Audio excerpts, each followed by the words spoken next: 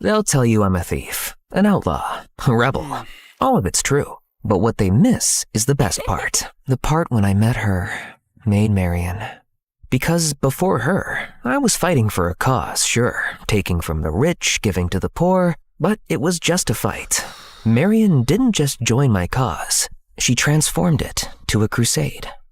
Our greatest enemy was the Sheriff of Nottingham, a man whose unfairly high taxes made life unaffordable for all. I was just a boy when he came for us. My father, a proud and honest farmer, couldn't pay the rent after a season of failed crops.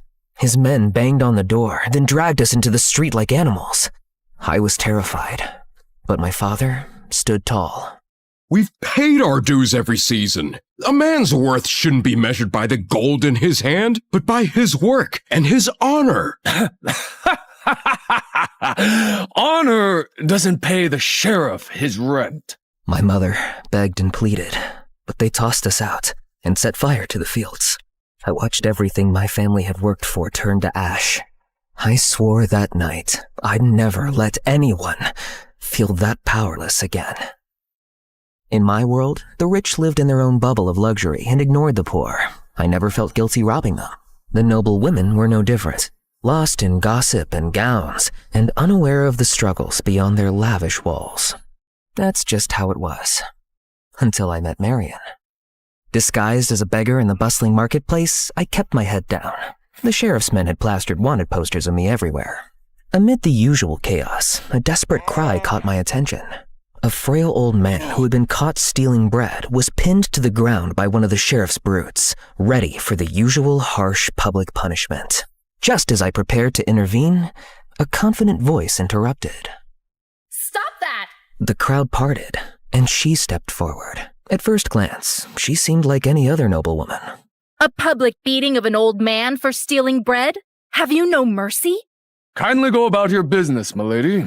I am Lady Marian of Beaumont, and I will not let this man go. Lord Beaumont was a powerful man, the sheriff's top tax collector and the reason the poor starved. But besides being beautiful, his daughter also had a spark and kindness I'd never seen in a noblewoman before. My heart beat faster than a fiddler's strings. The guard, unsure of what to do, let the beggar go. As she turned to leave, I saw her look at one of my wanted posters.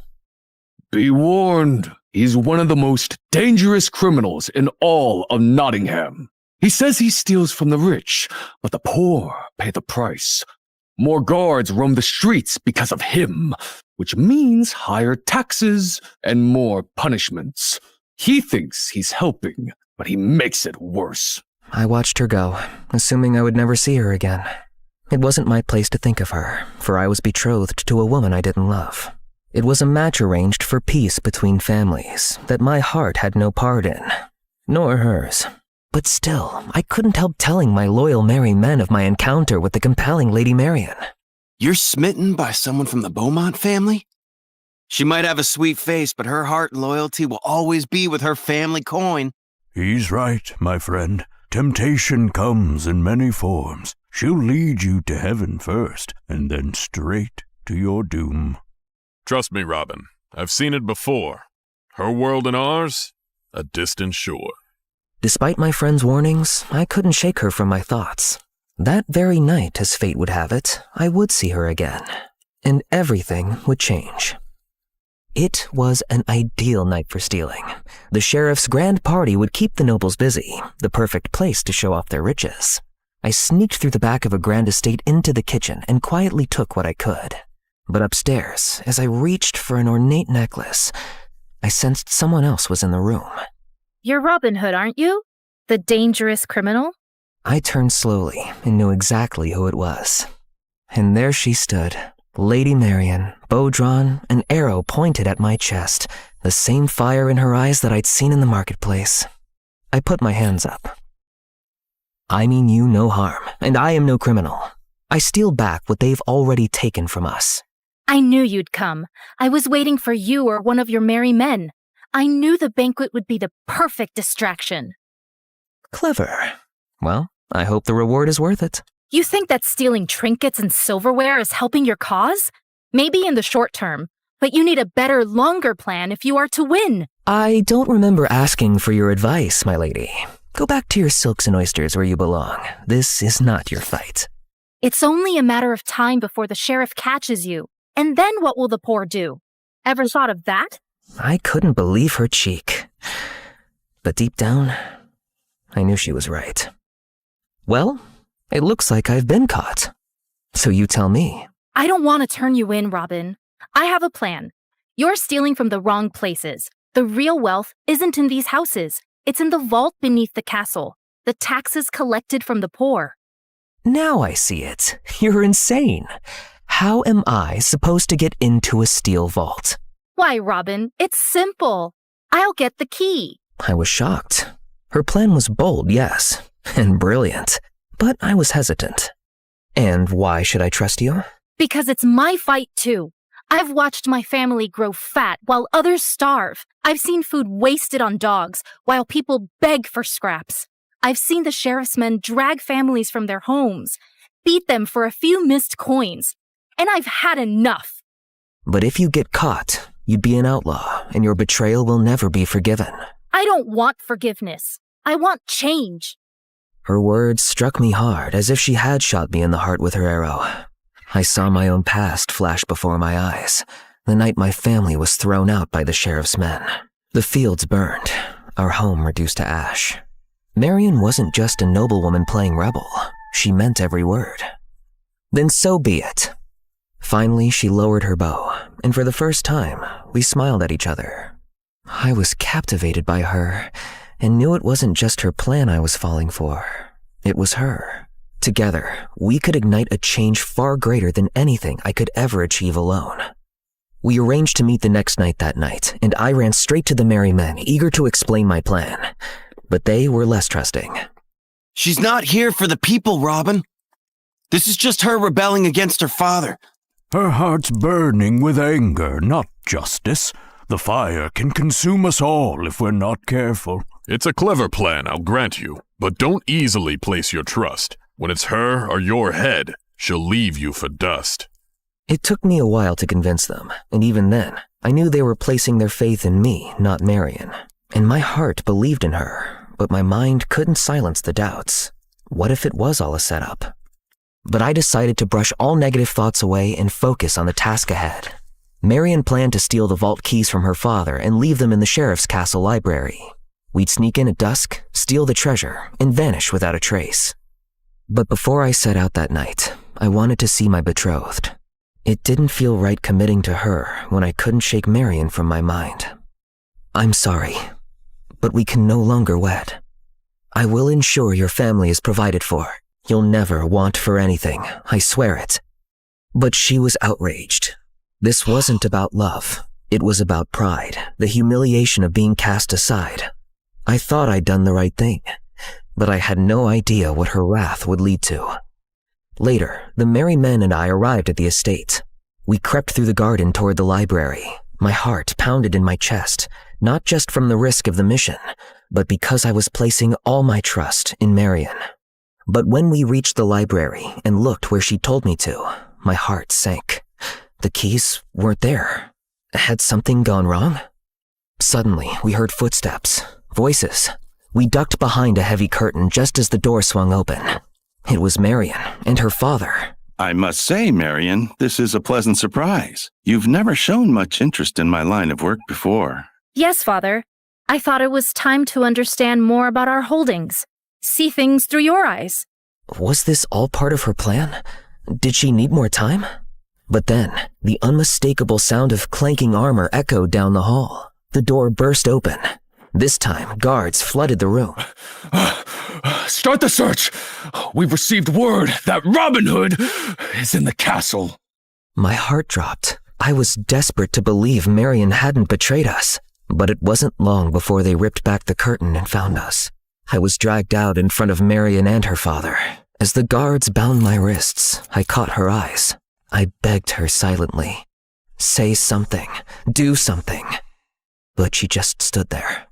Marion, you're witnessing history. The most notorious outlaw in all of Nottingham, finally caught. You'll never have to worry about this scum again once you take over from me. Isn't it magnificent? I held my breath, waiting for Marion to intervene, but she just looked away. Yes, Father. Justice must be served to criminals. And may I have your coat, please? I'm cold. Her words hit me like a dagger to the chest, and as they dragged me away, I felt the sting of betrayal burn deeper than any wound I had ever known. They soon threw me and the merry men into a cell. Well, I warned you. Nobles only look out for themselves. We're gonna be hanged for this. But we'll be together till the end, brother. We are all tested with betrayal, but it is through forgiveness that we find salvation. Pray for strength and for Marion. Our mission will live on, no matter our fate. The people will rise one day. They will not hesitate. I felt like a crushed man in that cold, damp cell. When I heard the sound of footsteps getting closer, I braced myself for the next cruel twist. But there before us stood Marion. Before I could speak, she threw a set of guard uniforms at us and started to let us out. Put these on, now! We all dressed, and the merry men soon fled, disappearing free into the night. My heart was pounding as I followed her down a corridor to follow them out the castle. I thought you handed us over. No, you were followed to the castle. I saw it happening but couldn't warn you. Then I realized you getting caught was the only way to distract them. They'd celebrate your capture and leave the vault unguarded. It's the perfect opportunity. No, Marion. We need to leave now. You'll be free from all this. We came here to take back what belongs to the people, and I have the keys. She lifted the keys she'd taken from her father's coat, the very same she'd asked for warmth in the library. This is our chance, Robin. We can't let them win. But if they catch us... The poor have no one else. Her words pierced my doubt, and I followed her, deeper into the belly of the castle. We reached the underground chamber, which was unguarded just as Marion had said, and she unlocked the door. We walked over to the vault door at the back, and she unlocked that too. I turned its handle, but it wouldn't budge and kept slipping from my grasp. As I struggled, Marion stepped forward and placed her hands over mine. Your hands are trembling. Here, let me help you. Our eyes locked briefly as we pushed down on the handle together, and the door clicked open. We soon filled sacks with coins and gold, our hearts racing. But just as we were about to leave, laughter and voices carried down the hall. And it was none other than Lord Beaumont and the Sheriff of Nottingham. Let us take what we can before the celebrations end. The king won't miss what he doesn't know exists. Only you and I know the amount of cash and gold we really have here. We quickly shoved the bags behind a pillar, but we had nowhere to run. Just then they entered, and Lord Beaumont hastily hid a sack behind his back. Guards, what are you doing inside? Wait! The vault! It's open! Lord Beaumont drew out his sword. Show yourself! I was thinking about how to tackle him and the sheriff when suddenly, Marion stepped forward calmly. I had no idea what she was doing. Then she lifted her visor, and the color drained from her father's face. Marion? What in the world is this madness? What are you doing here? It's obvious, is it not? How dare you steal from the king? Isn't that what you were both about to do? But father, you have it all wrong. I was stopping the robbery. My heart plummeted.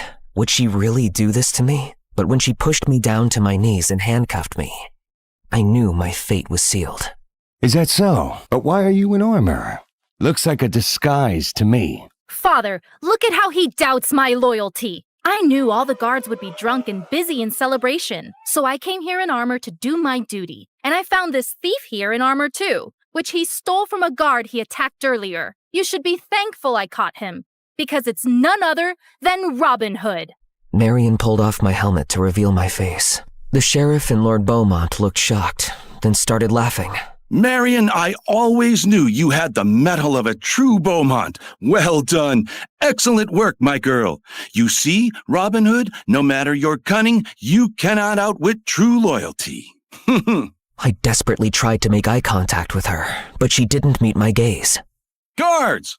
Guards! Suddenly, Marion kicked my back, and I fell face forward. No need for them, father. Look at how pathetic he is. He's in handcuffs and can do no harm. Why don't you check the vault first and reassure yourselves that everything is in there? I hope I've made you proud. The sheriff and Lord Beaumont walked towards the vault as she quietly unlocked my handcuffs. And the second they were inside, we both rushed to the vault door and pushed all our weight against it, slamming it shut. As we heard the muffled shouts and cries of the two men inside, Marion quickly locked the vault door, and we walked out of there with the bags of riches and big smiles. That was close. You really had me thinking this might fail. It was never meant to fail. Not for me. What do you mean? The vault was empty days ago. What we loaded into these bags? Fake painted rocks. Tonight wasn't about gold. It was a final farewell to my father and my soon-to-be fiancé. The sheriff? So this was... A trap. I knew the sheriff couldn't resist a quiet raid. I hoped my father would follow. He never trusts anyone with the money. Lucky me. Caught red-handed in an empty vault, with no one to blame but each other. The royals will handle the rest. You played them. I played everyone, but I chose you. She wasn't just escaping her world. She tore it down, piece by piece.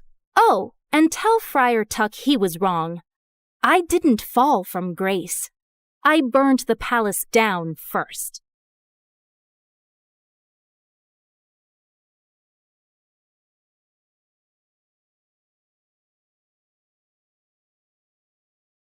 My name's Denise, and yeah, I'm an orphan, but I'm not your typical sad puppy eyes orphan.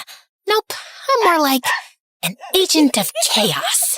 I always loved breaking the rules and pulling off pranks, like that time when I was 6 and I changed the orphanage shampoo for pink hair dye. You guys look like you're about to drop the hottest K-pop album of the year. Denise, I told you not to do this again. But you're always saying we should brighten up the place. And sometimes I traumatized the other orphans. They say that if you say her name 3 times in front of a mirror, she appears. Denise, Denise, Denise. You summoned me? Ah! Mommy! You don't have a mommy. You're an orphan. And the people in the orphanage really tried to support in their own way. Hi, Denise. My name is Martha. I'm the new social worker, and I'm here to help you. But let's just say it didn't quite work. That creature is beyond help. Wait, she's just a little girl. That's not a little girl. That's the Antichrist. Aw, I love it. That'll be my new nickname. Over the years, some families did try to adopt me, but usually the first meetings ended up with them running away in terror. What? It's just fake blood. Okay, I'm kidding. It's real blood. So when I was still a kid, I changed my status in the orphanage system to already adopted. Do not disturb. It was the easiest way to stop all those noisy, we just want to give you a better life families from bothering me. Anyway, I was waiting for my real parents to come claim me. Of course, I'd never met them, but I was sure they weren't like the other adults. In my mind, they were super special and cool. Maybe criminal masterminds pulling off daring heists, or spies living under fake identities, or outlaws on the run, too dangerous for a normal life or to raise a daughter. Just some years later, I got to meet my real parents, and they sure weren't what I was expecting at all. One night when I was 17, I was in the director's office, just replacing his stress meds with laxatives, when suddenly, a door at the back caught my attention. With my expert lockpicking skills, I had the door open in under a minute, and inside, I found the records and files of all the orphans. It wasn't hard to find mine. It was a little larger than the rest. There were reports, complaint forms, and even some newspaper clippings of the times I'd escaped the orphanage for a while to pull off some of my more daring feats. Oh my God! It's like someone made a scrapbook of all my greatest hits. Then, tucked between all the chaos, I saw it. An old page with 2 names under the heading Parents. My heart stopped. Carmen and Henry Blandon. Sure, their names didn't scream criminal masterminds, but they were there, and there was even an address. That same night, I stuffed my file into my backpack and ran away from the orphanage. After a couple of days of hitchhiking and borrowing some strangers' cars, I finally arrived at my parents' address. It was a suburban house with well-cut grass and a family car. It wasn't what I was expecting, but I was ready to know the truth. I was about to approach the door when it suddenly opened, and I finally saw them. A woman in mom jeans who looked like she hadn't updated her haircut since the 90s, and a man who looked like he got excited about filing taxes. Don't forget our dinner date for Blandentine's Day. Wouldn't miss it for anything. You, me, dumplings, and slow dancing in the kitchen. You sure you can handle that much romance? Only if you wear those socks with the little tacos on them. Ew! I wanted to scream, get a room. And just then, a girl about 13 years old walked out, wearing a high ponytail and a unicorn backpack. That had to be my sister? Ew, I forgot it's Blandentine's Day. I'll see you at 7, honey. Hopefully my breakup with Gary will be quick and painless. Wait, who's Gary? The mole on your dad's back. He's having Gary removed before dinner. I'm leaving now and never asking questions again. Don't run from your stepmole, Andrea. I'm blocking this whole thing from memory. As they all drove off, I was fuming. Not only were they painfully ordinary and extremely lame, they had another daughter, one that they kept. All this time, they were playing happy family while I counted cockroaches on the orphanage walls? And right then and there, I decided I was gonna do everything in my power to destroy their fairy tale life. So I tailed them from a distance, all the way to Andrea's school. The first step of my plan was to infiltrate the family, and this pathetic unicorn princess was my way in. I walked into the school with the confidence of someone who'd been going there since kindergarten. I couldn't join Andrea in her class, so I spent the morning lurking around, waiting to catch her at recess. But when I walked into the cafeteria, I saw I wasn't the only one who had beef with her. Give me my backpack and leave me alone! Or what? You're gonna call your unicorn buddies?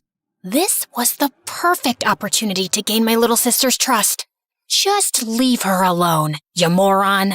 They all turned to look at me. Who are you, and why are you dressed like a homeless person? Don't you have a mirror at home? Oh, is that the best you have? You look like you practice your insults in the mirror every morning.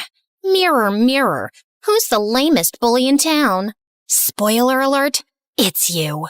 The rest of the kids laughed, and you could see his bravery fizzle out. Why do you even want a unicorn backpack? That's kinda sus. What? No, it's not for me. It sells well on eBay. Right, sure. Big market for used unicorn backpacks. Shut up! You know what bullies and unicorns have in common? They both look better with a horn on their forehead. At that moment, I snatched an ice cream cone right out of the hands of one of his sidekicks, and splat! I planted it dead center on his forehead. The crowd erupted with laughter. For a second, he just stood frozen, tears mixing with melted ice cream. Then he ran off. This is not over! Sure. Next time, I'll bring sprinkles. As the crowd began to scatter, Andrea walked up to me. Thank you so much for saving me. Don't mention it. We good people have to stick together. You're awesome. I'm Andrea. I'm Denuni Shijira. Yep, that's the best I could come up with. Nice to meet you, Denuni Shijira. That same night, Andrea invited me to her house for dinner. She wanted our parents to meet her savior. Couldn't have planned it better. But I'd be lying if I said I wasn't nervous about it. I mean, I was about to officially meet my parents. And of course, I couldn't go dressed like this. So I went on my own transformation scene, just like in the movies. Except instead of a fun shopping montage, I just shoplifted some clothes and cosmetics from Macy's and got ready in the mall bathroom. Ugh, I hate it. I look like a Tier B Disney princess whose biggest dreams are to attend the Eras Tour and marry a dentist. I walked to the door, took a deep breath, and rang the doorbell. My parents opened the door with big smiles and, after abandoning me 17 years ago, welcomed me into their house. It was a nice place, not too big or fancy, but it felt warm, like a home. I didn't expect it to, but it kind of startled me. I had to remind myself why I was there. Ruin their life. Got it. What's that? I was saying, you guys have a lovely home. Oh, thank you. You're so sweet. You're always welcome here. And thank you for helping her with that bully. Andrea told us everything about it. Oh, it was nothing. It was amazing, Danunisha Jira. We sat down to dinner, and honestly, it was hard to stomach how sweet they were. Like a family-sized bowl of cringe with extra syrup. They had an entire wall dedicated to Andrea's achievements, like she'd cured a disease or won an Olympic gold medal. My orphanage file is much more impressive. And just before dinner, they made me say grace, out loud, full on, thank you for this food style. So, yeah, thanks, Jesus Christ, for being cool. And, shout out to all your crew for this dinner. Great work, everyone. The food looks swell. Amen. During dinner, I was bombarded with questions. Literally. Are you new in school? When did you arrive in town? Where are you from? What do your parents do? For how long are you staying? Where are you living? Anyone else would have cracked under pressure, but not me. I'd spent years perfecting the art of lying. Yes, today was my first day in school. I arrived yesterday. I'm originally from Oklahoma, but I'm something of a nomad. My parents are circus artists, so they're always touring around the world. Right now, they're in Asia. I'm supposed to stay here for a year. I'm living in a drafty apartment above a dry cleaner downtown, and the bathroom's outside. But hey, at least the hallway raccoon looks disease-free, and it's not a circus cage. Oh, honey. They felt so bad for me, they invited me to stay with them, just until my family came back. And Andrea was over the moon about it. Are you sure about this? I don't want to impose. We're not letting a nice, sweet kid like yourself live alone in some awful apartment. Stay here as long as you want. If your parents are okay with it, of course. Honestly, I don't think they care about me or where I live. Oh, don't say that. I'm sure they do. You're staying with us. End of discussion. For a moment, I thought, they're so nice. They seem like good people. Then, I remembered they had dumped me in an orphanage. It would be my pleasure. Step 1 of my plan, complete. I was living in their house, eating their food, and most importantly, not sleeping in a stolen car anymore. Just for fun, I logged into the orphanage's official portal one day. The orphanage had technically reported me missing, but I don't think they were in any rush to find me. My police sketch was basically a smiley face with long hair. I bet they threw a party and changed the locks. After a few days, I realized I couldn't just keep lurking around Andrew's school like that. Eventually, someone was going to notice I didn't actually go there. So I faked some transfer papers, printed them at the library, and dropped them off at the front office confidently. You're not in the system yet, but I'll update it. Probably. I paid the admission fee using savings from my many orphanage side hustles. Thankfully, it was just a tacky public school, so it wasn't much. And just like that, I was in. And then I started disrupting my family's perfect life. I started small, switching the salt with sugar, hiding the remote, setting all the clocks half an hour off. Then I kicked it up a notch. I accidentally left the back door open and lured the neighbor's goat into Mr. Blandon's study. It ate his entire stack of work documents and chewed up 2 USB sticks. But they always managed to spin it into something positive. This coffee's a little salty, but it's got personality, and I love it. Must be a new trend. This one's unreadable. But maybe that's the universe telling me to take a break. You have been working too hard lately. It's a sign. You're right, honey. Thank you, mysterious, wise goat of destiny. That goat ate your entire fiscal quarter. We've always said, when one USB doesn't work, another one will. Are they high on essential oils or what?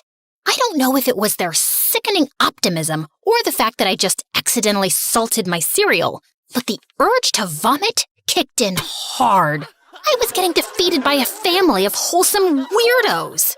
But then it clicked. Right there, I came up with a plan so diabolical that I gave myself the creeps. If I really wanted to get back at my parents, I had to do it through their greatest weakness. Their sweet, precious Andrea. I could corrupt her, turn their sweet little princess into a fire-breathing, chaos-spreading dragon. So I took my time to study her first. Andrea was everything I wasn't. She was a good student, sweet, polite, and had that weird habit of raising her hand before speaking, even at home. She probably recycled her homework and apologized to chairs when she bumped into them. Of course, being a nerd and a pushover doesn't exactly make you popular in school. Every day, she was bullied, but she tried to hide it from me. Yes, I accidentally dropped my personal diary in the toilet. Again. Silly me. Yeah, she even had a personal diary. What a loser. And she was obsessed with me. She kept following me around like I was some kind of superhero. She wanted to spend every second with me. Look, Danuni, I made a BFF bracelet for you. Oh, great. Too bad I'm allergic to bracelets. It was nauseating to have her clinging to me like a python, but it also made my plan easy. Almost too easy. Andrea admired me so much, it was like watching a kitten imprint on a raccoon. She ditched the glitter lip gloss and rainbow socks for oversized hoodies, dark eyeliner, and a permanent don't talk to me face. And then I started planting seeds, little thoughts here and there. You know, you don't have to smile all the time. It's okay to say no. Just because your parents love broccoli casserole doesn't mean you have to pretend it doesn't taste like wet socks. At first, she laughed it off, but then she started testing it out. I actually don't like your perfume. It gives me a headache. Oh, okay, sweetie. And when no one exploded or burst into tears, she kept going. Luckily, the rebellious teenage hormones were also kicking in right on time. She stopped over-apologizing, raised her voice when she didn't agree with something, and she even rolled her eyes. Words like please, thank you, and love you, mommy and daddy disappeared faster than the spare change they used to leave in the cookie jar. What? It's not stealing if it's in plain sight. And then she saw me skipping classes and never doing my homework, so she followed my example, and her grades tanked. Of course, eventually the Blandons started connecting the dots. Another D? Andrea, what's going on with you lately? Can we just not do this? It's so exhausting.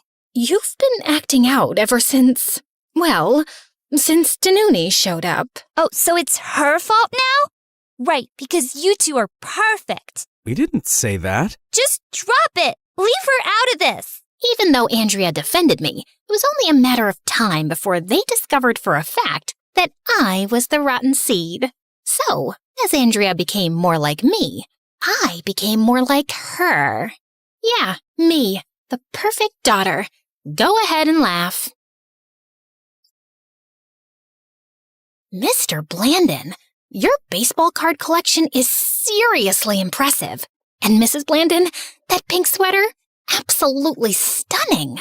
Oh, you're just the sweetest.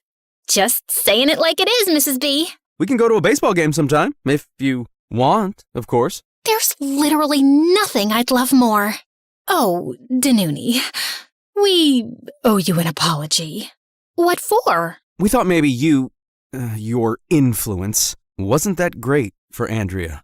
She's changed so much. Oh, well, you know, it's just tough being a teenager. Exams, hormones, peer pressure, probably a boy named Jaden who plays the ukulele. It's a whole storm. But I don't want to cause you any distress, and maybe it would be better for everyone if I went back to my apartment. No, Danuni, it's not your fault.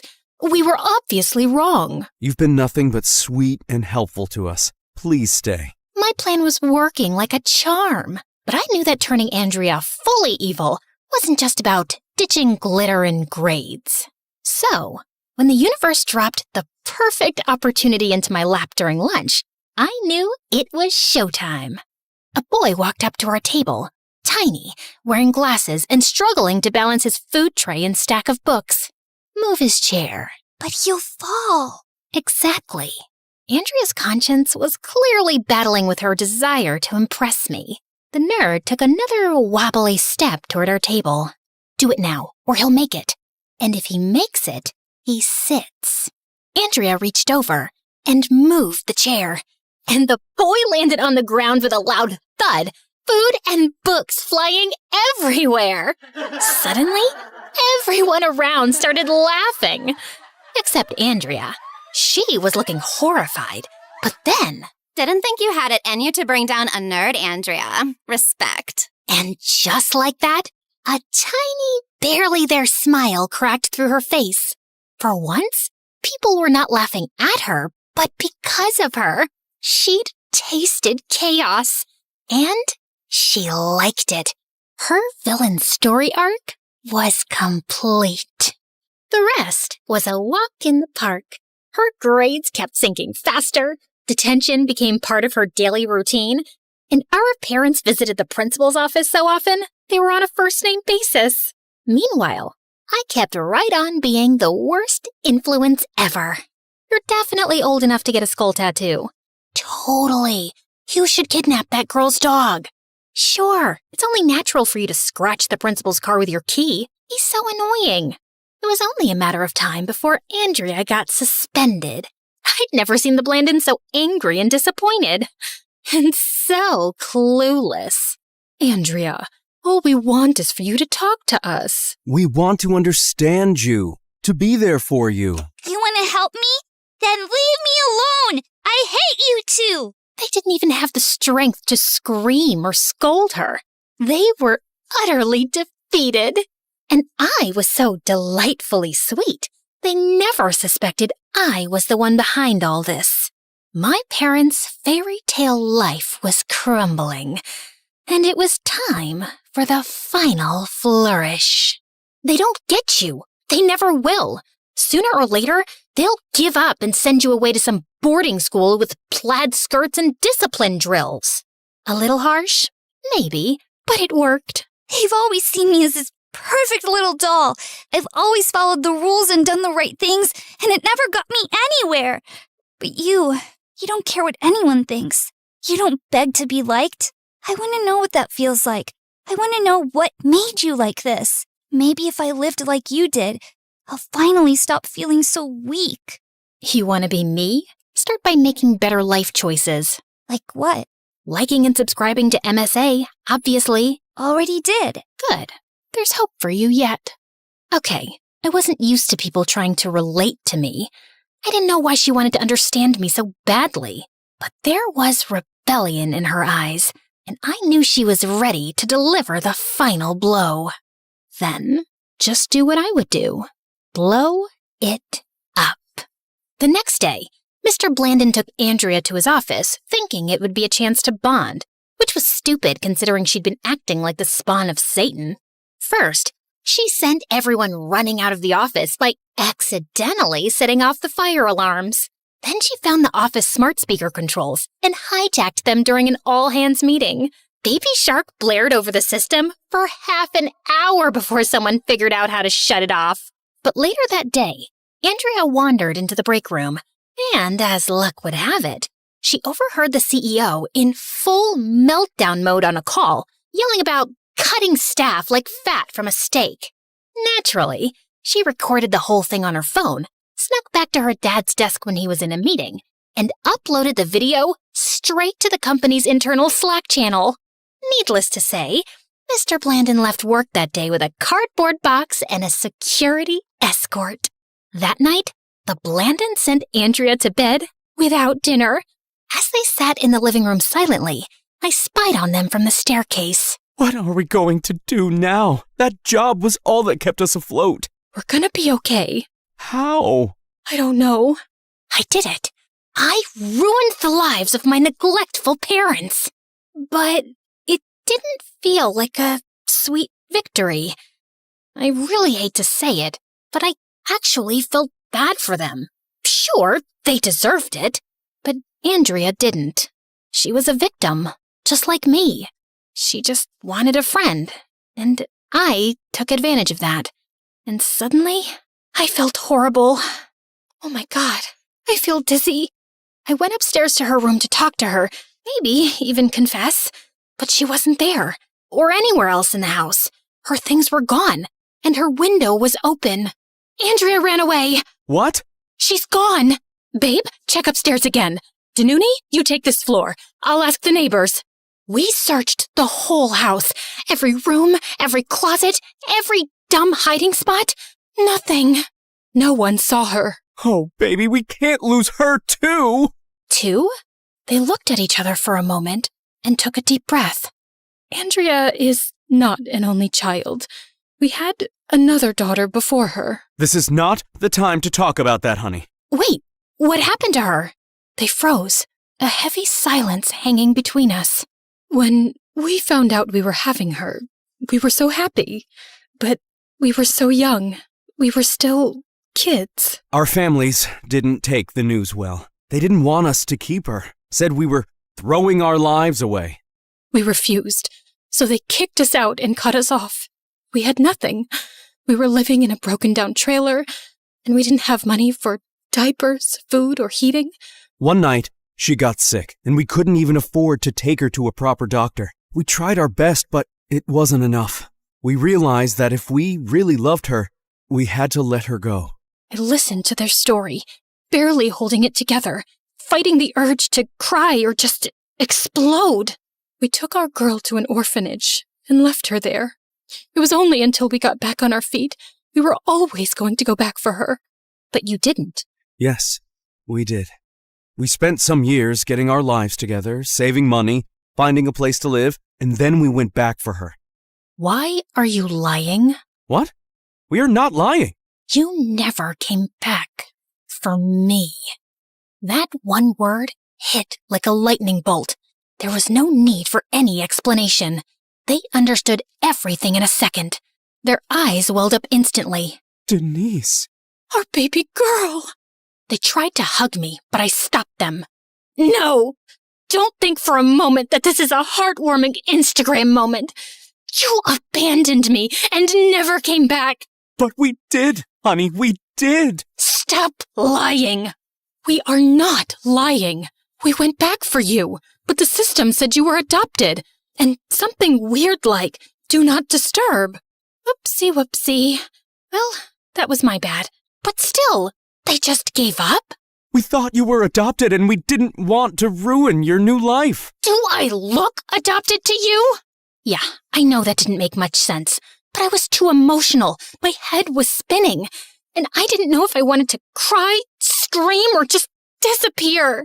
I just can't do this right now. Please, just let us explain. No, stop. You had 17 years to explain. Now it's too late. I need to think. Don't follow me. They tried to stop me, but I was out of there before they could. I was more than ready to go back to the orphanage. Clearly, the family life wasn't for me. But first of all, I needed to find Andrea. I checked the school, her favorite bookstore, the sad little park where we once dared a squirrel to steal someone's fries. Nothing. Come on, Andrea. Where would you even go? That's when I remembered her words. Maybe if I lived like you did, I'll finally stop feeling so weak. Wait, no way. She wouldn't. She couldn't have found out. But knowing Andrea and knowing how much she idolized me, maybe she could have. I grabbed the neighbor's scooter and headed to the orphanage at full speed. And sure enough, I found Andrea trying to check into the 2-star hotel for abandoned kids. Look, my moral compass is pretty busted, but even I know faking being an orphan is kinda messed up. Denise, what are you doing here? So you also know my real name? I thought our parents never told you of my existence. They didn't. And then she explained everything. Mom and Dad never told me anything about you, but when I was around 10, I found an old box in their closet. Inside, there were some baby clothes, a hospital bracelet, and a lot of pictures. I didn't understand at the time who this baby was or why she wasn't around, and I just never dared to ask. But then you showed up. Wait, you knew who I was right away? No, not at first. I mean, you did raise some suspicions. Like, you gave me an obviously fake name and were weirdly eager to meet my parents. But I didn't find out the truth until I stumbled on your orphanage file while cleaning up your room. And why didn't you say something to me? I was scared you'd leave if I did. I thought our parents would recognize you in an instant, but they didn't. I just went with the flow. So, you knew about my whole ruin their lives plan? Yep, I kind of figured that one out too. Why didn't you try to stop me? Because you had every right to be angry with them. After reading your file, I understood what my parents had done to you. You had to live all your life in a horrible place like this without knowing who your parents were or why they had abandoned you. Of course you acted out. And they never even told me I had a sister. They weren't even planning to. So, you didn't go all evil and chaotic because of me? Well, yes. I mean, at least partly. The truth is, I did want to impress you. You're bold, fearless, cool, the opposite of me. I started copying you at first because I wanted you to like me. But when I read the file, I just got so mad at our parents. They deserve all we did and more after what they did. They were struggling and desperate. What, are you going to justify their actions now? No, not exactly. But I think I get them better now. They were scared, overwhelmed, and they made a horrible decision. And so did I. I hurt someone who didn't deserve it, just because I was mad and scared, and I thought it would make me feel better. I wanted to destroy them, and I used you to do it. You were just this sweet, unicorn-loving nerd, and I turned you into, well, me. That's not sister stuff. That's villain stuff, and I'm really sorry. I ended up here because of their mistake, and now you're here because of my stupid revenge. I came here because even though I know it's not my fault, I can't help but feel guilty. I had this amazing childhood and you didn't. You were all alone. But I'm not alone anymore. I have no more plans, no more agenda.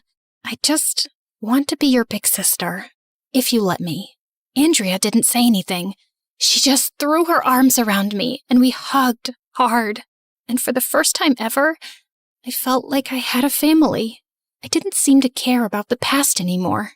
We called our parents and they came to pick us up. There was a lot of crying, hugging, apologizing, more crying, and a very awkward group photo taken by a confused orphanage worker. Let's go home.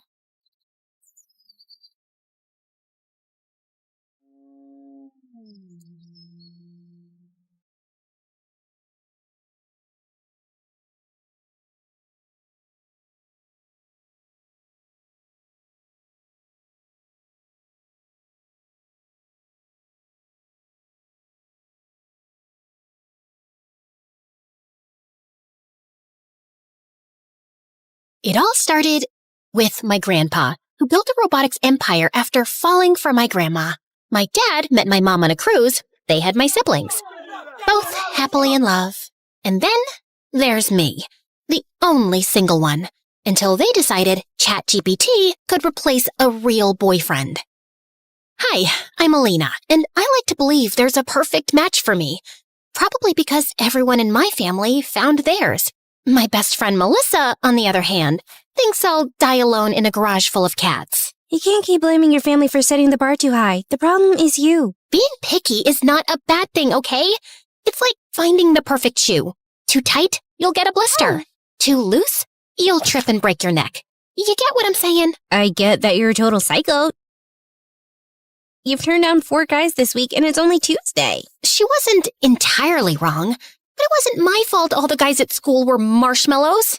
I wanted someone who'd fight for me, who'd cross rivers of lava just to get me McDonald's at 11 p.m. Meanwhile, Melissa would date literally anyone who asked. You never know until you try. So, yeah, I stayed single all through high school. And that final summer, while Melissa was off on endless dates, I was stuck in my room, dramatically sulking over my painfully single life. Then one night, Grandma walked into my room. Come with me to the lab, love. I have something to show you. The lab was a hidden underground room where my grandparents spent hours experimenting with tech. I loved visiting as a kid, until the day I tripped over some wires and crashed their entire system. That was the end of my lab visits. Until now. Everything looked the same. The massive metal door, the dim room packed with computers and blinking lights. And there, near a towering glass tank filled with swirling mist, stood Grandpa. What's going on? We noticed you've been feeling down, so we made you something special. With that, Grandpa scanned his eye into a console connected to the tank, and it hissed open. Inside stood a boy about my age, inhumanly beautiful, and it looked like he was sleeping. Oh my God, who is that? Wait, did you guys kidnap someone? See, darling, I told you it looks real. Fantastic craftsmanship. It? You mean that's not a real boy? Alina, meet Zenith 0.1, or as we call him, Alan. Alan, introduce yourself to Alina. Are you setting me up with freaking ChatGPT? Greetings, Alina. I have been programmed for one primary function, to analyze and comprehend your heart, to serve as your greatest supporter, your trusted confidant, and to perceive every aspect of you, including your flaws, as beautiful. Flaws? What flaws? One super important thing, Alina. No one should ever find out that Alan is a robot. The tech used to build Alan is illegal. If anyone, especially Herman Robotics, finds out about him, we're in serious trouble. That company would stop at nothing to get their hands on him.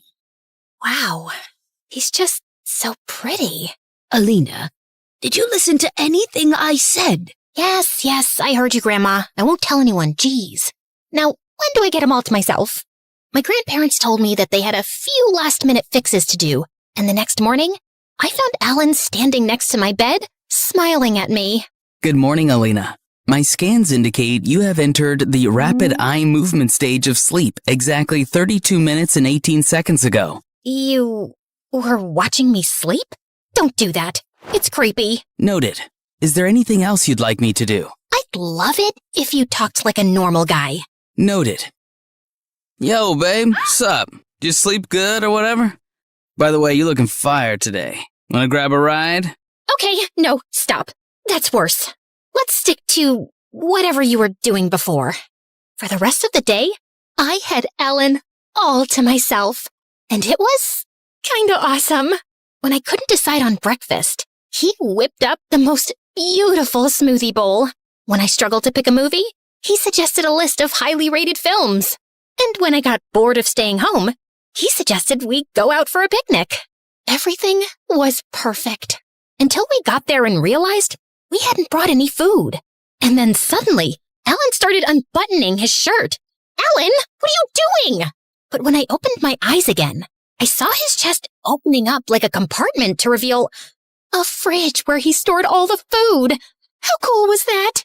The last week of summer flew by as Alan helped me finish my bucket list, visiting the amusement park, trying desserts, and watching sunsets together. I was so used to Alan by now that it felt weird to go to school without him by my side. There you are. Was beginning to wonder if someone abducted you, since you've barely answered my calls all summer. You mean the 5 missed calls you've left me in 60 days?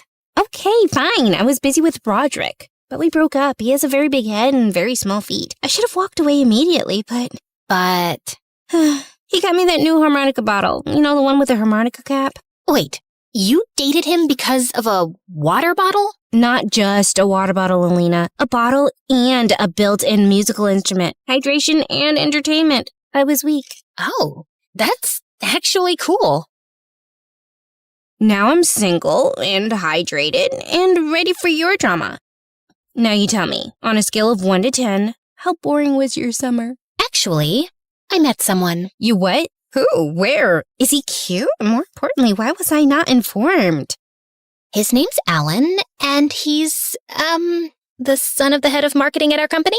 Are you asking or telling? Never mind. I want to know everything. I showed Melissa some photos, and I just couldn't stop talking about him. And I thought Melissa was impressed. But during lunch, she came rushing to me with excitement. Okay, Alan's great, but he's not officially your boyfriend, right? No, but perfect, because there's this new guy, Mario. He's recently moved to town, and he's in my bio class. And guess what the first thing he asked me was? If you wanted to go out with him? No, dummy, he asked about you. I'm telling you, Alina, this guy is perfect for you. He's cute, funny, manly, literally everything you've ever wanted in a guy. He told me he wants to meet you, and I told him you already met someone, but he's persistent. Meet me like, now? Yeah, if that's not too much of a problem. I turned around and saw this really tall guy towering over me. Melissa introduced Mario to me and asked if he wanted to have lunch with us. And obviously, he accepted. So, you're into robotics too? Melissa told me about your family business. She's into fashion and makeup. Can't you tell by how gorgeous she is? I swear, her eyeliner skills are insane. She could do a perfect wing in like 3 seconds. It's basically her superpower. Gee, thanks, Mel. I hope one day I can save the world with it. And Mario burst out laughing like I'd just cracked the funniest joke on the planet. He even joined us for our study session later and was so pushy with all his friendly questions that I barely got any of my homework done. Thankfully, when I got home, Alan was there to help. While Alan was steady and reassuring, Mario was relentless, and Melissa wasn't helping. She kept insisting he was good for me and started inviting him to everything. The cafeteria, breaks, the library. Mel, I love you, but you've got to stop shipping me with Mario. I'm not interested in him that way. Then who are you interested in? Alan? Because in that case, why haven't I met him yet? Because he's not... I think... Blah, blah, blah. Excuses. Either introduce me to Alan or date Mario. I knew Melissa wasn't going to let this go. So a couple of days later, I invited her to hang out with me and Alan in the mall. As soon as she saw Alan, her eyes went wild. Wow, you're cute. Hello to you too, Melissa. I've heard a lot about you. Me too. Is he always this formal, Alina? He's just really polite. Politeness often leads to respectful conversations, but I can adapt to the tone you prefer. It's cool. We wandered around the mall shopping, and Melissa and I got caught up in nonstop laughter over school gossip. After an hour, she realized Alan hadn't picked out anything. Alan, didn't you see anything you liked yet? I was waiting for you to finish your conversation. Oh, sorry, I didn't realize. Well, you can pick something now. Sure. Alina, what would you like me to wear? Alan just stood there like a rock, waiting for my command. I awkwardly picked up a pair of blue jeans and a white t-shirt and gave it to him. Isn't that a little boring? No, Melissa. If Alina likes this, so do I.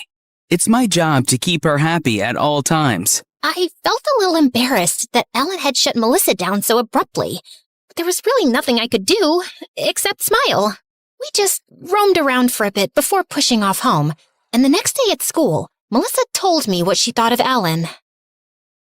Isn't he just weird? He agrees with everything you say. And didn't you see how he shut me down when I was on his side? He just really cares about me.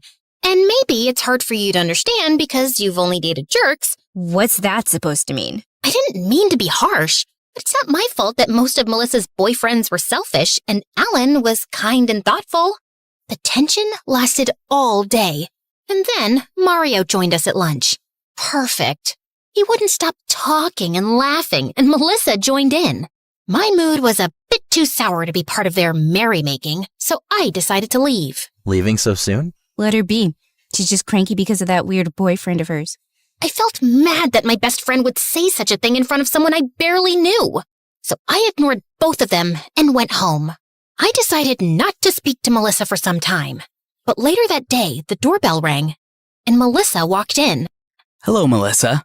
What brings you here at this hour? I need to talk to my best friend. Alone. It's okay, Alan. You can leave us alone. And Alan nodded and left.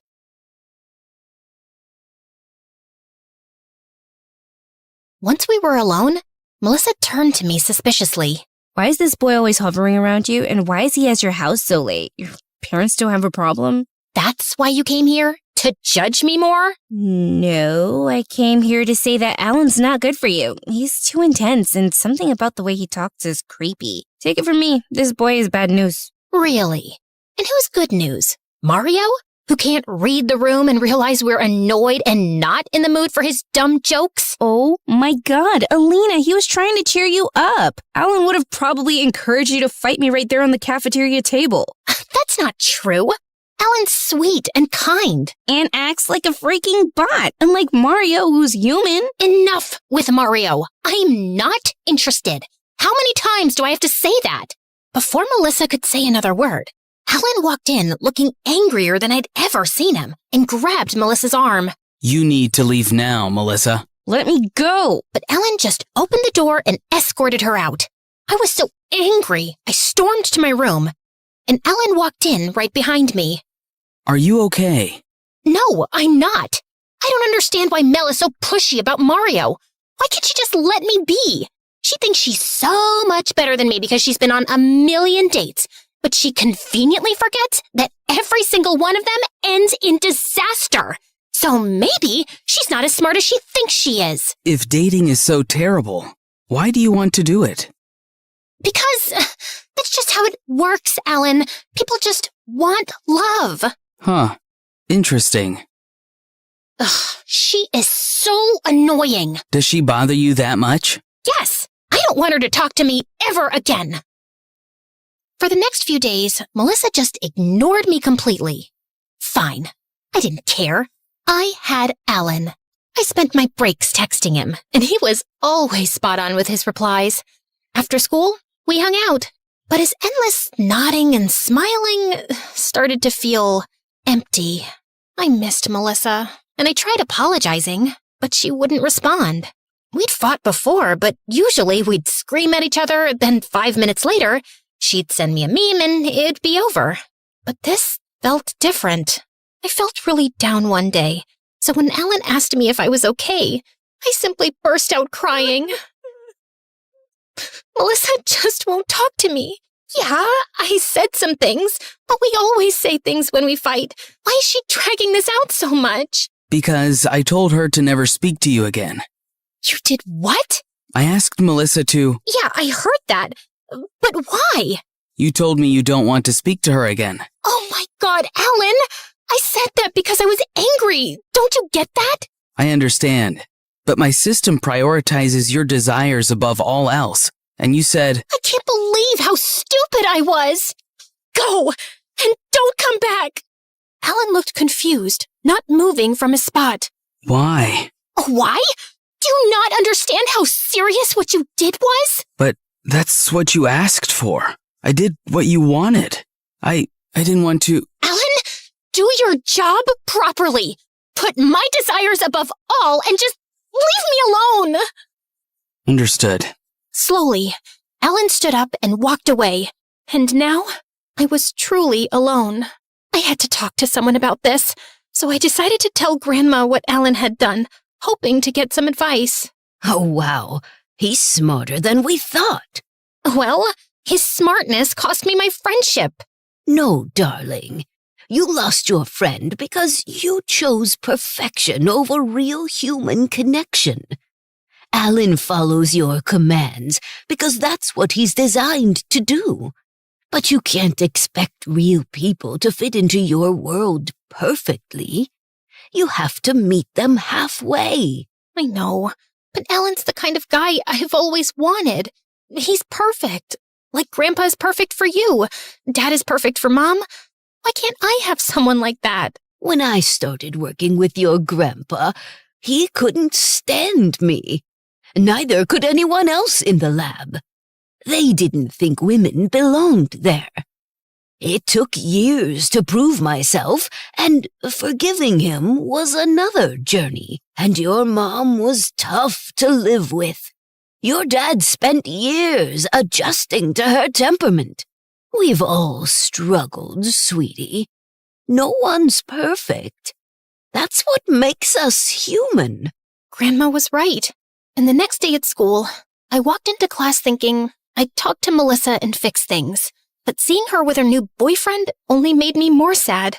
She didn't need me. And I was ready to leave when Mario stepped in my way. You look sad. Let me guess. Your boyfriend did something again? I'm not sad. And Alan's not my boyfriend.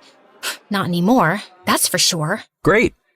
I mean, I'm sorry to hear that. You know, there's this cute ice cream place that serves the best sundaes.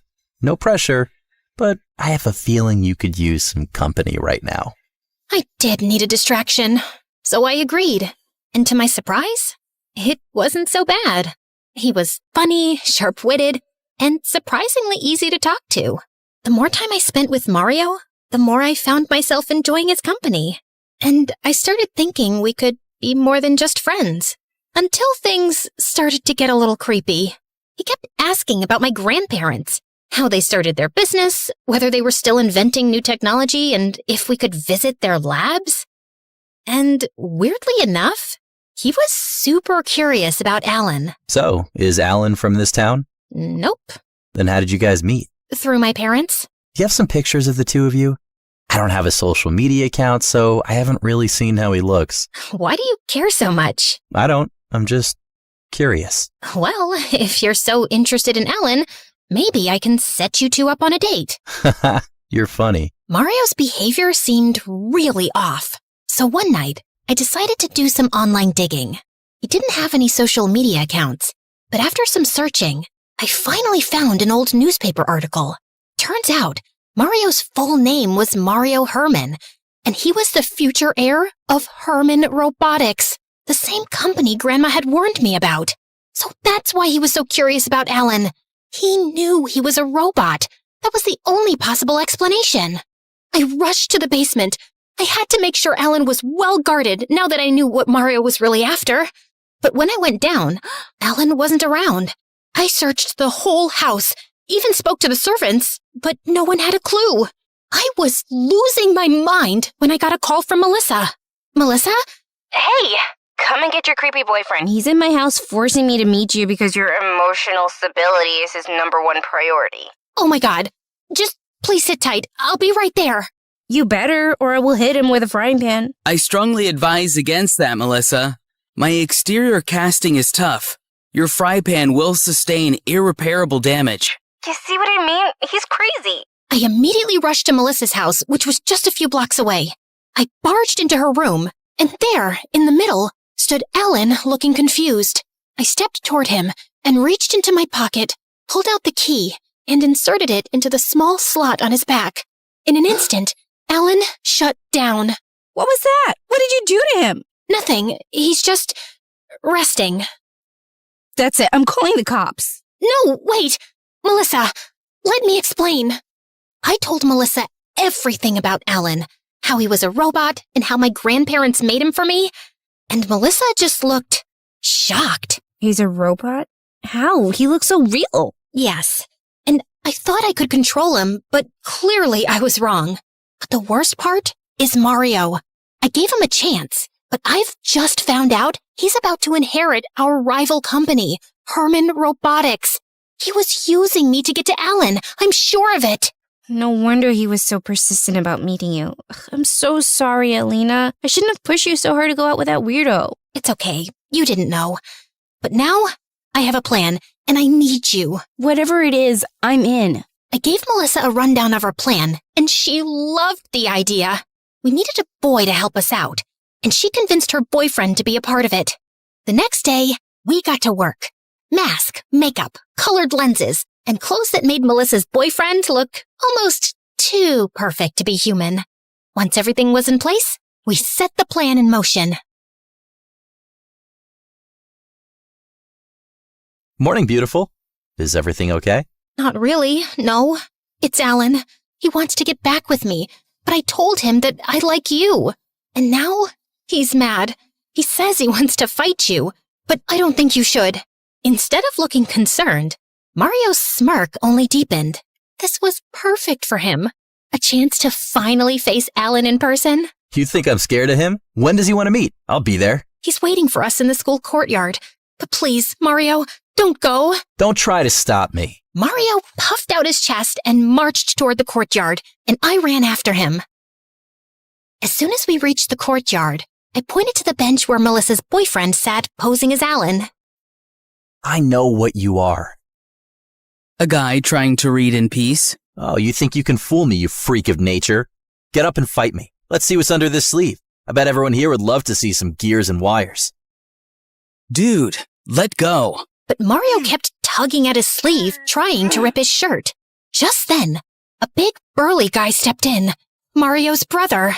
I recognized him from the newspaper article. So, this is the robot you were talking about. Looks pretty real to me. And now he's ours. They lunged at Melissa's boyfriend, but he broke free and sprinted toward the cafeteria. Someone call security! Mario and his brother chased him into the cafeteria, and Melissa and I went running after. Just as we arrived, Mario hurled a chair at Melissa's boyfriend, and it crashed into a vending machine, sending a loud crack through the room. And all the students froze in place. Mario, stop! You're gonna hurt someone! Someone? Or your precious robot? I know your family's dirty little secret. My family moved me to your school. Herman Robotics is done being second place to you freaks! Have you lost it completely? He's not a robot! Shut up, Alina. My parents have been watching you. I know your grandparents developed this robot in their secret lab using illegal technology and named him Alan. You think I was following you around because I liked you? Get real. Listen up, everyone. Alina's family's crazy. They built this life-size robot because their precious little girl is too dumb to find a real boyfriend. And this is just a prototype. They are building an army of robots using illegal tech so one day they would take over the whole town. Let me show you. With that, Mario marched over to Melissa's boyfriend and started twisting the top of his head like he was trying to open a jar of jam. Ow, ow, ow. Hey, that's enough. You're hurting him. How the heck is that a robot if he's literally bleeding? Cut it out with this dumb joke already. Mario spun around, ready to yell at that guy, and Melissa's boyfriend seized the opportunity to break free. He stumbled to the ground, wincing in pain, while a group of guys rushed over to help him up. Melissa immediately ran to his side. The entire cafeteria erupted as people started throwing accusations at Mario and his brother. They desperately tried to defend themselves, insisting, over and over, that it was really a robot. But at this point, no one was buying it. Meanwhile, I sent a quick message to the principal explaining what was happening. And minutes later, he walked in followed by 2 police officers. What's going on here? Sir, this guy is assaulting my friend.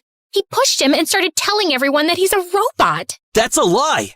Sir, Alina's family has a robot in their basement that looks like a man. They built it using illegal technology. They tricked me into thinking their friend was the robot. Mario, what nonsense! Do you hear yourself? You have to believe me. But the principal asked the officers to arrest Mario and his brother for assault and then kicked them off school property. It's not my fault. Mario's got problems. He's on meds for his head. I'm not crazy. This whole school is insane.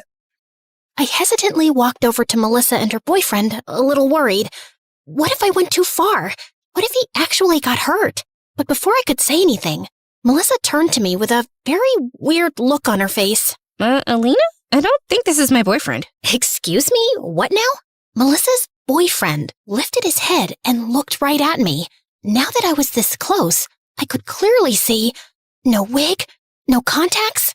It was Alan himself. Alan? But you were in pain. We all saw it. Was it convincing? I tried to use everyday language that a teenager would use to fit in, but my calculations suggested I may have overestimated the appropriate pain response. As for the blood, I synthesized it myself and applied it to my hand. Why are you here? After you returned me to the lab last night and your grandparents started me up again, someone attempted to hack into my system multiple times. They failed, of course. But based on this, I deduced that their real target was either you or your family.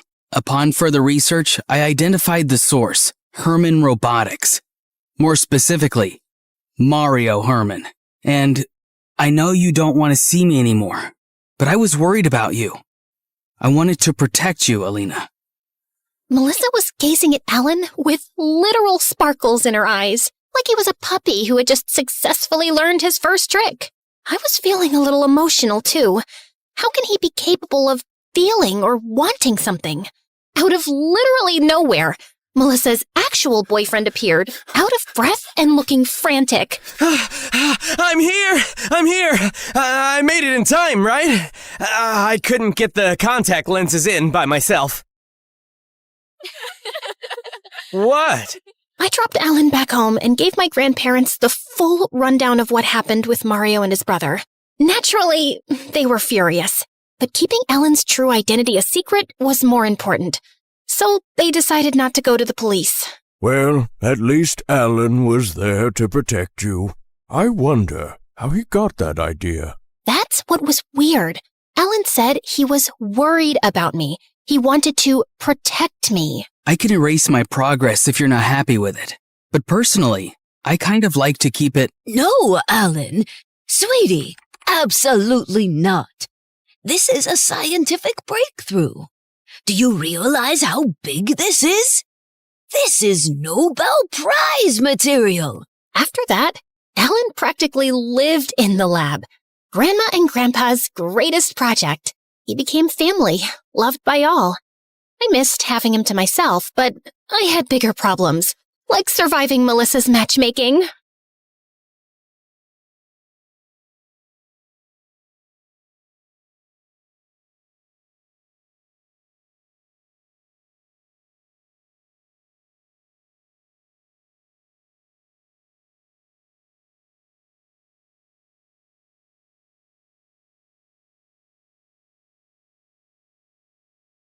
Have you ever stared at yourself in the mirror and literally didn't recognize the person staring back? Welcome to my life. A masterclass in Fake It Till You Make It. Hi, my name is Tessa, and I've been living a lie since I was 6. That's when the Crawfords adopted me. Initially, it felt like a dream come true. A mansion the size of a small country, a garage full of cars, and parents who paraded me around like their favorite charity project. And this is our daughter, Tessa. We rescued her from that dreadful orphanage. But as I got older, the constant stares and whispers started to get to me. I was tired of being the adopted one in a family of blue-eyed, perfect-looking people. Why don't you look like your parents? Are you like the help or something? So by the time I started at a new high school, I took matters into my own hands. Every morning, my routine was the same. Wake up in my perfect room, put on my perfect clothes, and finish with the most important part, blue contact lenses to cover up my boring brown eyes. The Crawfords never asked me to hide who I was, but they never stopped me either. And honestly, it was easier this way. No more questions, no more explanations, just Tessa Crawford, the perfect daughter with the perfect blue eyes that matched her perfect parents. And that perfect image didn't stop there. Very soon, I was the queen bee of my school. Top of the social pyramid, an Instagram feed that looked like a fashion magazine, and grades that would make any parents proud. I had the whole package. Well, except for one seriously annoying problem.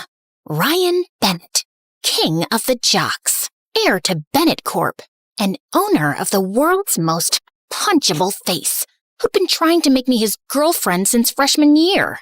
Come on, Tessa. We're practically royalty at this school. Can you imagine the power couple we'd be? Our parents practically run this town together. Wow, Ryan. When you put it like that, I'd still rather date a cactus. But I always kept the rejection light and friendly. See, Ryan wasn't just annoying. He was the kind of guy who'd destroy your entire social life if you bruised his ego. And with our parents' businesses connected, I couldn't risk it. So I played nice, while mentally calculating how quickly I could escape every conversation.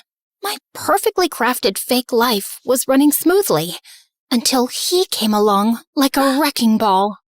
Ethan Cole, new kid, foster child, always carrying a beat-up sketchbook and wearing clothes splattered with so much paint they looked like a Jackson Pollock original. The second he walked into class, I knew Ryan would make him his personal chew toy. Hey, Goodwill, did a rainbow throw up on you, or is that your idea of fashion? His squad of brainless hyenas erupted in laughter, while I sank lower in my seat in embarrassment. But Ethan?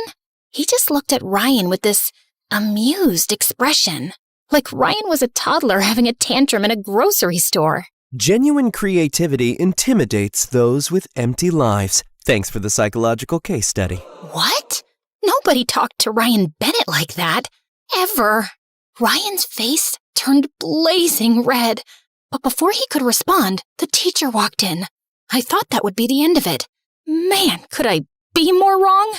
Over the next week, Ryan and his goons accidentally spilled paint all over Ethan's English essay, shoved him into lockers when teachers weren't looking, and even started an Instagram account dedicated to mocking his secondhand clothes, calling him a peasant painter.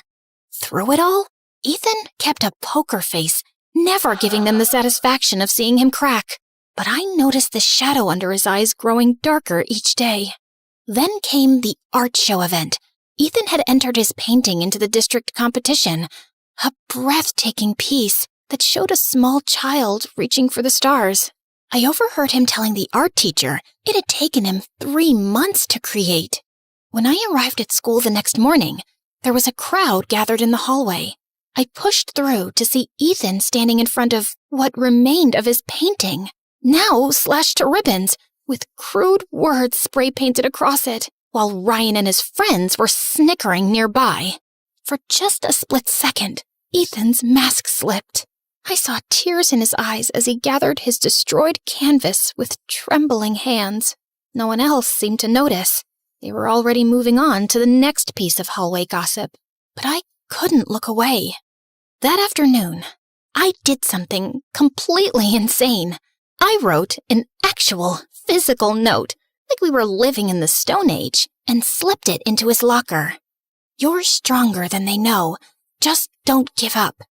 Then, I lurked behind a pillar like some deranged stalker, watching as he found it. When he smiled, this genuine, surprised smile that transformed his entire face, I felt this weird flutter in my chest. But I didn't dare actually talk to him. Are you kidding? Me, Tessa Crawford, voluntarily interacting with the paint-splattered foster kid? That would be social suicide. Still, I couldn't stop thinking about him. How could anyone be so comfortable just existing as themselves? One day after school, I spotted Ethan sneaking off with his paint supplies, and something possessed me to follow him. I felt like the world's worst spy, ducking behind trees and cars, praying nobody from school would see me.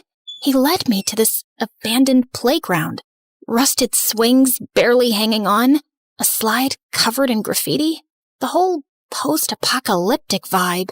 But Ethan walked straight to a crumbling concrete wall and started painting the most incredible mural I'd ever seen. I crept closer to get a better look when, oh my God, I'd stepped on an empty soda can. I dove behind the slide and quickly climbed up, my heart threatening to explode out of my chest. And then, because the universe hates me, my phone started blaring my ringtone. Shut up! Oh my God, shut up! In my panic to silence it, the phone went flying out of my hands, skidding down the slide, and landing directly at Ethan's feet. Well, hello there, mysterious stalker's phone. Let's see who's calling. He picked it up, then answered with a smirk. Thank you for calling Stalkers R Us. Your business is important to us. Please hold while I locate the owner of this phone. What? Who is this? Where's Tessa? Ah, Tessa. She just went to the bathroom. Can I take a message? Yes. Tell her that her parents are leaving for a charity gala in Paris in an hour. And we'll see her in a few days. Then Mom just hung up, and I wanted to evaporate on the spot. I slowly emerged from my hiding spot, face burning hotter than the sun. I can explain. I was... Following me? Pretty sure that's defined as stalking in all 50 states. I wasn't stalking you. I was taking a shortcut. And then I saw you and got curious. A shortcut through an abandoned playground surrounded by a chain link fence with no trespassing signs every 5 feet? Okay, fine. I followed you. Happy now? Just don't tell anyone at school, okay? I have a reputation. Instead of mocking me, Ethan just laughed. Like he genuinely found the whole situation hilarious. Your secret's safe with me, princess. He gestured toward his mural. A stunning scene of people helping each other during a storm, sharing umbrellas and reaching out their hands to pull others to safety. Want to see what I'm working on? Up close? And that was the beginning of the end for the fake Tessa Crawford. Over the next few weeks, I started sneaking away to meet Ethan at that playground. At first, I told myself it was just artistic curiosity, and I liked watching him paint. But the truth was, I liked talking to him. Really talking. Not the fake small talk I did with my friends where we discussed nothing but Instagram likes and who was dating who. One night, sitting on those rusty swings, I finally told him the truth. I've been adopted since I was 6. The Crawfords, they've given me everything a girl could dream of. The house, the clothes, the opportunities. And I'm sure they love me in their own way. But what I've really wanted the most is their attention, you know? And they're usually too busy with their galas and business meetings to give me that. Sometimes I feel more like a charity project than their daughter. Is that why you hide your real eyes? I nearly toppled off the swing. How did you— The blue doesn't quite match your skin tone. Also, the way you're always rubbing your eyes when you think no one's looking. I don't think it's the most comfortable thing in the world. They do get uncomfortable after wearing them all day. So take them out. What? No, There's no one here but me, Tess. Something in his voice made me trust him. With shaking hands, I carefully removed the first one, then the other, blinking as my eyes adjusted. And then I finally looked up at him.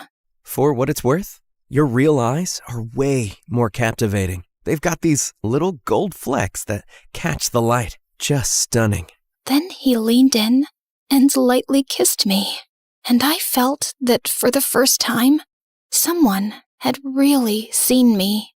And Ethan just had this freaky superpower for noticing things everyone else missed, like how Mrs. Daniels, the lunch lady, wore the same worn-out shoes every day because she was sending her kid to college, or how Mr. Rivera, the librarian, always had hospital forms peeking out of his bag because his daughter was sick.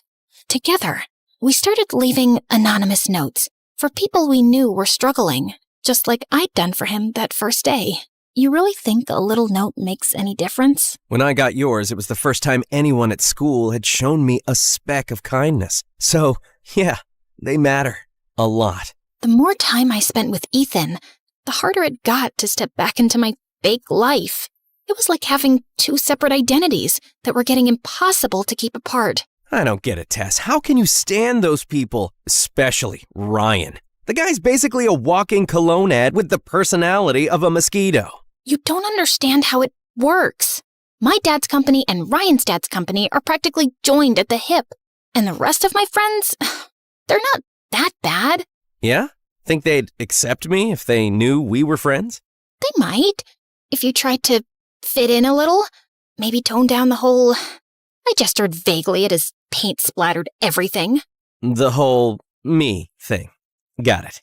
I felt kind of terrible that I'd said it, but to my complete shock, Ethan actually tried. He started wearing cleaner clothes, tamed his wild hair, and even sat with us at lunch. I was touched because it meant he cared enough about me to do something that was obviously hard for him. But Ryan and my friends still found ways to exclude him, making comments disguised as jokes. So, Ethan, is it weird living with random people who get paid to pretend they care about you? Like having a babysitter who never leaves? Ryan! Actually, Ryan, I bet if your parents cared as much for you as my foster mom does about me, you might have had a better personality. But hey, at least you got that trust fund to keep you warm at night. The table went dead silent. Ryan's face darkened like a thundercloud, and I knew we were in serious trouble. And the next day, I found Ethan staring at the spring formal banner he'd spent weeks painting. It was destroyed, torn in places, dripping with soda, with crude drawings scribbled all over it. Just then, Ryan sauntered over, grinning like he'd just won a championship. Aw, what happened to your little finger painting? Such a shame.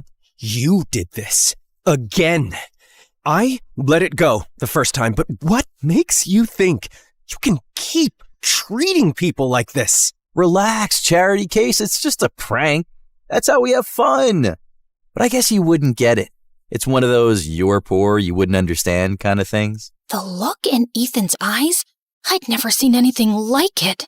It was anger mixed with resolution, like he'd finally made a decision he'd been putting off for too long. The next day, Ethan didn't show up at our spot. I texted him, called him, nothing. Days went by, and Ethan still didn't show up. Worry weighed on me, until I finally decided to visit his foster home and see if he was okay. I'm sorry, honey. Ethan left this afternoon. He said he needed a fresh start. Did he say anything about me? He left you this. She handed me a folded piece of paper. Inside was a sketch of me, not with blue eyes, but with my real brown ones, filled with warmth and life. Underneath he'd written, "Don't let fear choose for you. You're more than what they expect you to be. Live your truth, and don't change for the world.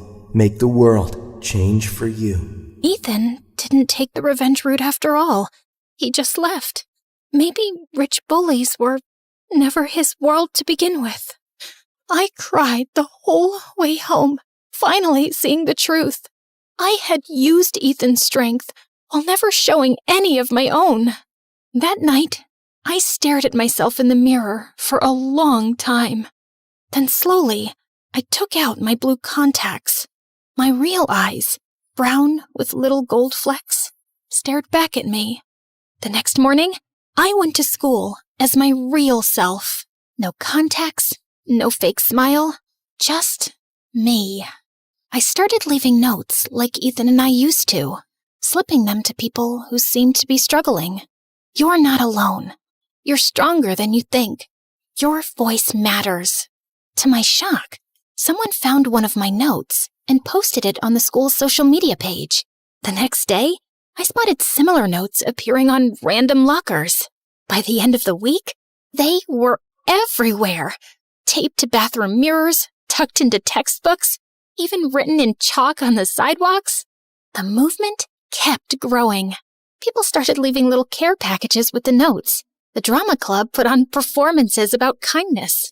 Even some teachers joined in, writing encouraging messages on the board instead of just assignments. Within a month, the entire school atmosphere had shifted from cold and competitive to warm and supportive. People actually looked up from their phones, held doors open, sat with kids who used to eat alone. A local news station even came to do a story about the kindness movement sweeping through our school. What sparked this wave of positivity among students? I don't know who started it, but it's changed everything. People actually look out for each other now. This is pathetic. Who actually cares about all this touchy-feely garbage? All this kindness nonsense is just what losers tell themselves to feel better about being nobodies. Like that homeless artist freak who ran away. Right, Tessa? The cafeteria went dead silent. Everyone turned to look at me. No, Ryan, you're wrong. And you're a bully. A few kind words can literally save someone who's drowning inside. If you can't understand that, then I feel sorry for you, because your life must be incredibly empty. Ryan's jaw literally dropped. For the first time in his life, the king of comebacks had nothing to say. People actually applauded. These were the kids from every corner of the cafeteria, including the ones who'd been invisible to me for years. I never told anyone I started the notes, and I never saw Ethan again. Sometimes I wondered where he was, if he was still painting his truth on walls somewhere. 6 months later, I was riding the subway downtown when I saw it A new mural on the wall of the station. A girl with familiar brown eyes releasing butterflies from her hands. And in the corner, a tiny signature. EC. Ethan was out there somewhere, still making the world more beautiful. And thanks to him, so was I. Sometimes, the people who break your carefully constructed world are the ones who set you free. I had just walked a few blocks down when suddenly I stopped short in my tracks at a familiar sight. A boy with mussed-up hair and enough paint on his overalls to make them look like a Jackson Pollock original.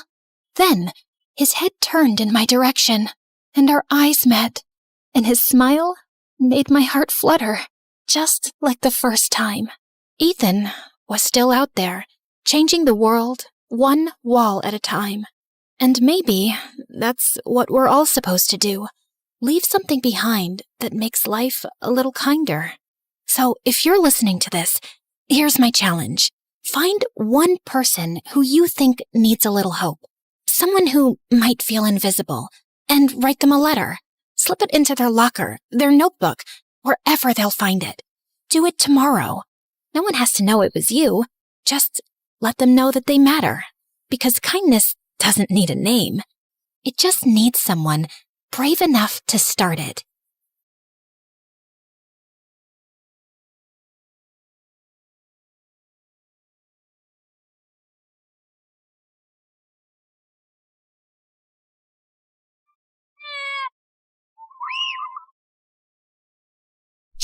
Jake, let's take a picture.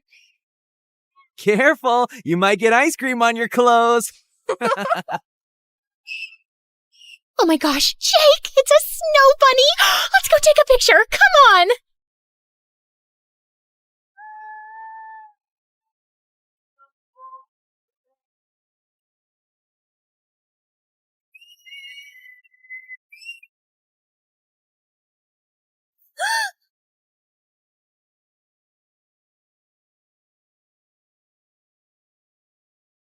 Jake!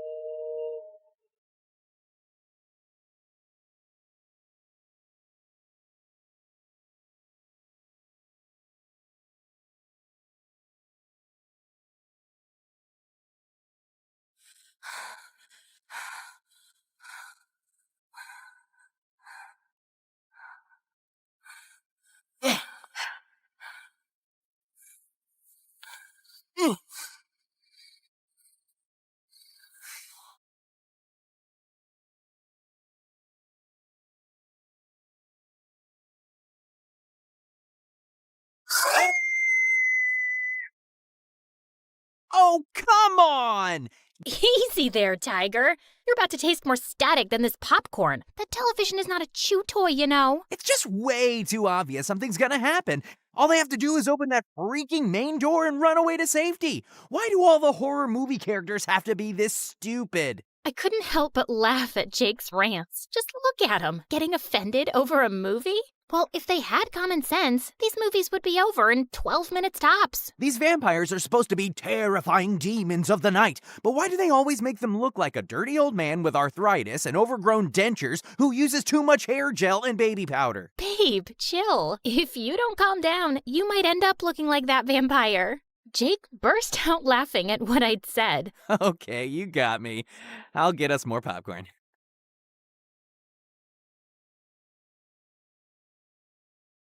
Oh my gosh, did you trip over nothing?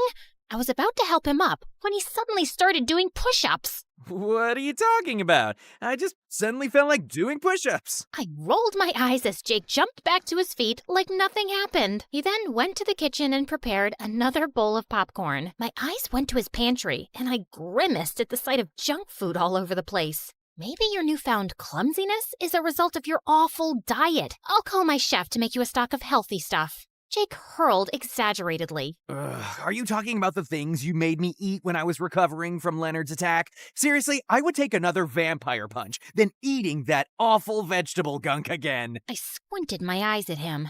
Are you complaining about the way I took care of you? Who told you that? Marion's tender, loving care is the best experience of it all. The memory of Jake being injured flashed into my mind unexpectedly, and I felt a pang of guilt slice through me. You got injured because of me. Taking care of you is the least thing I could do.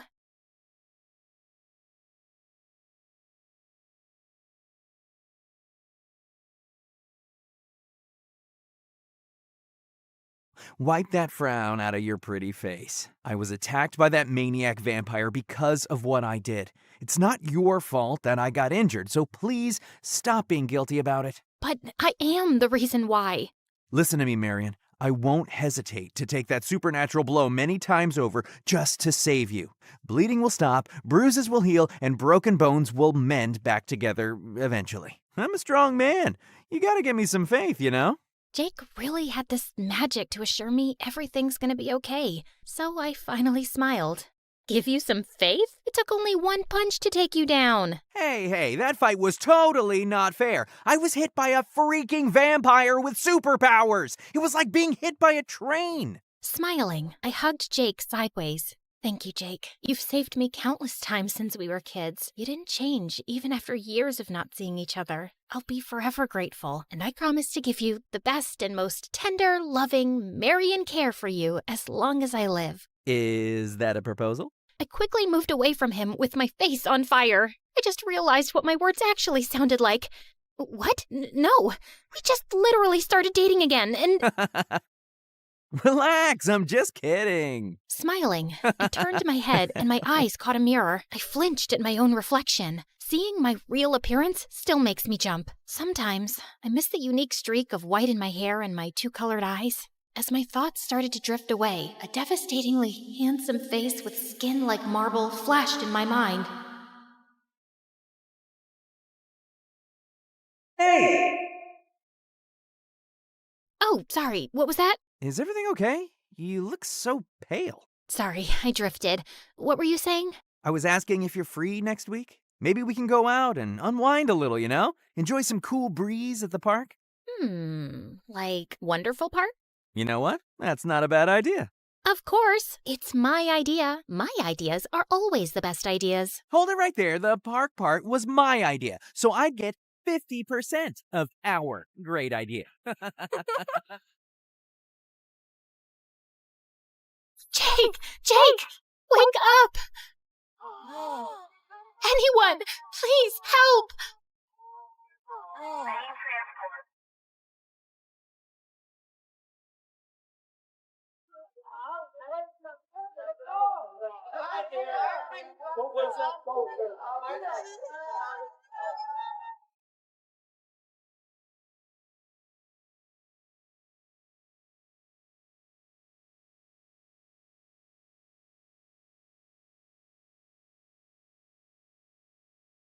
Jake's condition is something we have never seen before. He's 23 years old, but his test results showed otherwise. His internal organs are of a person in his 40s. I'm sorry? How is that even possible, Doctor? There must be a mistake, right? We will run more tests for confirmation and further investigations. My colleagues and I are doing... That would be all, Miss Marion. If there's anything you need, please don't hesitate to call the nurse station. Thank you, Doctor. Take care on your way out.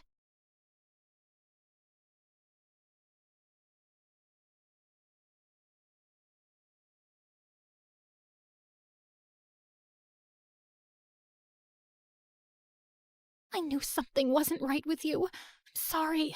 I shouldn't have asked you to go to Wonderful Park. It was my foolish idea, and you suffered because of me.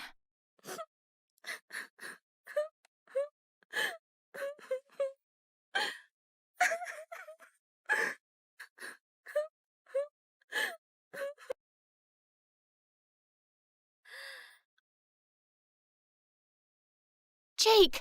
Oh, thank God you're finally awake. How are you feeling right now?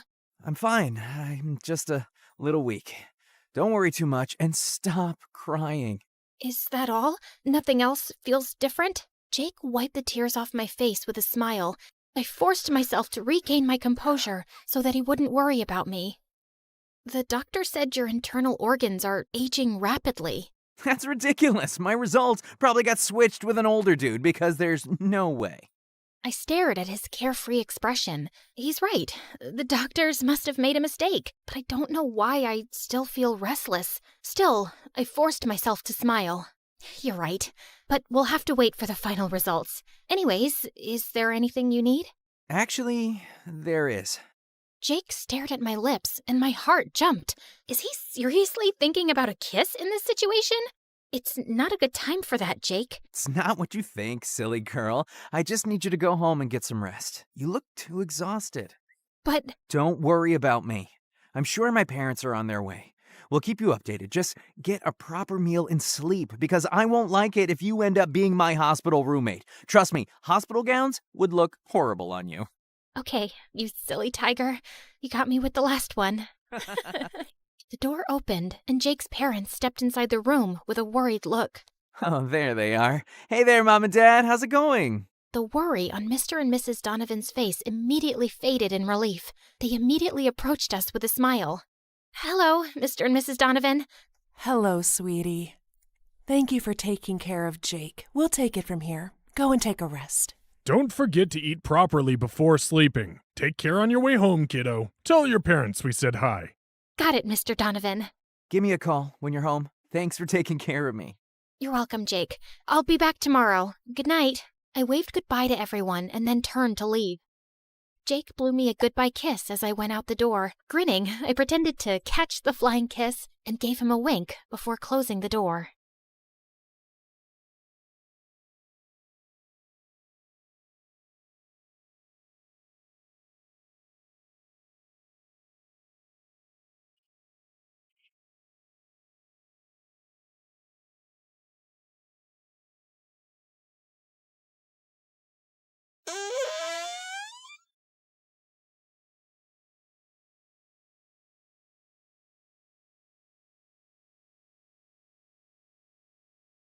Jake! I called out, gasping for air as if I was drowning. I could feel my face, pale and full of cold sweat. My heart was racing painfully inside my chest as I struggled to move and blindly reached out for my phone in the nightstand, almost knocking off the lamp. When I found it, I forced myself to sit up, then immediately dialed Jake's number with my trembling hands. Jake's phone rang, and it rang for a long time. Each ring felt like a heavy blanket of anxiety that was slowly engulfing me into panic. The continued ringing stopped, and I suddenly heard a voice. Hello? Jake, are you okay? Babe, it's been, 3 hours since you left? Do you miss me that much already? I needed to hear your voice. But seriously, babe, try to get some rest, okay? Everything's fine here, I promise. Jake's assuring voice works like magic, but not tonight, not after that nightmare. But then I can't let Jake worry about me, so I forced myself to sound cheerful. Okay, if you say so. Hearing your voice made me sleepy. Nighty-night, Tiger. That's the spirit. Good night, babe, and dream of me tonight. Oh, Jake, if only you knew. I took another deep breath, but the anxiety I'm feeling is getting worse. My eyes slid toward a cabinet that I purposely isolated at the very corner of my room. Then I slid off the bed and went straight to the cabinet. I opened a drawer and rummaged inside until I found what I was looking for. It was the locket Magnus gave me. I never had the chance to give it back to him, so I buried it in the depths of my cabinet instead. I never wanted to see this thing again, because it wasn't fair for both Jake and Magnus. But I know that there is something wrong going on, and there is only one person who can give me an answer. I took a big breath and composed myself. Then, without hesitation, I pressed the locket. I held my breath, preparing myself for the moment I'd never thought would ever come. Seeing Magnus again. Every second seems like forever. My heart beats faster and louder in each second that's passing by, as every beat pulsates Magnus's image in my mind. And then...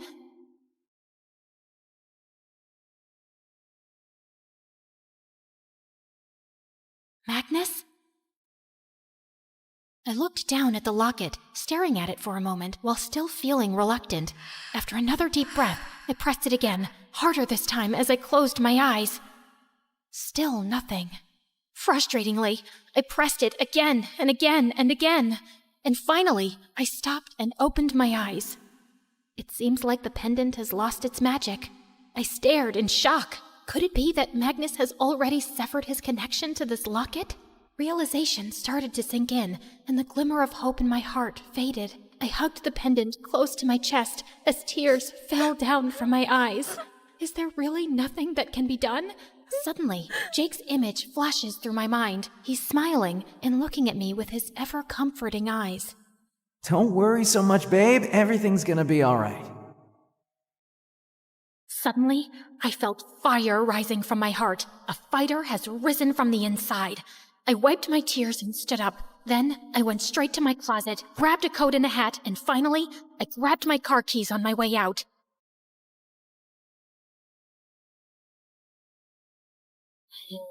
It was still the middle of the night when I drove my way towards Magnus's mansion at full speed. The trees turned into a ghostly blur as I sped through the forest path. I've never driven my car at this speed, but I feel like it still wasn't fast enough. A rumbling sound broke my focus on driving. Then, I felt my car's speed decrease until it finally stopped moving. Confused, I pressed the accelerator, but nothing happened. Then my eyes went to the gauge, and I groaned. Oh, come on! I was in so much of a hurry, I forgot to stop by a gas station. Are you kidding me? I opened my car door, stepped outside, and kicked the front wheel. The sound of the evening forest suddenly filled my ears. I raised my phone and turned on the flashlight. Then, without hesitation, I started walking in the middle of the road.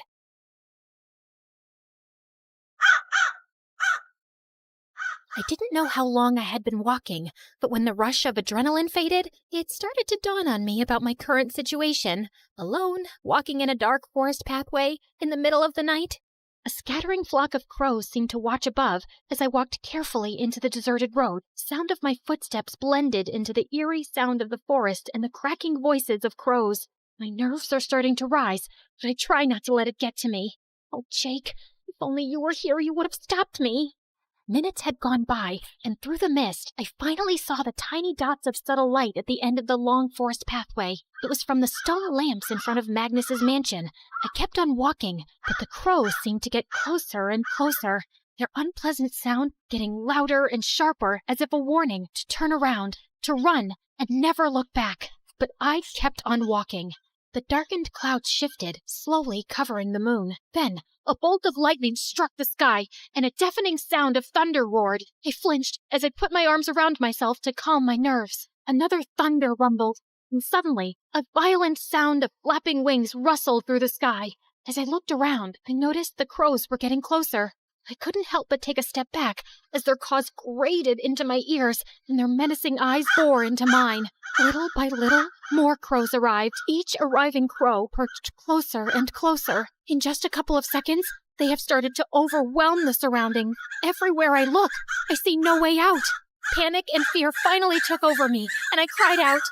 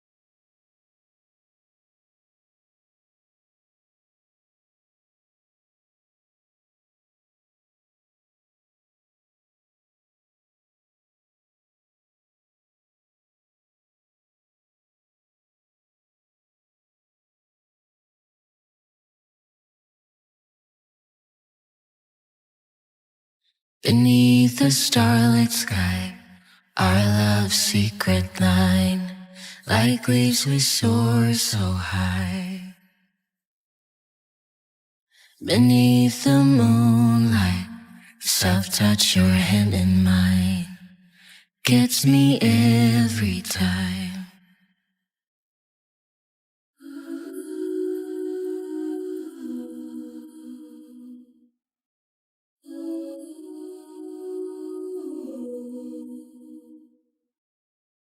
Lost in the city lights, our love's electric, right? You make me feel alive.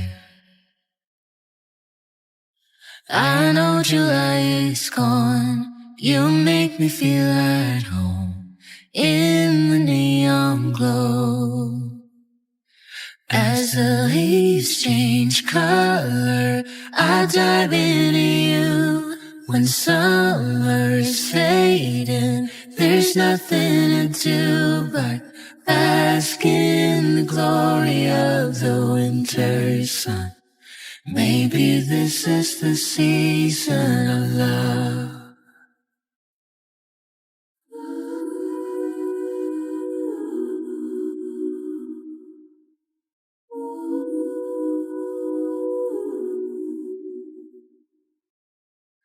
Beneath an endless night, the world spins around. You're there, ease my mind. Like stars that never die, you and I will shine during the darkest times. As the leaves change color, I dive into you. When summer's fading, there's nothing to do but bask in the glory of the winter sun. Maybe this is the season of love. As the leaves change color, I dive into you. When summer's fading, there's nothing to do but bask in the glory of the winter sun. Maybe this is the season of love. Maybe this is the season of love.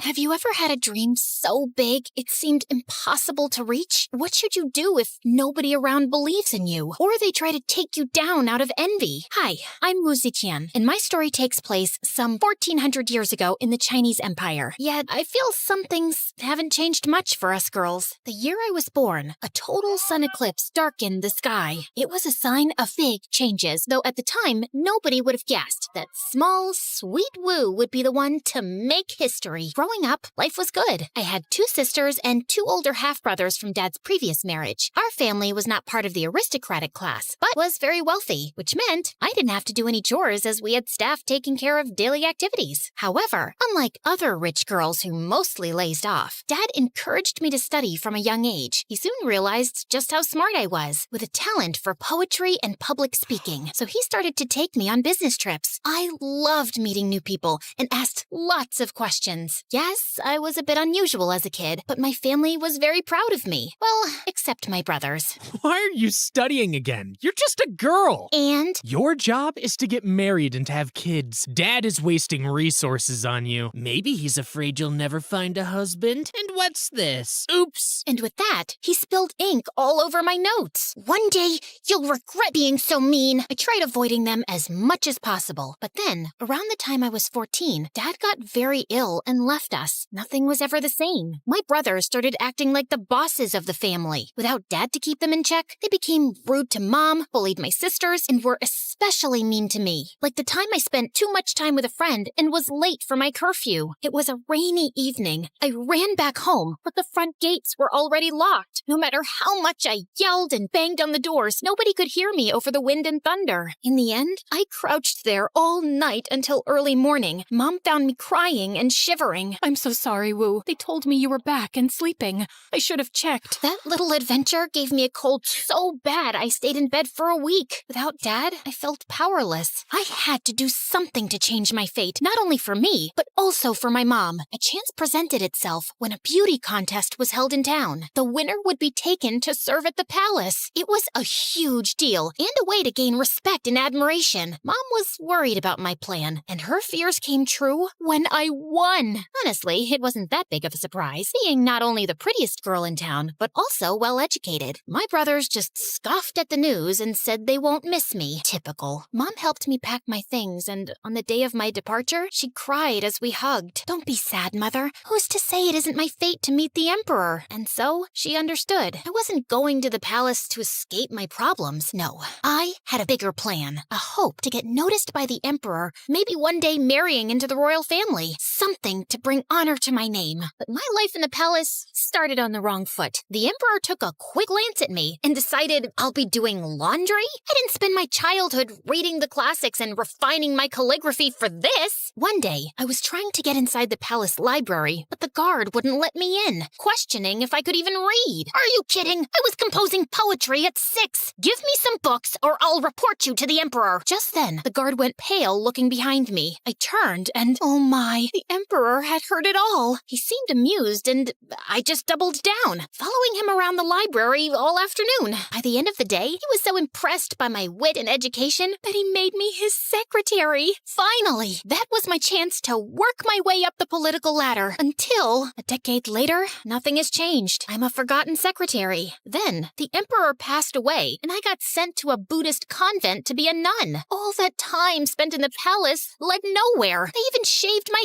head. But not all was lost. You see, while I was living at the palace, I got close to the Emperor's youngest son, Li. We met one random day when I was holding a bowl for him to clean his hands, and he flicked some water at me. Offended by his childish behavior, I was ready to give him a lecture, but his shy smile and cute face melted my rage. So refreshing. It's quite a warm day, isn't it? He laughed and we started chatting, quickly becoming friends. We were close in age, and unlike other officials, he was kind and humble, easy to talk to. Do you ever regret coming to the palace? You probably miss your family. I do. Well, everyone except my brothers. Those two I would banish to the corner of the empire, never to be seen again.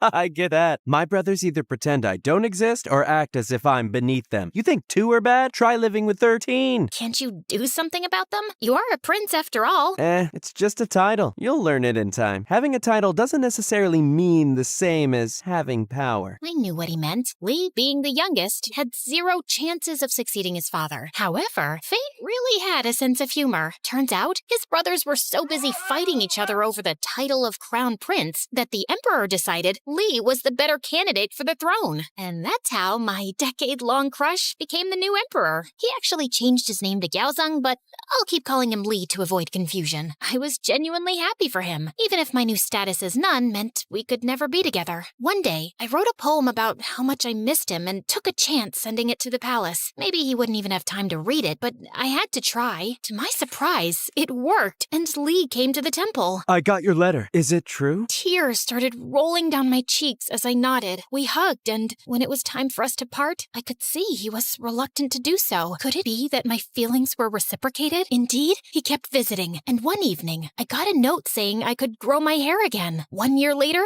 I was summoned back to the palace. There, I met Lady Wang, who was quite a big name in court. She was to become empress, having been chosen as a consort by Li's father himself. But that didn't mean things between them were all rosy and peachy. I had meetings all day, and when I finally got the chance to relax at dinner, Wang started talking about more political issues. It's the last thing I want during my free time. Is that why you're hiding in the stables with me? Not hiding, just surveying your work. Truly, some things never change. Li was the most powerful person in the empire, yet his life was affected by so many people's influence and choices. I decided to be by his side the best I could, and in time, everyone started noticing how close we were, including Wang. That's when she showed her true colors. One afternoon, she invited me for tea. Tell me about your family. I heard your dad got lucky during the rebellion, but he wasn't aristocracy. My mom is. Ah, yes. And what did she accomplish? Only had daughters and is not well liked by her stepsons? How disgraceful. What is your point, Lady Wang? I'm just reminding you of your place. The only reason you've been called back was so the Emperor wouldn't have to visit that nunnery all the time. But do not be mistaken. You are not part of this world. And then she started giving me so much work I couldn't keep up with it, and then complained about how lazy I was. Little did she know I was used to palace drama and was prepared to face much worse. One day, Lee surprised me with a beautiful hairpin with pearls and small gold lotus flowers. I was walking back to my chambers holding the small present when I noticed Lady Wang scolding a maid for spilling some water on her dress. The poor girl ran with tears in her eyes, and I felt my blood boil. I knew what it meant to be beneath those of higher rank, both at home and at the palace. But then I got an idea. I followed the maid and gave her the hairpin. Lady Wu, I can't accept it. Sure you can. I want you to feel better. But I could never repay you. Just tell me the gossip you hear around the court. That's all I want. And so I started befriending servants and lower officials in exchange for news. Soon I had ears and allies everywhere. And that's how I found out Wang's envy ran deeper than anyone imagined. That night, I ran to Emperor Li. You have to come with me. Now, we silently walked through empty corridors, and I told Li to wait outside as I marched into Wang's chambers. There, as the informer said, she was performing some sort of ritual with a voodoo doll shaped like me. I knew you were a witch, but this? Why stoop so low? Why? You spend too much time with the Emperor. I have to stop you. Just then, Li walked into the room. Lady Wang, I'm very disappointed. You are far from the noble woman I thought I'd marry. She threw herself on her knees, begging for forgiveness, but it was no use. Witchcraft was a serious charge at the time, so Li banished her from the palace. Soon after that, Li confessed his feelings, and I was made the official consort, the new empress. But as Lee said years ago, a title alone doesn't mean power, and that became clear to me while I kept listening to the Emperor's meetings with his advisors. I sat, as usual, in a small room behind a curtain of pearls, voicing my opinion when needed. The times my husband was ill, he trusted me to make decisions in his place, and some of his officials were seriously offended by this. It feels like the woman behind the curtain is the one actually running the state. Oh, this is even beyond the palace walls. Truly unacceptable.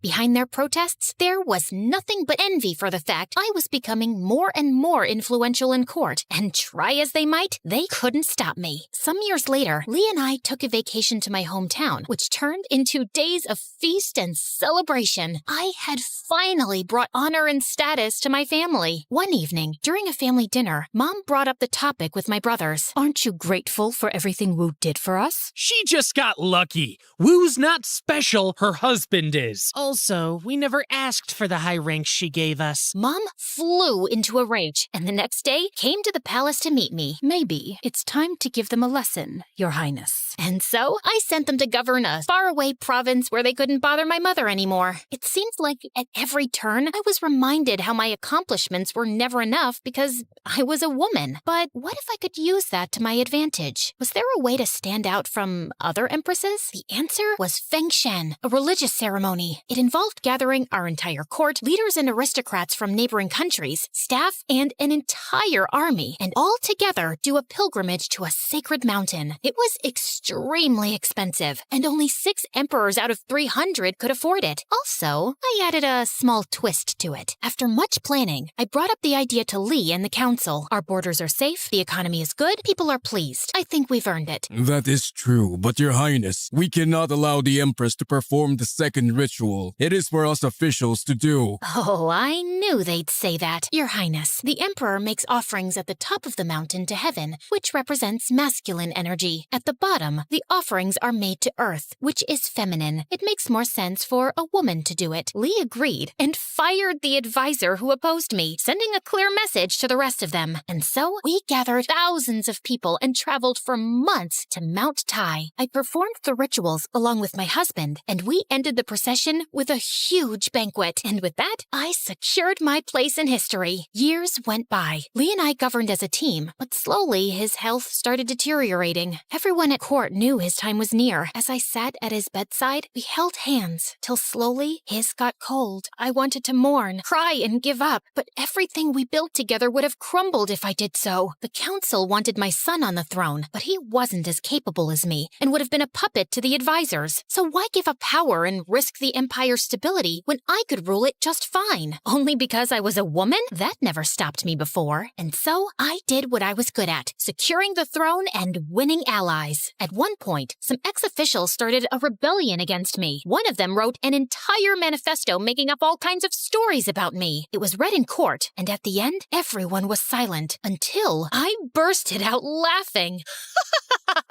Who wrote that? So creative. We should have kept him. My army defeated the rebels swiftly, and then I addressed the council with an ultimatum. If anyone here thinks they are more capable than me, speak now. Otherwise, pledge your loyalty. My opponents stepped down one by one until eventually I was crowned as the first female emperor. The only time in history it ever happened. Other women have tried to rule as wives or widows, whispering in their son's or husband's ear, but none had the official title and absolute power. For another 15 years, I skillfully led my people. Try as they might, not even my greatest opponents could deny the fact I was a good leader. They attacked my character, painting me as a power-hungry, ruthless woman, but never once criticized my governing skills. Truly, my greatest flaw was my audacity to play the power games of men and win. Today, historians keep uncovering the remnants of my empire's riches and culture. I wanted to make China the greatest empire in the world, and under my guidance, at the time, it was. So don't let the circumstances you were born with determine who or what you can be.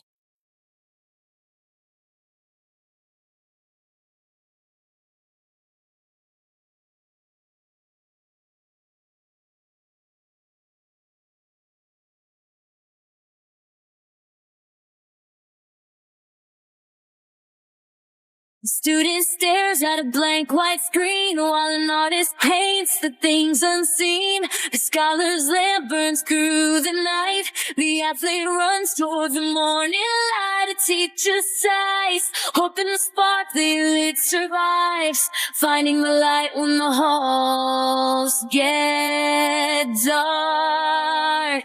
Oh, welcome to the life at MSU, where the story's changing and the leader's you. Yeah, the story's changing and the leader's you. Welcome to the life at MSU.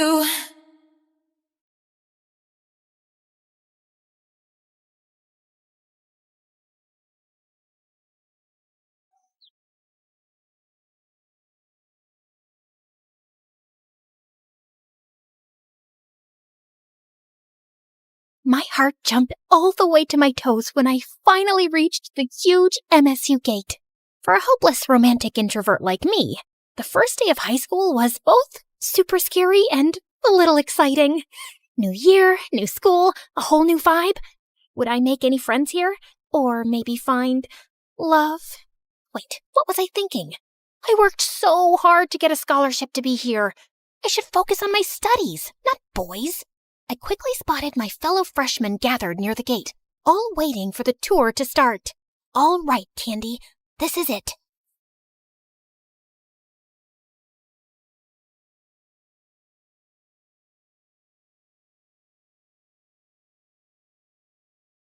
We walked through the school hallway, and I was amazed by the surroundings. Everything was clean and neat, and I could even smell the natural scent of bamboo and flowers. The ambiance was peaceful. Despite the usual school noise, I could still hear the leaves rustling and the soft stream of water from the river. It would help a lot with studying. Suddenly, something caught my attention. Was that a squirrel wearing a freaking hoodie? Where did it even find those tiny clothes? I got distracted for 2 seconds, and when I blinked again, my tour group was gone. Oh my God, where did they go? I was about to break down in the middle of the way when a smooth voice sounded behind me. Need some help? You look a little lost. I spun around, and time completely froze when I found myself face to face with the most gorgeous guy I'd ever seen. He looked like he'd stepped out of a dream. Perfect hair, perfect smile, practically glowing like an angel.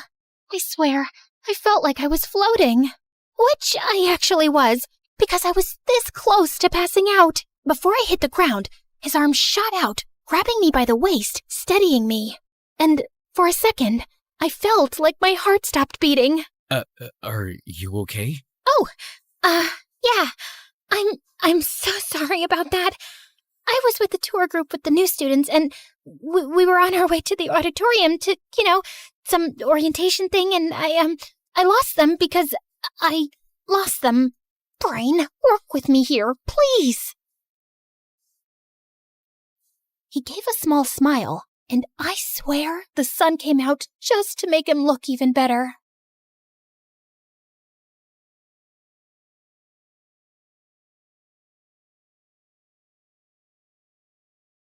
Well, you're not far off. The auditorium's this way. I can walk you there if you'd like. Oh my god, oh my god, you really don't have to. I don't want to waste your time and... I insist. But... Please. Okay. He started walking, and I followed him like a lost and completely mesmerized kitten, sneaking glances at him every few steps. Is this really happening? A cute guy is helping me? How did I get this lucky on my first day? Is this fate? Are we gonna date later on? Is he gonna be my first love? My first boyfriend? My future husband? Here you go. Huh? We're here. The auditorium.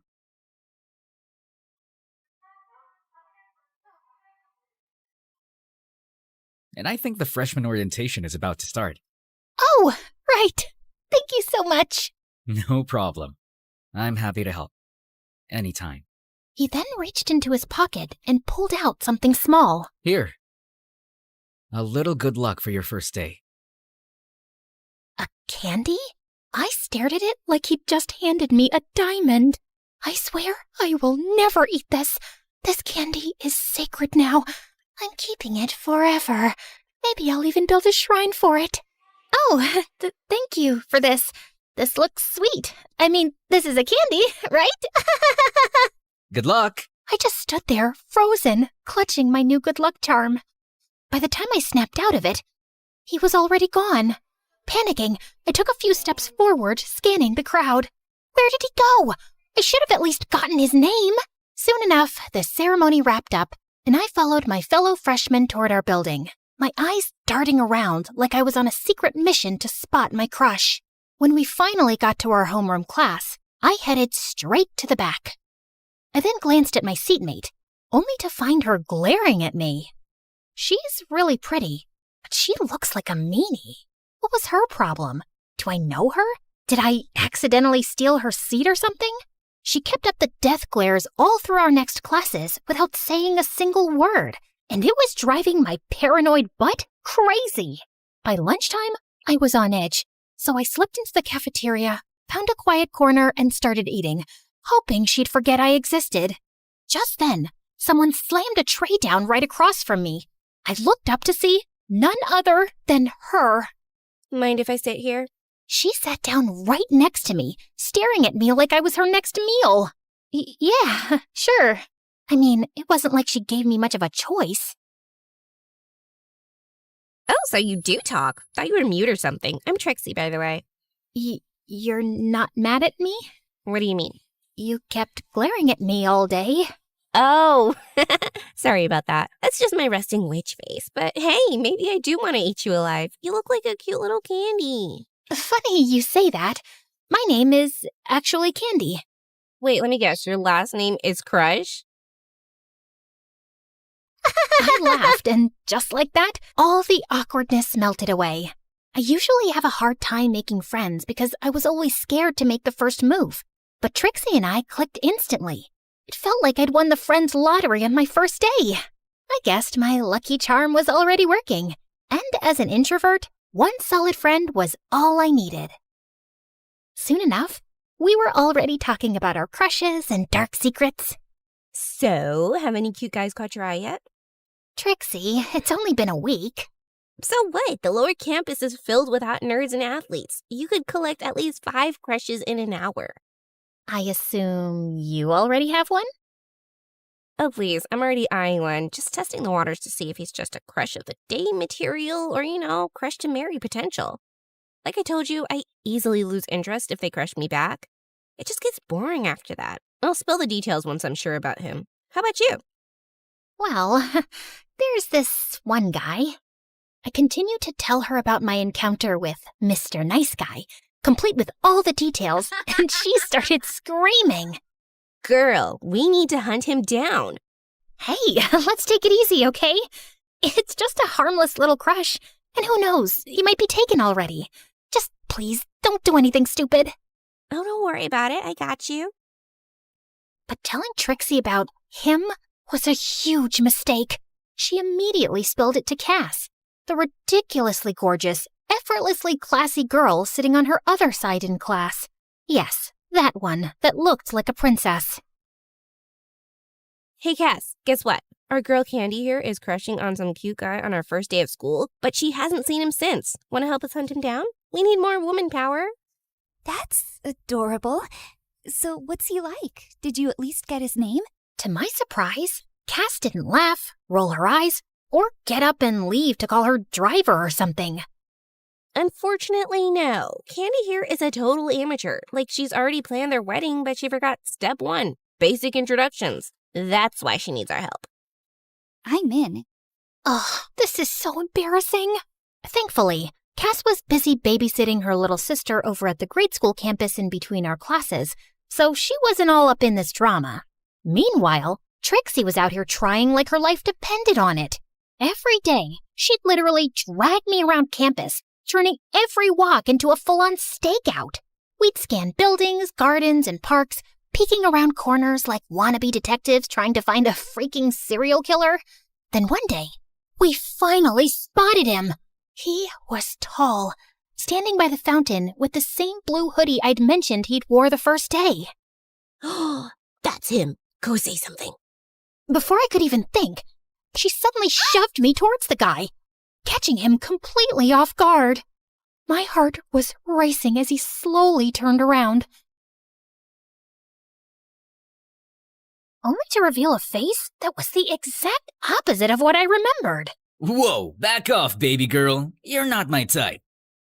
The audacity of you to say that with a face like that, you ugly, delusional lobster cracker. Trixie, calm down. Maybe he's just going through something. Sorry about that. We just mistook you for someone else.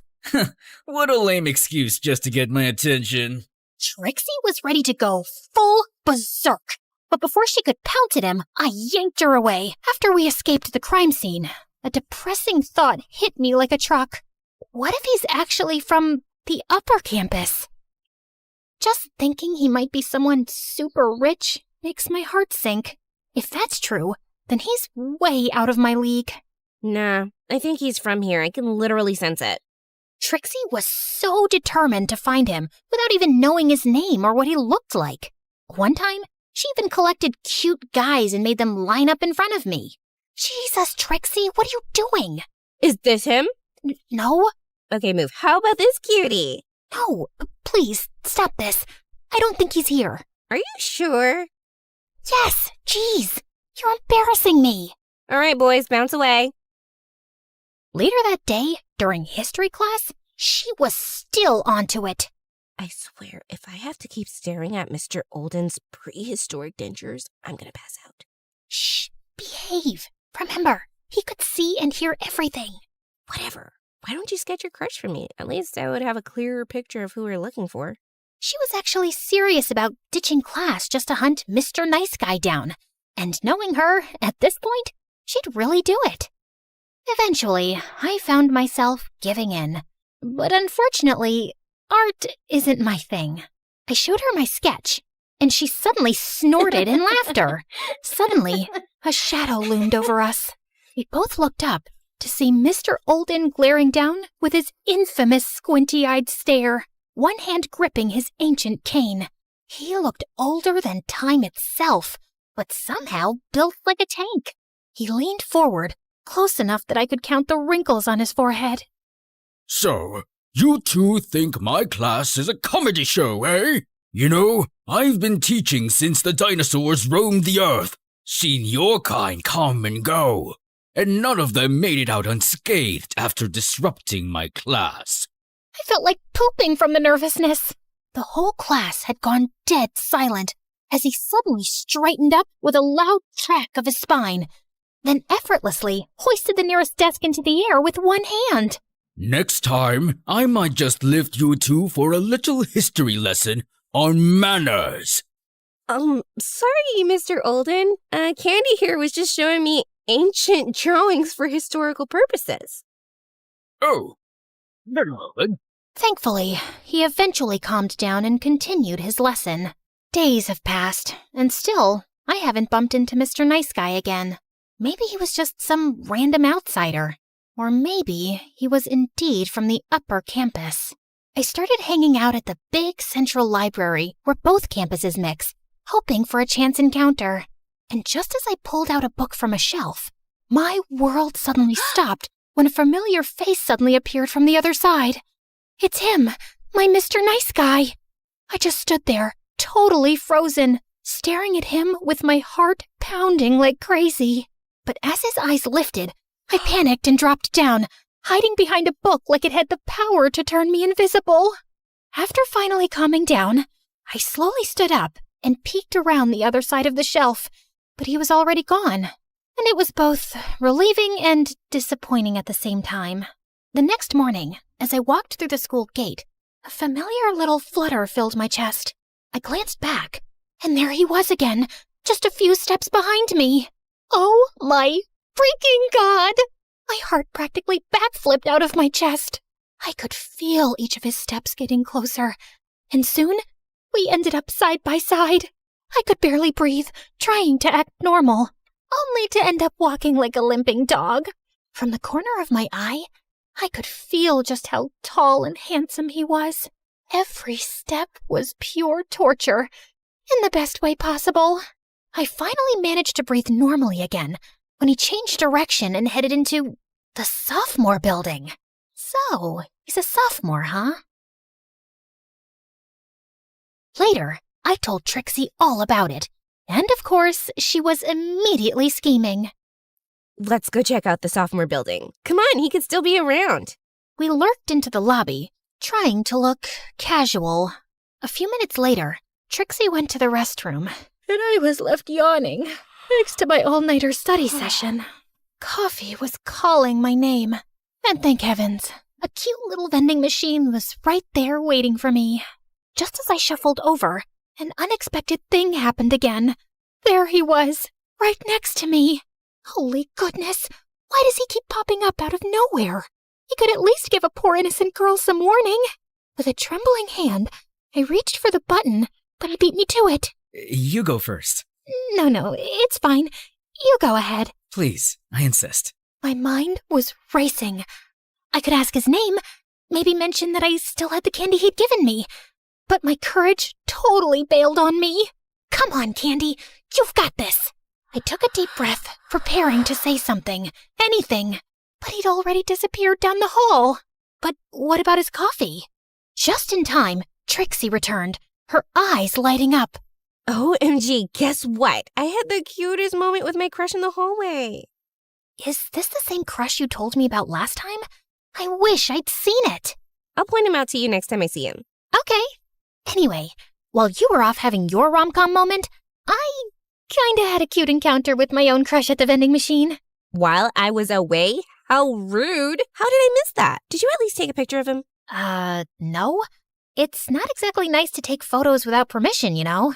Okay, but what if you, took a selfie and just accidentally got him in the background? Trixie's idea came in handy later in the cafeteria during lunch, because the moment she got up to grab more food, I saw Mr. Nice Guy pass by again. I quickly lifted my phone, pretending to take a selfie, and managed to catch him in the background. Trixie, look! I finally caught him! Her eyes went wide, excitement all over her face. But then, strangely, her expression shifted. Oh, good for you. That was weird. For the next few hours, Trixie seemed distant until finally she excused herself to leave early. I watched her go, wondering what exactly ruined her mood. I spent the rest of the evening obsessing over the picture I took. He's so handsome and cute. I was grinning like an idiot, replaying every fantasy in my head while playing with the candy, and eventually falling asleep with my phone clutched in my hand. His face, the last thing I saw before drifting off to dreamland. The next day, Trixie didn't go to school. She'd mentioned she was sick, but her replies to my messages were short. I kept thinking how weird her replies were, and the realization hit me like a freight train. What if we actually have the same crush? They both were in the sophomore lobby that day. The thought made my stomach twist. Trixie still hadn't come to school for a few more days, and I was really worried now. Cass told me she saw her at MSH Hospital. It turned out she was sick enough to be admitted. I decided to skip our last class to check on her. I hopped on the school bus and told the driver to drop me off at the hospital. After showing my visitation card to the information desk, they gave me Trixie's hospital room number. As I made my way to the door, a nurse came out of the room, and I caught a glimpse of a sight that shattered my world to pieces. Mr. Nice Guy was sitting by her bedside, taking care of her. So, we were indeed sharing the same crush all this time. Hurt and confused, I turned around and ran back to the elevator. Alone inside, I fought the tears from spilling out of my eyes. When the elevator slid open, I hurried out and accidentally bumped into some guy.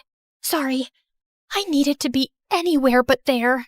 The next day was the weekend, and I spent it sulking, replaying that scene in my head over and over.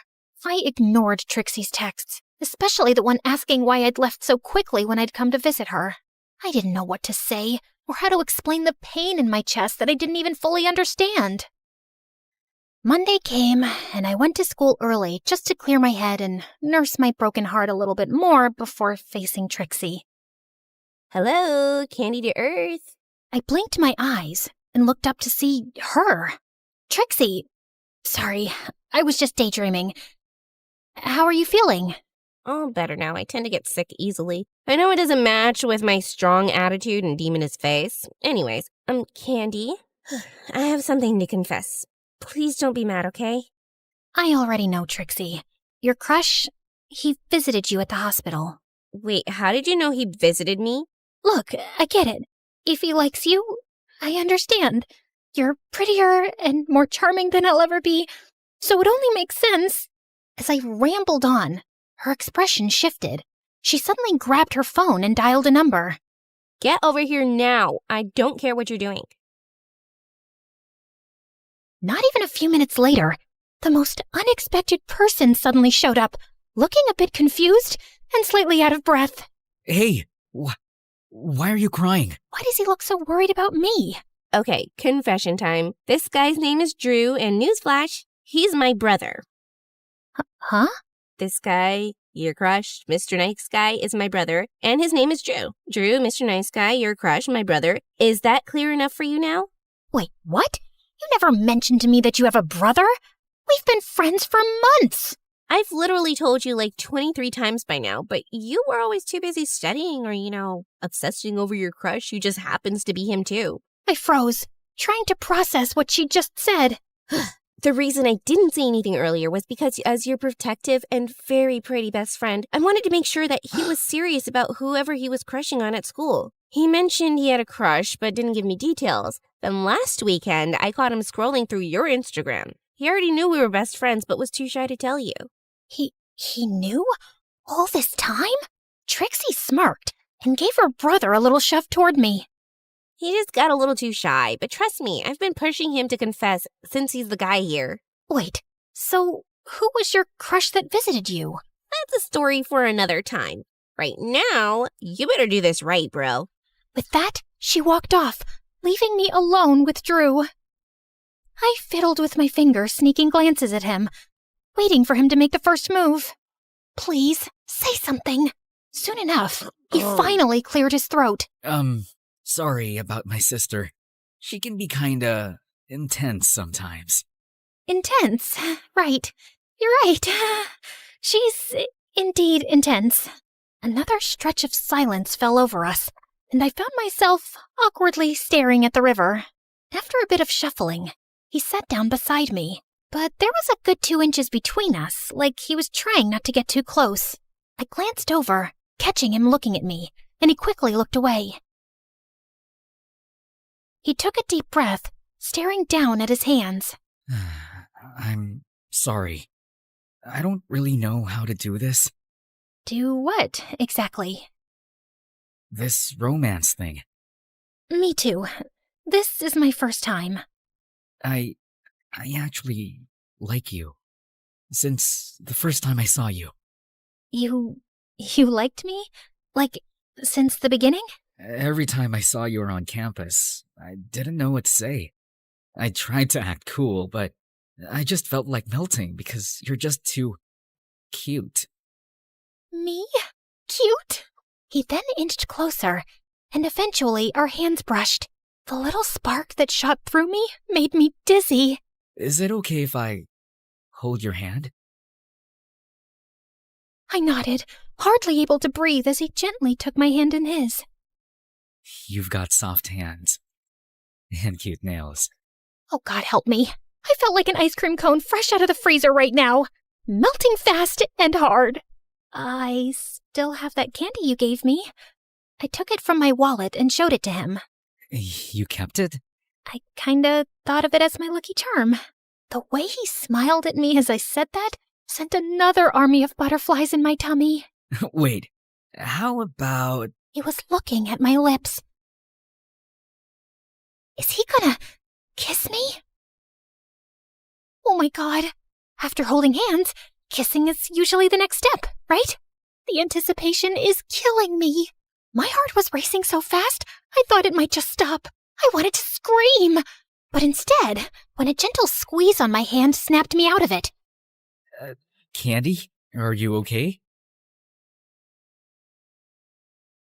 Huh? Here, you can have the other half.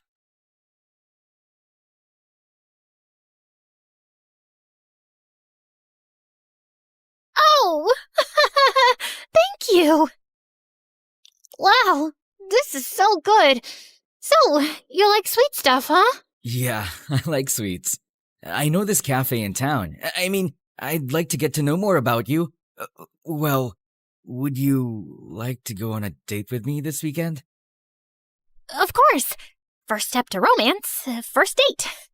We both laughed, and suddenly, everything didn't feel so tense anymore. I felt his fingers intertwining mine. And I felt the sweetness, sweeter than the candy melting in my heart. I couldn't wait for our first date of thousands more to come.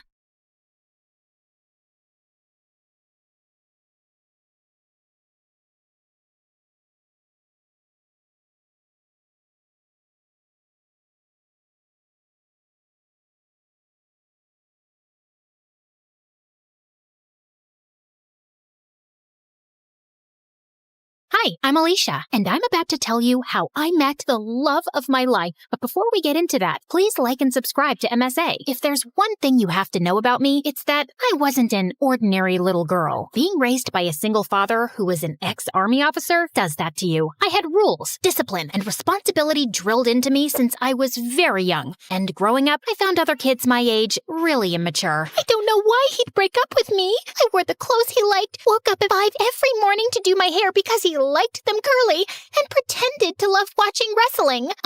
Excuse me, but I need to get that muffin. Can't you see that I'm crying? My boyfriend just broke up with me. Aw, I'm so sorry. You know, it reminds me of the time my dad took me for this obstacle course, and I twisted my ankle so badly, the doctors told me I'd never be able to walk again. But I didn't lose hope, and here I am. How is that the same thing? It's not, because that was an actual problem. But yours is just a bunch of high school nonsense. Now move your butt, please. Needless to say, I didn't have a lot of friends, and I didn't care either. My life was all sorted out. Graduate school, get into a good college, work, and retire. But then I turned 18 and met Arthur. He was a transfer student from Greece, and boy was he dreamy. The first time I met him was in gym class. We were playing catch, and I was so lost in looking at him. I totally missed the ball, and it hit me right in the face. I fell on my butt, and Arthur came running. Are you okay? You're bleeding. It's nothing. I'm used to much worse. On second thoughts, I might need a doctor. Arthur smiled and carried me to the nurse's office. The entire time I was there, he sat next to me, and later he dropped me home. We became friends after that, and slowly I fell for him. He was smart, mature, and sweet. If there was one guy I wanted to date, it was him. So I decided to ask him out, except I didn't know how. So I turned to MSA for help, and it did not disappoint. Rule number 1, never let your crush know you're interested in him. Avoid eye contact and do not speak at all. The next day, when Arthur waved at me in the hallway, I wrinkled my nose and turned away. He sat next to me in class, but I didn't pay any attention. But then in the cafeteria, he caught up with me. Are you avoiding me? Me? Avoiding you? Oh, don't be silly. I was just really busy thinking about global warming and how it's impacting the fish population. Oh, that reminds me. I have to water my fish. My plants. I'll see you around. And I just ran before I embarrassed myself further. After that epic failure, I turned to step number 2. Dress up nice and behave like a total diva. I went shopping, picked up a bunch of dresses, and the next morning, it took me 2 hours to get ready. I thought I looked great, except the moment I entered, everyone started pointing at me and laughing. Oh my god, why is she dressed like a peacock? What is that on her face? Did someone finally punch her for being a know-it-all? I was so embarrassed. I immediately turned around and ran for the bleachers. I was still sulking when Arthur walked up to me. If you rub your lips anymore, they're gonna fall off. This lipstick won't come off. Ugh, it's so annoying. Let me help you. Also, I'm not saying you don't look good with makeup, but you actually look way prettier without it. Really? Does that mean you'll go out with me? Are you serious? I wanted to ask you out for the longest time, but everyone in school told me you're a cold-hearted cold-hearted girl who hates people. That's not true. I hate dumb people. There's a difference. So, you and I, dinner tomorrow? I'd love to. My first date with Arthur was perfect, and he told me that his parents were divorced like mine, and he lived with his mom and 9-year-old brother Charlie. We started dating soon after, and spent all our time together. People in school were also nicer to me, since I was Arthur's girlfriend, and even Dad liked him a lot. Life was just better with him in it, until things started getting weird. Some days he would come to school looking like a half-dead zombie, and other days he would skip school altogether. His grades were slipping, we were barely seeing each other, and I knew something was wrong. So one day when he canceled our date, I went to his place with his favorite ice cream. But when I knocked on the door, some kid opened up. Hi, you must be Charlie. Is your brother around? Is that ice cream? Give me it! Hey, that's not very nice. Say, ma'am, could I please have that tub of ice cream? Repeat after me. Sure. Ma'am, give me the ice cream or I'll kick you. And Charlie kicked me on my shin, snatched the tub, and ran away. As I yelled out in pain, Arthur came running downstairs. Alicia, why didn't you tell me you were coming? When would I tell you? You hardly talk to me these days. I know. I'm sorry. It's just that Mom's getting married again. The guy doesn't want Charlie in his life, and Mom loves her stupid boyfriend so much that she decided to move out, leaving me in charge. Why wouldn't you tell me that before? Because it's embarrassing, and I didn't want to drag you in my mess. I'm already a part of your mess, and we'll get through it together. Okay, I know that was a bit cheesy, but Arthur looked like he was gonna break in a million pieces, and I really wanted to help him. Besides, how bad could a 9-year-old be? Turns out, a lot, because Charlie was a total devil. He would cry over the smallest things, throw tantrums if he didn't get his way, and would constantly butt into my dates with Arthur. We hardly spent any time alone. I was pretty sure he just hated me. Like one time, I was waiting for Arthur in his living room, and Charlie kept giving me death stares. Something on my face? I was just trying to figure out how someone can look like a horse and a camel at the same time. That's kind of mean, Charlie. And you're kind of ugly. Anyway, have fun on the date. It won't last long. And 10 minutes into the date, Arthur got a call from the babysitter that Charlie had locked himself in the washroom and we had to run back. Then another time, it was Dad's birthday and I had planned a really cool surprise for him. I'd invited all his old friends from the army. Arthur helped me deck up the place and I was arranging the cake when Charlie walked up to me. Oh, wow! This cake looks yummy! Give me a piece! Only after my dad cuts it. But I'm hungry now! Then eat something else. There's a whole pizza on the counter. Are you stupid? I said I want the cake! Charlie tried to get the cake, but I got in his way. way. He shoved me away, and I accidentally knocked into the cake, which crashed to the floor. Whoopsie. Guess no one gets to eat it. What happened? I heard some noise. Your brother ruined my surprise. I just asked her to give me some cake, and I asked you to wait. Relax, Alicia. We'll get a new cake. I'm sure your dad won't know. That's not the point, Arthur. Your brother is a spoiled brat. He needs some discipline. You put that kid on a leash, or I swear I will. He's my brother, not some dog I can put a leash on. I know he made a mistake, but he's just a kid. You know what? We'll just leave. We wouldn't want to ruin your evening any more than we have. Perfect. Arthur took Charlie's hand and they left. I wanted to stop them, but I was too mad. Later that night, when I calmed down, I realized I might have been too rude and called Arthur up, but he didn't answer. He didn't even show up to school the next day, and neither did Charlie. So I went to his place to talk to him and saw Charlie crying on the porch. What's wrong? Arthur wasn't here when I woke up this morning, and I don't know where he went. Did you call him? He left his phone behind. Then why didn't you answer when I called? Anyway, don't worry. We'll find him. But till then, you're coming home with me. No, I don't like you. You don't have to like me, but I'm not leaving you alone till Arthur gets back. So annoying. We waited the whole day for Arthur to show up or get in touch, but he didn't. By nightfall, I decided to sleep in the lounge and offered Charlie my room. If you need anything. The next morning, Arthur was still a no-show. I couldn't reach his mom either, and then remembered he told me she was out of the country on her honeymoon. Next, I asked his friends and colleagues, but none of them knew where he was. Eventually, I contacted the police, but even a week later, they had no news of him, and I was worried sick. What could have possibly happened to him? Meanwhile, Charlie refused to go to school or shower. He mostly kept himself locked in my room and reacted rudely to any nice gesture I made. I was losing my mind. So I turned to Dad for help, and he promised he'd get a word out to his colleagues in the army to track Arthur down. I still don't know what to do with Charlie. He shuts me down every time I try to talk to him. He's been through a lot, Alicia. What he needs is some distraction to keep his mind off things. After your mom left, you were all over the place. That's why I built such a strict routine for you, so you wouldn't have time to think about her. Maybe you should do something similar. I decided to give Dad's advice a shot, and the next morning, I walked to Charlie's room and woke him up. Get up. We're going out. Is Arthur back? No. Then let me sleep and go away. Nope. You're getting up right now. Charlie resisted, but I dragged him out of bed, and somehow we made it to the bus stop. He kept cursing me the whole way, but I didn't care. And minutes later, we were at our destination, the paintball arena. I'm not going in there. Why? Too chicken to lose? As if you're on. Charlie and I had a great time at the paintball game, and it was the first time I actually heard him laugh. Afterwards, we went to a trampoline park and jumped our hearts out. By the end, he was so tired he could barely walk, so I called a cab and took him to my favorite burger joint, but he just stood at the entrance and stared. What, you don't like burgers? No, it's just that this was my favorite place to come with my mom. Every weekend, we'd come here and play our favorite songs on the jukebox machine. And now, she doesn't even call me, and Arthur's left me too. Arthur will be back in no time, I promise you. He loves you a lot, Charlie, and no matter what, we'll always be here for you. You too? Yes, me too. Charlie cried and hugged me tight. For the first time, I saw him as a heartbroken kid who just wanted his family back. Since then, Charlie warmed up to me. We'd have breakfast together, and he would always make my bed when I got home from school. He was a lot calmer and hardly threw a tantrum. I couldn't wait for Arthur to come back and see how much progress Charlie had made, but we still had no leads on him. I wanted to be strong, but with each passing day, my hopes of ever seeing him again were getting dimmer, and it broke my heart. Finally, one night, I broke down in front of Dad. I don't think Arthur's coming back, Dad. It's been weeks, and no one knows where he is. If he was in town, we would have found him by now. And Charlie, he's lost his mom and might lose his brother too. What can I even say to him? What? I turned around and saw Charlie standing at the door. You've been telling me all along the police will find him.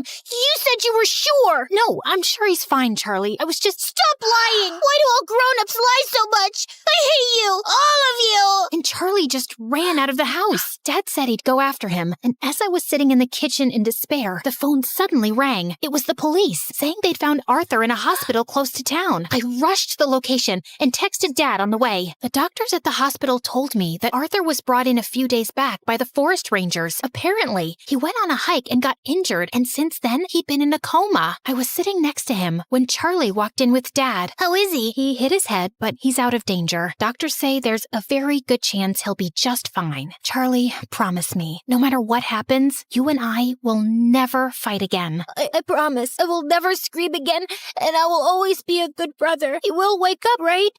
What do you think?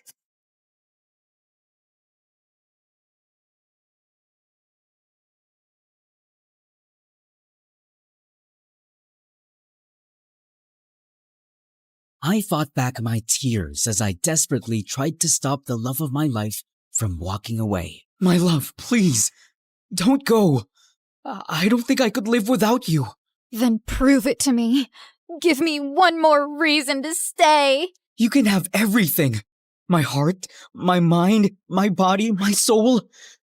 And most importantly, my lips. The raindrops danced around us as we shared the most passionate kiss ever. And cut. Perfect. That's a wrap. The director had already yelled cut, but Reese kept kissing me. I had to push her away because her breath smelled so bad I almost threw up. It's rotten tuna, isn't it? I told you not to eat something stinky before our kissing scenes. Ignore my calls again, and it's a dead rat next time. You're crazy. Having Reese as my female lead was a total pain in the butt. Our agencies told us to act like lovers to promote our romance film, but she was too clingy to be a fake girlfriend. She was even worse than my obsessed fangirls who had no concept of privacy. After filming, I escaped to my private gym to work out, but just as I stepped out of the shower, a creepy girl suddenly descended from the ceiling. Who are you, and how did you get in here? I was just destined to be here. Finally, I got to see you up close. I couldn't believe you're real. You're just too handsome. It hurts. I immediately alerted my bodyguards, and they caught her in midair as she tried to pounce on me like the hungriest tigress alive. Leon, please. Just one chance. Jeez, can I ever catch a freaking break? Hey, what's up? My name is Leon, and I'm a famous teen actor with a super gorgeous girlfriend and the most passionate fangirls ever. It might sound like every teenage guy's dream, but to me, it was the worst nightmare. Before I continue, please like and subscribe. The gym incident quickly made the news, and instead of addressing it, my psycho mom/manager was thrilled. The more obsessed fans you have, the better. It just means you're getting even more popular. I'm expecting more movie offers and brand deals after this. But we should file a harassment case against that girl. And we also need to do something about Reese. We don't have to do anything, sweetheart. Just be grateful for your fame and enjoy it. Then could you at least let me enjoy an ice cream today? You know sweets are strictly out of your diet plan. Your next role is an expert martial artist who hunts robot sharks on land, so you have to bulk up. Girls love abs. I thought we were rejecting that offer. You know I can't do action. I'm a clumsy, scaredy bunny, Mom. That's what stunt doubles are for. Having my controlling mom as my boss and manager was the worst. I just wanted some peace and quiet, but it was impossible with her. Later that day, while we were filming in a park, Reese kept clinging on to me like a leech, even during film breaks. Reese, for the love of God, get off me! But you told me that I can have everything, including your body. That was just a line from our movie. And to make matters worse, a group of jealous fans managed to pass through the barricades and sent our filming set into chaos. Get off him, you ugly, clingy witch! As I escaped to my car, I noticed a guy around my age peacefully playing with a claw machine on the side of the street. It was nothing special, but it was all I ever wanted. To be in my own world, without others minding my business. It was just a brief moment, but it finally drove me to confront my mom. I told her about wanting to take a break from my career, and she thought I had lost my mind. I just want to live my life as me. No more fake girlfriends, fake personalities, and crazy women around me 24/7. I'm tired of it. So please, just give me this. Oh, stop being dramatic. What if you do something stupid and ruin the image that we've built over all these years? As a celebrity, we have this specific image that we project to the public, and mine was the mysterious prince persona that drove the ladies wild. But in reality, I was the complete opposite. It would be cool for Leon to disappear for a while and just be normal. That's it. I just needed to announce to everyone that Leon had gone abroad to take a break and be a completely different person while he was away. Maybe a disguise would do the trick. I tried on a black wig, swapped my blue eyes for green contacts, put on glasses, then wore some weird cheap clothes and boom! What's up, loser? Mom was bawling when she saw me. Oh my goodness, what an ugly creature! Bring back my handsome son! It took me a couple of days to finally calm her down and convince her about my plan. Give me at least a year break, or else I will never go back to acting. Ever. Fine. But you have to live somewhere else, with no bodyguards, no private chefs, and no driver. Just one maid and a credit card. Oh, that's totally fine with me. And just like that, I started a new chapter in my life as the nerdy loser Noel. On my way to my first day of school, I felt like a lost bunny who had just been let out onto the city streets for the first time. My glasses were constantly fogging up, making it impossible to see clearly. As I carefully walked up the city staircase, I unexpectedly tripped. I mentally prepared myself for a painful fall, but out of nowhere, a hand wrapped around my waist and steadied me. My heart skipped a beat as I looked up and saw the most stunning girl I had ever seen. Watch where you're going, princess. Just as I was about to regain my balance, she suddenly let go of me. I gasped, but she swiftly grabbed my hand and pulled me back with a smirk. Why would you tease me like that? Because you're cute. I was aware that I was cute, but not in this disguise. How dare you make fun of me? Don't you know who I am? Of course. You're a lost rabbit who needs a little guidance. See you around. To my surprise, she suddenly jumped over the railings, and I just found myself chasing after her. When I looked down, she was already sitting on a motorcycle while holding her helmet and smirking up at me. Was she expecting me to follow her? Time seemed to slow down when she put on the helmet, turned on the engine, and pumped it up. So pretty and badass. My heart dropped when she blew me a kiss before speeding away. I blinked. Wait! I bolted down the stairs to catch up, but she was already gone, leaving me flustered and intrigued. Who is that girl? Eventually, I found my way to my school building and into my class. As I walked in, all eyes were on me as if I were the president of the Losers Club. Even the girls were giving me a disgusted look, which was totally new to me, and I wasn't complaining. I headed towards an empty seat, but just as I was about to sit down, some dude suddenly kicked the chair away, sending me crashing to the floor. What the heck, man? My bad. I was just practicing my signature move for my next blockbuster movie. I'm basically the next action star, you know? Oh, I didn't expect a fellow actor to be here. But he didn't look familiar at all. Take it easy on him, Paxton. I didn't even touch the dude. And that was when the entire class erupted in laughter. So this is what bullies are like in real life, huh? It's no different from the movies. I stood up, quietly walked to the back of the classroom, and just stood there awkwardly. The door slid open, and the room fell silent as a confident figure walked in. It was that stunning motorcycle girl! So she actually goes to this school too? Paxton and the other guys were practically drooling, which was pretty understandable. She's drop-dead gorgeous without even trying. I was busy gawking at her when she unexpectedly turned to me. Oh, hello, princess. I didn't expect to see you here. Small world, huh? Why are you standing there? I don't have a seat. Come sit on my lap then. I almost choked on my own tonsils. Before I could process her unexpected offer, Paxton suddenly swooped in and offered me a new chair. Here's your seat, buddy. Alrighty then. Paxton's jealous face turned triumphant, while I was left disappointed. During our class, I kept finding myself staring at my pretty seatmate, secretly. Her side profile looked breathtaking, and the way she effortlessly bit on her pen and spun it around her fingers was so cool. I had worked with tons of beautiful teen actresses my whole life, but it was the first time that a girl got me genuinely intrigued. I wonder what her name was. Later that day in the canteen, I found out that I could eat whatever I wanted, and I was ecstatic.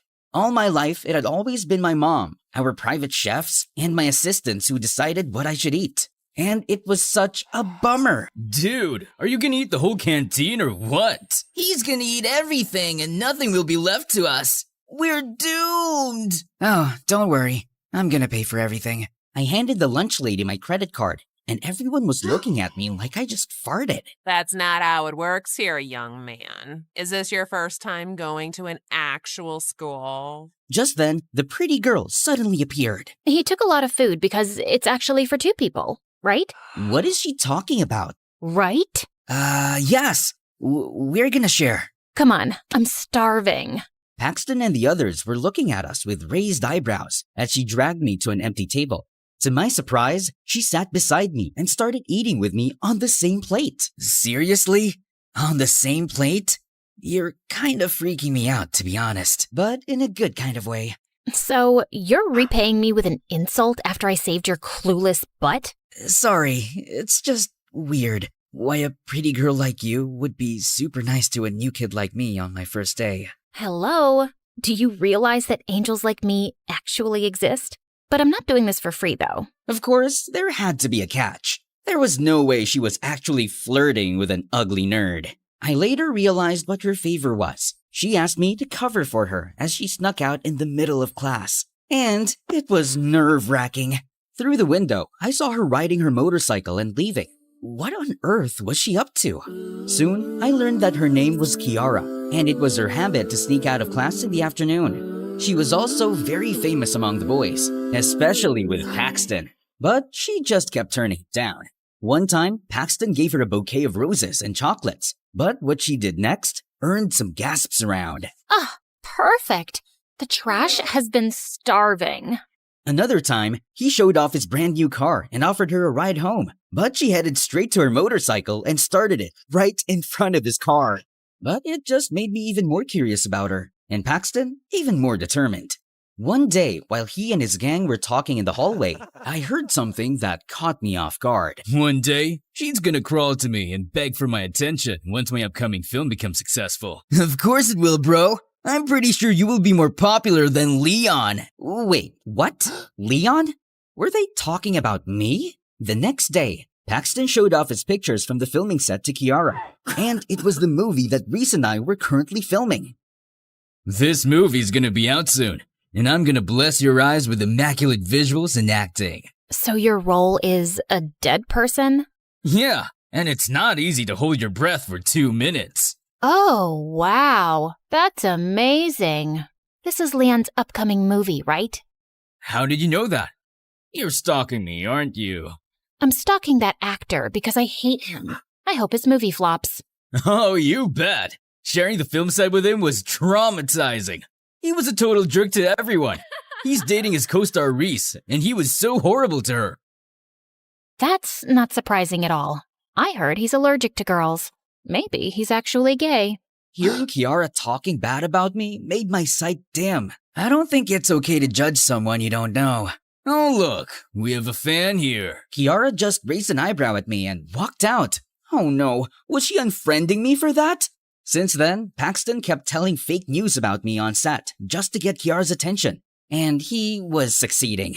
One time, he asked for iced coffee and complained that it was cold. Oh, so he's a moron, I see. And I also remember when Reese almost threw up during their kissing scene because his breath smelled like rotten tuna. A disgusting, dumb jerk. What a lethal combination. Seeing Kiara believing all his lies made me furious, so I started ignoring and avoiding her since then. But one day, she cornered me. Hey, princess, are you ignoring me on purpose? Stop calling me princess. I'm a freaking guy. You're cuter when you're jealous. What? I'm not jealous. Why would I? I just don't like people who talk bad about others without even knowing them. Is this about Leon? Jeez, you're really a fan, huh? Interesting. I told you I'm not. Realizing how close her face was to mine, my eyes automatically went down to her lips. I had kissed tons of women on screen before, and expertly on that. But why do I feel like farting at the thought of kissing Kiara? Just then, someone called her and she immediately left, leaving me flustered all over. As I walked out of the room, Paxton suddenly blocked my way. Kiara will never be yours, so stop dreaming, loser. Or else. Is that a threat? The jerk just answered me with a smirk and left. The next day, I found a letter in my locker, and it was from Kiara. Hey, princess. Come to the last room on the 3rd floor before our class. I have a surprise for you. XOXO. What was she planning this time? Driven by curiosity, I made my way to the room. But the moment I stepped inside, the door abruptly locked. Hey! What's happening? Open the door! In that instant, a hissing sound reached my ears, and when I turned around, I found myself face to face with a menacing snake. My face turned a shade paler than snow, and I let out a shrill scream. Just as it was about to strike, someone swiftly grabbed it by the neck, as if it were nothing, and flung it out of the window. She looked so cool. My heart skipped a beat. But I snapped back to reality when I realized what just happened. Did you plan all of this just to tease me again? Because it's not funny. What do you mean? Never mind. Frustrated, I dashed out of the room, only to see Paxton and his friends in the hallway, laughing. He was screaming like a freaking girl! Everyone was making fun of me all day, so I decided to skip my remaining classes and head straight home. To make myself feel better after a disastrous day, I decided to treat myself to a nearby restaurant. But as I reached into my pocket to pay the bill, panic washed over me. I left my wallet in my locker. I explained the situation to the manager, but they seemed skeptical of my story. So I ended up washing some stacks of dirty dishes. As a clueless billionaire who had never washed a dish before, the scene turned into a complete disaster. Just as the manager was about to flip over me, a familiar face appeared in the chaos. Kiara, what are you doing here? I'm about to rescue my princess for the nth time. As we watched, she revealed that she actually worked part-time in the restaurant. Her sick mom had a massive debt with the owner, and Kiara was working it off. So, this is where you go whenever you sneak out of class. Yep. Oh, by the way, we need to do something about Paxton. What he did to you earlier is totally not cool. What do you mean? I saw him putting that letter in your locker. I got curious, so I followed you after you read it. And thank God I did. Now that makes more sense. I need to teach that jerk a lesson that he'll never forget. Let me help you with that. Kiara and I planned my revenge together, and the opportunity came the very next day. Our drama club teacher chose Paxton as the main character, and I was casted as the waiter. In one scene, Paxton's character caught his girlfriend cheating in a restaurant and was supposed to cry. But he looked more like a constipated frog. Paxton, is that how an aspiring actor acts? You look so constipated. I need more emotions.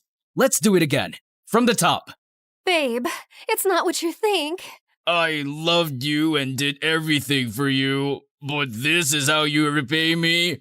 It hurts. It really hurts. How could you do this to me, you ungrateful witch?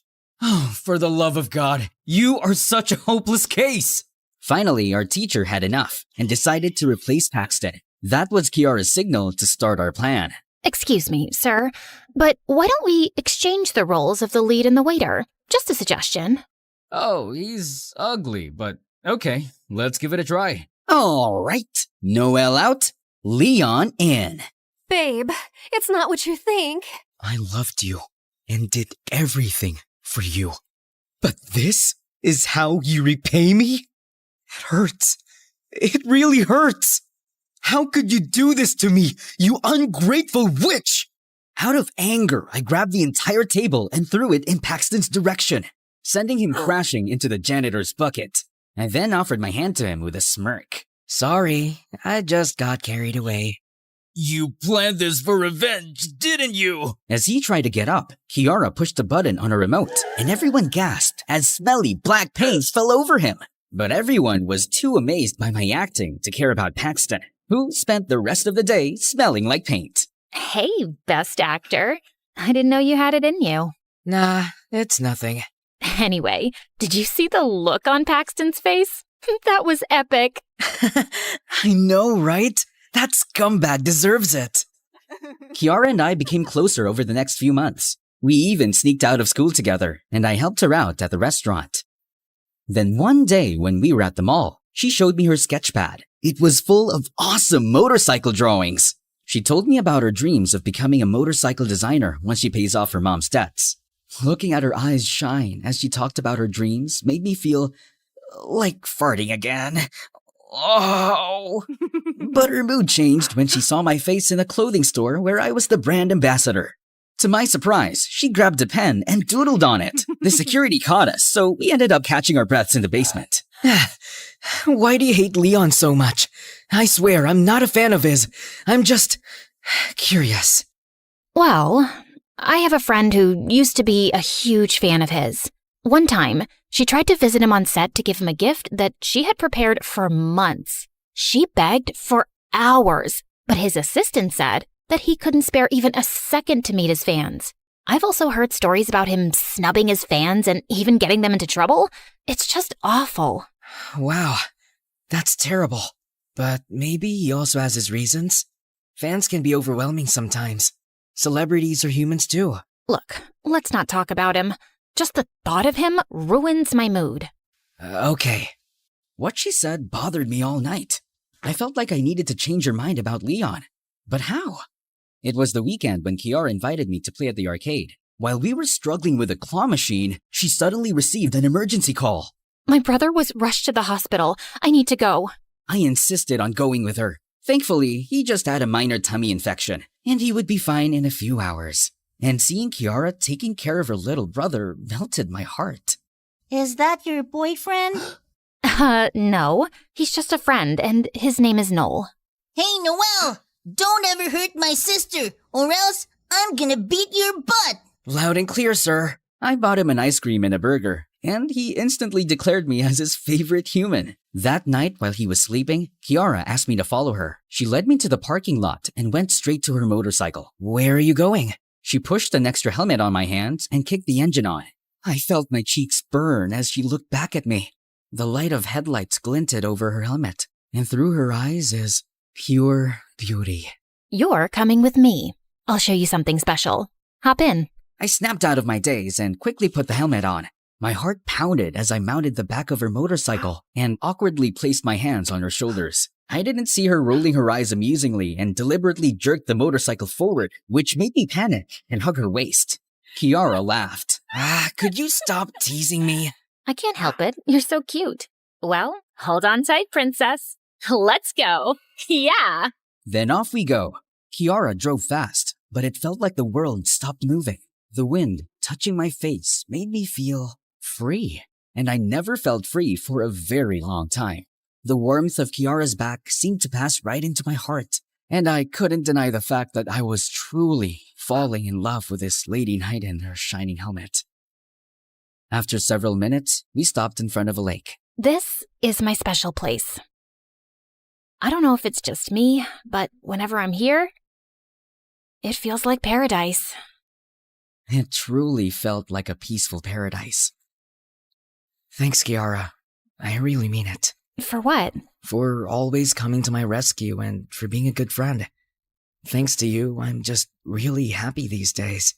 It's my first time living without my mom, and I was worried at first. What's your mom like? She used to be really nice, but ever since Dad left us, she transformed into this evil witch who controlled me like a puppet, and it was suffocating. That sucks. So, you ran away from home? Kinda. I'm glad that you did. You deserve to breathe, you know? And I'm always here for you. I looked away as I noticed her staring at me. Am I making you nervous? Yes. No, I mean, a little bit. Look at me, Noel. Wow, look at those frogs. They're jumping around.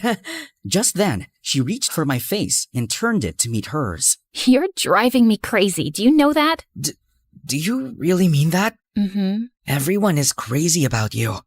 But why me? To be honest, I don't know. You're just something else. Something special.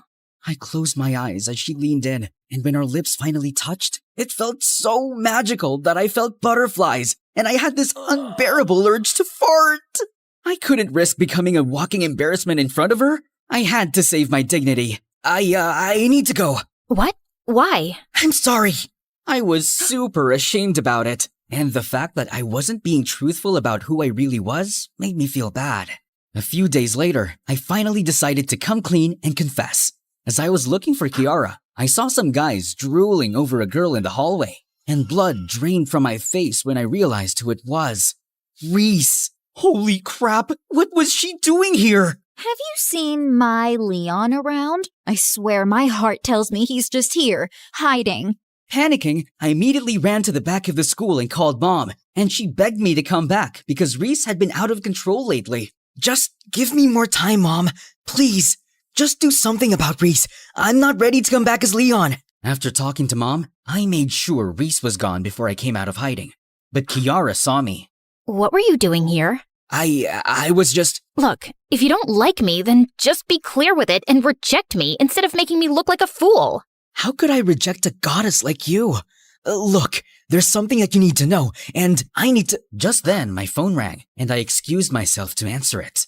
It was Mom, and she informed me that we needed an emergency meeting about Reese ASAP because she was throwing a tantrum right now, and she might tell the press that I was in hiding. What is it you were going to tell me? I'll tell you next time. I need to go. After an emergency meeting, we tried looking for Reese, but she was nowhere to be found. The next day in class, I got the biggest shock of my life when Paxton arrived with her, and there were a lot of reporters with them. Everyone, eyes on here! Reese and I got a little movie to show you. He suddenly played a video of me talking to Mom about Reese yesterday, and everyone was so confused. Just give me more time, Mom. Please. Just do something about Reese. I'm not ready to come back as Leon.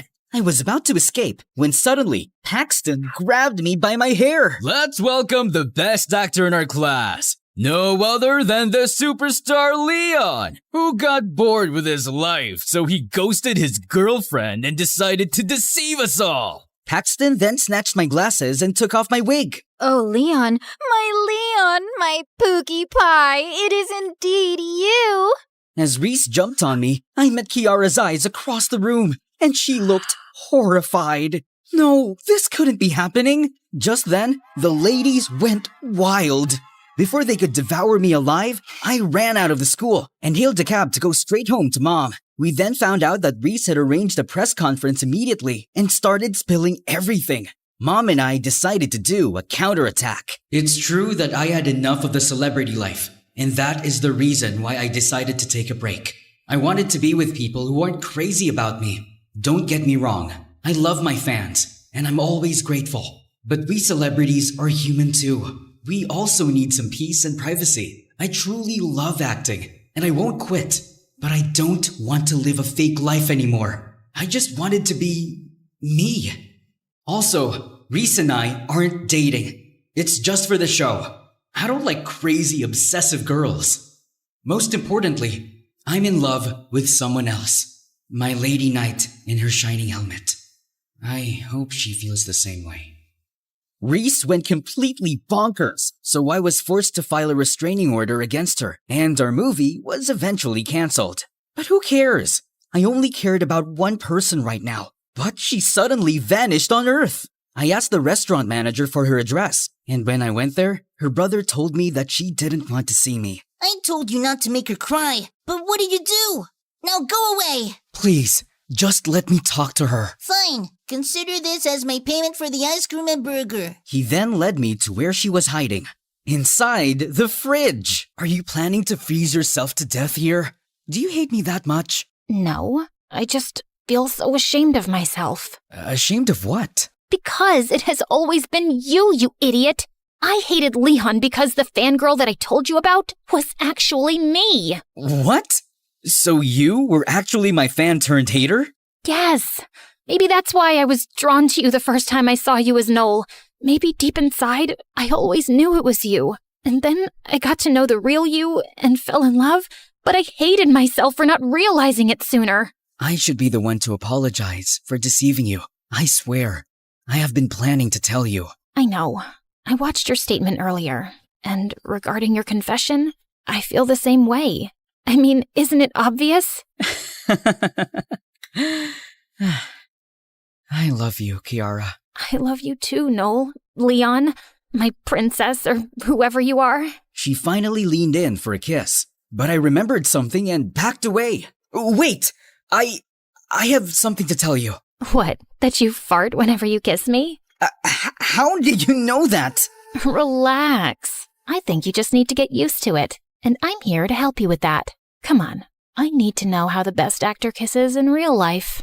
And with that, I gave her the best kissing scene ever.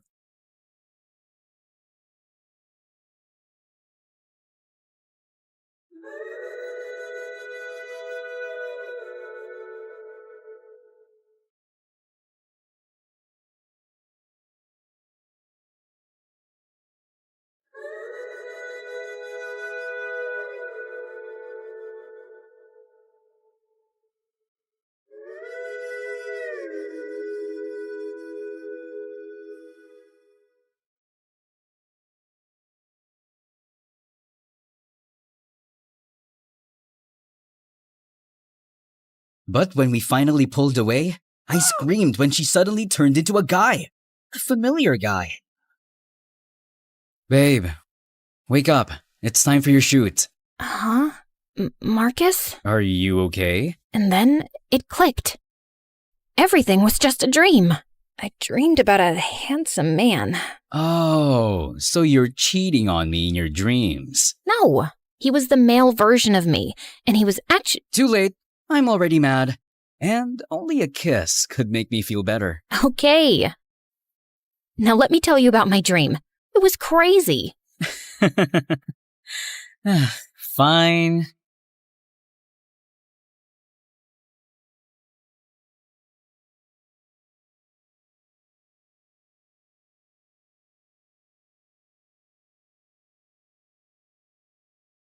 In Grimm's version of the fairy tale, apparently my sister and I weren't even worth naming. But at least we were rightly described as beautiful. In Disney's version, our names are mentioned, but can you recall them? No. I bet all you can remember are two pug-nosed sisters with terrible hair, the nasolabial fold of a 70-year-old, annoying voices, and very big feet. The thing is, we really weren't ugly, especially me. Honestly, I was kind of a looker from the right angle. No, move to the left. That side is prettier. Like, sure, I could have benefited from a nose job if it was a thing back then, but I've got great hair, a bangin' body, and deep eyes that look like dark pools you could drown in. Or so I've been told. No, the problem wasn't us. The problem was her. Because next to her, anyone would look like a gnarly potato. You know how one day you feel you're looking really good? The skin is skinning, the hair is hairing, the outfit's outfitting. And then you see some celebrity on Instagram and feel like you two can't even be creatures from the same planet? Yeah, that's what the Cinderella effect was. Making everyone around her look like E.T. And you know what the biggest joke is? She was never a victim or forced to be our maid. She was very OCD, so scrubbing everything like a maniac all the time is entirely on her. No one asked her to do that. I guess she didn't love being a nobody, because slowly, very slowly, she started spinning her story. And before we knew it, we were the villains. She was the poor, mistreated servant girl, and I was the bitter hag trying to steal her man. But he was my man first.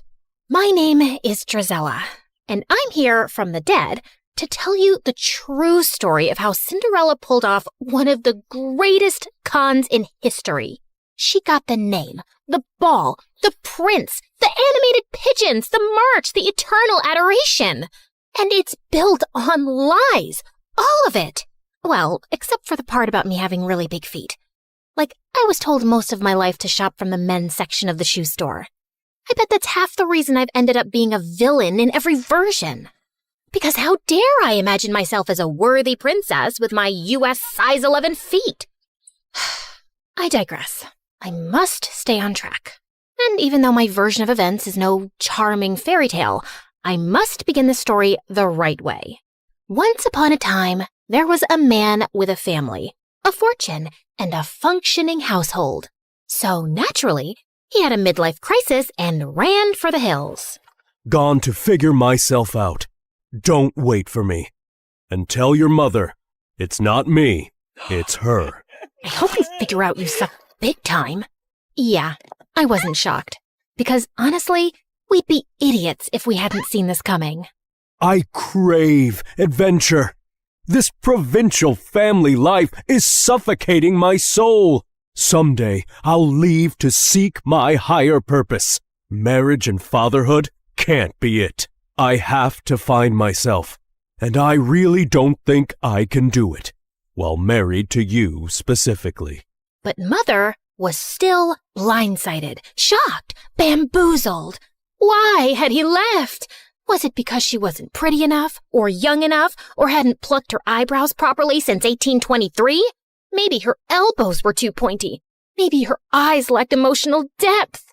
I tried to explain that it was more about him being a spineless lizard running away from adult responsibility, but she just kept sinking in the depths of her despair and the couch.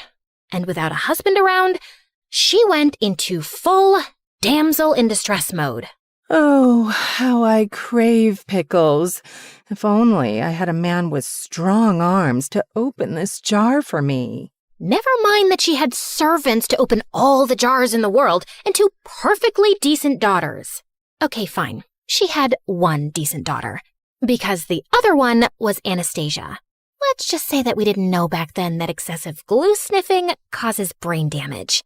And that kid always had her head stuck in a pot of glue. Anastasia, focus!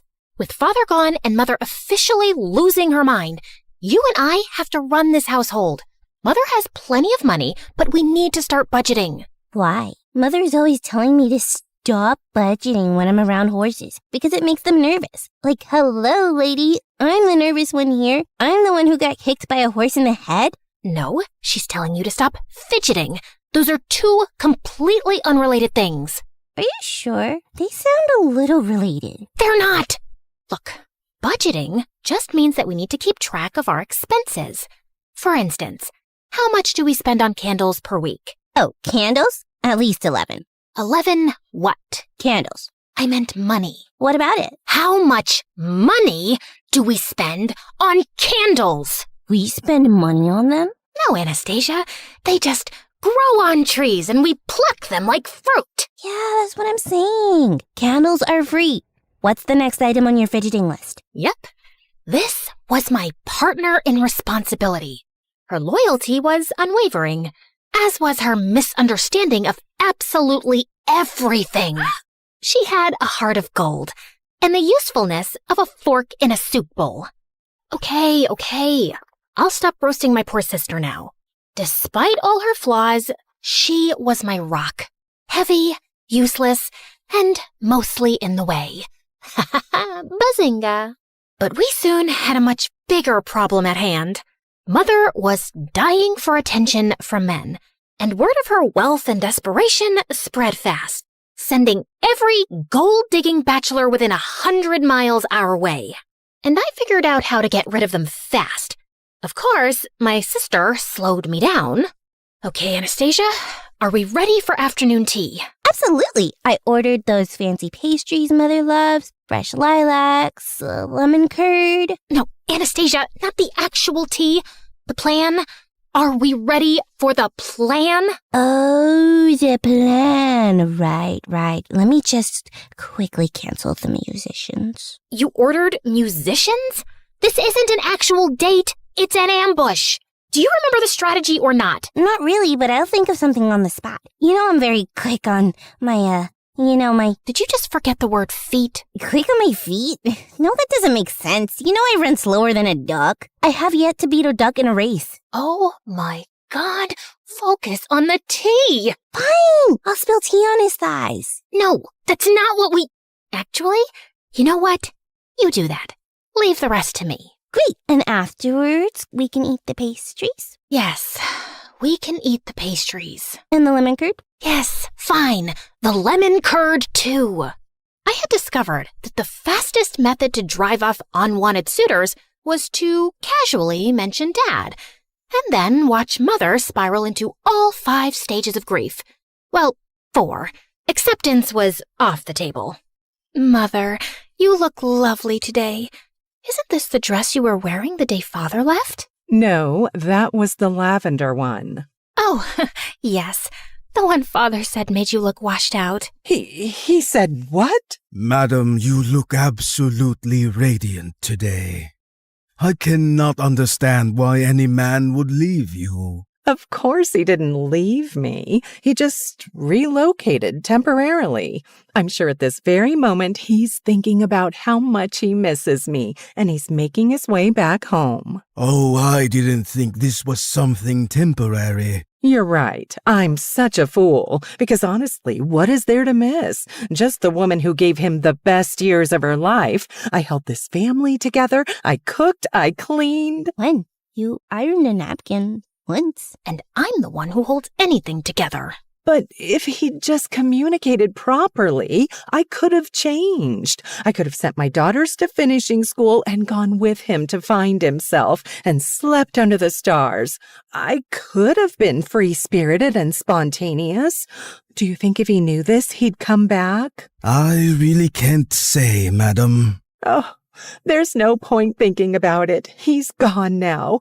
But you're here to mend the pieces of my broken heart, right? You have good, strong shoulders to cry on. I'm going to cry on them so much. It's getting kind of late for my hostess dinner. This has been lovely. Are you running away from me too? No, I mean, yes, but it's not you, it's me. Oh! He was leaving anyway, genius. Tea is expensive. You're all crazy. As he ran off and Mother sobbed into the tablecloth, we high-fived. I thought I was so smart, chasing off Mom's suitors and taking charge of the household. But then I made the biggest mistake of my life. Yeah, bigger than letting Anastasia give me a haircut once. I hired a gardener. Ma'am, thank you for the position. If it pleases you, my daughter Ella will also be staying with me in the servants' quarters. I'm sure she can make herself useful to you. A girl my age emerged from behind him, and I will never forget the first time I saw her. Her hair was like honey catching sunlight, her skin like porcelain, and her patched-up linen dress looked better than any silk I owned. Her eyes were the kind of blue that would make painters cry into their palettes trying to replicate it. Every feature on her face was in perfect harmony. And then she smiled. We didn't know it yet, but the entire trajectory of our lives was rewritten at that moment. Oh my, just look at you, child, like something out of a dream. You're perfect. You're too kind, ma'am. I'm so grateful to you for letting me stay. She's glowing. Should people glow? Do you use some kind of special shampoo made from unicorn tears and fairy dust? You're funny. I like you. Did you hear that, Gisela? She likes me. As Mother led her father away to show him their living quarters, and, I don't know, Anastasia went after a butterfly, Cinderella stayed back and looked directly at me. Drizella, isn't it? Yes. And you're Ella? Yes, but my late mother nicknamed me Cinderella because I'd always sleep by the fireplace and get covered in ashes. You know how nicknames stick.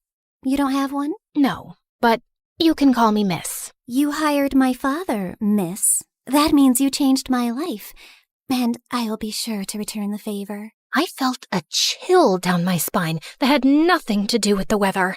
As she walked away, I just knew I disliked her intensely. Part of me thought it was because I was jealous, and yeah, of course I was. But I just had a feeling that beneath that flawless facade was someone calculating and dangerous. And oh, how I wish I wasn't right for once. At first, she just helped. She polished the silver, dusted the bookshelves, organized the pantry, but then she started having ideas for everything. She rearranged the furniture, suggested new colors for the curtains, and started embroidering tablecloths and crocheting bedspreads. It's like watching angels knit. Even I couldn't deny her taste was impeccable. And soon, Mother wanted her opinion on everything. And then she was suddenly instructing all the maids, the butlers, and even the cook. The cook! That toad never listened to anything I said. The house sparkled, the cutlery gleamed, the food actually had flavor, and I could see my reflection in the floors now. How could I complain about that? But I couldn't help being bothered by how she had Mother and Anastasia wrapped around her little finger. She would make them face masks and hair oils, play the piano for them like she was Mozart's daughter, and sing like a nightingale. And then there was the dancing. There was a celebration, as always, at the end of the harvest season. And as the servants gathered to dance, Cinderella joined them. She didn't dance like a girl raised in servant quarters. She danced like the air was conspiring to hold her up, like the music was written just for her, like she'd spent her whole life rehearsing her steps to perfection. Everyone was mesmerized. She's so graceful. Not like my girls. That was the first time I heard her say it.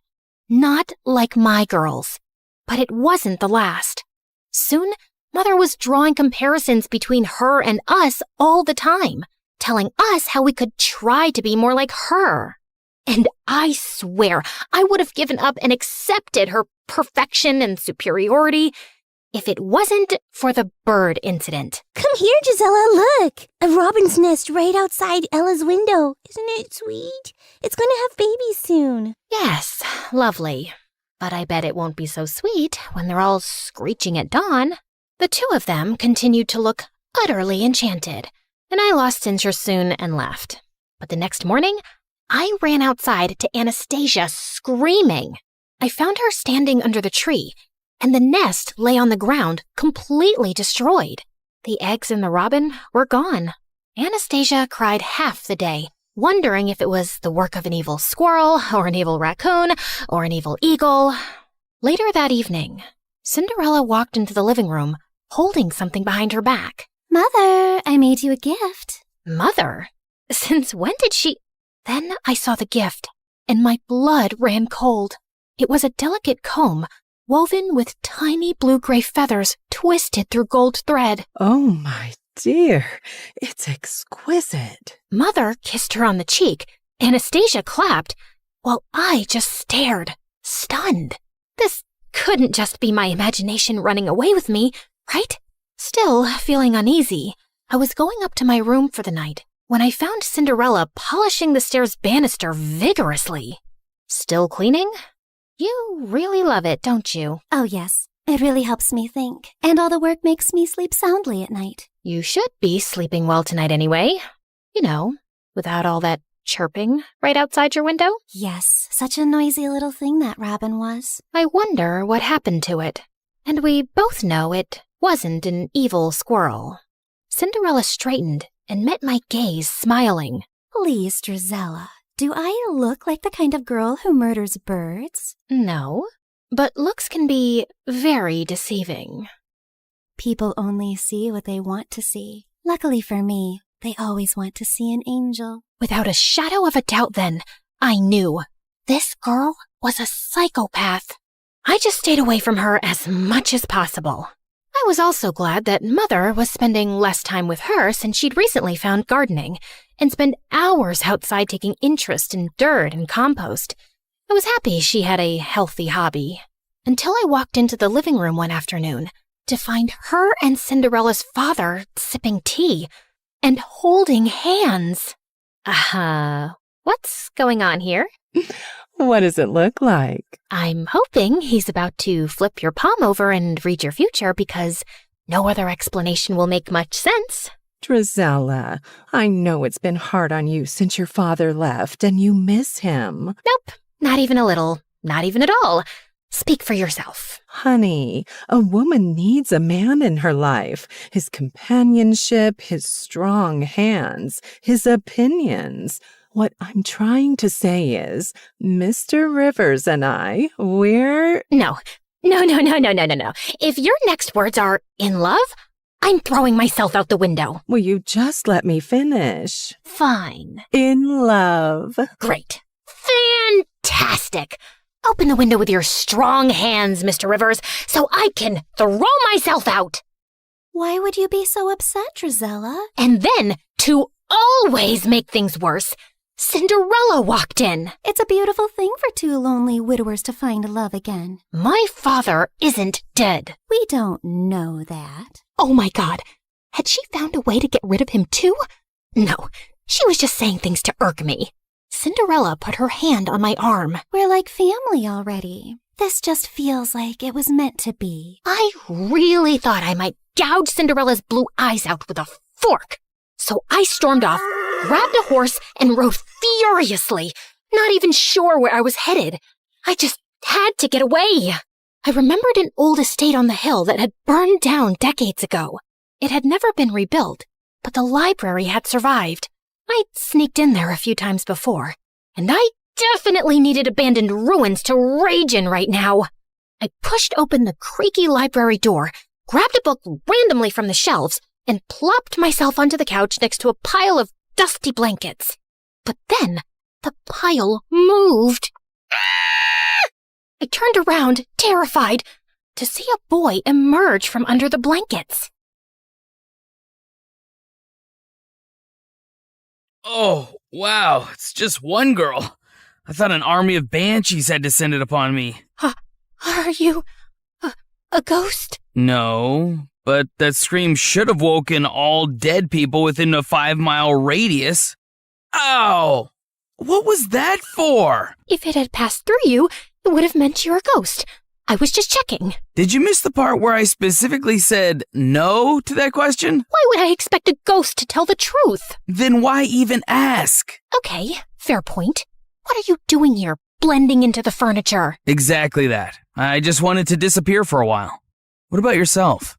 This isn't the most obvious hangout spot for a girl like you. A girl like me? Well, you don't look homeless in your silk gown. You're not exactly some local goat farmer yourself. How dare you? I'll have you know I milked a goat. Once. It ran away crying, but still. My name's Henry. Henry what? Just Henry. First name Just. Okay then. Just Henry.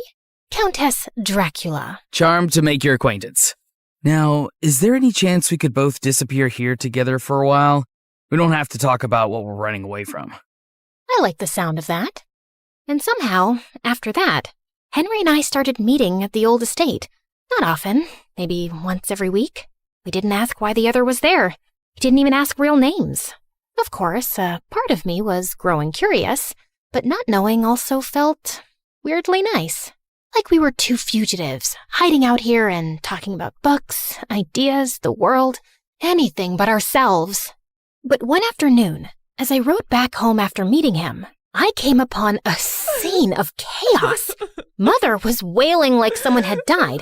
Anastasia was blocking out the sound with pastries, and Cinderella was on the floor at Mother's feet, a picture of despair. It turned out that Mr. Rivers was a greasy rat who had run off with Mother's jewels. And he'd left Cinderella behind.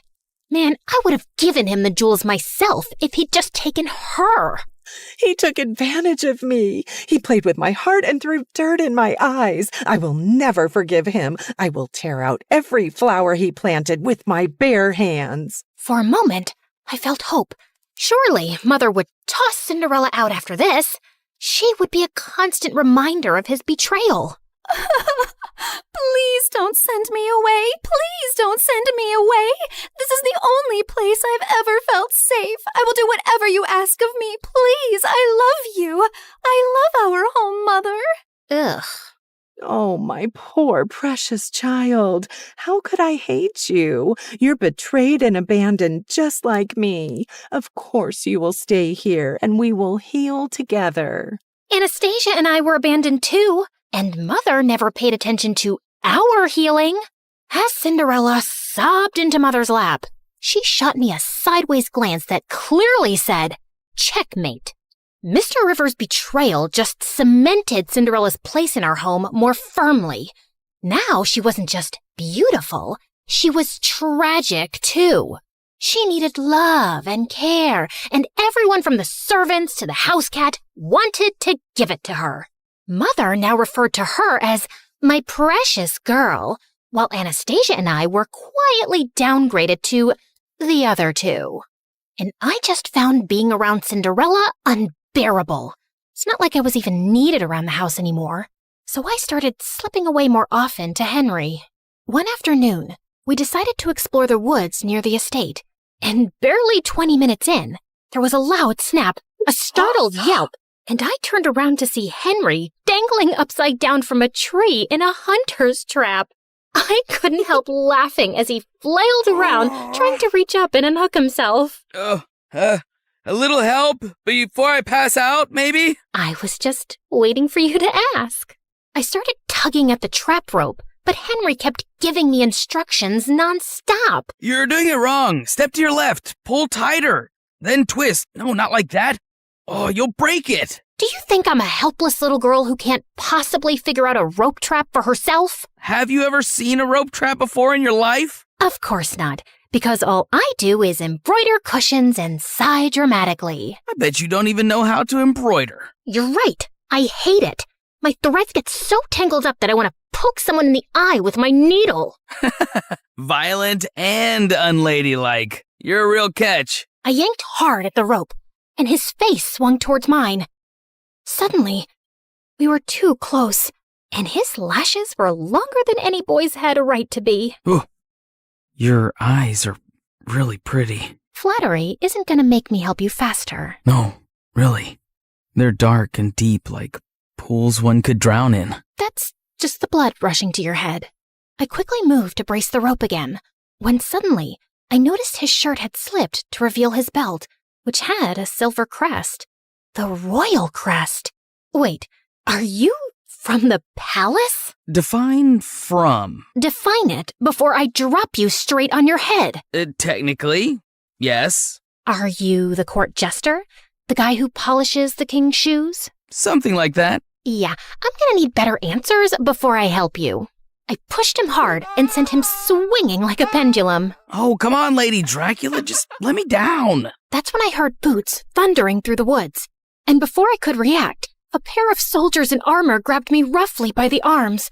Another two swooped in, expertly cutting Henry down and catching him before he face-planted into the dirt. Endangering the crown prince is a punishable offense, girl. Endangering the who now? Stand down, man. She's harmless, unless she has a needle and thread in her hands. I just gaped at him. You're the crown prince? Yes, first name, Crown, second name, Prince. You told me just Henry. Well, I am just Henry sometimes. You never asked follow-up questions. You will say nothing of this to anyone, men. Same as you. Keep quiet about my visits here. Is that understood? Yes, Your Highness. Your Highness? Your Highness? You look like you're both spiraling and want to murder me. No, that's just my normal expression. Now, since we're being honest and going for full disclosure... You're a liar who got forced into telling the truth. How about you tell me your real name, too? Drizella. That's pretty. Dracula suits you better. Lots of names are coming to my mind for you, but I shall refrain from using them since I know who you are now. Good day, Your Highness. Hey, don't let this change things between us. But I kept walking without turning to reply. How could it not change things between us? The boy I'd been sneaking off to meet, regularly insulted, hit a couple of times, and maybe, possibly, definitely liked, was the freaking crown prince. I didn't go back to the estate for days, still finding the truth about him too overwhelming. But eventually, I cracked, so I rode back to the old estate one afternoon, and my heart skipped a beat to find him already there, throwing pebbles into a broken fountain. Well, look what the cat dragged in. I was beginning to think you died. Or got married. Sorry to disappoint you, but still alive and unwed. You know, I was this close to going around town and knocking on random doors to inquire after a girl with violent tendencies and great hair. I just rolled my eyes, but inside, I was smiling stupidly. We just sat in silence for a while. I come here sometimes because it's all just too much. The title, the expectations, the spotlight. I don't even get along with my father mostly. I know I'm going to sound like an ungrateful brat, but sometimes I just don't want to be the prince. I come here for quite the opposite reason, I suppose. I feel invisible in my own house, completely replaced by my stepsister. My pride wouldn't let me say the gardener's daughter. She's perfect. Everyone admires and adores her. It's not hard to see why. Come on, no one's perfect. Oh no, she really is. I'm sure this sounds like some petty sister jealousy, and it doesn't compare to your royal problems. But honestly, they don't sound so bad. No one expects anything from me. Well, except maybe being more ladylike so I can marry some stuffy lord one day. But you could do so much with your life, Henry. And people expect things from you because you're important. Because you matter. Henry reached across the space between us and slipped his fingers through mine. You matter to me. As my heart tripped over itself, he leaned in and kissed me. It was clumsy at first. Our noses bumped, my hair got stuck in his stupid jacket, and we started laughing. But it was so sweet and real. And for a while, I forgot Cinderella. I forgot he was royalty. I forgot about everything. It was just me and Henry. I floated through the next few weeks like some lovesick idiot. Of course, like any self-respecting lady, I didn't show it. You're grinning like you've got a clothes hanger stuck in your mouth. What is so funny about my art? I wasn't grinning. And what art? The one you're staring at, my masterpiece. I made this cat sculpture from old socks and glue. Ah, that art. The one cleverly disguised as garbage. It's the loveliest duck I've ever seen. Cat. It's a cat. Yes, that's what I said. It was the happiest I'd ever felt in my entire stupid life, which naturally meant the universe had to kick me in the teeth soon. One afternoon at the estate, Henry sat me down with a serious look I didn't like one bit. I have to leave for a while. What, running away to join the circus? No. Father's sending me across the sea for an official royal delegation. It could be months, even a year, maybe. I forgot how to breathe for a few seconds. Drizella, you made me realize that I need to take my position and privilege more seriously instead of whining about it. So, yeah, I'm really trying. I'm really proud of you, Henry, and I just know you're gonna be brilliant. But a small, selfish part of me wanted to scream, "Don't go. Just stay." We promised to write regularly, no matter what, and for a while, his letters were the only thing keeping me sane. Of course, I always picked them up from the post office. I didn't want to draw anyone's attention to our correspondence. Dearest Countess Dracula, you will be thrilled to know that the local delicacy here is fermented fish eyeballs. Guess who had to eat 3? Smiling all the while. I cannot sleep at night because I keep imagining those eyeballs swimming around my gut, winking at each other. Send help. Dearest one-time goat milker, I regret to inform you that my life is way more exciting than yours. Just today, Cinderella invented chamomile soap and taught our cat to fetch her ribbons. Anastasia lost an intense staring match to a goat. Mother tried flirting with the milkman, and he fled on the aforementioned goat. I am so close to faking my own death. P.S. I miss your face and your insults. Mostly your insults. Fine. Also your face. P.S. I miss insulting you too. I'm forced to practice my skills on vendors at the market, but it's not the same. They cry too easily. Of course, it wasn't ideal, but every letter kept him close, and for now, it was enough. But then, the letters stopped coming. At first, I told myself it was all fine. There could be a million reasons for delays. But when 2 months passed by with no word, I started to feel a bit crazy. Still nothing for you, same as earlier this afternoon. You want me to save you a trip and scream no at you from across the street every morning? You might consider picking up a hobby. How about embroidery? I wasn't getting any letters, but I didn't stop sending them. Pages filled with jokes, questions, news, bad drawings. But weeks and weeks went by, and still there was no reply. By now, my heart was filled with dread. What if something had happened to him? But if that was the case, the news would be everywhere. And then finally, a letter arrived one morning. My hands were trembling so much, I almost ripped the letter trying to open the envelope. Dear Drizella,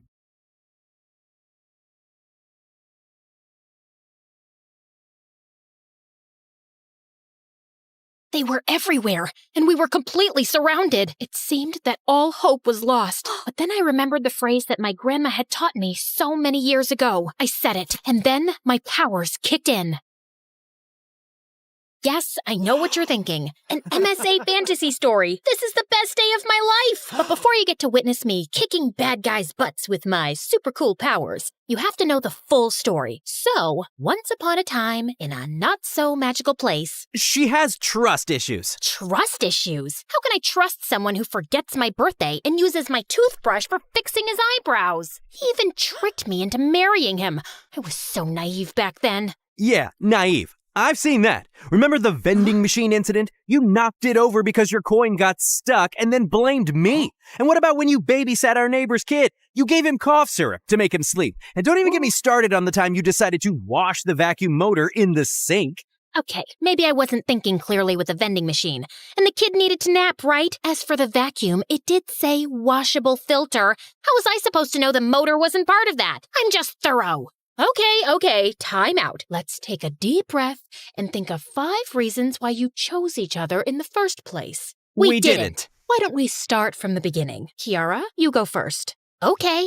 Hi, my name is Kiara, and I'm from... We already know that. Let her talk. Before I tell you my story, please like and subscribe. Like what? Subscribe where? What are you talking about? Stop interrupting me! Nicholas? Okay, my bad.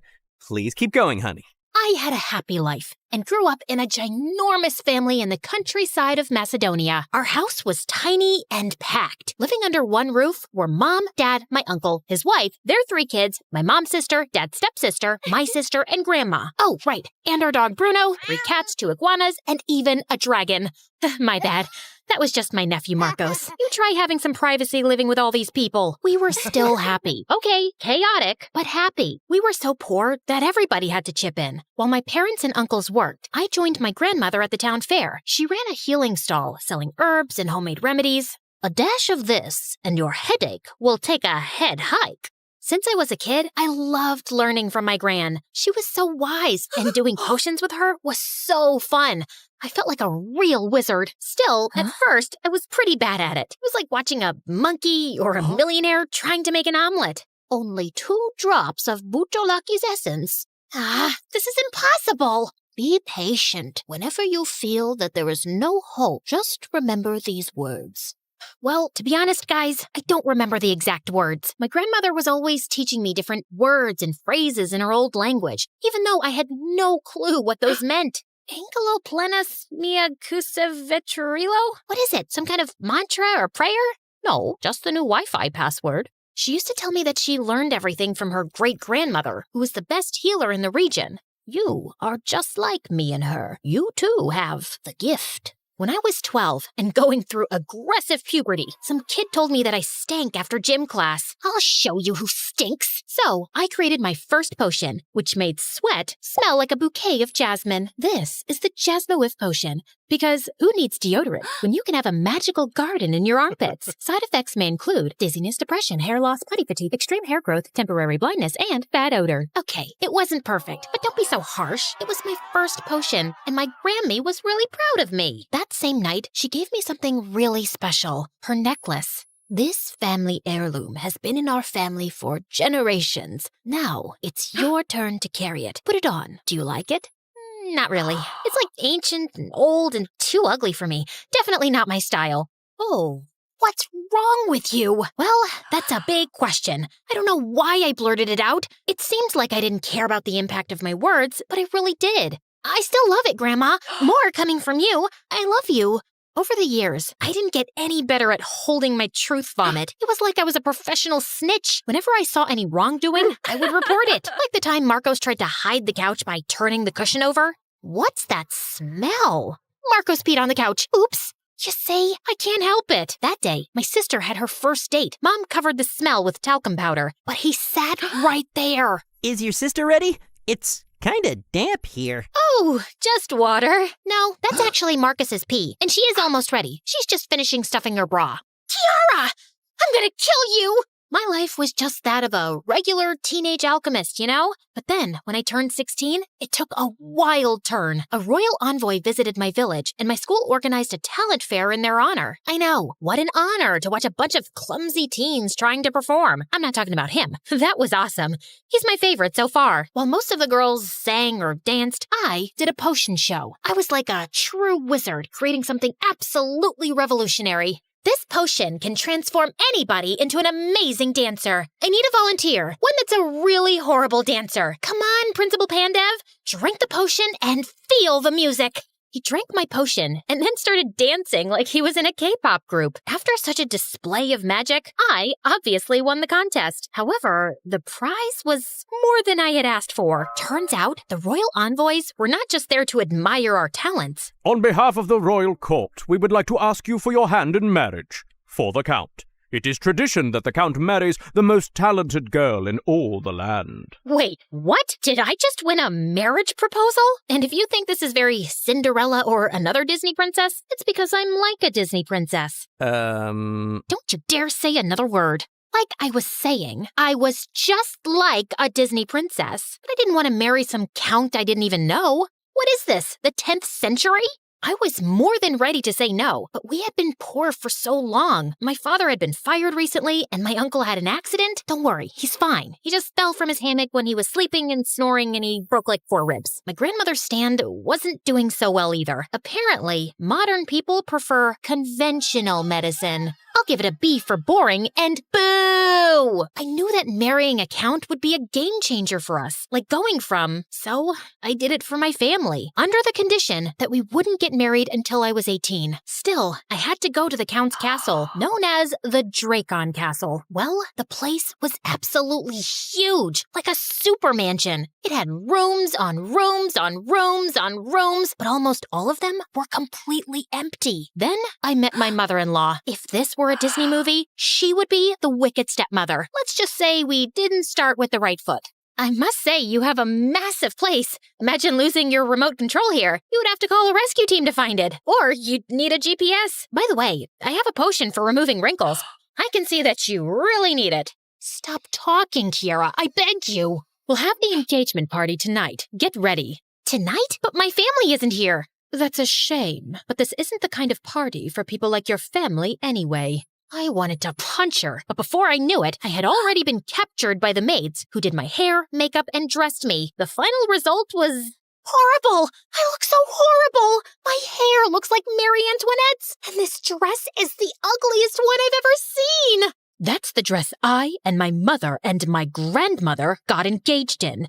Well, I guess not everybody has the class to pull it off. The class? You mean the big hips, right? Oh, I'm so sorry. I meant, I'm just more of a pants girl. Yes, I can tell that. The night came, and it was a giant masquerade ball. Everybody was so uptight that if they were noodles, they'd be straight up spaghetti sticks. I felt so out of place that I took the first opportunity to sneak out of there. While I was trying to get back to my room, I got lost and ended up in their greenhouse. The place was full of weird and exotic herbs and plants. Bingo! I started taking various plants and putting them inside my dress when someone caught me red-handed, or should I say dirt-handed. Are you stealing plants? Even with the mask on, you could tell the guy was ridiculously good-looking. He also had a really cool dragon tattoo on his neck and chest. I'm not stealing them. I'm just borrowing them. I'll return them later. Right. What are you going to do with those anyway? Sell them on eBay? No. For your information, I'm a healer, an alchemist. Is that so? Then show me. I was about to tell him that I wasn't some circus monkey ready to perform tricks on command, but he seemed genuinely interested, and again, he was ridiculously good-looking. Hey, don't judge me, guys. Okay, just a small potion. We sneaked into the kitchen, and I started mixing some ingredients, and soon, bubbles of all colors started pouring out and dancing in the air. Wow, that's really impressive. I turned around, and he was right behind me. We stood facing each other, just inches apart. Okay, now you can judge me. It's my engagement party, and I'm about to kiss a random guy. We came back to the ballroom, and right then, cue the creepy thunder, my soon-to-be mother-in-law entered. When she saw us, she smiled. Ah, so you two have officially met. Wait, what? You're Nicholas? My future husband? Nicholas smiled, but he didn't look as surprised as me. I was expecting my future husband to be a nasty old man, but Nicholas was so dreamy. Maybe this arranged marriage isn't such a bad idea. Over the next few years, we spent all our time together. He taught me how to behave like royalty, while I showed him how to do some simple potions. Or at least how to try to do simple potions. In no time, we two fell completely in love. Once, he returned from horseback riding with a small cut near his neck from a branch. While I was applying the potion to his neck, "What's the thing with the dragon tattoo? Aren't you too young to have a tattoo?" A long time ago, our region was separated between 3 houses, so I got it from my father's house, the House of Draco, also known as the House of Warriors. And why does your mother have a tattoo of a crow? That's the House of Valthor, the most traditional and ambitious people. The royalty of the royalty. Right. And what about the third house? Who belongs there? Nobody. That's the House of Zoria. That was the house for people of the darkness. That's why it was portrayed with an owl. But that one disappeared centuries ago.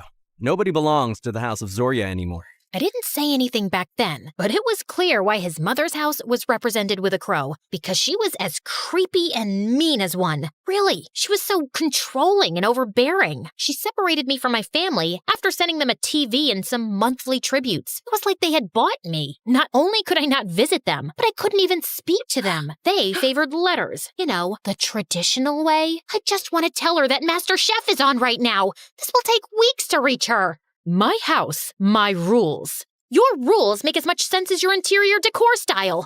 0. A big fat, flashy 0 with a capital Z. Babe, I know she can be difficult sometimes, but she wasn't always like this. After we lost my dad, she became scared of losing those she loves. That's why she's so controlling. Back then, we only had each other. Now, we have you too. So I really hope our love can endure this. What do you say? How can I say no to that? Of course, babe. What can I say? Love is my only weakness. Oh, and doing potions. Oh, and the truth. Oh, and those videos of dads giving their kids new puppies. Those are so emotional. Soon, I turned 18, and we had the biggest wedding of the century. I had never felt happier. But after that, things really went downhill. My mother-in-law got worse. She had servants follow me around, even when I went to the garden. Well, granted, the garden is about 1,000 acres. More than once, I tried to lose them, but there always seemed to be a pair of extra eyes on me. It was as if she was afraid that I would run away. But run away from what? From my handsome husband or from my new castle? Something is off here. The next night, I sneaked into the reading room while they did their Shakespeare reading hour. I settled under a desk. For the first 45 minutes, they just read, but I remained fully focused on my mission. Finally, they started talking. The time to do the ritual is here. Ritual? Mother, how come you are so sure that the witch is Kiara's great-great-great-grandmother? Witch? She has the necklace. My necklace? That moronic little girl is the key to lifting our curse. Moronic? I mean, curse? My head was spinning. Oh my God, these people are completely insane. I couldn't believe that Nicholas had used me like that and was planning to betray me. I felt devastated. I need to escape right away. Before I left, just to show Nicholas how angry I was, I snuck into his room, transformed his underpants into origami, and spread red chili on all of his wardrobes. Then I jumped out of my window and tried to sneak through the garden, but one guard spotted me. Soon, I was surrounded by guards. However, I had an ace up my sleeve, my explosive powder. I just grabbed some and boom! I started running, but the guards soon caught up with me. This time, led by her. Leave me alone, you monster-in-law! At that moment, Nicholas, driving a sports car, came to my rescue. Come with me! I got in the car and we drove away, but as soon as the castle disappeared from sight, I reached into my bag to grab something to get him talking, but all I got was mint leaves. These aren't just any herbs. I just have to rub it on your head and poof!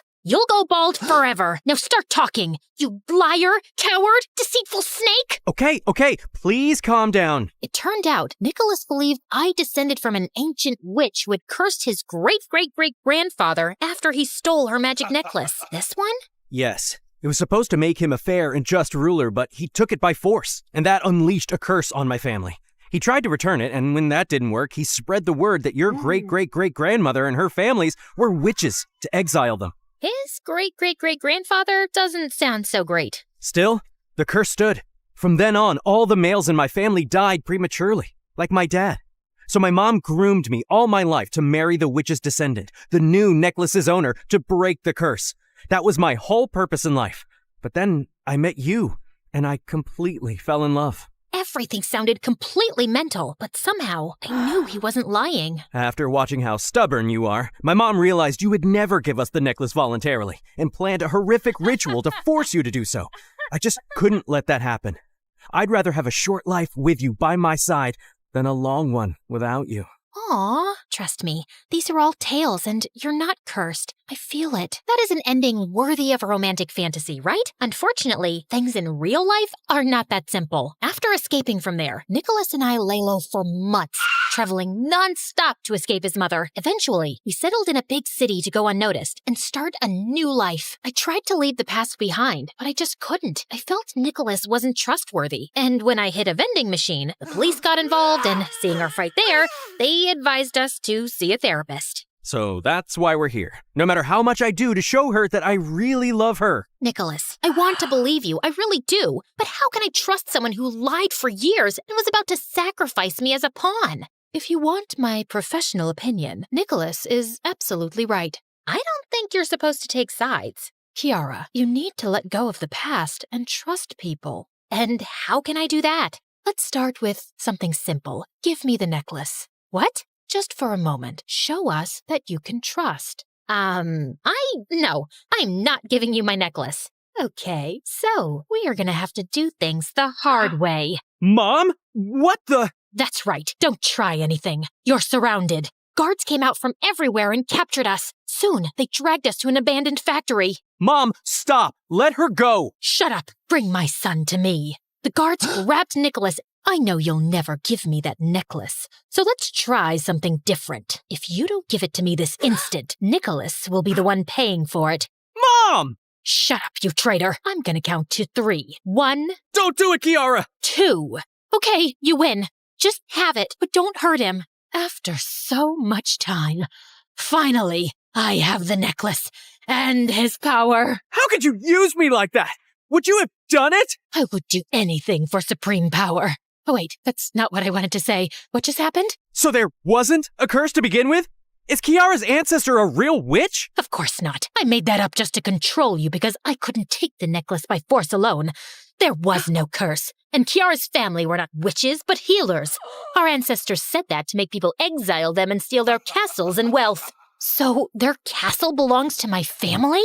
And all this time we've been living in a mouse house? Why do I keep telling the truth? And that's when it hit me. The necklace has real powers, but it isn't blowing people up or firing laser beams. Oh my gosh, that is the real power of the necklace. To be a true, fair ruler, the wearer can never tell a lie. No wonder I couldn't stop telling the truth and snitching on people when I got the necklace. I'm gonna end you two right now. She raised her arms and began to gather strength. The earth seemed to move, and lightning began to fall from the sky.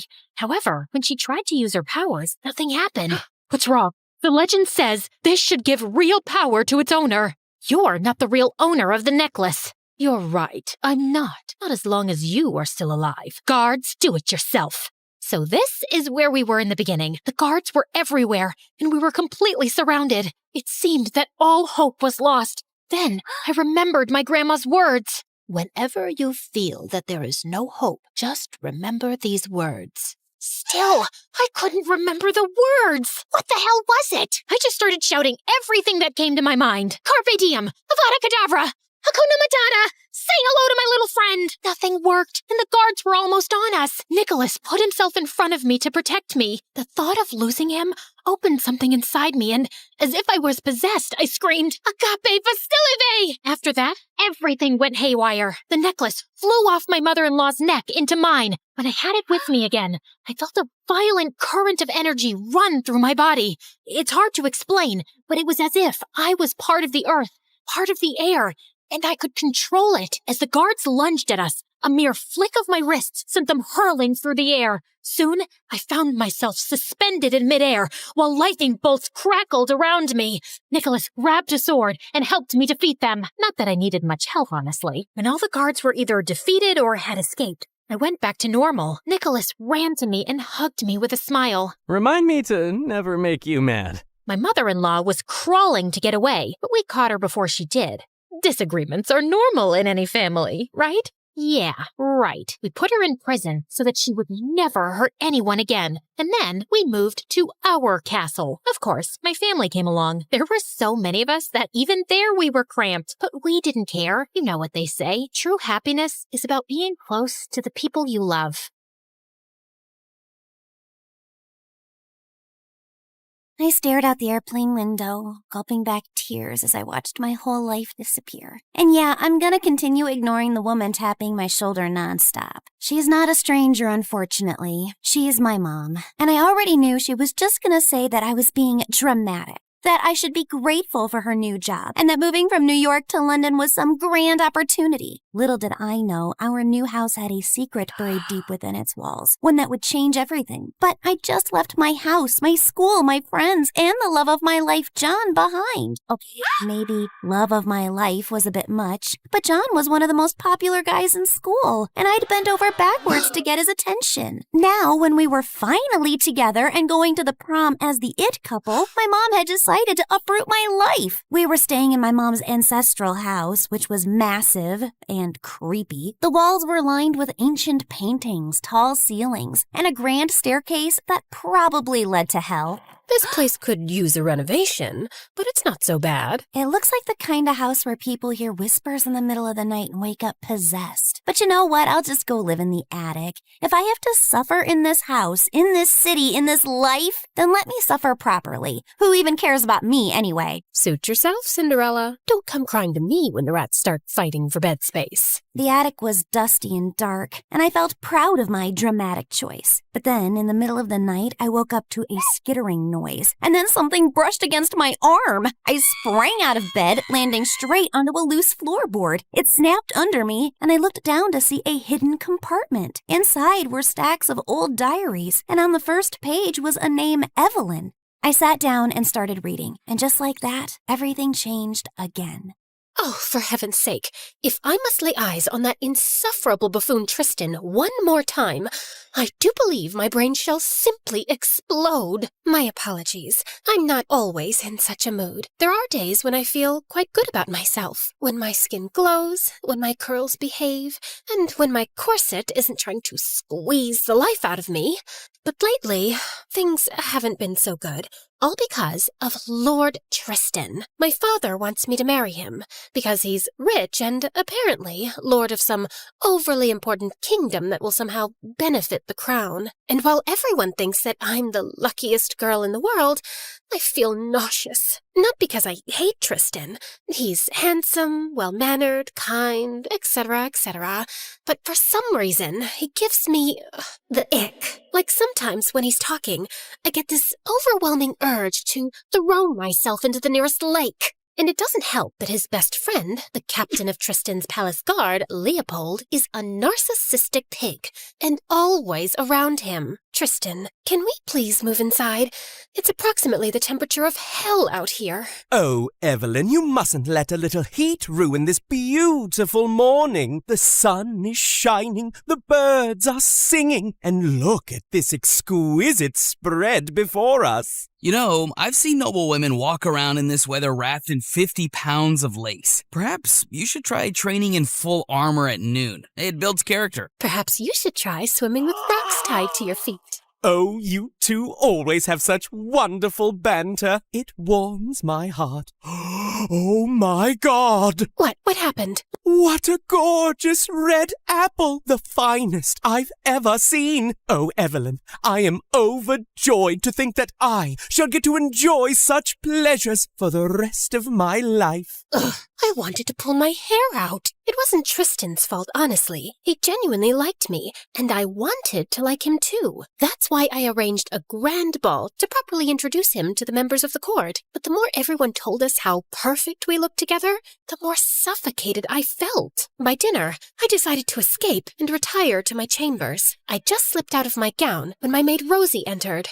You should not have left the ball like that, Princess. Your father is very angry. Well, so am I. But what does that matter to him? I am nothing more than a precious jewel to be set in the crown of his perfect alliance. What did Lord Tristan do now? That's the problem, Rosie. He doesn't do anything. I once said the moon was made of cheese, and he said, well, if the princess believes it, perhaps there is more to the moon than we know. That is quite sweet, actually. No, it's maddening. I want someone who challenges me when I say something ridiculous.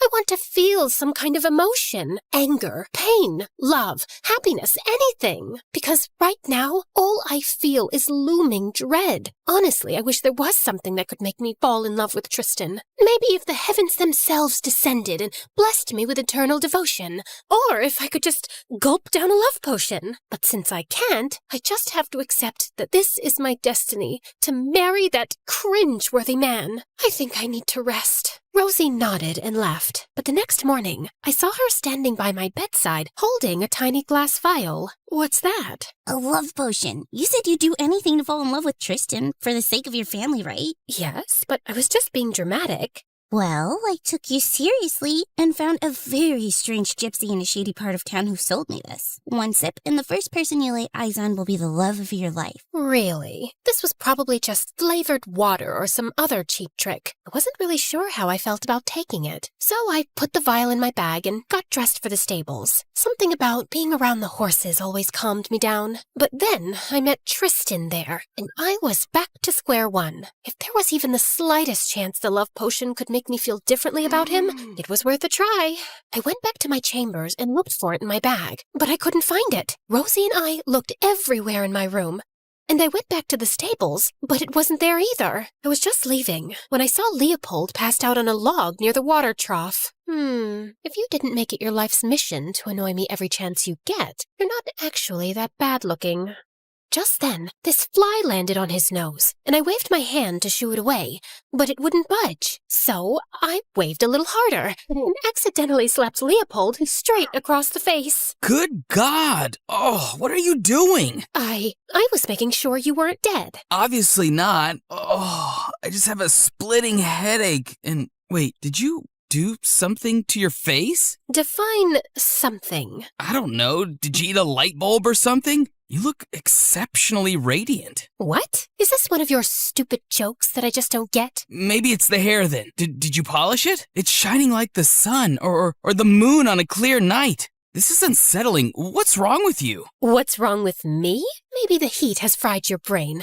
You need a physician. No, I'm fine. It's just that you're, fine. I mean, I'm fine. We're fine. And then he simply got up and left. That was weird. But I had more pressing concerns, since the vial was still missing. I had looked everywhere I could, and by the end of the day, I accepted defeat and prayed to the Lord that no one drank it. I was so frustrated with myself for losing it, though, that the next morning, when Father suggested we take Tristan through the royal treasury, I could barely focus on what he was saying. This is truly remarkable. The craftsmanship, the history. It's no wonder your kingdom has stood strong for generations. And this must be the celestial crest. I've heard tales of it before, but seeing it in person, it's extraordinary. Tell me, is the legend true? Does it really hold the power to make its bearer invisible in war? I've heard so. Magnificent! Imagine having power so absolute, no army could ever stand against you. You sound remarkably impressed, Tristan. Perhaps you'd like to marry the crest instead. Oh, Evelyn, your humor truly makes my day. You know the only treasure I truly desire is you. I wanted to hurl, but instead, I continued walking. Suddenly, I tripped over the hem of my dress and went flying forward, but Leopold caught me just in time. Oh, watch where you're going, for heaven's sake. You'd get hurt. I'm fine. Relax. And since when did you start fussing over me? I'm not fussing, but you're marrying my best friend, and I'd rather he didn't have to take wedding photos with a wife missing teeth. Anyway, I think it's best you two continue. I have duties that need immediate attention. I didn't see Leopold the whole day. But then in the evening, I was in the wine cellar searching for my father's favorite bottle when he walked in. The moment he saw me, he turned to leave. but the door got stuck. What is wrong with this door? Nothing, except it opens from the outside. You shouldn't have closed it when you walked in. How was I supposed to know that? Hello? Can anyone hear me? I'm stuck here! Good God, Leopold, would you calm down? Rosie knows I'm here, and it's only a matter of time till she comes looking for me. Well, obviously we don't know how long that would be, and I can't spend another second here with you. Excuse me, I didn't know my company was that terrible. I don't mean to be rude, it's just that I can't be around your smell. That is rude. You're basically saying I have a bad smell? No. It's like lavender or roses. I'm not sure. I just mean that your scent is just intoxicating. It is lavender, and it's not toxic. Intoxicating and toxic are not the same thing. Have you ever tried this thing called reading? Wow, you really know how to talk to a lady. No wonder you have so many suitors lined up for you. I'm sorry. I don't know what I'm saying. I feel sick. My heart's racing, my stomach's in knots. You know, I felt the same way whenever I sat next to Princess Amara at banquets. I really hated her. I think that feeling is called loathing. Sounds more like infatuation. Just then, Rosie opened the door, and Leopold pushed past her and ran off. Leopold's behavior just got stranger over the next couple of days. If I entered the room, he'd make some stupid excuse and run away. If we crossed paths, he'd scrunch his face like I'd rolled in garbage. And if I tried talking to him, his lips would snap shut tighter than a clam. So one evening, when I spotted him in the training grounds, I decided to confront him. We need to talk. Silence. Leopold, I'm talking to you. Nothing. I said I'm talking to you. Look at me. Oh, Princess. Sorry, didn't see you there. Stop lying. I'm not. I'm just minding my own business. No, you're not. For months, you've been everywhere, hovering like a fly, making sarcastic comments, always finding a way to irritate me. And now suddenly, you can't even look at me? Why? I don't know what you're talking about. He started to leave, but I blocked his way. Could you move aside, please? Not until you tell me what's wrong. I can't. Why not? Because it's too weird, okay? Every time I look at you, I have these thoughts that make no sense, and God knows I want to talk to you, but I can't without saying something that isn't unimaginably inappropriate. I've never felt this way, and I don't even know why this is happening. I just haven't been feeling well since I drank that thing. Wait, what thing? It was this liquid in a small vial that I found in the stables. It had this really strong smell, and I was curious, so I opened it and took a whiff, and then, I don't know, I just drank it. I froze. Leopold had taken the vial, and not just that, he'd gulped it down like a fool. And since I was the first person he saw when he opened his eyes, he was in love with me? Oh my God! How stupid are you to drink a random liquid without a second thought? You idiot! It was a love potion for me so I could fall in love with Tristan and save my stupid engagement. Hold on, you don't love Tristan? I'm shocked. No, you're not. You probably saw this coming from a mile away. Oh, God, this is all my fault. I should have been more careful with that vial. If you hadn't found it, you wouldn't have drunk it. And now, since I'm the first person you saw when you woke up, you think you're in love with me, and Suddenly, Leopold stepped forward and grabbed my face between his hands. Evelyn, slow down. You need to tell me where you found this potion. Rosie bought it off some wandering gypsy. So she might also have an antidote, right? She could, except we don't know where to find her, because she's wandered off. So how do we fix this? Maybe we can wait and see if the effects wear off on their own. And if they don't, what, I'm just gonna be in love with you forever? I have no idea. As Leopold and I were still grappling with all this, a dozen royal guards suddenly walked in and seized him. What do you think you're doing? I'm sorry, but the king's ordered us to arrest him. Arrest me? On what grounds? Leopold kept arguing, and I demanded to know more, but the guards just took him to the king, and I followed them shortly after. This morning, our celestial crest was taken from our chambers, and we have all reasons to believe that the thief is Lord Tristan. What? That's absurd. Tristan would never do such a thing. Yes, Father, there must be some mistake. We have a wounded guard who claims that Tristan demanded entry to the treasury. When the guard refused, he struck him unconscious and took the crest. We even found this royal crest bearing Tristan's insignia near the vault. There can be 1,000 pieces of evidence, and I still wouldn't believe that Tristan is a thief. That man is as honest as the gods above, and I will prove it. I will find him, recover the crest, and bring it back at any cost. And if you fail? Then you can have my head for it. No, let's find another deal. Fine, you have a week. The court fell silent as Leopold turned around and left. I really had no clue where the crest was. But I knew that Tristan wasn't the one who stole it. Leopold was a fierce warrior, but he was emotional and impulsive. And one wrong step could cost us the crest and Leopold's head. So I decided to go with him. Absolutely not. I don't have time to babysit you while I track down Tristan. Then don't. I can handle myself. I'm trained in sword fights, I know how to navigate dangerous situations, and I am also very good at dealing with people. Oh my god, is that a spider? Ew, kill it!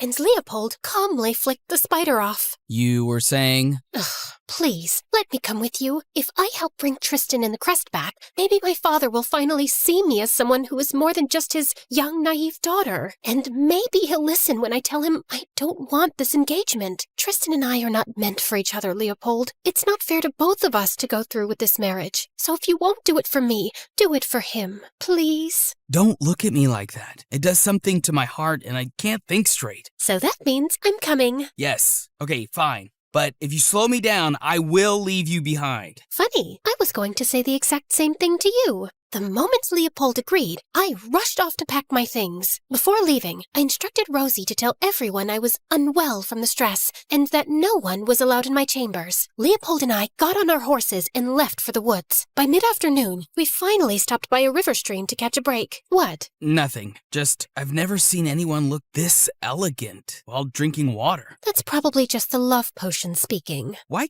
can't you just take a compliment and say thank you? Well, in my defense, you've never really complimented me before. That's not true. I complimented you when you wore that green dress to the ball. You said I reminded you of freshly cut spinach. And everyone knows spinach is good for health. So it was a compliment. No, it wasn't. A compliment is when you tell a lady how her hair reminds you of silk, or how her eyes shine like the stars. And how when she smiles, she makes my world spin. I mean, the world in general, not necessarily mine. You get the point. I get that you're blushing. Bandits! Leopold grabbed my arm and pulled me toward the horses, but it was too late. We were already surrounded. He reached for his sword, but I stopped him. We don't fight them. We're outnumbered. You think I don't see that? Just trust me and follow my lead. Oh, saints be good. You fine gentlemen found us just in time. Fine gentlemen, we're bandits. Hand over whatever you've got or we'll take it by force. Aye, we's just two poor, desperate lovers running from a cruel fate. Worked for a slave master, we did. Scrubbing his floors, polishing his boots, breaking our backs for nothing. So we ran, took his horses, a bit of gold and all. I elbowed Leopold. Thankfully, he caught the hint. 'Tis true! I just love me Moonflake so much. She made a thief out of me, you know how it is? A man'll do anything when he's in love, especially when she looks like a princess that fell straight from heaven. I mean, lass. Like a clumsy lass fell from heaven. But y'all don't look like no slaves to me. Fine outfits, curls in your hair. That's what ladies wear. I stole the clothes from the missus too. And what, just 'cause I'm poor, you think I don't deserve to look pretty? Ah, cruel world. I'm poor and you mock me. It feels like someone put a dagger through me heart. Oh, my darling, don't say that. If anything happens to you, I'll throw myself in the river.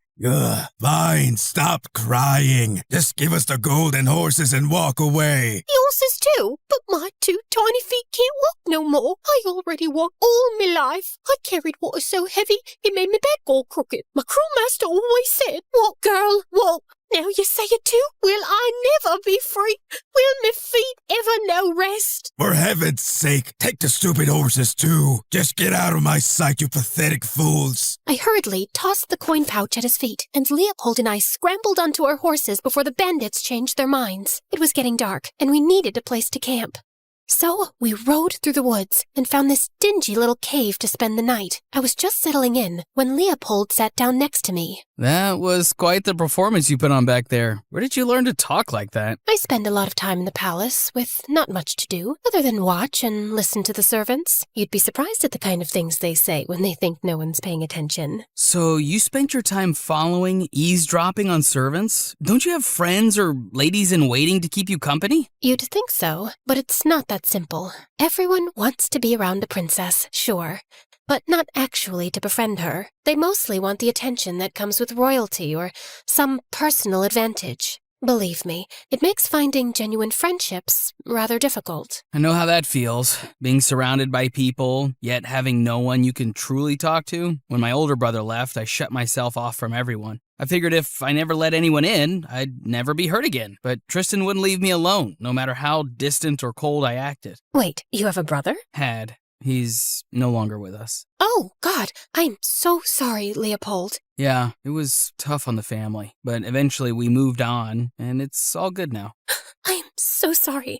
I had no idea. God, are you crying? He's not dead. He's just not with us anymore. Like, he did something terrible and got kicked out of town. You're a mean little pig, Leopold. And I got up to leave, but Leopold stopped me. Don't go, please. I'm sorry. I couldn't help giving in, and we spent the rest of the night talking about life, family, and all the things I never imagined Leopold would open up about. For the first time, I realized there was so much more to Leopold than that hard, sarcastic exterior he wore. I couldn't stop thinking about him all night, so much that the next morning I was still half asleep and dreaming of Leopold's lopsided smile when he woke me up. Evelyn, wake up. Ugh, what in the world is so important that you have to sound like a broken trumpet in my ear? It's Tristan's. I went off to gather fruit and saw this at the riverbank. He had to come through here. Maybe he's still close. Or maybe he's been eaten by wild animals, and that was the only thing they couldn't chew.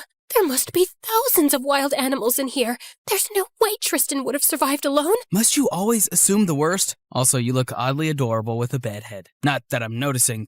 Can you just trust me on this one, please? Until we find definitive proof of Tristan's fate, let's not bury him just yet. If you say so. But I got ready, and together we marched into the jungle. But minutes into the ride, I could tell this was a bad idea. This is ridiculous. We should head back and find another way. Let me take a crack at that map of yours. This is the only way. How do you know that? Because I've spent my life fighting battles, crossing enemy territory, and exploring uncharted lands. I know how to read routes better because... Because you're a man, right? Say it. Shh. Don't you shush me. And then I heard it too. A low, guttural growl. Before we could even process what was happening, a bear walked out from behind a bush.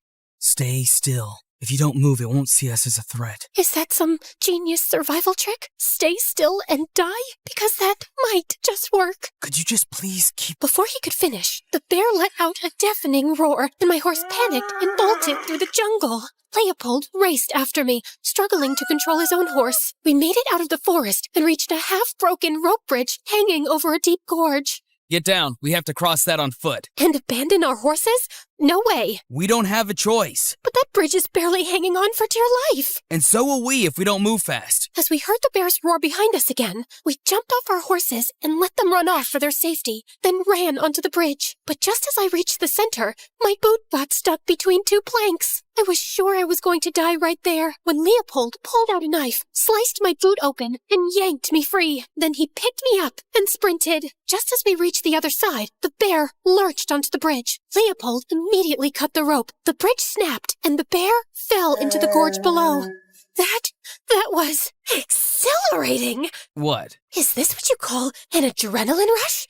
You must feel like this when you're in battle, right? I love this feeling. Are you serious right now? That bear could have eaten us up. We could have died. But we didn't. I mean, I might have sprained an ankle and maybe a little bit of a concussion, but apart from that, I feel fantastic. That's great. You know what I'm thinking? How could anyone be this attractive and stupid at the same time? Excuse me, but how am I the stupid one? Wasn't it your brilliant idea to venture into this deadly forest? I was the one who told you that it's dangerous. This was the only way out. I don't know that, because you didn't let me read the map, you manly man. Oh my god, I think I'm going mad. I knew getting you with me on this quest would be challenging, but you have surpassed all my expectations. And on top of all this, I'm in love with you because of this stupid potion, and it's exhausting. I'm constantly worried about you, and it's slowing me down.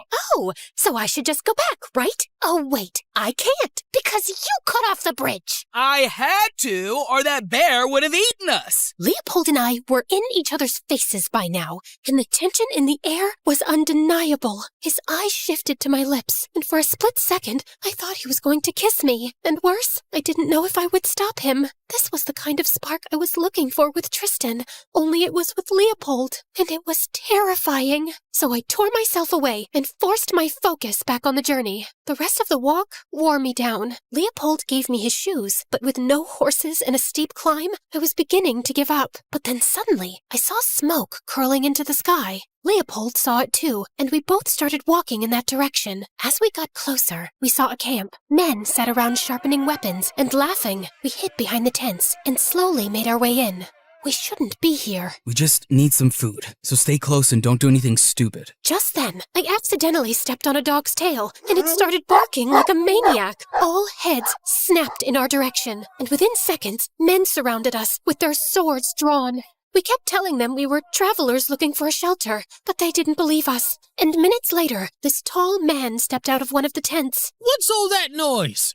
Leopold, is that you? Leopold froze, like he'd seen a ghost. It is you! And look, you've brought a guest! How lovely! What are you doing here, Jeffrey? You swore to never step foot in the kingdom or any of its territories. No, that's no way to meet your brother. Come give me a hug. Hello, brother? Yes, this fine knight is my beloved brother. The same brother who once called me a petty thief. I taught you how to walk and talk, and it took you a second to disown me. You stole from the crown, Jeffrey. It was treason. So I took a few jewels from the royal treasury. Big deal. It's not like the king would have noticed a few missing rubies. And after our years of service to the royals, we don't deserve a share? But no, my brother just had to report my crime like a loyal little dog. And what did that get you, Leopold? Another generation of our family serving the crown. Disgusting. I wish we had time for small talk, but we have to go. We turned to leave, but Jeffrey blocked our way. Oh, you can leave, brother, but she stays. You're the princess, aren't you?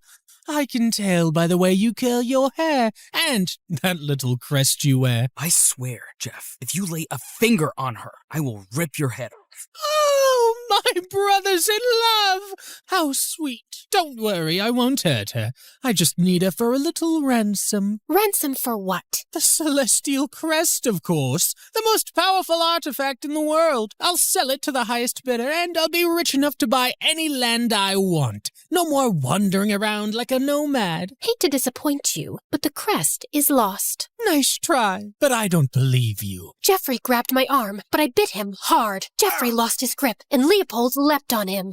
More men joined the fight, and Leopold fought fiercely, but he was outnumbered. I was beginning to lose hope when I saw Tristan walk in, with an army behind him. About time, my friend. Tristan smiled as he pulled out a sword and joined in. With him and his army by our side, it was only a matter of time before Jeffrey realized that he was losing and decided to retreat. But on his way out, he accidentally knocked Leopold over, who fell to the ground and hit his head.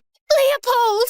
Tristan and his army rushed after Jeffrey, but it was useless. He had already escaped. With no time to waste, we lifted Leopold onto a horse and left for the kingdom of Illyria, only a few miles away. And on our way, Tristan finally told me everything. The morning I left, I received word from my secret advisors that a dangerous group was after the crest and were about to attack the kingdom. I didn't know who ordered the attack or why this group wanted the crest. All I knew was that I had to keep you and the kingdom safe. So I took it upon myself to move the crest to the High Temple of Illyria, where it would be safest. After I was sure the crest was safe, I decided to track that group and put an end to their games. I just didn't know I'd find you two or Leopold's brother there. You should have told Leopold or my father. They could have helped you. I needed Leopold to be around you in case I failed in my mission. And as for the king, there wasn't much time to explain, and I didn't want to take the risk of anyone finding out that the crest was being moved. So I did what I had to do. And ended up looking like a traitor. You didn't have to injure that guard, you know. The guard wouldn't let me leave, and I only struck him hard enough to knock him unconscious. Thank you for coming for me, and for not thinking that I was a traitor. Of course. I knew you would never betray our trust. I just hope your father sees it that way too. I sent word to him when I reached Illyria, but explanations only go so far. When we return, I'll tell him everything, and I pray he still lets me marry you. Tristan's words hit me like a punch to my stomach. I had been so caught up in everything, I'd completely forgotten about the wedding. And even now, I didn't want to think about it. All I could focus on was how badly I wanted Leopold to be okay. When we reached the palace in Illyria, Leopold was taken to the soldiers' barracks for further treatment, while Tristan and I moved into the palace, where my father was already waiting with his guards, and Rosie.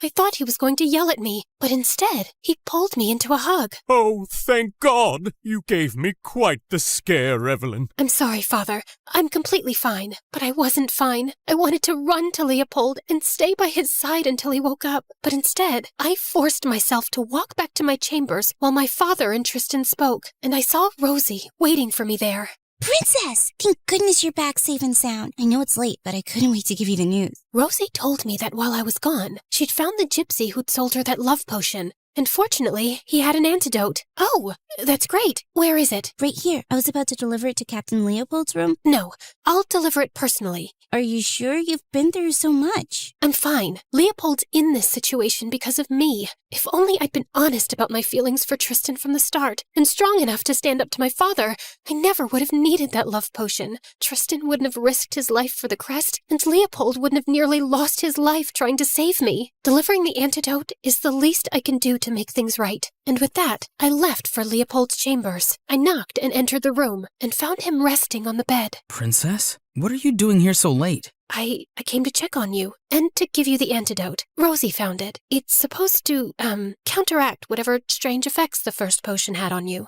Well, that's certainly good news. Maybe now I can stop feeling like I've got butterflies the size of hawks in my stomach every time I look at you. Right. That must have been awful. So, you're going to take it? Right now? I was planning on it, unless you'd rather I wait. No, I mean, yes. If you want to, it's your choice. I just wanted to see if you were okay first. I'm fine. Now let's give this another shot. And he gulped down the antidote in one go. That was fast. What? Did you expect me to savor every drop? This stuff tastes horrible. And are you okay?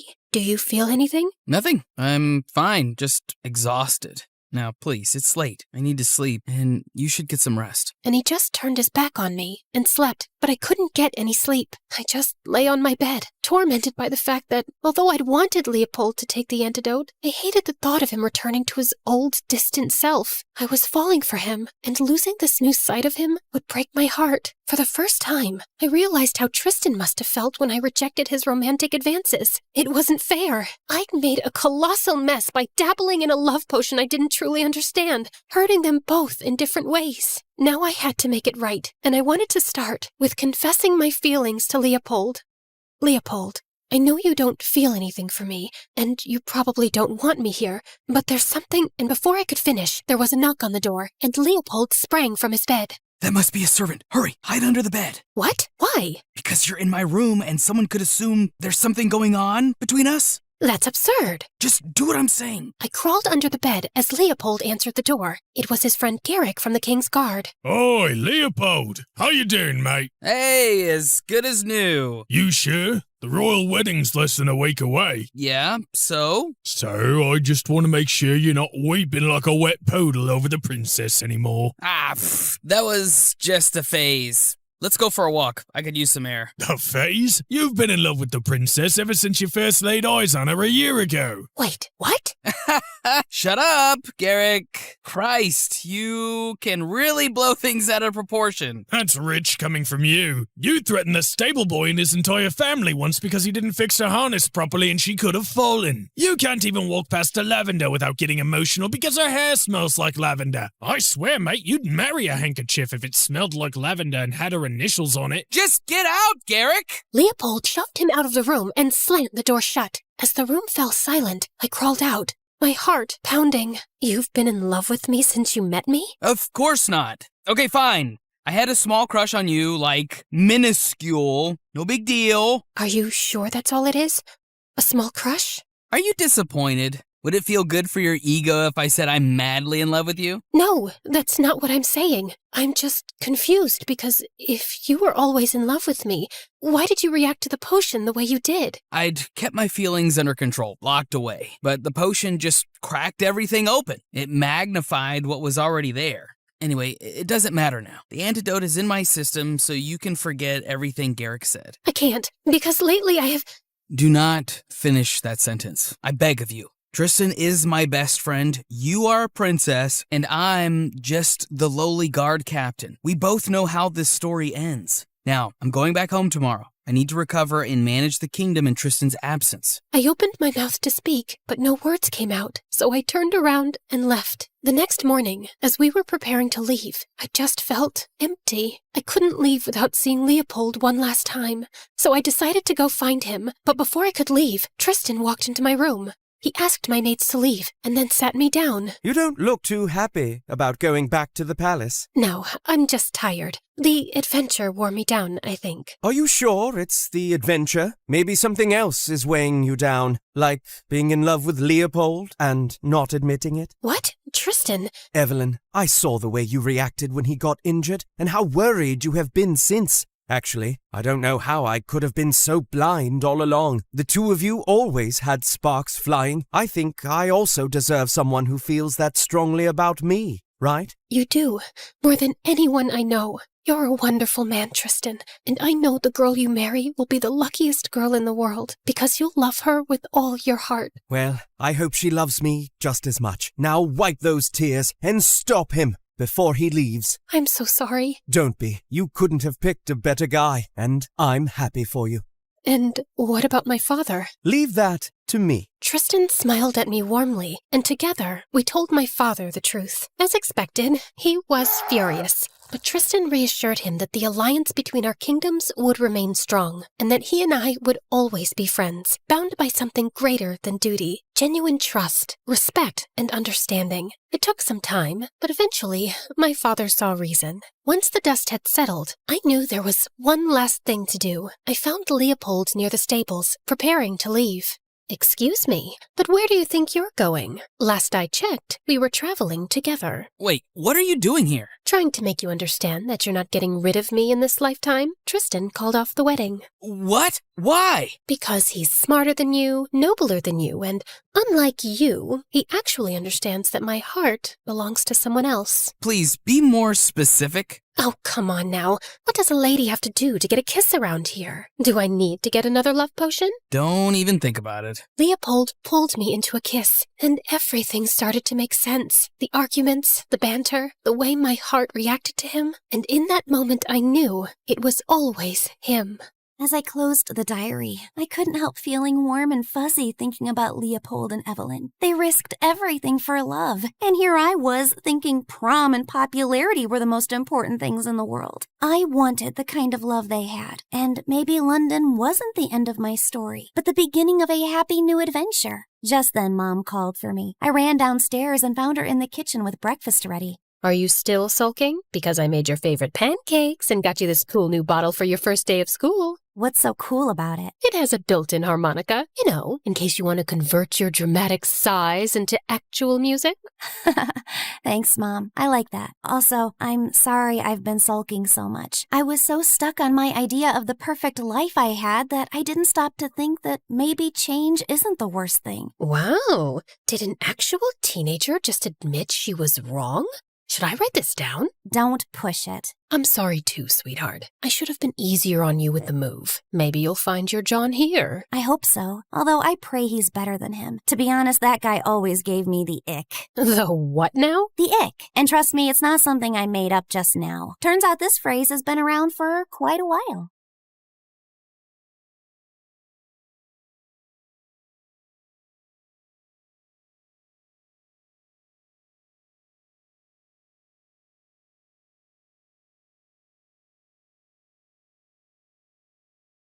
As Hermes, messenger of the gods, I've borne witness to countless tales spun across the tapestry of Olympus. With my winged sandals, I have traveled across the realms of the universe, carrying tidings that have altered fates.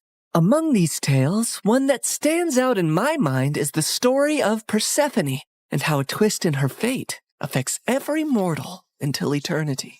You see, Demeter is the goddess of harvest, and she could turn the earth green with her touch. She made countless flowers bloom and coaxed bountiful crops from the soil. With her presiding over the planet, no living creature ever went hungry. She took great joy in her role, but her heart belonged entirely to her daughter Persephone, the Maiden of Spring.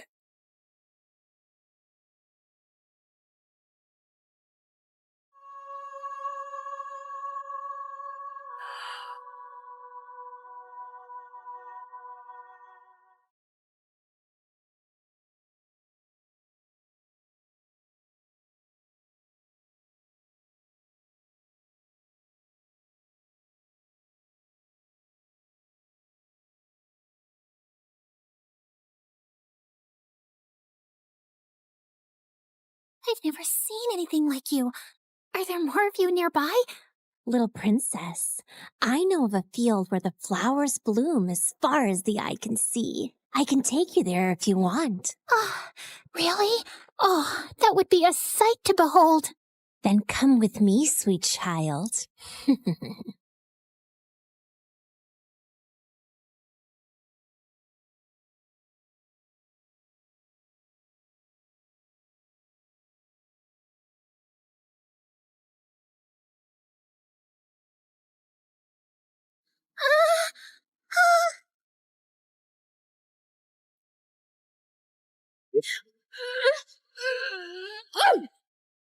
Enough, spirit of mischief! I have given you plenty of chances to change, but it seems all you want to be is a troublemaker. Did you think you could lure my daughter away and I would be unaware? Curse you, Demeter! Why should you and your child receive all praise and adoration when we, the spirits of nature, fade into the background? A heart that is as poisoned with envy as yours cannot be cured. You are banished forevermore from these woods.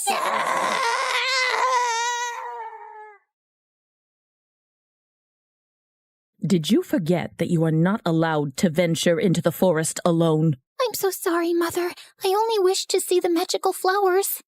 And you shall see many wonders, my child, but always within the safety of my reach. The world holds great beauty, but also grave danger. Come now, it's almost dawn. Let us go out into the meadows and make our own magical flowers bloom. That sounds perfect, Mother. Demeter always wanted to keep Persephone close to her. But as her daughter grew older, she turned into a beautiful young goddess who attracted the attention of many young suitors. Anytime a god smitten by Persephone's beauty sought her hand in marriage, Demeter sternly turned them away. I cannot marry her off, Hecate. She is too delicate for the harsh world outside. Huh? These gods who come after her, they only see her beauty, not her gentle soul. They cannot care for her as I do. Demeter, you must be mindful of what Persephone wants too, or she might grow to resent her cage. A cage? Is that what you would call it? She has everything here that she could possibly desire. She's a powerful goddess, and under my guidance she can wield life from barren soil. Any god she marries will only dim her light. No, she will be here with me forever. Innocent and loved. I do not desire to leave your side, Mother. I will stay here, forever. But fate had different plans for Persephone. On a rare trip to Earth's surface, the Lord of the Underworld, Hades, was wandering through a grove of trees when his gaze fell upon a scene that held him transfixed.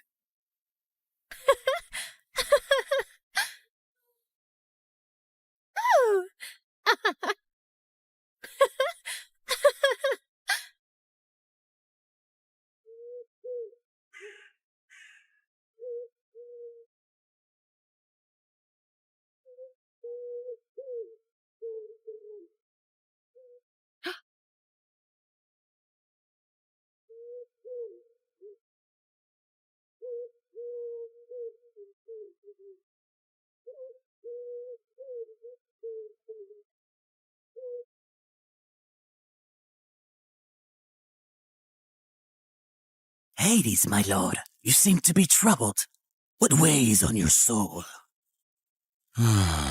As you well know, when my brothers and I overthrew our father, the kingdom was divided among us. Zeus received the sky, Poseidon the sea, and I the underworld.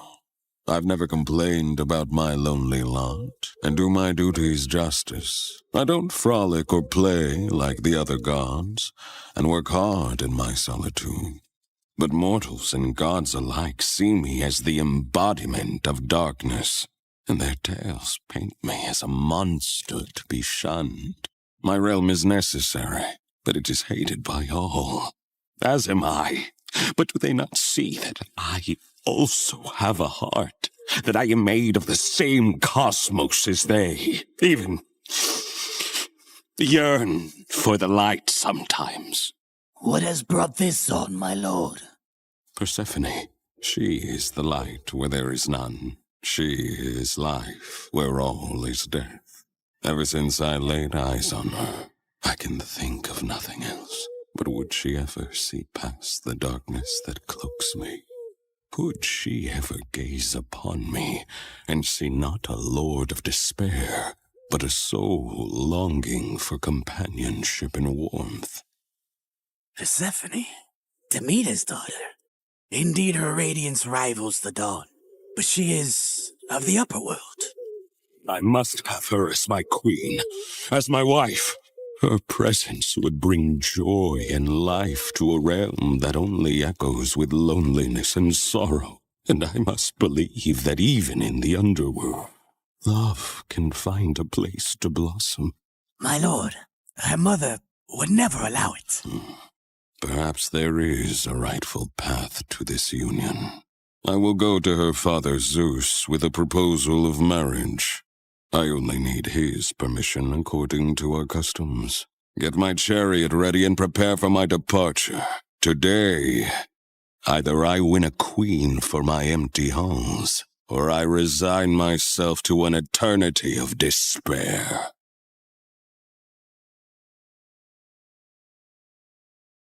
The next day, when Persephone had wandered far from her companions in a field and was kneeling down to admire Narcissus, suddenly the earth beneath her shook.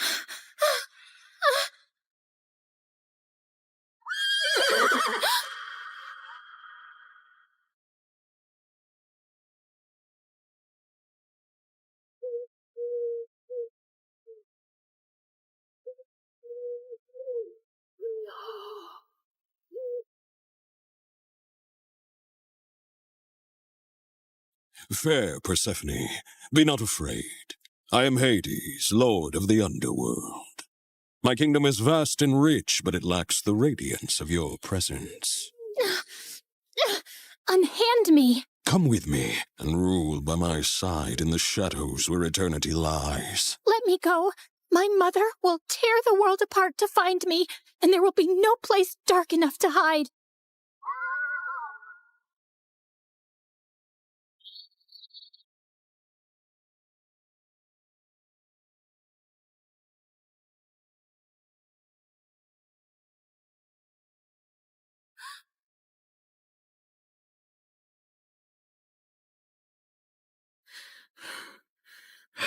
Where is Persephone? Something has happened to her. I can feel it. Leave everything and search for her now.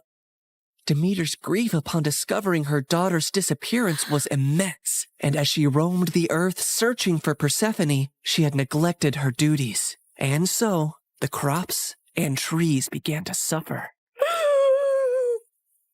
My daughter! My heart!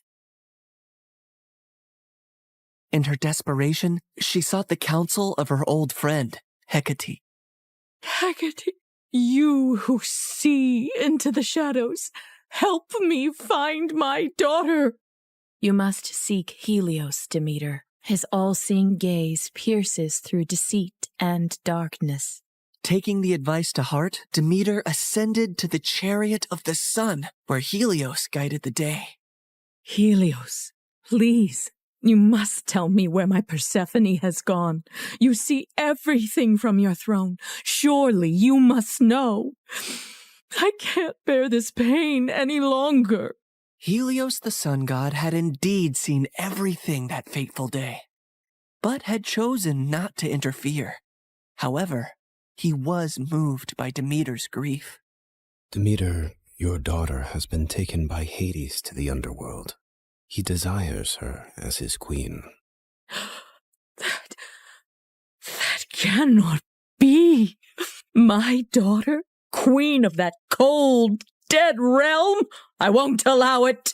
Perhaps it is not as dire as you fear. Persephone's grace could bring life even to the underworld. Also, he is one of the most powerful, wealthiest gods in the universe, and she would rule by his side. Is that so terrible? This is an outrage! How dare he take my daughter? Did Zeus know about this too? Zeus allowed it. In her fury, Demeter descended back to earth. Return my daughter to me, or I will let the earth perish in my sorrow. I will let this world turn into ice and ash. I will plunge it into eternal winter. Meanwhile, in the underworld, Persephone wept in despair and lashed out at Hades any time he tried to speak to her. To rule the underworld by your side? I want nothing to do with you. You've stolen me away from the sun, from my mother. I understand your anger, Persephone. I only hope, with time, you will see me and my world differently. Until then, I will respect your wishes. As enraged and heartbroken as Persephone was, she eventually got tired of her despair and ventured out of her chambers to observe Hades and her new home.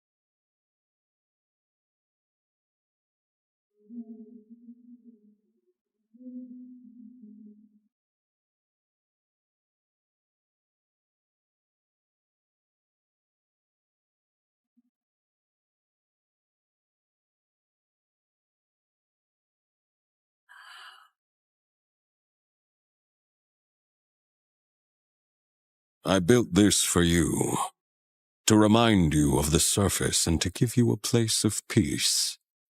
I've never seen something like this. It's so beautiful. As are you, my queen.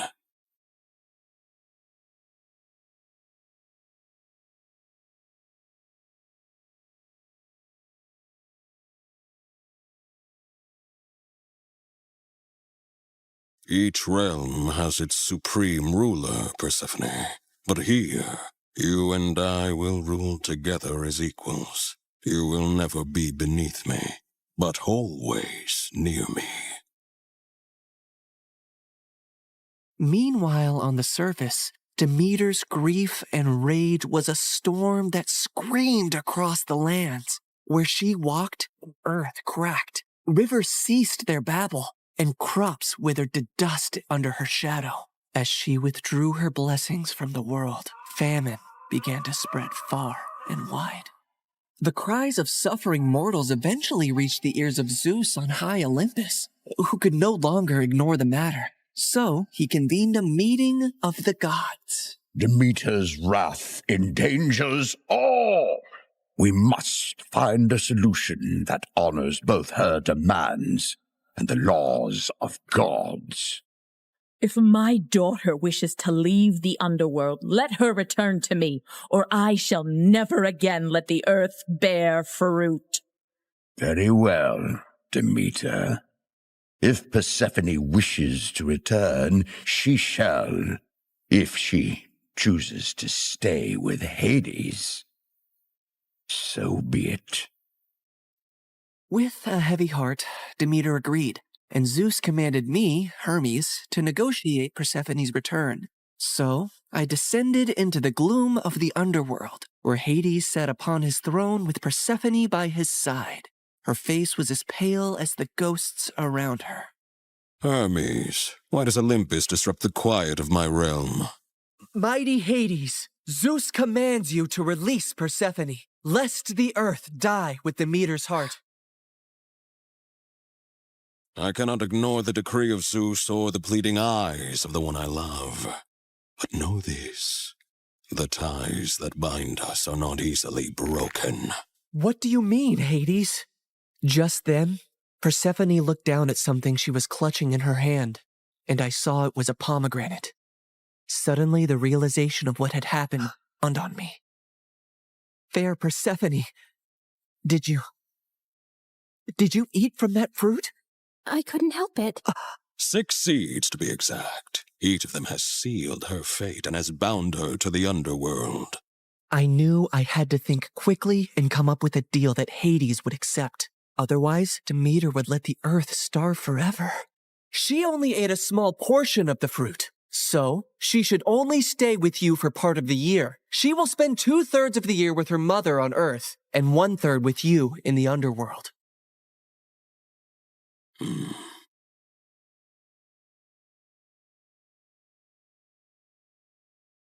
Go now to your mother, but feel compassion kindly in your heart towards me, and do not feel sorrow upon your return. For while you are here, you shall rule as my equal, and have the greatest rights and honor among the gods, as well as my undying devotion. Persephone assured him she would return on the agreed time, and he arranged his chariot for her to depart.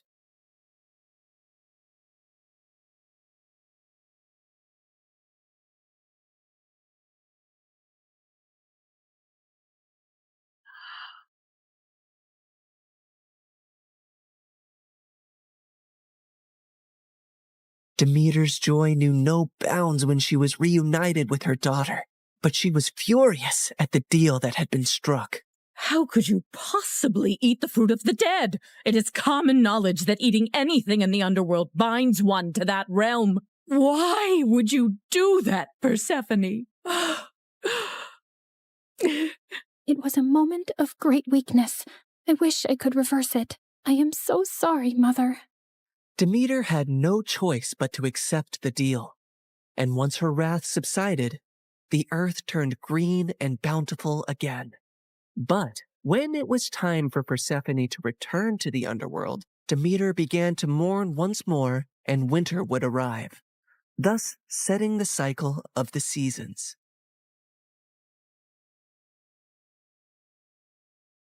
My daughter, my soul, your return brings life to this world. Mother, in the darkness, I've learned the secrets of the deep earth, and in your light, I bring forth life. Together, we bind the world in a cycle of death and rebirth. And so, in this tale of compromise, the dance of the seasons has found its rhythm. An enduring love story was also set into motion, for even eons later, Hades and Persephone are often mentioned as Greek mythology's most happily married couple. I can give you all the wealth of the earth, Persephone, but I cannot give you the sun and the breeze. I know you long for them when you are here. You have given me more than I ever expected to experience in my life, Hades. You have given me respect, power, and a love that is genuine and rare. With you, I feel the most like myself. With you, I feel free.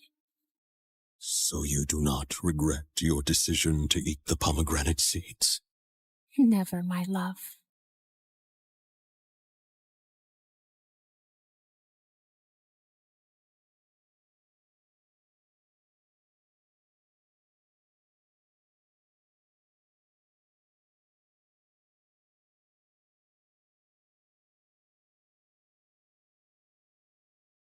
Have you ever woken up from a dream so wild and vivid that it made you question reality? Well, I had one of those. Except mine wasn't a dream. It actually happened. Believe it or not. Hi, I'm Avery, a young billionaire pilot, and this is my story of how I ended up in the creepiest and most mysterious place in the world. Before I continue, please like and subscribe. Let's take it from the top. It all started when my best friend Mila and I were getting ready for some party on one of my private islands, and while I was picking which jet to fly, she was busy ranting about how I just rejected my 8th millionaire suitor on that same day. I swear you reject men like it's your natural reflex. A-listers, heirs, young CEOs, that prince from somewhere I can't pronounce. Girl, what exactly are you looking for? I slid my hand along the wing of jet number 3, like it was a Greek god. I don't know. Maybe I'm just looking for something more. Someone who can make my heart feel like it's about to jump off a cliff, maybe? That sounds like an arrhythmia. Exactly. The world's too big to settle just because someone has a yacht named after me. Maybe you just haven't met the right one yet. Who knows? He could be hiding in the most unexpected place. Ew, I like the sound of that. Just then, my head bodyguard stormed in with the other walking muscle towers. Miss Avery, your father strictly said, no flights without a pilot or protection team. I've been flying since I was 4. Not to brag or anything, but I've probably spent more hours in the sky than in math class. With supervision, Miss Avery. Oh, please. Just this once? Ma'am, this is serious. You can't We're gonna be late for the party. Sorry, boys. Mila scrambled in after me, gripping her matcha tea like it was holy water. Are we actually doing this? Yep. I'm cutting trackers and signals, so don't scream. Why do I hang out with you again? Because you love me, and I got you that gold-plated PS5. Mila was only interested in 3 things: parties, video games, and me. Fair enough. We were up in the clouds in under a minute. You ever wonder what the edge of the world looks like? No. Normal people wonder about movie endings, skincare routines, and what their cats are thinking. Well, you wonder about edges and wormholes and flying into unmapped airspace. Be careful what you wish for, Aviator Barbie. But that's the thing. I liked the unknown. I liked chasing the things that most people were too scared to look at. Maybe it was the curious cat in me. The sun was already setting as we neared the island. I practically felt the music blasting from the party below. And honestly, I'd rather keep flying than partying with a bunch of basic guys. How about we go somewhere else? Where? The edge of the freaking world? Exactly. You're joking, right? Tell me you're joking. Just a few more loops, okay? Girl, I swear on my last will, you're gonna regret this one day. Oh, come on. My parents won't be back for 3 days. I have to make the most of it. Do you know how long I've been waiting for this chance? Ugh, fine. But we better not miss the party, or else. Don't worry, girl. I got you. I whipped a U-turn midair and just let loose. I was flying, not just with wings, but with freedom.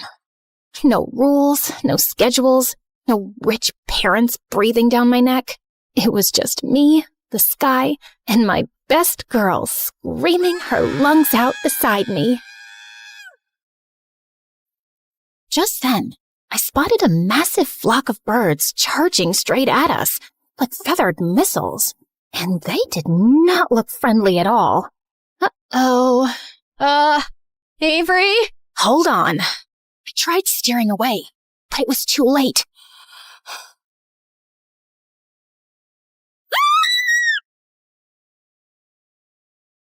When I opened my eyes, I wasn't in my jet anymore. I was lying on the grass, in the middle of nowhere. I sat up and looked around with my heart pounding in my ears. No Mila, no jet, just weird-looking trees, starlit ruins, and some moon statues everywhere. Where am I? If something happened to Mila, I swear to God, I couldn't forgive myself. I reached for my phone, and my stomach instantly dropped when I realized that it wasn't in my pocket. It was probably still inside the jet. If it still existed. I scrambled up and immediately heard the saddest squish under my designer boots. Please don't be poop. Please don't be poop. Yep, probably poop. Great. Love that for me. But no time to emotionally process that right now. I needed to find Mila, or my jet, or a working cell tower, or anyone I could beg for help. I mean, I didn't survive boarding school and etiquette class just to die lost in an unfamiliar place. I took a shaky step forward and glanced up, then froze at the sight of the massive moon. It was hanging so low I felt like I could high-five it. Its bluish-purple light drenched the place, making everything feel strangely off. I tensed up the moment I heard rustling nearby. I spun around and gasped when I saw a deer. And it wasn't just any deer. It was tall, glowing, and elegant. And it was staring right at my soul. It then turned and pranced away into the mist. And of course, being the curious little disaster that I was, I followed it. As I walked, I noticed even more moon statues around, and giant deer sculptures peeking out from behind glowing bushes like they were quietly watching me. What even is this place? For a moment, I actually hoped that I was at the edge of the world. I was terrified and weirdly curious at the same time. Eventually, the deer stopped at some ruins on a low cliff where old stone shrines and ancient relics that my dad would probably be interested in were scattered around. My heart jumped in relief when I spotted someone, a woman, but something was off with her. She was kneeling in front of one of the shrines, arms lifted toward the glowing moon, like she was in the middle of some ritual or something. I was about to call out to her when she suddenly rose, her long, ethereal purple hair spilling over her shoulders and shimmering under the moonlight. Wait, were those elf ears? And what was up with the antlers on her head? It was probably just a fancy headband, right? Or some kind of fashion here? Before I could even say hi, the deer walked up to her. And she smiled and leaned her forehead against its nose, like they'd been besties since birth. Weird, but sweet, like nature therapy. And I almost didn't want to interrupt. As the deer backed away and trotted down the slope, the woman suddenly spoke. The forest whispers when someone new arrives. She then turned to face me and started glowing. And did she seriously just turn into another deer right in front of me? So shapeshifters were indeed real? Okay, either I was dreaming, or I hit my head really, really hard. The creature, just started galloping down the slope and across the terrain like it was totally normal behavior. Hey, wait! I tried to follow it, but I suddenly froze when I heard a lullaby echoing through the trees. I followed the sound, and just a few feet from where I left the cliff, I stumbled into a flower field, and in the middle of it was another woman, and she was twirling under the moon like she was filming a perfume commercial or something. God, I hope this one's normal this time. I hid behind a tree to take a closer look at her, and wow, she looked hauntingly beautiful. No antlers this time. Just a lacy eye mask and a stunning dress that was giving Dior or Valentino vibes. Not gonna lie, she was mesmerizing, and I just couldn't look away. Just then, she tilted her head toward me and smiled, like she knew I was there all along, even with her eyes closed all this time. Hi, sorry, I didn't mean to crash your, midnight flower ritual thing. Super pretty, by the way. But yeah, so I just literally fell out of the sky and I'm lost and possibly hallucinating. I was just wondering if you have a phone, or you could at least tell me where I am, because I would really love to— You heard it, didn't you? Heard what exactly? The moon's lullaby. Wait, that wasn't you singing? I used to be the only one who could hear it. She paused, and in a split second, she was already right in front of me. Until you showed up. My soul instantly left my body. Like, how did she even— There was no walking involved. The moment I blinked again, she was gone. Before I could even process what the heck just happened, creepy, shadowy, reddish figure suddenly stepped out from the dark and lunged at me. Screaming, I started running for dear life. At this point, I was sure I had to be dreaming, because if I wasn't, then what in the world were those things? When I finally lost them, I crashed into a mossy statue and ducked behind it. Through the fog, I saw moon statues, more relics, and gravestones. Blood drained from my face when I realized that I was in a freaking graveyard. Just when I thought this place couldn't get any creepier. Moments later, I saw something bluish-purple flicker ahead. As it got closer, I realized that it was a guy walking through the dark mist with a lantern. He had a long black overcoat, gloves, and boots, and his lantern pulsed with a cold, steady glow that somehow made the darkness lean back. "Excuse me, sir? Fog guy? I'm super lost, and I really need some help." But he didn't respond. He just kept walking like he'd stepped out of the underworld. Hello? When he got close, my heart felt like it was about to jump off a cliff. He had pale skin, a jawline sharper than my sanity, and eyes that looked like he hadn't slept for centuries. And yet somehow, he still managed to look hot. Dangerously hot. Am I dead and you're the Grim Reaper assigned to escort me to the afterlife? I then held my breath when he suddenly leaned in closer, pushing the lantern near my face. I wish. Then, a vampire? I hugged my jacket tighter and shielded my neck, just in case. Unfortunately, no. But your neck does look tempting. My soul screamed at his deep voice. When he finally backed off, I gasped like I'd just survived a staring contest with Lucifer himself. So, you're a normal person? Sorry. I was, gosh. Wait, I think I have something stuck in my throat. His attractive face has got me malfunctioning so bad. Probably either a shark's bone or a lobster's claw. So, okay, here's my story. I was flying my jet, crash-landed here, then found myself running away from some creepy moon cult with chanting and possibly floating people. I need to get out of here, and I assume that you can help me with that? But he just stared at me, but not with annoyance, not even with concern. More like calculation. Like he was trying to decide if I was a threat, a liability, or maybe his next victim. So, you're a local here? Still nothing. No answer, no emotion, just aura farming. He turned around and started walking without any words, and I just found myself following him like a dumb little duckling.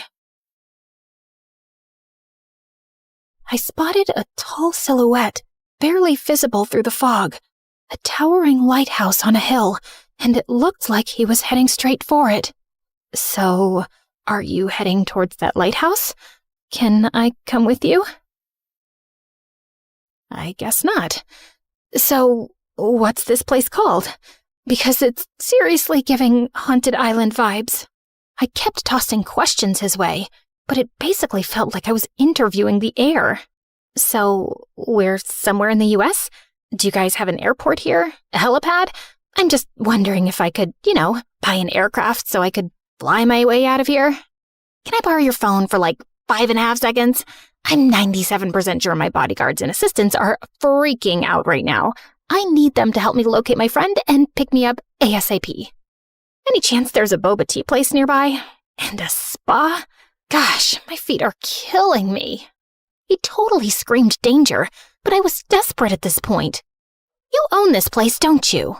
Finally, he acknowledged my presence again. I guard the borders of this dying land from outsiders like you. Outsiders like me? Do I look like a serial killer to you? He scanned me from head to toe and scoffed like I was the worst thing he'd seen all day. Excuse me? More like a lost soul stumbling through things she cannot comprehend. Ouch. That sounded poetic and insulting. That was the intention. Could you at least tell me your name? Names are a luxury. Oh my God. That's exactly what someone named Vladimir would say. Call me whatever helps you sleep at night. Okay, sir, whatever helps you sleep at night. Bit long for a name, though. Maybe I'll just call you... He shot me a death glare, and I should have been scared, but I blushed instead. What in the world is happening to me? Keep talking, and I'll make you sleep. Permanently. Did he just casually threaten my life? Okay, chill. Zipping it. Mouth sealed. Muted. He glanced back at me again, and this time, he was looking past me, over my shoulder, like something horrifying was creeping up behind me. What's going on? I slowly turned and gasped at the sight of those shadow creeps slipping out of the mist. They were the same entities who had chased me earlier. But before they could get close, Graveyard Hottie suddenly stepped in front of me and raised his lantern like it was a sword. You're looking for the wrong person. Now, be gone. His lantern suddenly lit up, and a cold light cut through the fog, making the creeps scream and disappear like smoke. Did he just save my life? I was still in shock when he leaned in closer again and whispered something to me. If you want to stay alive, then stay out of the dark. Got it? Got it. Before I could even ask him about the context, he suddenly stepped into the fog and disappeared. Wait! Hey! Where are you going? I ran and searched for him everywhere, but now he was gone. Ugh, I didn't even get his name. Will I ever see that Graveyard Hottie again? After a brief mental breakdown, I decided to keep going and wandered until I reached the edge of the woods, where there was a quiet stretch of water and a tiny old rowboat tied to a post. Oh my God! Is this finally my getaway ride?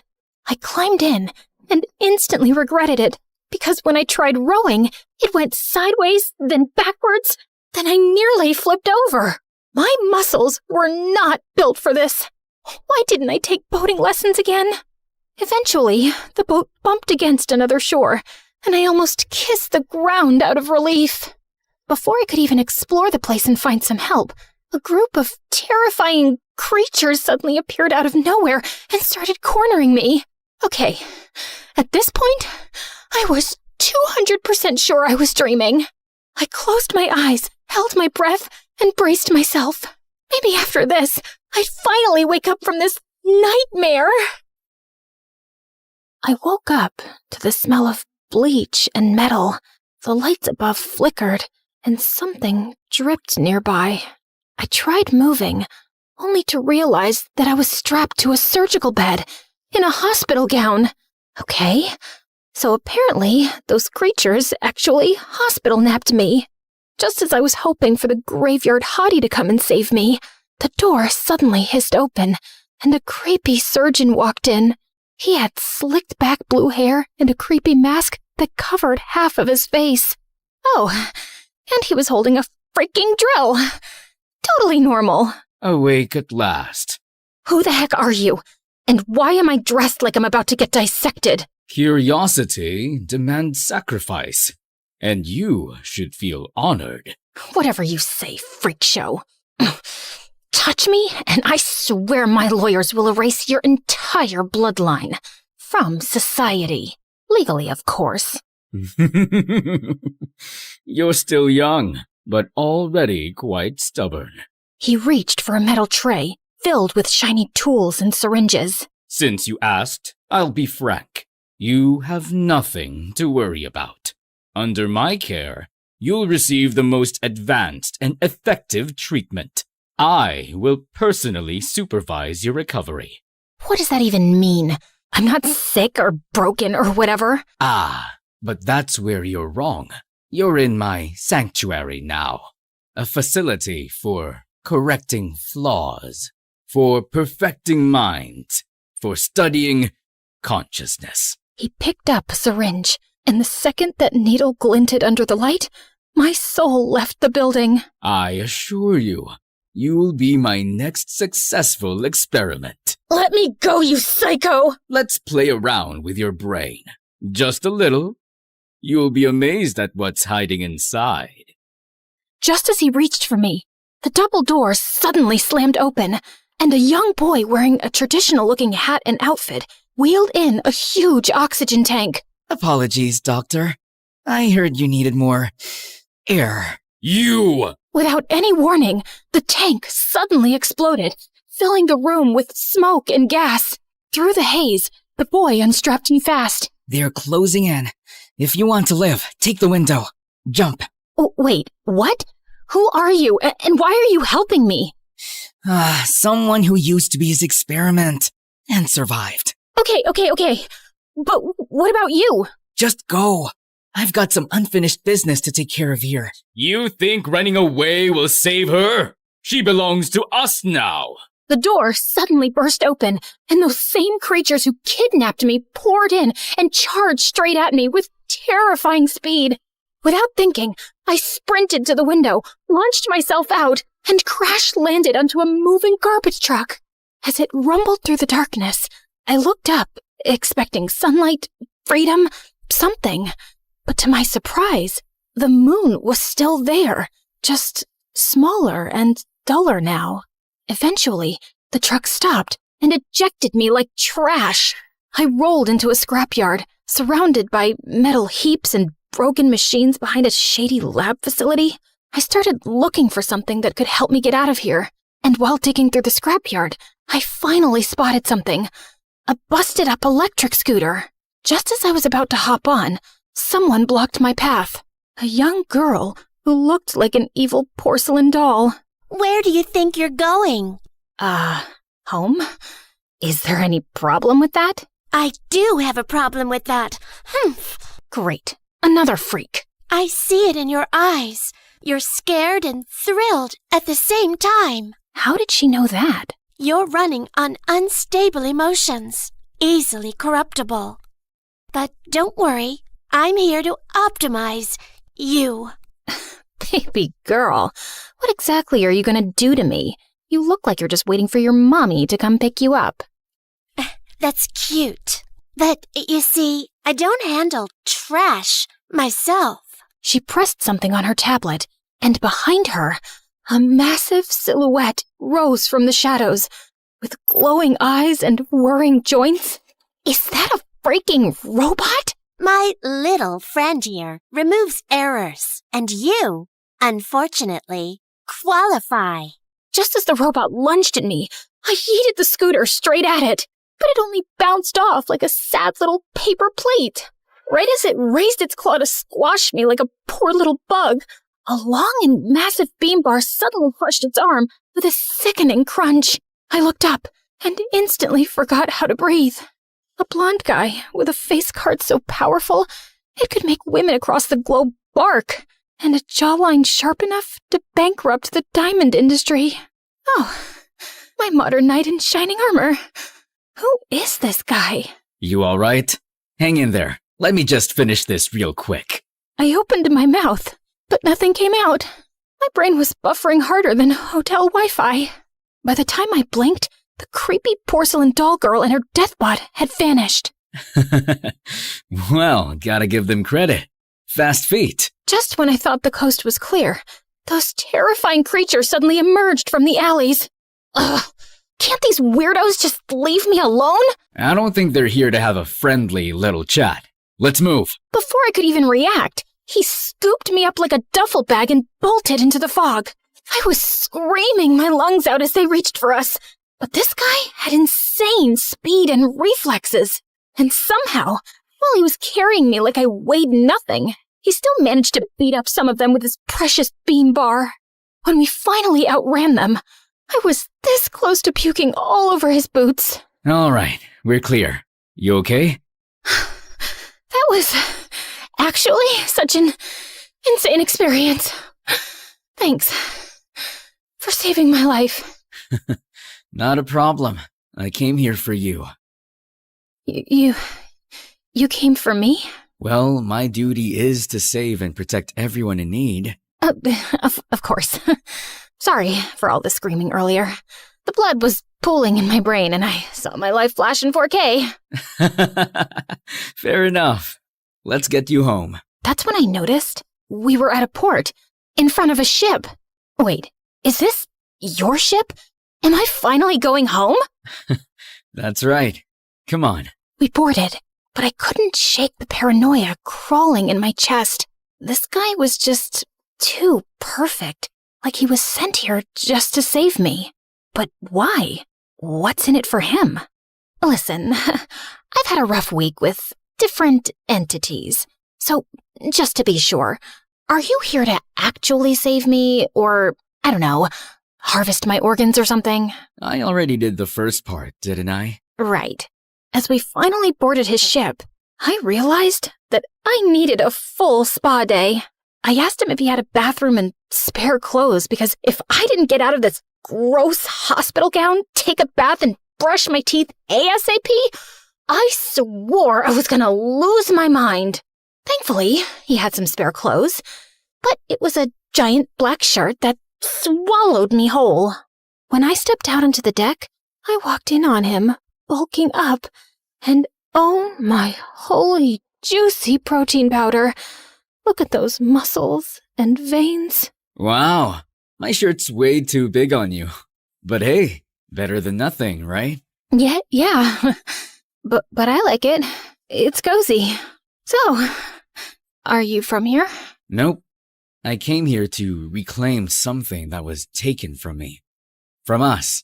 And protect what's left. Ooh, interesting. He then told me his name, Victor, a high-ranking military commander, apparently leading some kind of expedition through this weird, fog-infested region, hopping from island to island, chasing ruins, lost history, and something personal he wouldn't talk about. I met a local in town. Her name is Nell, and she told me that this is a lawless region and off the grid, so it can be pretty chaotic. But that's all she shared. That actually made some sense. But my curiosity was already screaming 100 more questions. Victor and I continued to bond. It was actually warm and laid back, and the way he kept checking on me, making sure I was okay, was doing something to me. But of course, just when things were finally looking up, the ship suddenly had engine issues, so we had to dock again in the nearest land. We'll rest here for a while and ask around. Nell told me that the locals here are pretty sneaky and love ripping off passing tourists, so we just need to be a little careful. We met up with Nell in a diner, who surprisingly looked like a supermodel with a tattoo on her right eye. I heard you've had quite a trip. Eat up. You look like you haven't eaten in days. Oh, you bet. Back home, my dinner usually comes plated like edible museum exhibits. But this will do, I guess. So, where exactly is back home? I told her about my background and how I ended up here, and she looked extra intrigued. So you're not exactly the average tourist profile. People usually come here on ferries, not personal aircrafts.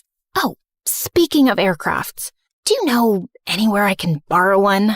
Preferably a jet or a helicopter. We can try the craft shop. Might have something experimental. Craft shop? Like gadgets, machines and stuff? Everything, babe. Just name it. We finally arrived at the craft shop, and it was full of bizarre inventions and food weapons. And apparently, it was being run by equally bizarre young girls. Build a jet in a day? Please, I could do it in my sleep with one hand. Honestly, it sounded ridiculous. But at this point, the only thing that felt impossible was me getting back home. As the girls geeked out over engines and blueprint jargon, I glanced out the window and saw Victor and Nell talking, and they looked sus. Planning to eavesdrop on their little conversation, I stepped outside, only to crash into someone achingly familiar. Tall, brooding, and unfairly attractive. Mr. Graveyard Hottie. God, I missed him. You're not safe here. They know who you are now. All of them. We need to leave. What? What do you mean? And who's they? Suddenly, Victor stepped in. She stays with me. That's not your call. Oh, I think it is. Because I'm responsible for her now. 2 of the hottest men alive fighting over me in the middle of a creepy fog-covered mystery land? Now it felt like a Wattpad fever dream. And Mila would be frothing at the mouth when she hears about this. You need to come with me. You need muscle. Not some emo lantern guy, Avery. I've led troops through war zones, while he's guarding trees and graveyards. You do the math. Honestly, it was impossible to choose. So I suggested playing rock, paper, scissors. And to my shock, they actually went for it. But it turned into an endless, awkward loop of ties. I considered flipping a coin, until we realized none of us even had one. I'd gladly come with both of you anyway, so... Did I just say that out loud? Before they could react, a red flash in the alley snagged my attention. A glamorous woman with sleek glasses, a stylish hat, and a banner stood there like a fashion model turned CEO. She pressed a finger to her lips and raised the banner. If you want real answers, follow me. She winked at me, then vanished into the shadows. Okay, definitely not suspicious at all. But my feet had a mind of their own. So I ditched the boys and followed her straight into a cafe and... Holy stepmother of boba tea! I wasn't expecting this to exist here. I immediately barged in, only to find that it was completely empty, except for that woman. She was sitting there, like a seductive riddle, with endless legs, casually sipping her drink like this was a date. It's self-service. Oh, love that. Real classy. Now, about those answers. Why don't you throw a question first? Just a little suggestion. Okay, fair. So, where the heck am I? Spill the boba tea? I mean, where? Like, exact location, GPS? How do I escape? She sipped her tea louder and even more dramatically. They surely have the best boba tea around here. It tastes so divine, and sweet, and creamy. It's probably laced with something drippy, like a special honey made from paradise and... Look, I'm here because you promised me answers, not some boba tea review. As if testing my last nerve, she started taking selfies with her tea. Serious question, are you trying to help me or mess with me? Apologies. Can't a woman have a little fun? Anyway, before we get serious... She took her drink, and strolled toward me like she had all the time in the universe. I then held my breath as she leaned in, way too close. Seriously, what was up with this whole town or whatever? Why was it full of insanely attractive men and women, aside from those freaks and psychos, of course? Try this one first. I took a sip and realized that she wasn't lying about her boba tea review. I knew you'd like it. Anyway, have you considered being a pop idol? With that face card and body tea, I can make you global. Are you recruiting me or giving me answers? Both? Anyway, I've heard your family owns quite a few islands. Think I could have, say, 3? Strictly for my child's private playground. Wait, she has a kid? And how does she know that? Miss whoever you are, I'm this close to losing it. I just want my jet, my best friend, and a 14-hour spa day, and to go back to a life where my biggest problem was choosing which designer sunglasses to wear. I got up, ready to leave, when the doors and windows suddenly slammed shut, trapping us in. It's them. Which one? There's a lot of lunatics in this place. You're probably confused. Being in a place that promises new secrets and answers long buried in time. And where people from different places come chasing power, riches, and control. Everyone wants a piece of you. Some to protect you and use you at the same time. Some to own you. Some to experiment on you. And others to erase you. What? Even the ones who saved me?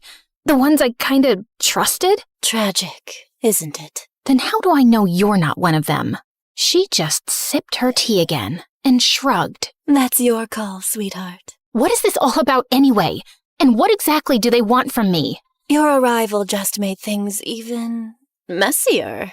You're carrying something none of them planned for. You just made me even more confused. What even are you? Spy, cult leader, crazy vlogger, rogue journalist, boba witch? Oh, darling. I just like knowing how the story ends. Then I want a jet so I can go home safely with my best friend. That's how my story ends. Well then, your answers await, as promised. It's right beneath us. She then tapped her heel on the floorboards. Wait, was she serious? Quickly now. They're coming, and they're not here for the boba tea. Just then, the whole cafe started to shake, and that was my cue. I flung the hatch open, climbed down, and found myself in some kind of underground cave. I was completely lost until I spotted a jet up ahead. Finally! Sweet, glorious escape. I took off running, only to stop dead in my tracks when I realized that it was just a toy. A stupid little model jet on a stand. And then I heard the echoes of that woman's laughter from above. I knew she was sus. She freaking tricked me, crazy witch. Suddenly, a beam of moonlight burst through a crack in the cave ceiling and hit me square on. I suddenly felt weird. What's happening? Just then, everyone started showing up from every direction, completely messing with my head. The prophecy lied. It wasn't supposed to be you. I was chosen to be the new moon, and not you. I am the true vessel, and that light belongs to me. You are the perfect subject. I must know what you truly are. Utterly risible. You carry the moonlight, and with it, you can save what's left of us. Come with me, Avery. This region's balance depends on you. Let me protect you before they twist what you are. Just shut up, all of you! And don't come any closer! Just then, I heard another woman whispering in my head. You don't owe them anything. Just keep shining, Avery. And just like that, I snapped back. I spotted a tunnel tucked into a corner and sprinted like my life depended on it. Because it did. When I finally burst out the other side, an actual jet was there. And Mila was inside. Girl, let's go! Hurry up! We're running out of time! Miracles do freaking happen, folks! I jumped in, slammed the hatch, and fired up the engine. That's when they showed up. Faces I'd never forget, charging toward me. But they were too late. I had already launched into the night sky. No one owns me. I'm done being told what to do. I'm my own person, not your freaking vessel or whatever. So guess what? Bye, freaks. Freedom. At last. I jolted awake to the sound of beeping machines and blinding hospital lights. Sweetheart? Oh my God. Honey? She's finally awake. There you are. You better have a good excuse for scaring us like that, young lady. While I was still processing the emotional mess of seeing my parents again, someone else walked in. Mila.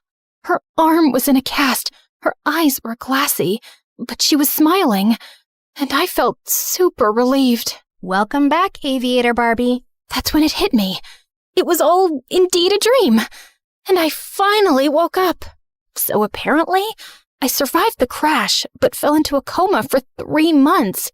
And after the crash, Mila got us help, even with a busted arm, and screamed until rescue found us. Later, when it was just the two of us, I finally spoke. I'm sorry, Mila. What for? You were right. I was too curious, too reckless, and it got us here. But we're alive, aren't we? Yeah, and I had the weirdest dream ever. Oh? Spill it. And I did. Every juicy, terrifying, ridiculous, romantic detail. Wait a minute. Your dream sounds familiar.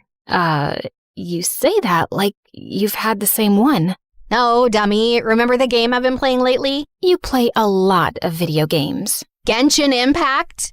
We literally watched the trailer of the new update the night before the accident. The place in your dream, it sounds like Nod Cry, the newest region in their world. She opened her phone and played the trailer again, and my jaw dropped. The dark mist, the lighthouse, the glowing moon, the town, everything. My whole dream was literally there. But more than that, so were they. Just in their video game versions and aesthetics. Dive into the immersive world of Genshin Impact, the open-world action RPG where you explore, battle, and uncover the secrets of Devad across PC, mobile, and console, all seamlessly connected. On September 10th, version Luna 1 arrives with a massive update, the mysterious new region Nod Cry, and the most important story chapter yet, revealing long-awaited truths about the heavenly principles, Fatui, and Aether and Lumen. To celebrate Genshin's 5th anniversary, enjoy a free 5-star character, exciting challenges and minigames, tons of free pulls, and more. The Wish banners feature Lauma and Nahida, followed by Flynn's, Yolan, and newcomer Aino. Ready to explore, battle, and uncover the truth? Click the download link now and use your exclusive gift code to get a head start into that. I stared at the screen, amazed and traumatized at the same time. Was it really just a dream? Or something more? Either way. Okay, that's it. Give me the freaking game. I need to try it. I need to meet them again. Welcome to the fandom, girl. And just like that, I was ready to dive back into all those wild adventures.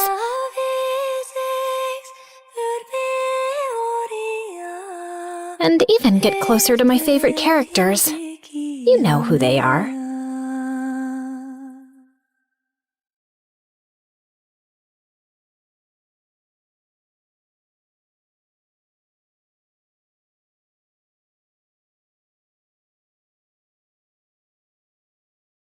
Hi, my name is Erica, and I'm from the USA. Please like and subscribe. Some people might call me a nerd, but that's only because I actually enjoy school and love working hard. Maybe that's what happens when the single dad who raised you is a world-renowned neurosurgeon. But I never felt pressured by him to excel. Like him, I just like being the best. And while I don't have many close friends, I generally get along with everybody in my class. Well, everybody except one, Genevieve Leroy. That's only because she's the actual devil. Not really, but hear me out. Genevieve transferred to our school from France when we were in the 5th grade, and I immediately hated her snobby attitude. Are you seriously reading Matilda? Back in France, we just finished Les Miserables. American children are so immature. Do you still wear tapas too? She was also crazy smart and got the highest grades in class. I'm not even trying. She was just so conceited and full of herself, and I just had to show her that she wasn't better than everybody. So I worked harder than I ever had, and soon our grades were equal. So, you think you're as good as me? No, Genevieve, I'm better. And from that day forward, everything was a competition between us, but there was never a clear winner. We always got the same grades. We both got first place at the 6th grade science fair. We always had the same number of followers on social media, and somehow our TikToks got the same amount of likes. Would you believe it? We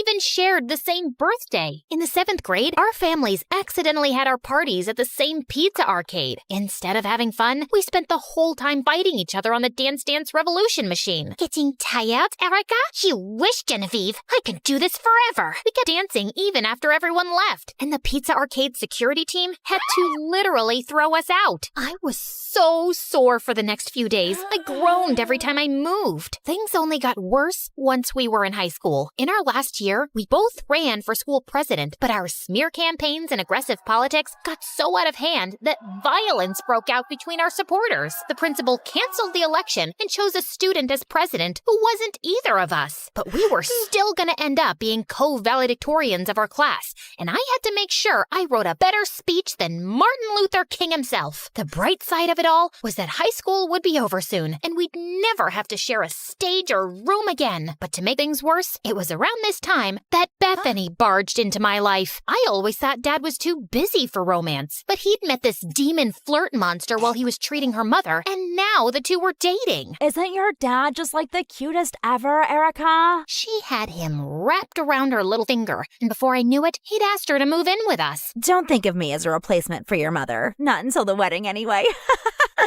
As if having a snooty French arch nemesis wasn't enough, I now had to live with Barbie's evil cousin. We couldn't stand each other. All she did all day was constantly try and fail to become a viral influencer through endless Instagram and TikTok posts for a non-existent audience. Don't forget to like and subscribe. I'll teach you how to trap the man of your dreams. And whenever Dad wasn't around, she would call me a loser and an annoying know-it-all and go on and on about how I would never get a boyfriend. No matter what some of those ugly girls say online, boys do not find intelligence attractive, Erica. But at that point, boys were the last thing on my mind. The same went for Genevieve. We were both so busy trying to be the best at everything that we didn't have time for boys. Hey, Erica, do you maybe want to go to the movies with me? How can I go to the movies when I still don't know absolutely everything about the War of 1812? Now shush! Genevieve, why don't we... Stop, you poor boy. Is your highest ambition to be nothing more than a distraction to me? But that all changed the day Lee Taylor Reyes transferred to our school. Howdy, y'all. He walked into our lives with his rugged good looks and Texas cowboy charm. All the girls fell for him, but none fell harder than Genevieve and me. Oh my God. Mon Dieu. We thought we were competitive before, but now it was war. Genevieve and I started doing things neither of us had ever done before. When Lee Taylor became quarterback, we went to every game. Go, Lee Taylor, go! Lee Taylor, you are the best at American foolishness. When Lee Taylor got the lead in the school play, we went to every show. Bravo! Bravo! You have resurrected the theater, Lee Taylor. Genevieve had always been the more fashionable of the two of us, and once Lee Taylor hit the scene, her clothes and makeup game reached a level unseen. That's a mighty fine dress you're wearing there, Genevieve. What? This old thing? I only wear it when I don't care what I look like. There was no way I could compete with her on that level. Not on my own. I needed help, and there was only one person I could turn to, Bethany. Erica, it's so wonderful. You're finally acting like a normal girl. I was so desperate that I let Bethany give me a complete makeover. She used Dad's credit cards to buy me all new clothes and makeup. She took me to the most expensive salon in town and started giving me flirting lessons. Dad was just happy happy that we seemed to be finally getting along. And the whole time, she was filming everything and posting videos on her stupid channel. Hey guys, join me on my brave and selfless journey as I turn Erica from a zero to a shiro and help get her the man of her dreams. And the videos actually went viral. Bethany was officially an influencer now. And the weirdest part was that her lessons were working. Lee Taylor was now paying just as much attention to me as he was to Genevieve. There's something different about you, Erica, and I like it. Thanks for noticing, Lee Taylor. But just like with everything else between me and Genevieve, neither of us was actually winning. No matter what we did, Lee Taylor would only lead us both on and wouldn't make a clear choice. Things got so bad in the struggle for Lee Taylor's heart that our grades began to slip. We stopped doing homework, we were failing tests, neither of us were valedictorian anymore. But we didn't care. All our effort was going into out-scheming the other to win over Lee Taylor. Like the time he had a minor football injury and we both went to visit him in the hospital. Oh, you poor baby. It's a shame your mummy is out of town. But look, my chef made you a consommé, and I will read you the sports section of the newspaper in French. That looks like gross bathwater. I've got just the thing to make you feel better. Some good old American cheeseburgers. Also, a recent study shows that most people think Spanish is hotter. It ended up being a screaming match in French and Spanish that got us thrown out of the hospital. And one day, after the teacher made me and Lee Taylor lab partners, Genevieve marched up to me angrily in the cafeteria later and pinned me against the wall. Give it up, Erica. No matter how much makeup you put on or how much idiotic giggling you do, Lee Taylor will be mine. You've never beaten me,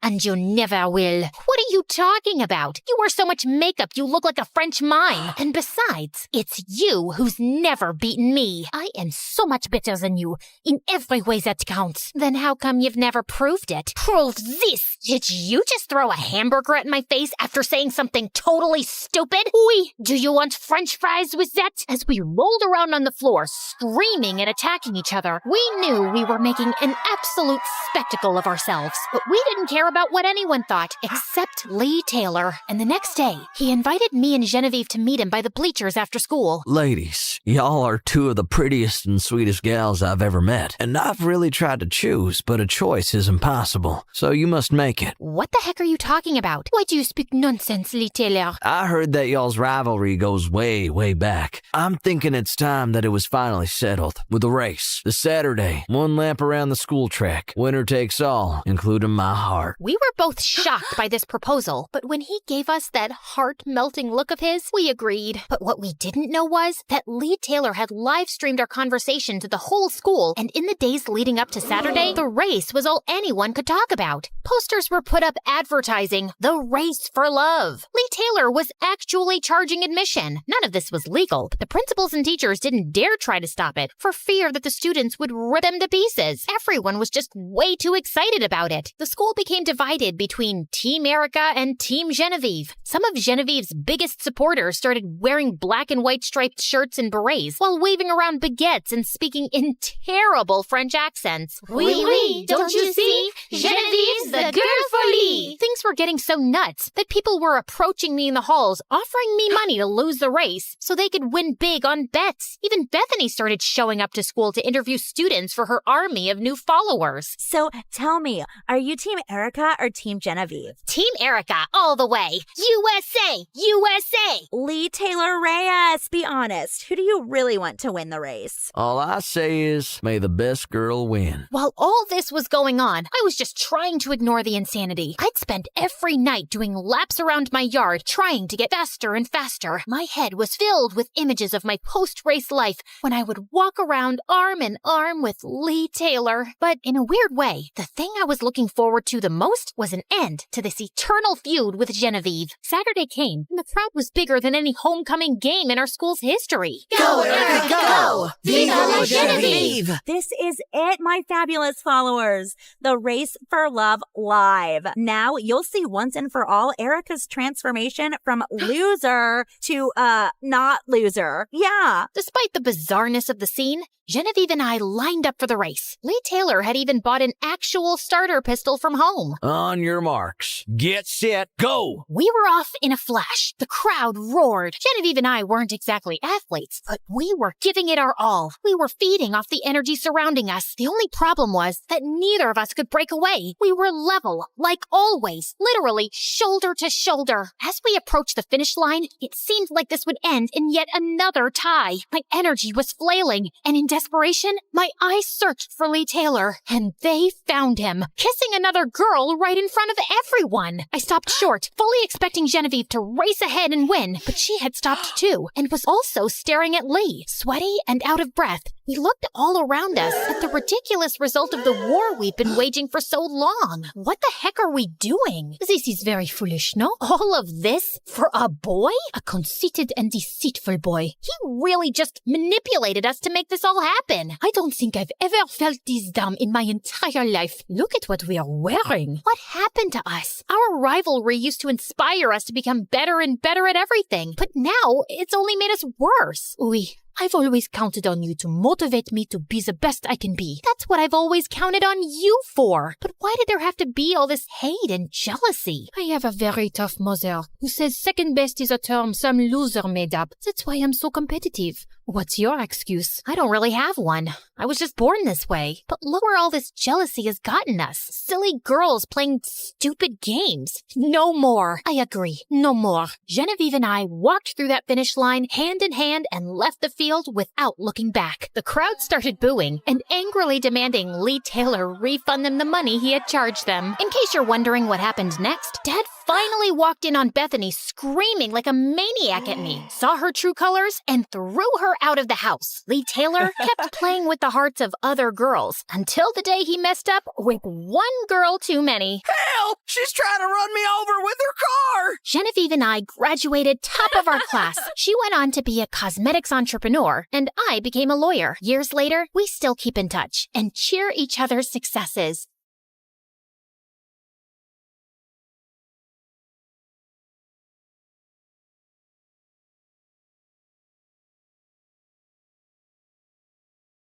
The crowd erupted as I struck the final chord, and I looked up as the fireworks lit up the sky. They danced across the night, vibrant and full of promise. Yet they also carried with them the shadows of a nightmare I couldn't escape.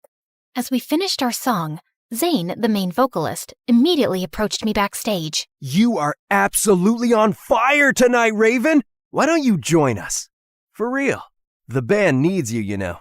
And so do I. Tempting. But if I do, my grandma will kill me. I'm only filling in because your guitarist got sick. Zane was a popular senior at school, and he'd been flirting with me for the past few months, but I just wasn't in the mood to date anyone yet. I'll keep asking then. Maybe I'll survive your grandma's wrath. I laughed, but the thought of Grandma's face if she found out I was in a rock band? Yikes. Grandma was a billionaire socialite who adopted me and raised me alone after I got separated from my parents when I was just a kid due to an accident. She was overprotective, but always busy. She gave me everything I needed, but I still felt empty whenever I thought about my parents, and how fireworks were my last memory of them. Whenever I saw kids my age with their families, I couldn't help but feel jealous. Being Grandma's heir came with great responsibility. So I had to study hard to manage her empire one day. My routine usually involved going to the school library after classes, but everything changed when the resident librarian decided to take her vacation. Miss Mavi was just her temporary replacement, yet she made my dull life 1,000 times more interesting for the past few weeks. Instead of studying, I always ended up observing her. She wore a beanie indoors 24/7. And I was dying of curiosity about what she was hiding under there. Snakes, a bird's nest, a really bad haircut, or, plot twist, what if she was actually bald? Aside from being a little clumsy, she was also silent most of the time, almost like a shadow. Anytime I asked for help finding a book, she'd guide me to it without saying a single word. One day, I dropped my books, and a bunch of my origami animals spilled out. I was about to bend down when someone suddenly started picking them up for me. It was her, and she was holding the dove one. You did this? Yeah? Oh, so she can actually speak. Where do you learn these? I learned it from YouTube. I find it fun, and they actually make good bookmarks, you know? Why? She just gave me a soft look that sent my curiosity through the roof, then walked away before I could say more. What was that all about? Later that night, I had to swing by school because I forgot some notes. It was late, the gates were locked, and the place looked deserted, except for a mysterious motorcycle parked outside. Before long, a familiar figure emerged and hopped onto the bike. That unmistakable beanie gave her away instantly. There was no doubt who it was. But this time, she was rocking a sleek black leather jacket. Whoa, a mysterious librarian by day, a badass biker by night? Interesting. I decided to follow her at a distance, and we ended up in a vacant lot where a group of thugs was bullying a guy. I parked my car nearby and hid behind a tree. Suddenly, Miss Mavi whipped off her beanie, finally exposing her hair, and my jaw nearly hit the ground at the blazing sight. I rubbed my eyes to confirm what I was seeing, but her hair indeed looked like a dancing flame. What's up, bros? Having fun terrorizing a helpless bystander, or are we just compensating for something? Who are you supposed to be, sweetheart? The fire department? Well, I'm just here to warm things up. Just then, her hair erupted into full blazing flames, crackling like wildfire as she fired up her bike. The engine roared, and in a flash, she took off, moving so fast it was like a fiery show. She zoomed around the gang in a blur of heat and light. Before they could even react, she circled them with lightning-fast moves, trapping them like prey in a ring of fire. What kind of sorcery is this? Am I dreaming? The thugs charged at her, but she flipped off the bike, flames dancing around her hair. One wave of her hand, and they scrambled back and fled like scared rabbits. I ran back to my car as she reassured the victim, and soon I just found myself tailing her through the city. For the next few hours, I watched her in action, saving people and solving crimes like an actual superhero. I barely slept that night, replaying the flaming hair in my mind. First thing the next morning, I went straight to the library to get the truth out of her. I saw you last night. The motorcycle, the fire in your hair, those powers. You saved those people. Sounds like you had quite a dream. You sure you didn't doze off while studying? I'm not crazy. I know what I saw. She just shrugged and continued doing her business quietly. Ugh, she was driving me crazy. That night, I staked out again, and sure enough, there she was, riding that flaming motorcycle, hair blazing, acting like a neighborhood guardian again. I finally cornered her in the far aisle of the library the next day. Stop it. Quit pretending you're normal. I know you're some kind of superhero. Who are you? She put the book she was holding aside and then looked at me with a seriousness I'd never seen before. You're such a stubborn little girl, aren't you? She was about to press her fingers against my forehead, but stopped and sighed. All right, if you want answers, meet me at the abandoned pier on Saturday at sunset. Oh, I'll be there for sure. The weekend rolled around, and when I arrived at our meeting place, she was already waiting for me while leaning against her motorcycle, her fiery hair shimmering in the sunset. Hey there, how are you feeling? I'm good. Obviously too excited for whatever bedtime stories you've got. Lucky for you, I'm actually quite fond of telling stories. For starters, my real name's Mavwika, and I'm not exactly from around here. Wait, are we talking outer space? You're an alien? I'm a pyro-archon, and the world I'm from is Tivat, specifically Natlan. And I'm here to fulfill my duty as a leader and protect my people, wherever they are. I was probably just stuck in a long, vivid dream, because there was no way this could be real. But honestly, I didn't care. I was loving every second of this. So, what are you doing posing as a librarian at our school? Hey, the best place to stay on the down low is behind a desk full of books. Nobody suspects the quiet and clumsy librarian, right? Easier to keep an eye on things, sniff out danger, and mask the fireworks appear. I was surprised at how talkative she actually was. So, your hair, it's on fire but not burning anything. How does that work? Don't worry, these are friendly flames. They won't burn you or incinerate anything. Although I think my enemies will find that it's a bad idea to play with fire. Anyway, weather like this is perfect for enjoying the outdoors. Let's go for a spin. Here, hop on. I hesitated at first, but deep inside, I had always yearned for some adventures. So I did, and we tore through the city at speeds that made my stomach flip. You're overspeeding! Don't worry, we'll be fine. Before I knew it, the cops were tailing us. Sirens blared, but Mavwika expertly weaved through traffic, leaving them behind. See you later, officers. With a flick of her wrist, the bike darted through narrow alleyways, dodging traffic and even slipping past a semi-truck like it was nothing. Then, the wheels started glowing fiery orange. Before I knew it, we shot off the ground, soaring above the city. My jaw dropped as rooftops shrank beneath us. Holy mother of smokes! Are we flying? Gliding. But flying sounds better, doesn't it? We landed with a burst of sparks, but Mavwika wasn't stopping. She steered toward the mountains without hesitation. Wait! There's no road! Oh, girl, who needs roads anyway? Rev the engines! With a fiery leap, we launched off a rocky incline and soared through the sky like a blazing comet, hopping from one mountain peak to the next. You're insane! Told you it'd be fun. Terrifying, but yeah, maybe a little fun. The next few days were a blur of adventures. By day, Mavwika and I bonded in the library over books and her endless stories about her homeland and her late sister, Hine, who also loved creating origami, just like I did. By night and over the weekends, she'd drag me along as she did her superhero duties. Light of the blazing sun! Wrath from the skies! Pyroclastic surge!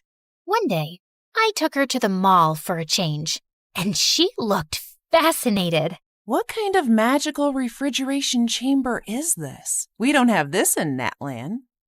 This is called a mall, and the extra cold you're feeling is because of the air conditioning. Interesting. I can't believe people wander around here for hours, like they're on a quest, but with no real treasure. The treasure is buy one, get one free, actually.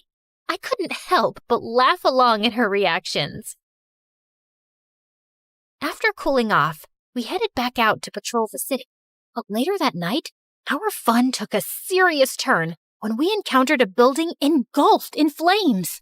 Fire trucks were there, but the fire was raging out of control. My mom and dad, they're still in there. Please save them. The sight of the little girl desperately crying made something twist inside me. I remembered being little, lost, terrified.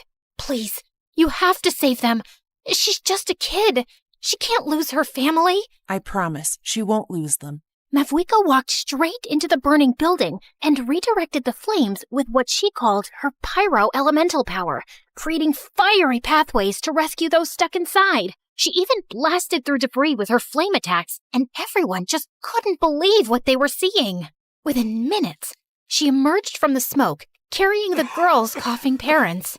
The firefighters rushed to help, and I wanted to cry with relief. The little girl threw her arms around them, and they hugged tight. Before the police and media could finally corner the fiery superhero in town, Mavwika whisked me away and brought me to an abandoned park. What happened back there must have stirred something inside you. It's okay, you can tell me. I'm here to listen. I was 3. I don't remember much. Just being on a yacht with my parents. They were celebrating something. There were beautiful fireworks, and I was so happy. But then the waves got rough. The boat rocked. My mom screamed, and my dad held me tight. Then we went under. Everything went dark. I woke up on a shore. My grandma found me and took me in, raising me like her own. She tried everything to find them, hired search teams, investigators, but nothing. No trace of them. Everyone told me they were gone, but I don't believe it. I can't. I feel it in my heart. They're still out there somewhere. That feeling is powerful. Hold on to it, but don't let it hold you back either. Your story isn't over yet. Maybe the light is leading you somewhere you're meant to go. Just then, a burst of fireworks from the horizon distracted us. It was coming from the nearby harbor. In my world, it's nearly lantern rite. People from Liu celebrate with lights, fireworks, music. It honors wishes and memories of everyone in Tiavat. That sounds awesome. I wish I could experience that right now. You can. We can bring a bit of that celebration here. How? To answer my question, she led me to the harbor and told me to close my eyes. Don't open them until I say so. Okay.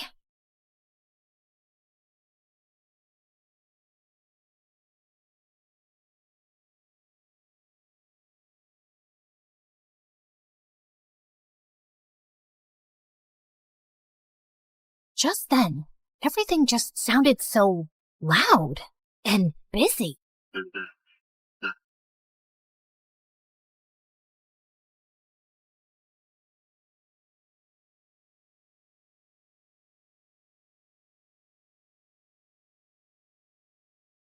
Now open your eyes. I turned to see some strangers who looked like video game characters, just like her. You made all of this happen?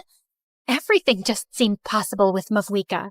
Soon enough, people from the city, curious about our impromptu festival, drifted in to join us. The next moment, the electrifying sound of rock music filled the air. Let your flame burn brighter.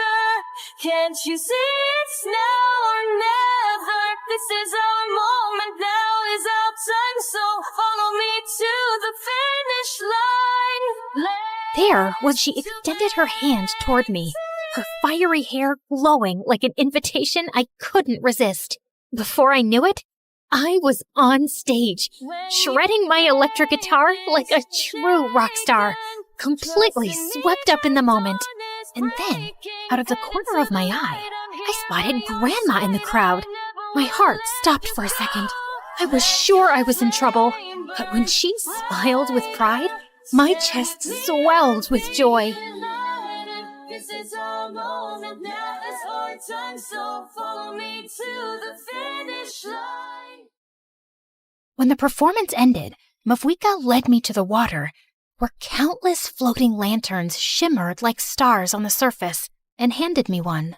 Make a wish. Lantern Rite is about sending hope into the sky. Believe, and maybe it'll come true. I wish to finally see my parents.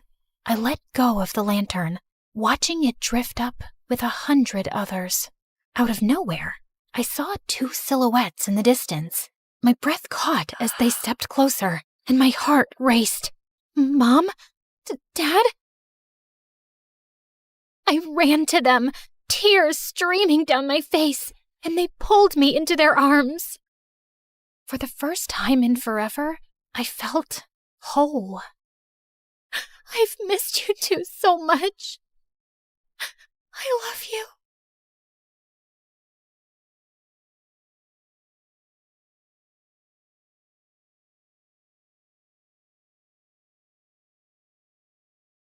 Mavwika walked over quietly. Behind her, a glowing portal shimmered like a magical doorway. What's happening? You're leaving? Natlan needs me. It's time for me to go back. My people need me to light their way forward. I felt a lump in my throat. Thank you for everything. You made my wish come true. It's been an honor and truly my pleasure. I will miss you, you know. She then took my phone and with a quick tap, installed a game called Genshin Impact. Rev the engines!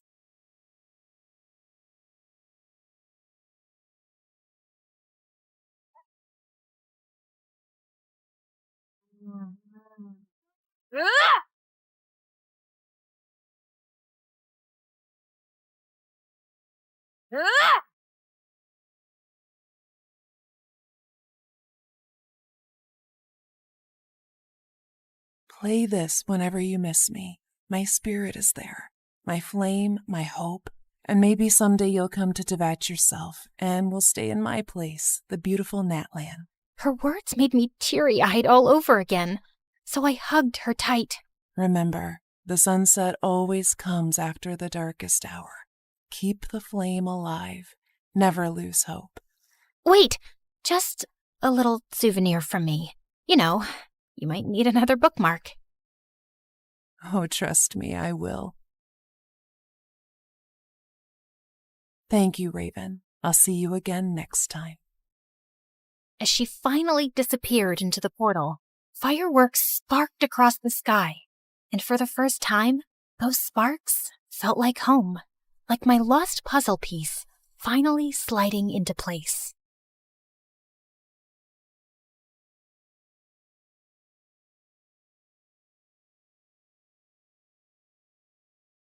Embark on an epic adventure in Genshin Impact with the latest update. Unlock new characters like the Pyro Archon, Mavuika, Mystical Sitlali, and the skilled Lan Yan. Plus, if you log in during the Lantern Rite Festival, you can get 20 free pulls, a free 4-star character, and essential upgrade materials. Download now using the code in the description to power up your adventures. You won't want to miss this epic update.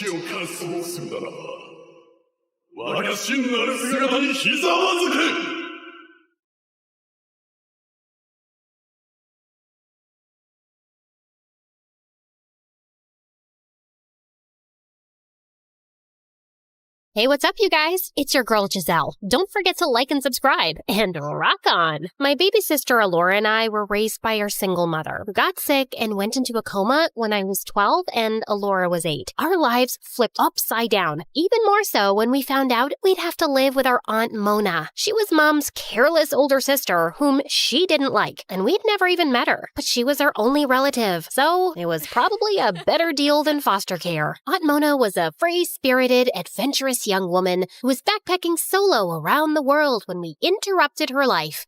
In a blink of an eye, she went from one of the youngest people to have ever climbed Mount Everest to a single mom of 2 girls she didn't give birth to. And she didn't have a clue about how to take care of children. Like knowing that kids run away when you aren't paying attention. Yeah, she once lost Alora at the mall and found her hours later, and they were both traumatized by that incident. But sometimes, it also made her the coolest guardian any kid could ask for. She didn't force us to eat broccoli. She allowed candy before dinner, and we stayed up as late as we wanted, binge-watching MSA on school nights. My sister Alora would sometimes use that to her advantage, despite being an overall easygoing kid. And as the younger one, she required more care from Mona, who would try to force that responsibility on me. I don't know what to do, Giselle. Help me out here. I've never had to deal with children before you guys came along. No, Mona, she obviously cannot adopt this wild snake as a pet. I don't want her to resent me for refusing her that. Can you please tell her yourself? In these situations, I always ended up being the party pooper, while those two got closer. Mona remained an irresponsible adult, spoiling my sister, and Alora definitely preferred her cool aunt over her protective older sister. On top of everything else, Alora was an A-grade student, so Mona was always proud of her. Maybe you should be more like Alora, because if you keep up with those grades, you won't be able to get into college, Giselle. Who said I want to go to college? I want to be a guitarist in a metal band. Well, you have to graduate from college first, then do whatever you want. Your mom wouldn't want it any other way. Also, this is just a phase. It's not a phase, Mona. It's who I am. And don't bring my mom into this. She always supported my talents, and she was chill. I'm sure she would support my music too.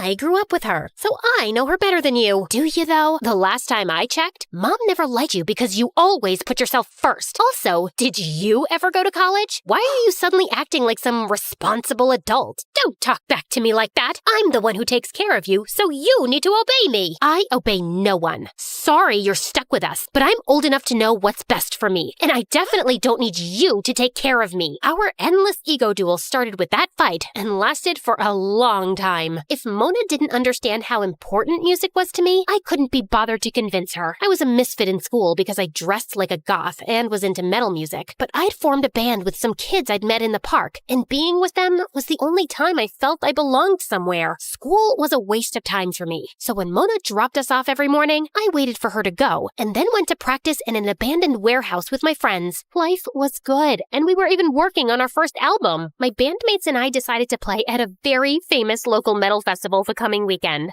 But of course, Mona had to overreact massively. What do you mean, a metal festival? That's no place for a child. Are you trying to send me into a coma with my sister? Chillax, man. Why are you being so melodramatic? Maybe because she's worried about you and the company you're keeping?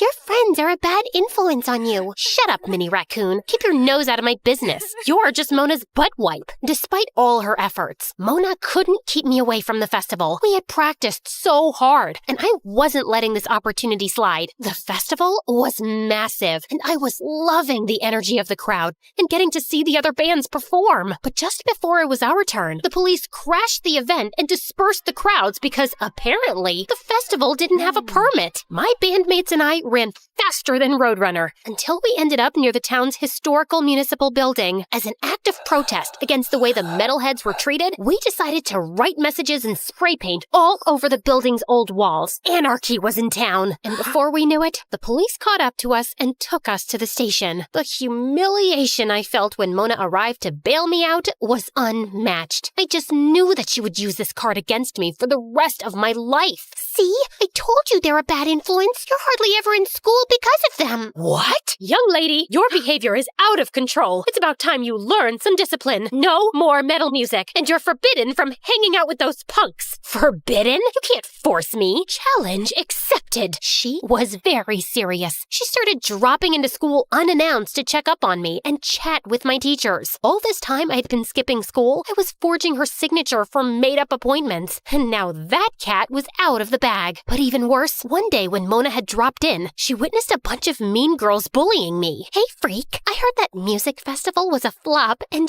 you ended up in jail.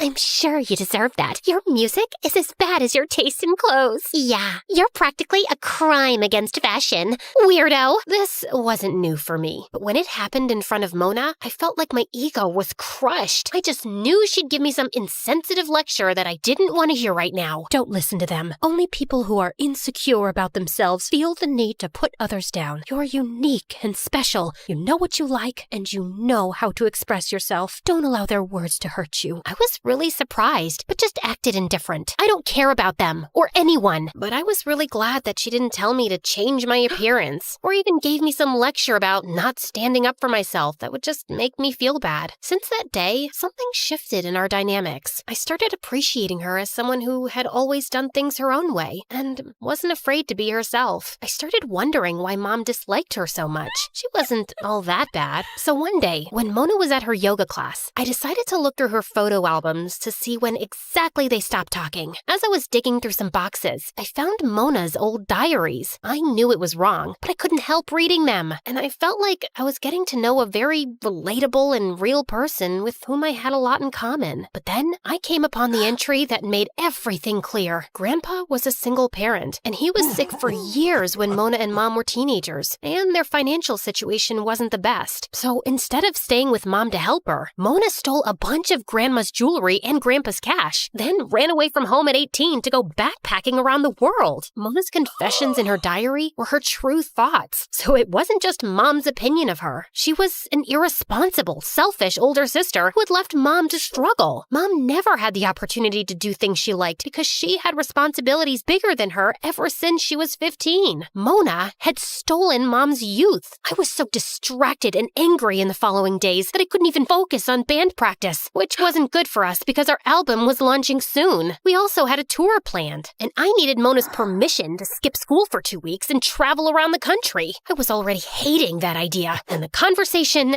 didn't go well. I just want to know where you get your audacity from, Giselle. You get to be your own person, but not before you finish high school. I thought I made that clear. Also, I still don't like your irresponsible bandmates, and I can't let you travel around with them. This is a once-in-a-lifetime opportunity, which is important for my future career. And you know what? I can't even take you seriously when I know how irresponsible and selfish you are. Excuse Excuse me? You heard me. Your lack of responsibility ruined Mom's life. She had to become an adult too soon because her older sister decided to bail on her. And don't try to deny it. I read your own confession in your diary. You read my diary? This is such an invasion of privacy. I don't want to see your face right now. You're grounded. Gladly. Plan B it was. That night, I wrote her a letter and snuck out my window. Not so dear Mona. When I'm famous and successful, don't come knocking at my door. I want you to remember how terrible you were to me and my mom. Selfish witch. Rock on, Giselle. The adrenaline rush I felt as I left the house in the middle of the night was unmatched. I rushed down our street as fast as I could to my friends who were waiting for me in their van. And so, my new life as a rebellious musician began. The next morning, I woke up to 20 missed calls from Mona and 70 voice notes. Alora also left me tons of texts saying Mona was furious and I had to come back home. So I decided to turn off my phone and enjoy the decision I had made. Night after night, we played in different cities across several states, and the crowds loved us everywhere. It felt good being cheered by unknown people, meeting potential connections in the music industry, and getting paid. But after 3 weeks on the road with my bandmates, I started noticing how tiring living in a van with them was. They didn't clean up after themselves, and often had the pettiest arguments. They also became lazy and stopped taking this tour seriously. We even missed a couple of shows because they didn't feel like it. I missed hot showers and delicious homemade food. I even felt Mona and Alora's absence. But I couldn't bear to hear Mona's "I told you so" and admit she was kinda right about my friends. I knew I would have some big punishment waiting for me back home. One night after our concert, it was raining heavily, so we decided to stay in a hotel to rest and wait for the rain to stop. But we couldn't afford a good hotel, so the 5 of us had to share a shabby room, and being the youngest, they made me sleep on the floor. And the next morning, we realized that our dream tour had turned into a real nightmare. Is that our van floating down the street? It had rained so much that there was flash flooding in town. Unless we managed to get a boat or build an ark, we couldn't get out. The electricity and internet connection was down too, so we were basically stuck with no contact with the outside world. The next 2 nights, things got worse as we waited for some help to come. Everyone was scared and hungry. And to top that, my bandmates managed to push all my buttons when they suggested we swim for it. They were morons. I spent all my time regretting the way I'd left. I realized that I'd left Alora with our selfish aunt to pursue my dreams, kind of what Mona had done to Mom. Now, in this grave danger, I wondered if I'd ever get to see my sister again. But the next morning, we woke up to the loud sound of helicopters. We rushed to the rooftop to see the rescue teams had finally reached our area. And just then, I heard a familiar, high-pitched, distinct voice screaming from a megaphone. "That's her over there!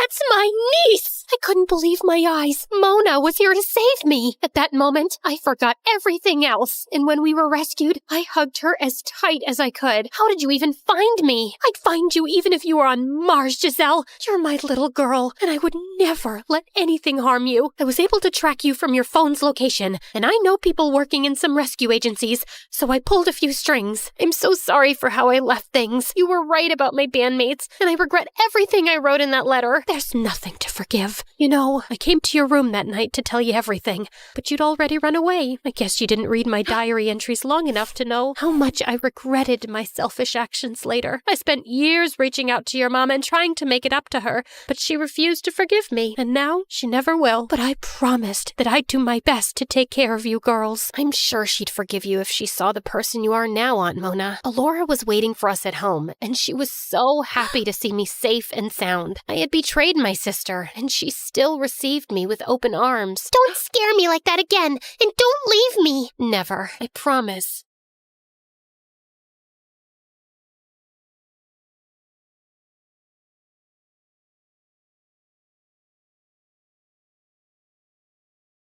My name is Missy, and if there's one thing you should know about me, it's that I've always dreamed of finding love. Love is about being seen, the kind of attention that makes you feel special. But that's never been me. They say love finds you when you least expect it. I never believed that. Not until it literally found me. I was getting ready for school when I heard the doorbell ring. I opened the door. No one was there. And then I saw it. A mysterious box wrapped in silver paper with my name written on it. I wasn't expecting any deliveries. I wasn't even sure it was safe to bring in my house. but something inside me had to know what was inside. Tucked inside the black velvet was the most beautiful diamond ring I've ever seen.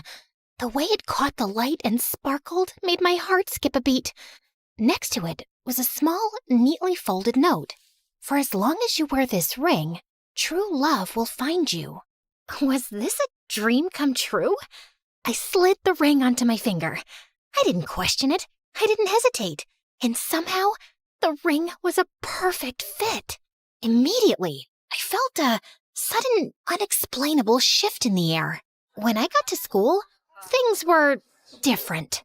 Typically, I was just lucky to get noticed if someone bumped into me in the hallway. But when I walked in today, my classmates who usually ignored me seemed thrilled to see me. Even Amanda and Daisy, the most popular mean girls, gave me compliments. Good morning, Missy. You look so cute. Missy, hi. Will you sit next to me at lunch today? I was starting to think this was some kind of prank.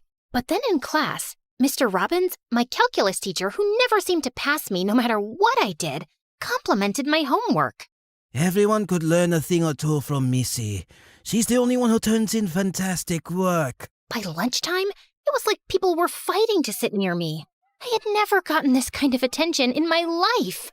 Girls kept trying to take selfies with me to post on social media, and boys kept throwing me looks of interest.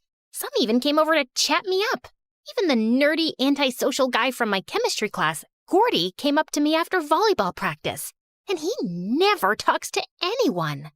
Hey, it's Missy, right? You're really good at volleyball. I wondered if anyone at school had ever even heard his voice up until now. Were you watching me? Oh, yeah. Do you want to be my girlfriend? No. He just asked me what my name was, and now he was asking me to be his girlfriend? Who does that? My mind was racing. It was like I was totally invisible before. And all of a sudden, I was getting attention from everyone. Well, not everyone. The one person who I'd hoped would notice me, Jake, still walked by me like I didn't exist. I'd had a crush on Jake for, like, forever.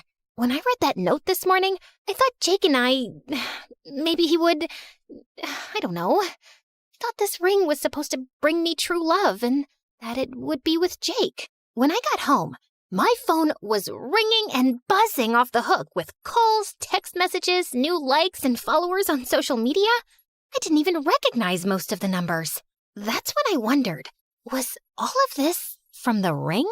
I took it off, and suddenly the call stopped. Interesting. Well, at least this way I could focus on my homework. The next morning, I realized I totally overslept and went to school in a mad rush.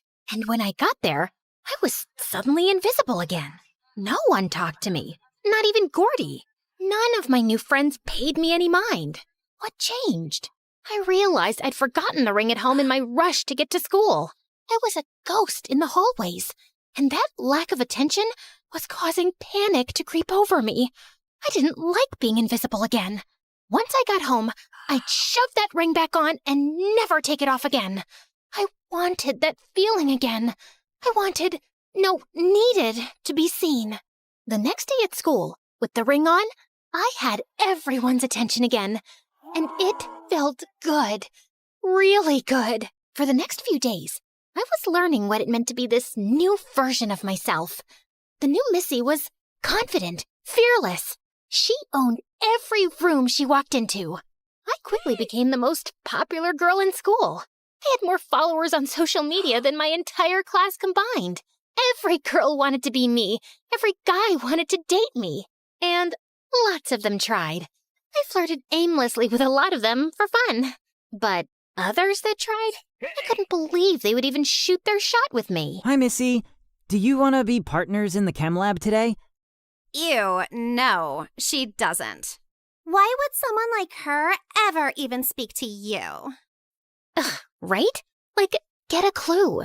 He's such a loser. Really? The only guy that stood a chance with me was Jake. And he still really hadn't paid me the mind that other people had. Just then, I saw Jake at his locker. Maybe I just needed to try a little harder, give him a nudge. I'd hit him with the move that had the other boys following me around like puppies. I walked towards him and as I passed him, I flipped my hair and talked to him over my shoulder. Hey, Jake. Wicked shirt. Oh, thanks. Nothing. Barely even a reaction. How come everyone was obsessed with me except Jake? Clearly, either the ring didn't work on Jake, or he just wasn't my true love. I walked into chemistry sulking from my bruised ego. Seeing the line of boys hoping to be my lab partner didn't even help. I was still in my pity party when a deep voice with the hottest accent pulled me straight out of it. Don't even bother asking her, boys. She's mine. Timothy. He had just moved to the country a few months ago. Even though he kept to himself and barely interacted with anyone, he was shrouded with new kid mystique. Rumors flew around that he came from a super powerful rich family who lived in a mansion. Anytime I had seen him, he was just observing. I figured he was still trying to learn the ropes of an American school. And now, here he was, claiming me. The boys grumbled and laughed, while Timothy slid into the empty seat beside me like he'd always belonged there. He set down his books with a smooth ease, giving me a lopsided smirk. Wow, possessive much? I prefer efficient. You don't even know if I want to be your partner. Don't you? Before I could even respond, our teacher told us to begin. We put on our gloves and got to work. Timothy handled the assignment like he was a craftsman, and chemistry was his craft. Everything was done with precision and impressive control. Every so often, I would catch him glancing at me. So, you do this often? Mix potentially dangerous substances in your free time? Only when necessary. Where are you from, anyway? You mean before I arrived here? Well, yeah. Europe. Well, that's specific. The liquid in our beaker shifted from deep blue to bright pink, signaling the reaction was complete. I scribbled down the results. When I looked up, he was looking at me intently. You stare a lot. Oh, there's a lot of beauty to stare at. Okay, that worked. Now that we've found each other, you should let me take you out. Now that we found each other? The note had said true love would find you. And here Timothy was. Maybe this was it. Okay, yes. Timothy smiled, looking as if he'd just won something. After class, we walked to lunch together, arm in arm. If I thought I had attention before, this was next level. Everyone, and I mean everyone, was talking about how Missy and the new hot European guy were together. The next morning, I walked into school to find a perfect red rose taped to my locker with a note, "For my beautiful Missy, thinking of you always, Tim." It was so sweet, the kind of thing I had always dreamed of someone doing for me. He carried my books to class and even paid for my lunch every day. I felt a flutter in my chest, a tiny voice whispering, "This is real. This is good." I was starting to feel something for him.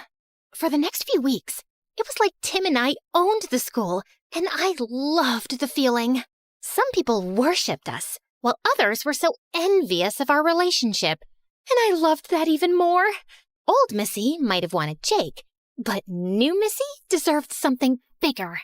Like a bunch of friends and attention, and someone rich and cool who's obsessed with her, like Tim. The best part was Timothy's access to the most luxurious things. It meant I had access to those things. One day, Timothy took a group of friends to the Larkwood Club, a super private and elite social beach club with a crazy membership fee. As I stood there tanning in the sun and being the center of attention, a waiter in a crisp white shirt approached. Jake. Finally. I'll have a lemonade, fresh squeezed, not that canned garbage. Same. And make it fast, yeah? Jake nodded, jotting down the order, but didn't say a word. That apathy, like he wasn't even paying attention, it bothered me a lot. You got that? Make it fast or no tip. We've waited long enough. Chop chop. Jake's jaw tensed, but he just gave a short nod before hurrying off. Amanda and Daisy looked at me, and then we all burst out laughing. Just then, I caught a glimpse of my reflection in the sleek glass building. The girl who was staring back at me was standing next to girls who had always made her feel small. And now I was one of them, behaving just the way they did. It made my stomach twist. I tried to turn my attention back to the group and Timothy, who was staring at me with a huge grin on his face, but that feeling was hard to shake. Who was I becoming? Over the next few weeks, the more time Timothy and I spent together, the more I realized that we didn't have much in common.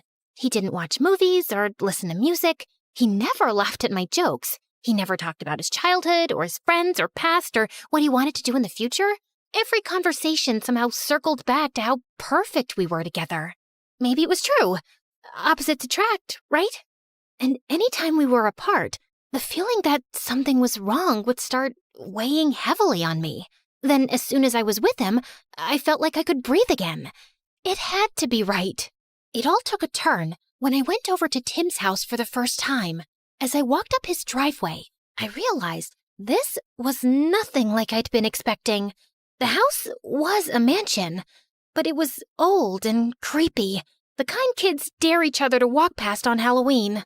When I lifted my hand to knock, the door creaked open all on its own.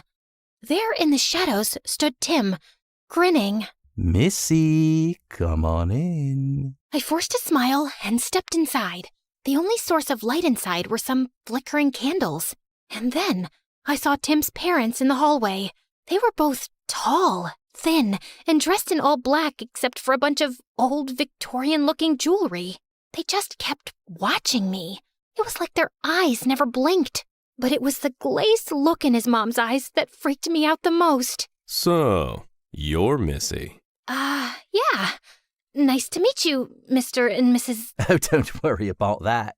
Just call them Mom and Dad. I froze. Mom and Dad? I just met them. Surely he must have been joking. I let out a nervous laugh, but no one else laughed. They just stared. Do you believe in fate, Missy? I guess. Then you understand some things are meant to be. We're so glad you agree and like the ring. The ring?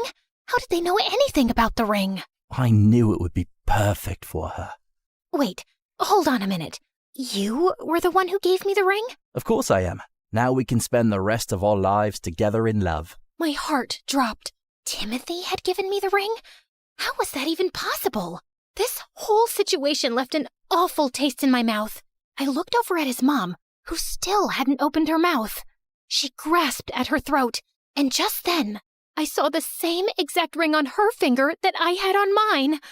I needed to get out of here, now. You know, I just realized that I totally forgot I have, a super big project due tomorrow. I should go home. I ran out of the house before they could say another word. What kind of insane family was that? I don't know what kind of power was in that ring, but I didn't want any part of it. I turned the corner onto my street, and there, on my doorstep again, was Tim, with a twitch in his eye. How did you get here before me? Why did you leave? We were in the middle of a date. This whole ring thing, it's really starting to creep me out. I can explain. My family's been crafting jewelry for generations, but we aren't just skilled artisans. We have a gift. We can infuse our creations with the power of intention, bringing our very desires to life. That's exactly what I did with your ring. Our fates are bound now, you and me, forever intertwined. I tried to stay calm as I took off the ring. A weird look came over his face.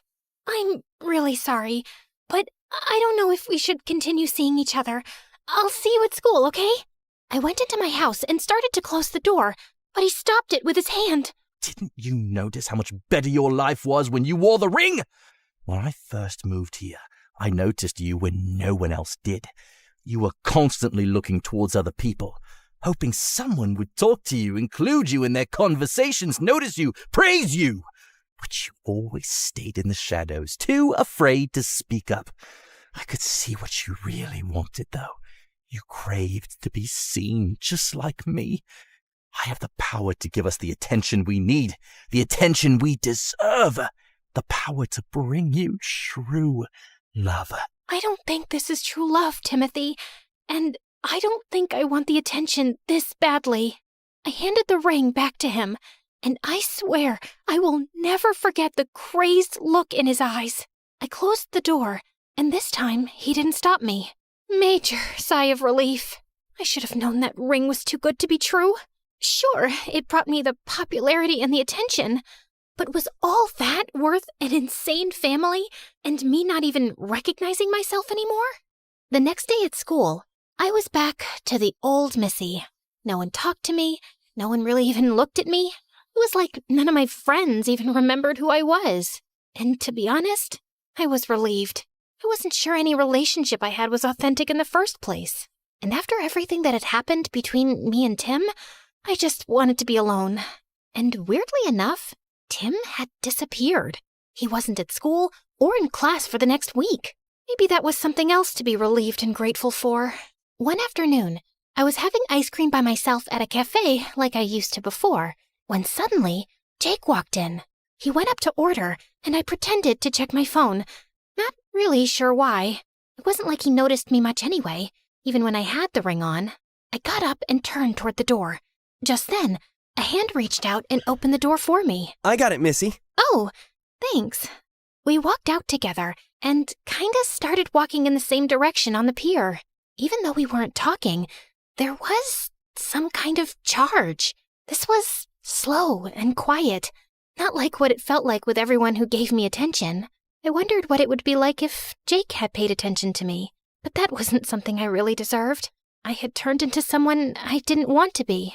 Hey, Jake, I'm really sorry about how I spoke to you the other day at the beach club. That wasn't cool. Oh, people talk to me like that all the time at the club. It's okay. It's not okay. I shouldn't have been one of those awful people. I'm sorry. That's big of you. Thanks. I forgive you. All of a sudden, the hair on the back of my neck stood up, and that's when I saw him, Tim, standing at the end of the pier, lurking in the shadows of a gift shop. He was watching us, and then he stepped forward into the light. Missy! His voice cut through the night like a knife. Moving on so soon? You've just barely broken up. This could be considered cheating. The way he said it sent a ripple of unease through me. You and I aren't even together, and Jake and I are just walking. He doesn't know what you want, but I do. Put it back on. Tim's hand moved to his pocket, pulling out the all-too-familiar ring. His fingers curled around my wrist slightly as he tried to slide the ring on. I tried to yank my hand away. No, Tim, you're being insane. Insane? No, what's insane is you thinking you could just take it off. That you can pretend none of this ever happened. His grip tightened, not painfully, but firm. Let her go. Jake's voice was steady, but there was an edge to it. He stepped between us. Timothy let out a slow exhale, like he was disappointed. His eyes flicked to Jake. Something dark flashed behind them. You were never supposed to be here. No, Tim. You're the one who was never supposed to be here. Timothy's head snapped toward me. His expression twitched, but I didn't care. Something inside me had shifted. You were never supposed to be in my head, making me think I needed you, or the attention, or the ring.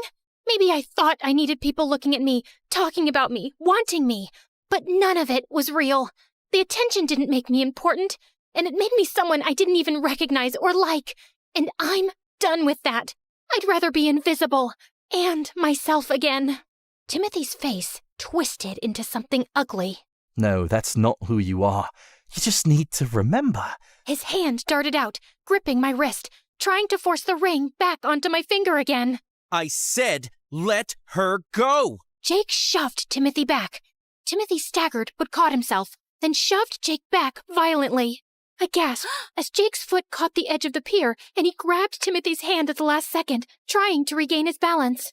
But Timothy looked at him with a sinister smile and let go. Jake fell backwards and hit the water with a splash. I ran over to the railing, hoping that Jake was okay, but all I saw were bubbles. What is wrong with you? What if he can't swim? We have to get help. Can't you see that I'm willing to do whatever it takes to make you happy? To make sure you get everything you deserve? Just put the ring back on and I'll show you. That's gonna be harder than you think. My head whipped back around. Jake was above water, safe and okay. And in his hand, raised above his head to show us, was the ring. Timothy froze. Give that back to me right now. I don't think so. Jake threw the ring in the opposite direction, and it plopped into the ocean, never to be seen again. Timothy's face went stark white. You're going to regret that. Both of you. Without another word, he took off, running off the pier as fast as he could. I looked back down at Jake, who had started to swim back to shore. I ran to him as he stumbled out of the water. I am so sorry. Are you okay? Yes. Are you okay? I nodded my head, but I could feel the tears starting to come. He hesitated for a second before pulling me into a hug. I'm so sorry, Missy. I don't know what exactly just happened, but I'm glad I was here. You're okay. For a long moment, we just stood there. You know, I might not have said anything, but you were never invisible to me.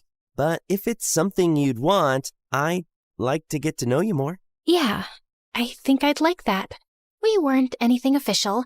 There were no promises or guarantees, but this felt more real. And that was enough. After Tim's assault on Jake, we contacted the police and went with the officers to his mansion.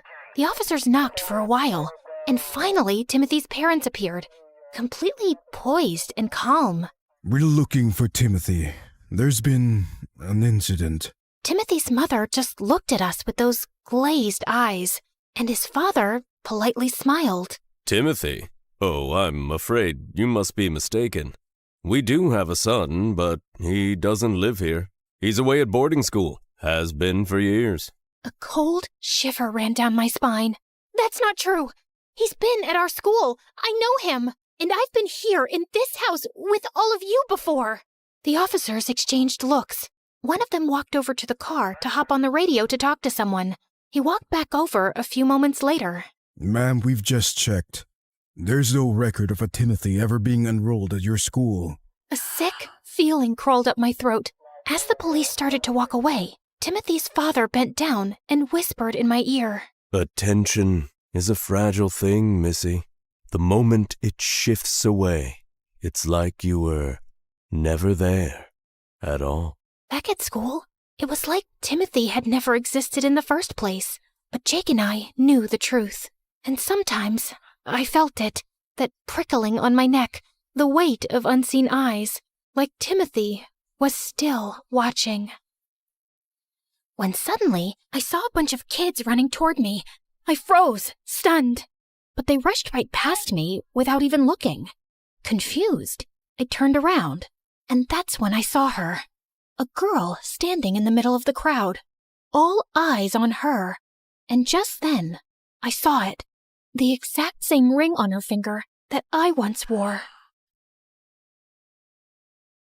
There was only one thing I really wanted, a boyfriend. I dated before, but all those guys were jerks. I even said yes to a nerd for one date just to see if he'd surprise me. Never trying that again. No thank you. Next! I was beginning to lose hope in ever finding my Prince Charming. That was until Chris came into my world years later in high school. My eyes were immediately hooked onto him. The looks, the smile, and the muscles rippling underneath his shirt. I just had to have him. So I asked him out, something I would never do normally. But it all worked out because he said yes. It didn't take long for us to finally go on our first dinner date. It was incredible. He was such a gentleman and knew just the right things to say. I knew right as he took my hand that he was the one. But I couldn't shake the feeling of deja vu, like I'd met Chris before. Oh well, I'm sure it's nothing. For the next few months, we went on many different dates, traveling all over the city, eating wonderful foods, and studying together at night. Everything was perfect. I had finally found a good boyfriend, and he was a keeper. But of course, something just had to happen to ruin it. Chris had planned a date at a fancy new restaurant downtown. I was so excited. I actually got ready early this time and speed walked to the restaurant with a spring in my step. But when I finally got there, my heart fell to the floor and shattered. Sitting next to my boyfriend was another girl with her arm around his shoulder. I didn't care if he looked a bit uncomfortable. I wasn't taking this betrayal lying down. So I burst burst through the doors and marched straight up to the duo's seat. Who is this?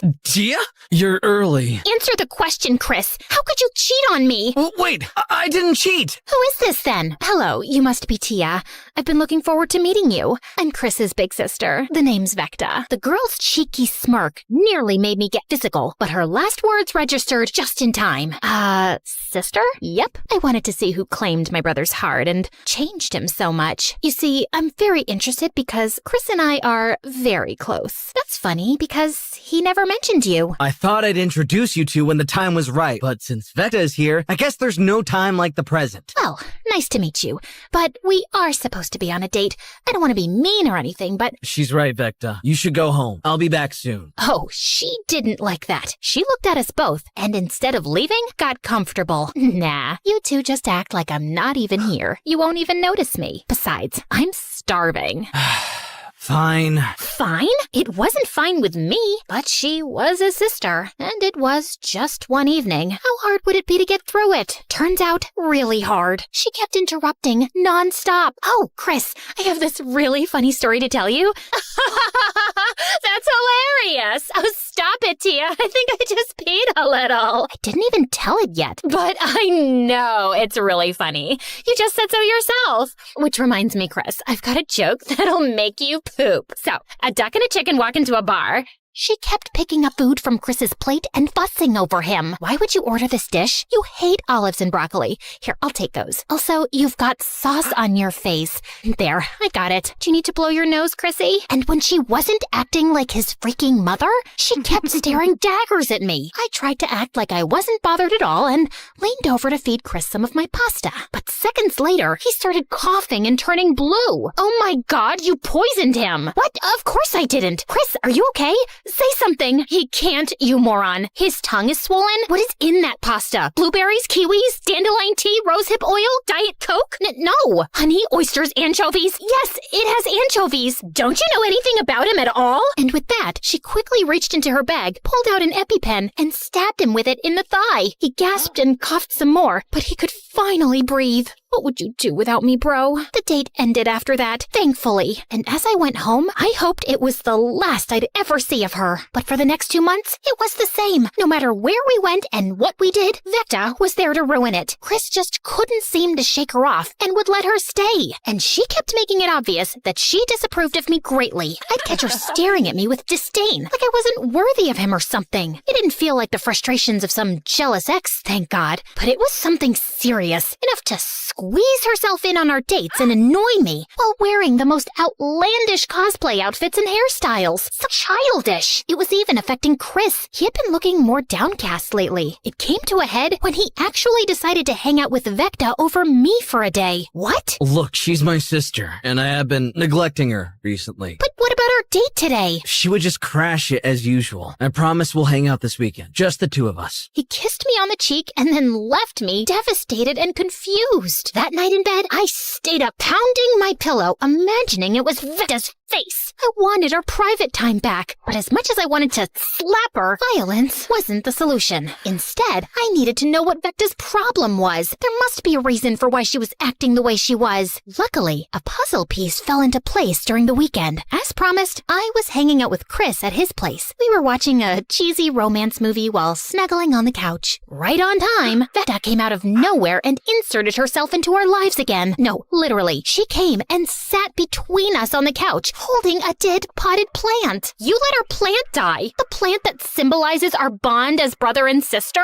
I've never even seen that plant before. Vecta, what do you want? A plant that's alive? But I guess that ship has sailed. Do you know what next week is? Christopher? Christopher? Now, why did that name sound so familiar? Before I could remember anything, Chris let out a loud sigh. I told you not to call me by that name. Whatever. Now guess, before I call you by your real name again. That's your real name? Used to be. Anyway, I don't know what's happening next week, Vecta. Can you just leave us alone today? A part of me was jumping for joy at the way Chris snapped at her, but another part noticed how hurt Vecta looked. I gave in to my more merciful half. What's happening next week, Vecta? It's the annual LARPing Capture the Flag event for our city. LARPing? Like that thing nerds do outside? Playing pretend? Yeah, figures you would say that. Are you attending it with me, Christopher? You can even bring your girlfriend.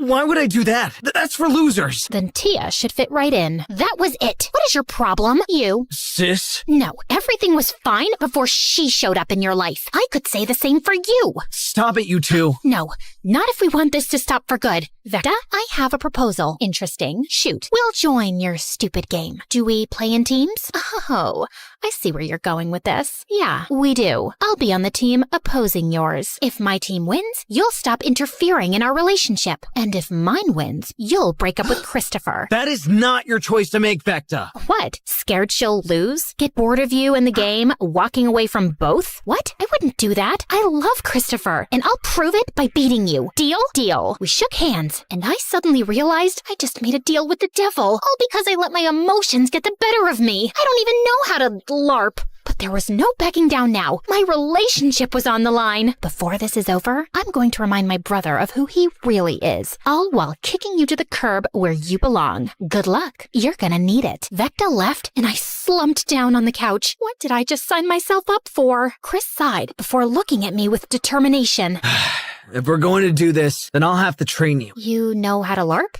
Of course not. I just picked up some things from my sister. If you say so. Where do we start? Conditioning. Say what? Chris was not joking. I was put through actual exercises and drills like I was preparing for the army. I was seconds away from giving up, but I refused to lose to Vecta. So I pushed on. And you know what? I'm glad I kept at it. Sure, the conditioning was terrible, but once I was actually playing the game, it felt like I was in another world. It was magical and so different from anything I was used to. But what really made it all worth it was Chris. He was really enjoying himself. That and his immense knowledge on LARPing made it clear he had played before, although he refused to admit it. I hadn't seen him smile like this since ever, really. And if he was happy, I was happy. Eventually, the weekend came, and it was finally time for the event. And when we arrived at the venue, oh my God, there were at least 200 people here. They had even built small buildings and tents, and the large space with a nice forest surrounding us made it even more picturesque. Before I could really appreciate the beauty, Vecta came running up to Chris. Christopher, you really came. Of course, we both did. Hello. Oh yeah, I almost forgot about you. Are you sure she won't slow you down? I'd hate for you to lose because of a handicap.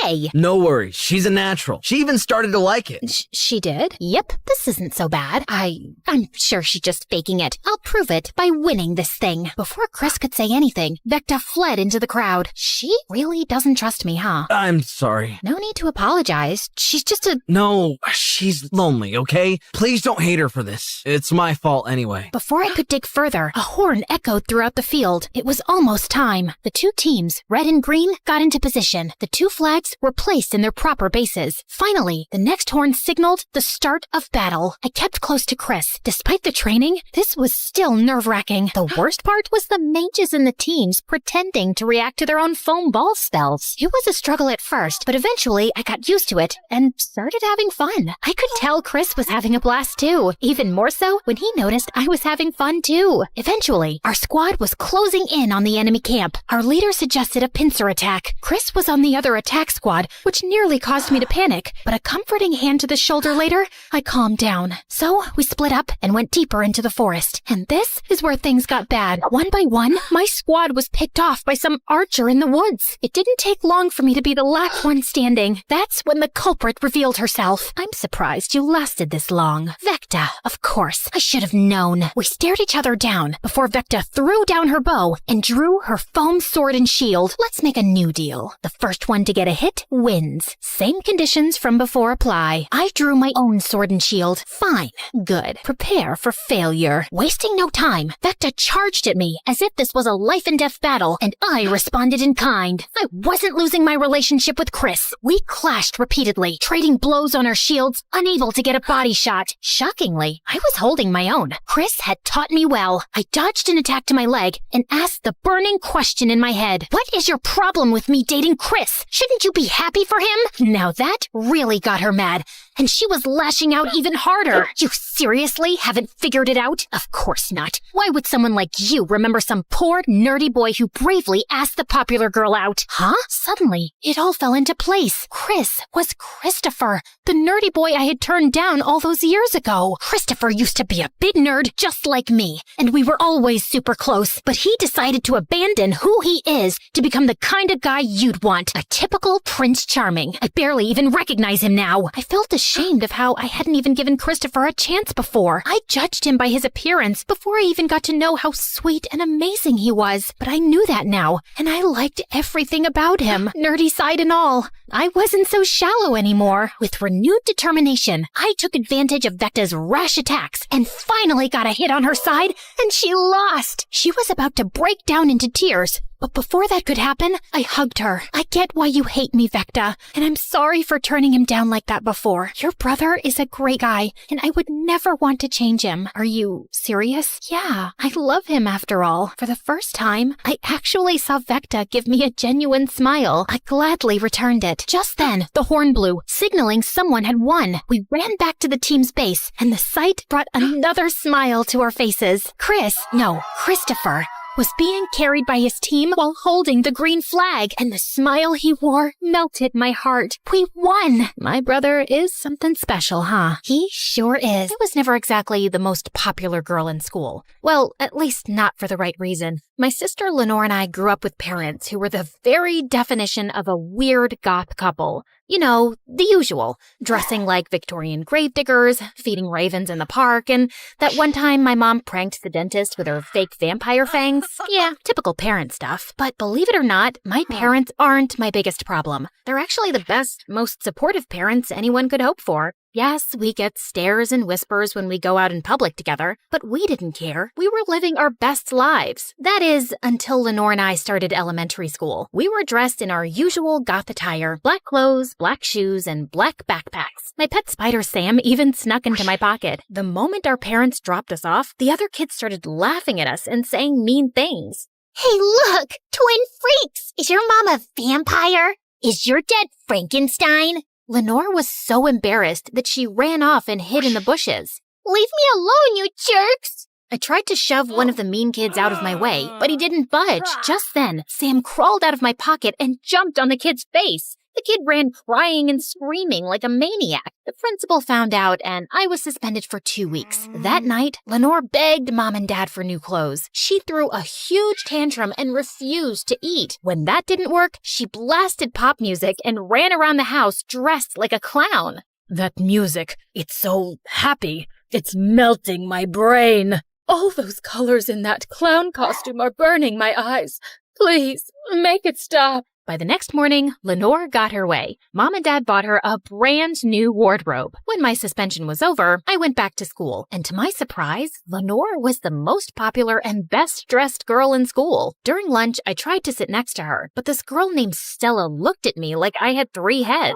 What are you doing, creepy crawly? You can't sit here. No weirdos allowed. I looked over at Lenore, and she just shrugged. You heard her. Go sit somewhere else. As the years passed, Lenore and her BFF Stella became more and more popular. By the time we reached high school, they were captains of the cheerleading team. They had the best grades in our class, and all the boys wanted to date them. They were perfect, and I was a disaster. I did want to make friends, but I could just never get it right. Like, for my 14th birthday, I planned a huge birthday party and invited my whole class. I had a spooky birthday theme, of course, which I was sure everyone would love. But just as the kids were done singing happy birthday, I opened the closet and a dozen bats flew all around the room.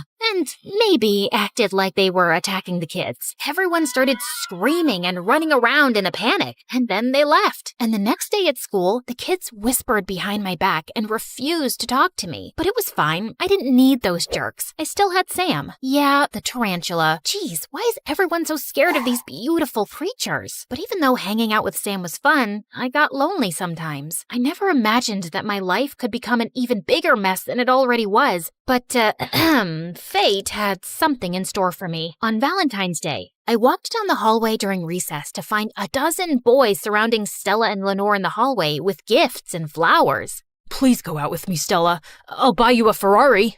Be my Valentine, Lenore. I'll fly you out to the Bahamas. As I rolled my eyes and took my stuff out of my locker, I was surprised when a bright red envelope fell out of a book and it had my name on it. Hey, what's that? I was super excited, but I tried to play it cool. I got a Valentine. Ooh, Creepy Crawly has a secret admirer. Stella snatched the envelope out of my hand and made a huge commotion. Suddenly, everyone was staring at me. Hey, give that back. It's private. Stella tossed the envelope to Lenore, who opened it and started reading it out loud. My darling Annabelle, you're a shining star, a diamond in the rough. The jocks and cool girls can't measure up to you. Whoever wrote this must be blind and stupid.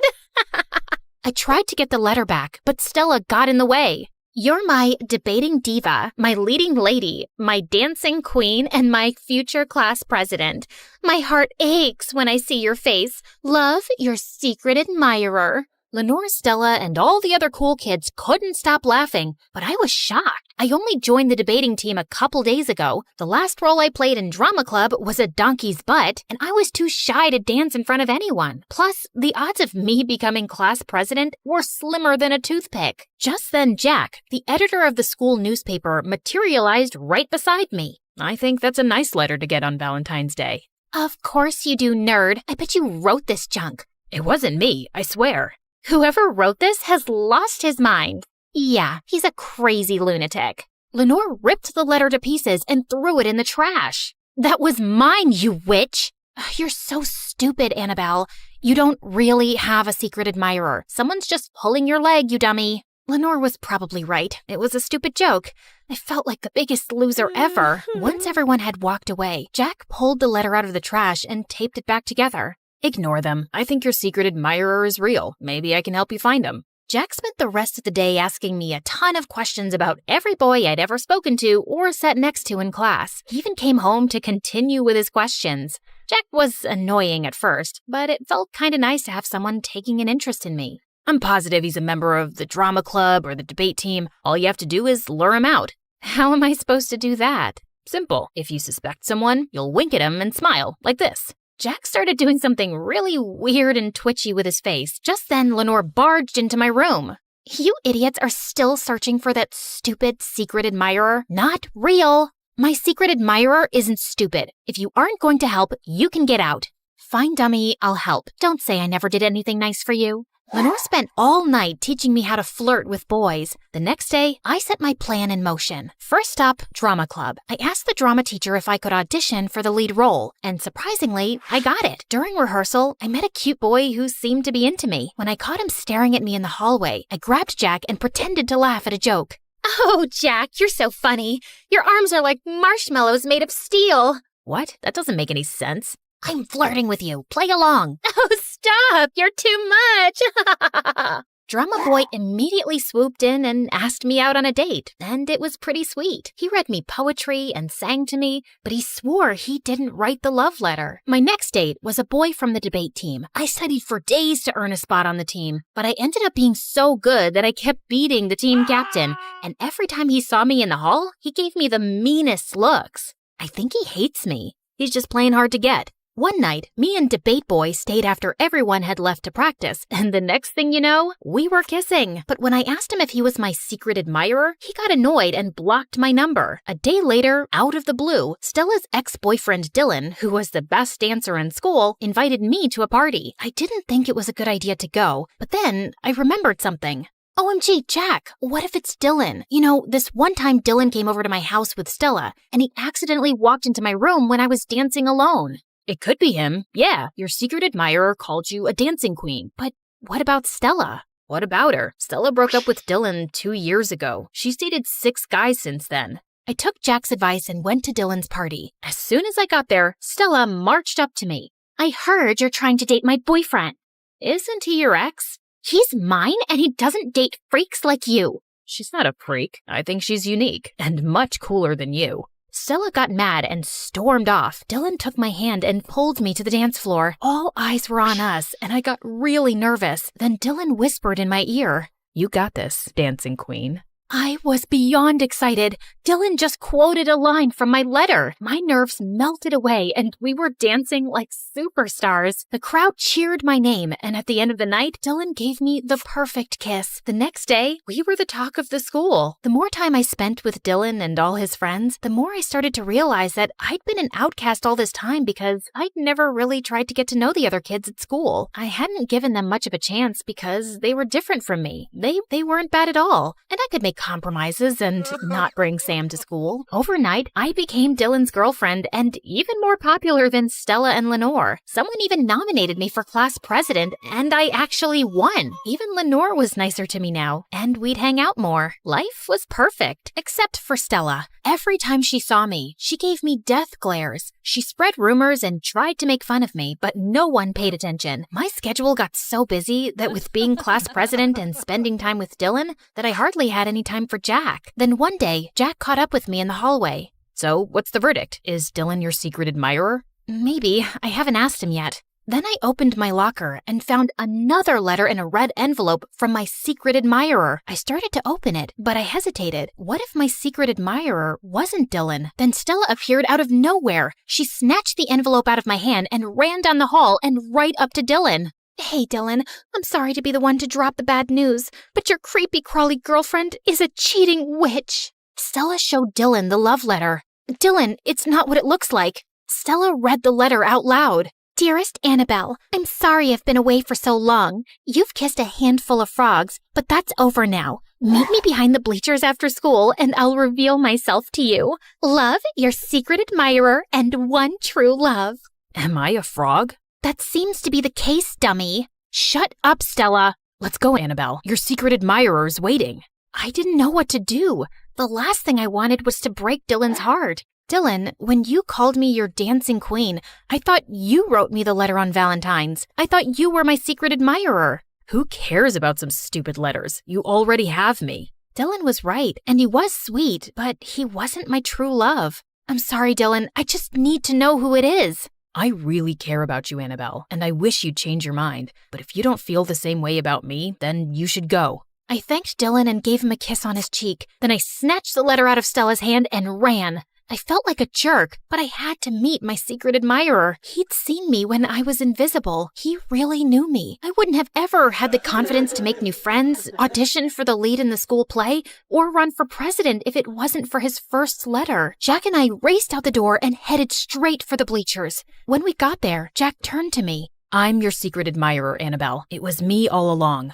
Jack leaned in to kiss me, but something didn't seem right. I didn't feel any butterflies. In fact, I felt pissed. What? You've been lying to me this whole time? If you liked me and sent me the first letter, why did you make me go after the other boys? No, it was just a little game. I wanted you to see the garbage out there to realize we're perfect for each other. Well, thanks to your stupid games, I just broke Dylan's heart. I got so mad I pushed Jack into the mud.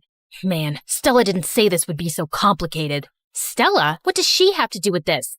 Did I say Stella? I meant melons. I'd sure like a melon right now. How about we go get one from the supermarket? I grabbed Jack and told him to tell me the truth. Fine, I didn't send the first letter. The new letter is a fake by me. I wasn't expecting you and Dylan to actually become a thing. I thought he'd just be one of those popular jerks who'd ditch you soon. But when you got all chummy, Stella came up with a plan to write the second letter so she could get Dylan back, and I could finally have you notice me. We really don't know who sent the first letter. Come on, just forget about your stupid secret admirer. I couldn't believe it. I ripped up the letter and threw it in Jack's face. My secret admirer isn't stupid. He's a dumb cow who's too embarrassed to show his face. Or maybe he's not even real. He's just a joke, like you. I punched him, ran straight home, threw myself on the bed, and cried into my pillow. Hey, what's up, creepy crawly? What do you want, Lenore? I heard about what happened with Stella and Jack. I'm really sorry. You were right all along. I don't have a secret admirer. The whole thing was just a joke, and I was too dumb to see it. Just leave me alone. After that, I moved on with my life. My parents bought me a new coffin to cheer me up. Lenore started being nicer to me, and Dylan and I managed to become good friends. Jack spent weeks begging me for forgiveness, But when Sam bit him on the nose, he stopped bothering me. I thought the whole secret admirer thing was behind me until one night. I'd just come home from a party. I went to a lot of those now that I was class president. I was super exhausted and immediately fell asleep. And then I woke up in the middle of the night. At first, I didn't know where I was, but soon I realized I was in my mom's home office, under the Victorian hardwood desk. Moonlight streamed through the windows, drenching the room in white light. I looked down at my hands and saw that I was holding something. It was my mom's ink pen, and I was holding a red paper with something written on it. Beside me were a handful of matching red envelopes. My heart clenched when I finally realized what was going on. I haven't written to you in a while, my dearest Annabelle, and that's because you don't need me anymore. I'm writing to you one more time to tell you that I'm so proud that you've accomplished everything you wanted, and I'm sure you'll achieve so much more. Love, your secret admirer. It wasn't my handwriting, not exactly, but I knew it was written by me, to me. I knew I had a habit of sleepwalking and scribbling things on walls as a kid. I guess that had returned. I'd written that first letter to myself in my sleep. I was my mysterious secret admirer all along. Weird or not, I'd found my greatest cheerleader. Gained confidence, made friends, become class president? Nice going, me. I rolled the letter into a ball and threw it in the trash can. Finally, it was over. Oh yeah, one more thing. You have to promise not to tell anyone. Pinky swear and cross your heart. It's our little secret. Shh. When I was in the 3rd grade, Mom was convinced that Dad was having an affair with his pretty new secretary. So one day, she took me and my older sister Sophie to his office. Please don't steal our daddy, lady. Don't take him away from us. Who will feed us and buy us clothes? Do you want us to be orphans? It's a very bad thing to be wait, I forgot. I wrote it on my arm.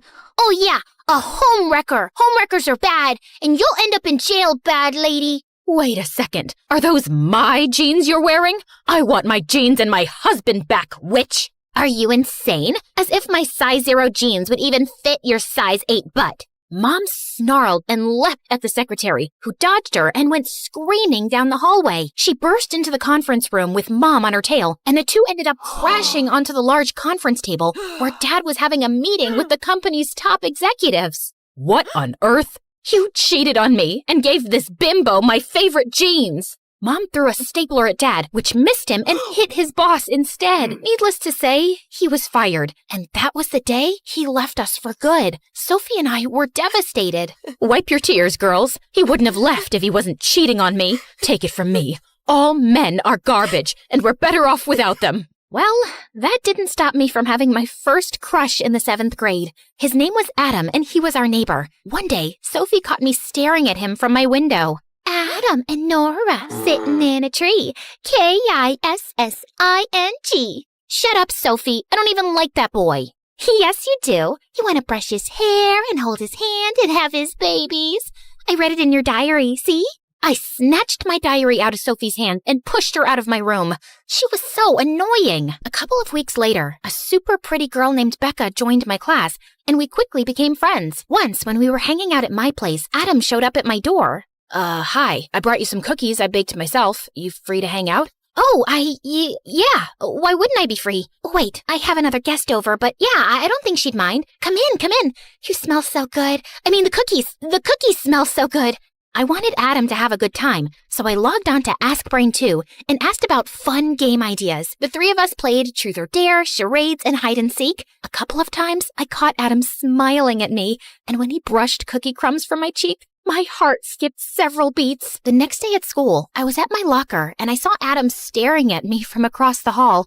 Suddenly, he winked at me and blew me a kiss. The butterflies in my stomach went into a frenzy. I raced down the hall ready to jump into Adam's arms, but I slipped on a banana peel and fell face first right at Adam's feet. I thought he'd sweep me up, but instead he stepped over me, hugged Becca, and gave her the most romantic kiss I'd ever seen. I wanted the ground to swallow me whole. That night, Mom and Sophie caught me crying in my room. Boys are like that, sweetie. They'll lead you on, make you think they love you, then tear your heart out, just like your father. Not only was my heart broken, now I was totally paranoid when a boy even came close to me. Hey, Nora, you want to go to the movies? I'd rather eat a bag of worms. Would you be my Valentine? Stay away from me, or I'll dunk your head in a toilet. Nora, you're the most beautiful girl I've ever seen. Liar!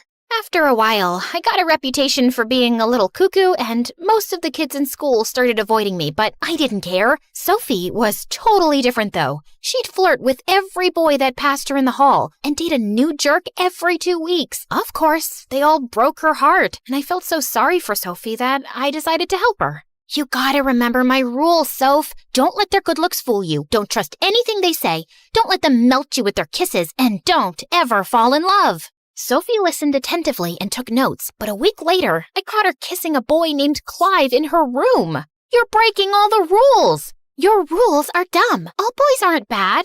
That's right, girl. Boys are cool, and that's why they rule. Ha ha! Shut your stupid mouth. No one's talking to you. Where'd you pick him up from? The dumpster? That's your problem. You're so judgmental and won't give any boy a chance. I thought you were smarter than this, Sophie. Maybe hanging out with stupid boys has made you stupid too. Sophie kicked me out of her room, and we didn't speak much after that. Soon, I was off to university, and there were boys everywhere. I just kept my head in my books and rejected any boy who even tried to make a move. But you know, a girl starts to get lonely. So, when a girl in my class asked me out one day, I impulsively said yes. Just because I'd renounced all men didn't mean I couldn't find love. And how bad could it be, right? At first, not so bad. In fact, pretty great. She loved to cook, she braided my hair, she gave me the best pedicures, and we were the same shoe size. But then, she started acting like I'd adopted her. She would never leave my dorm, and I hated it when she used my towel and my hairbrush. She was clingy and needy, and constantly needed validation that she was the most important person in my life. So, if your mother and I were hanging off a cliff, holding on for dear life, and you could only save one person, who would it be? My mother, obviously. Seriously, I've known you for a month. Mom carried me in her womb for 8 more months than that. I thought it was a reasonable answer, but she totally lost it. She broke half the things in my room and threw the other half out the window before she stormed off. Then she started stalking me everywhere I went. I tried talking to my other friends about how unsafe I felt, but they all laughed it off. Yeah, if you're dating a guy and complain about him, everyone shows you sympathy, but no one comforts you if it's a girl. Oh, come on, she's barely 5 feet and she looks totally harmless. What could she possibly do to you? Only after she tried kidnapping me did anyone take things seriously. She was expelled from the university and I got a restraining order. And after that, I swore off girls too. Then in my junior year, Sophie showed up at my dorm one day with the worst news. Clive proposed to me. You're kidding. Man, that loser is so out of your league. Don't worry, sis. I know how to handle this. Just send Clive a breakup text. Tell him he stinks, he makes you want to puke, and you never want to see him again. No, I love Clive. I said yes, and our wedding is in 4 weeks. I just came to ask you if you'd be my maid of honor.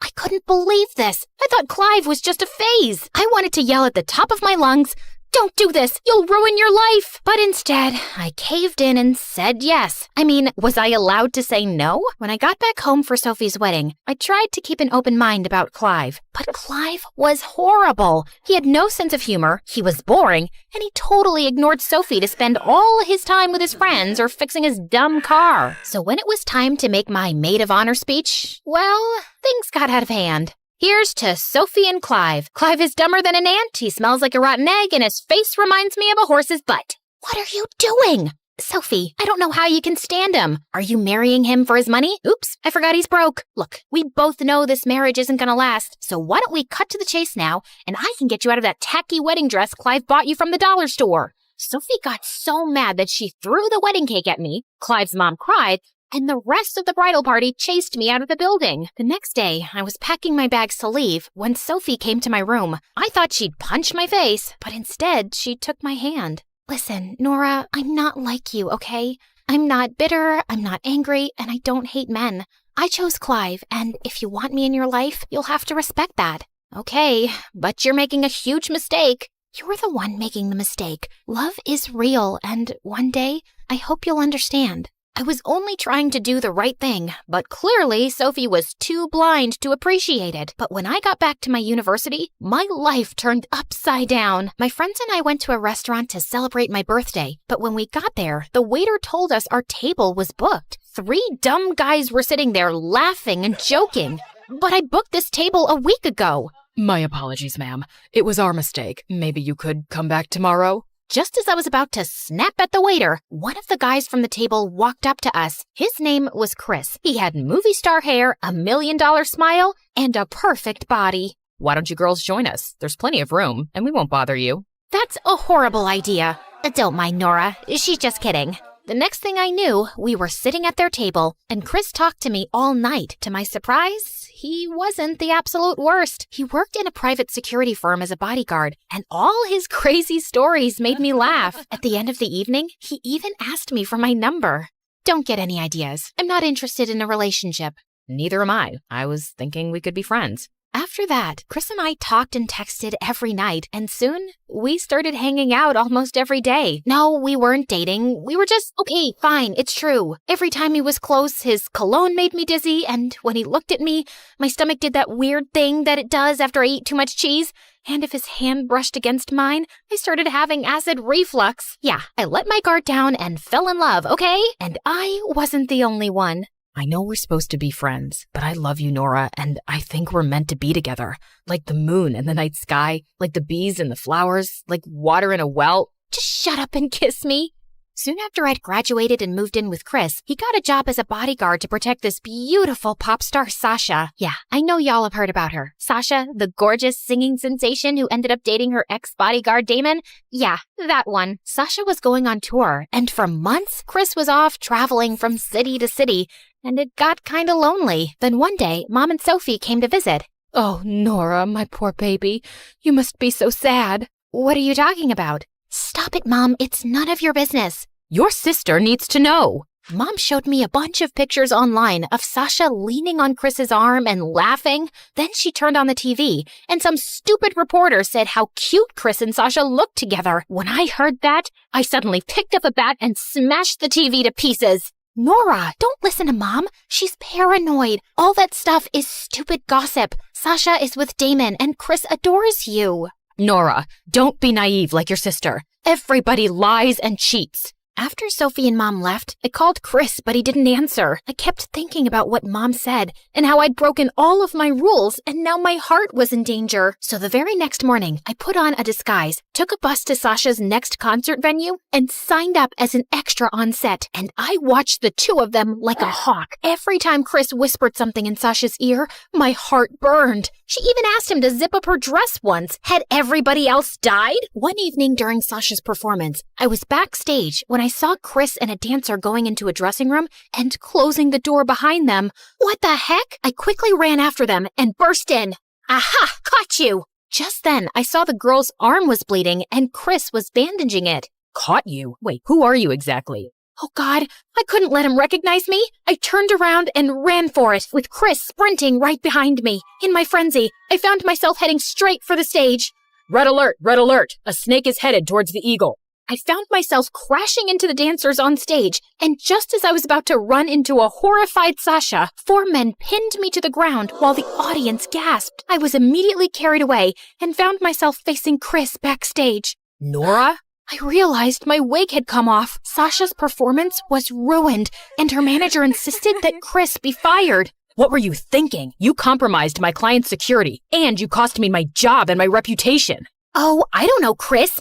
I was thinking how my hunky boyfriend hangs out with beautiful pop stars and dancers all the time and is never home anymore. Can you blame me for being paranoid? Yes, I can. I haven't given you any reason not to trust me. Yet. I just don't want you to be a bodyguard anymore. Well, too bad. It's my job. Just go home, Nora. I don't want to be around you right now. Feeling miserable, I ended up going to a dance club instead to get my mind off of everything. I saw this cute boy on stage playing with the band, and he kept winking at me. I recognized him from TV. He was a movie star. On an impulse, I took a deep breath and then walked up to the boy and gave him a passionate kiss. The next morning, I was back home, and I woke up to tons of pictures on the internet of me and that movie star kissing. Chris showed up at my door soon after. Why would you do that to me? I thought we were in love. Everybody cheats, babe. Welcome to the real world. I know you'll cheat on me one day if you aren't already. I am done with this stupid relationship. I walked out of there with my bags and went to Sophie. But soon after, I started feeling sick to my stomach. It hit me like a ton of bricks. I was a cheater, something I hated and felt horrible about. I made a big mistake. I don't know what to do. Yeah, you messed up big time. I wasn't talking to you, Clive. There's no need to be rude. You're right. I'm the worst, and I'm sorry for all the mean things I've said and done to you too. I don't know who I am anymore. I never wanted to hurt Chris, but something came over me. You let Mom get into your head, Nora. She says she's better off alone, but all I see is a bitter, paranoid woman who can't be happy and can't stand anyone else's happiness either. You deserve to love and be loved in return. And yeah, sometimes love can hurt, but sometimes it can also be amazing, like what Clive and I have. I really don't understand how that's possible with Clive. Okay, sorry. You're right. I decided to see a therapist and learned to deal with my insecurities and trust my heart. I even wrote Chris a letter apologizing for hurting him.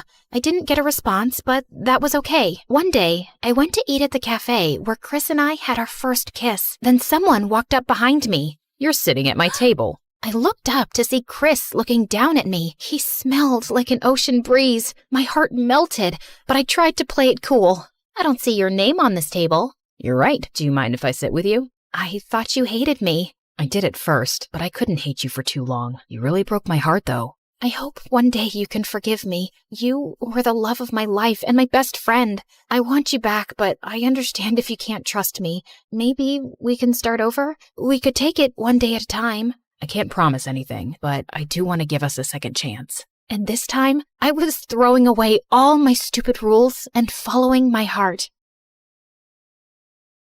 My great-great-great-great-grandfather's sister was married to the Duke of Scotland, so that made us partially royal. Dad got a big chunk of land and inheritance, but he sold that and moved to New York to work as a designer where he met my mom. They got married and had me, but when I was 10, Mom decided to turn into a spiritual yogi. Truth is a myth. Happiness is a myth. Life is a myth. The only thing true is today, and today will be tomorrow, and tomorrow the day after. What is she saying, Dad? I wish I knew. Mom went bonkers, left for the Himalayas, and never came back. Dad was sad for a while, but then he threw himself into his work and started his own fashion line. And as for me, I fell in love with poetry. Roses are red, violets are blue. A face like yours belongs in a zoo. Hold up. Violets are not blue. Violets are just, violets? I don't know. Who made this dumb poem? It's poetry, okay? It doesn't always have to make sense. Yeah, so I loved poetry and spent hours in my room reading and writing stuff from scratch. I dreamt of publishing my own set of poems when I grew up. But then I turned 18 and everything changed. I was at a shoot for Dad's new fashion venture when a photographer saw me and was totally floored. She's a diva. I've never seen so much beauty in my life before. She should be the face of your brand. Turns out the photographer was right, and I was a natural. The ad went live after a week, and everyone loved me. I had fan accounts on social media, and my life became a series of parties and fancy dinners. At one such dinner, Dad introduced me to his investor son, Marcus. He was the only heir to his dad's multi-million-dollar business, and he was dumb as a button. Dad got me a private jet last week for my birthday. Pick a country, and I'll take you for dinner there. Really? I've always wanted to visit the United States of never in this lifetime. That sounds like a cool place. Where exactly is it? Oh, it's close to I Can't Believe You're So Stupid. I've never heard of it, but I'm sure we could make something work. This guy was unbelievable, and no matter how much I tried stalling him, Marcus just never gave up. Poor guy. You want to date him? I'm pretty sure he's single, and I can put in a good word for you. No thank you. Anyway, a few months passed, and my life as a model only got busier. I hardly got time to breathe and was constantly tired. I tried telling Dad about it, but he always had one thing to say. It's just a phase. Just get a good night's sleep, and you'll be fine. No, Dad, I need a break. Breaks are for losers, Haley. You're on top, and if you want to stay there, you'll have to push your limits. I tried, but things kept getting messier. And then one day during a party, I just decided I'd had enough. So when Dad was busy talking to some stupid investors, I slipped away, rushed across the street, and slid into a taxi. Let's go. I need a location, ma'am. Just take me to the first place that comes to your mind. Anywhere. As you say. The driver hit the accelerator and rushed through traffic, landing us straight in front of a public bathroom. You couldn't think of anything better? I was under pressure, and I haven't peed in almost 12 hours. This is the only place I could think of. Now wait here, and I'll be back in 10. You'll take 10 minutes to pee? Yes, I have a big bladder, okay? Runs in the family, actually. Why am I telling you this? No idea. The driver shot me a glance and darted to the bathroom. When he walked back, I noticed he was kind of cute. You're drooling! Am not. Want me to zoom in? No, that won't be necessary, and I thought you were zipping it up.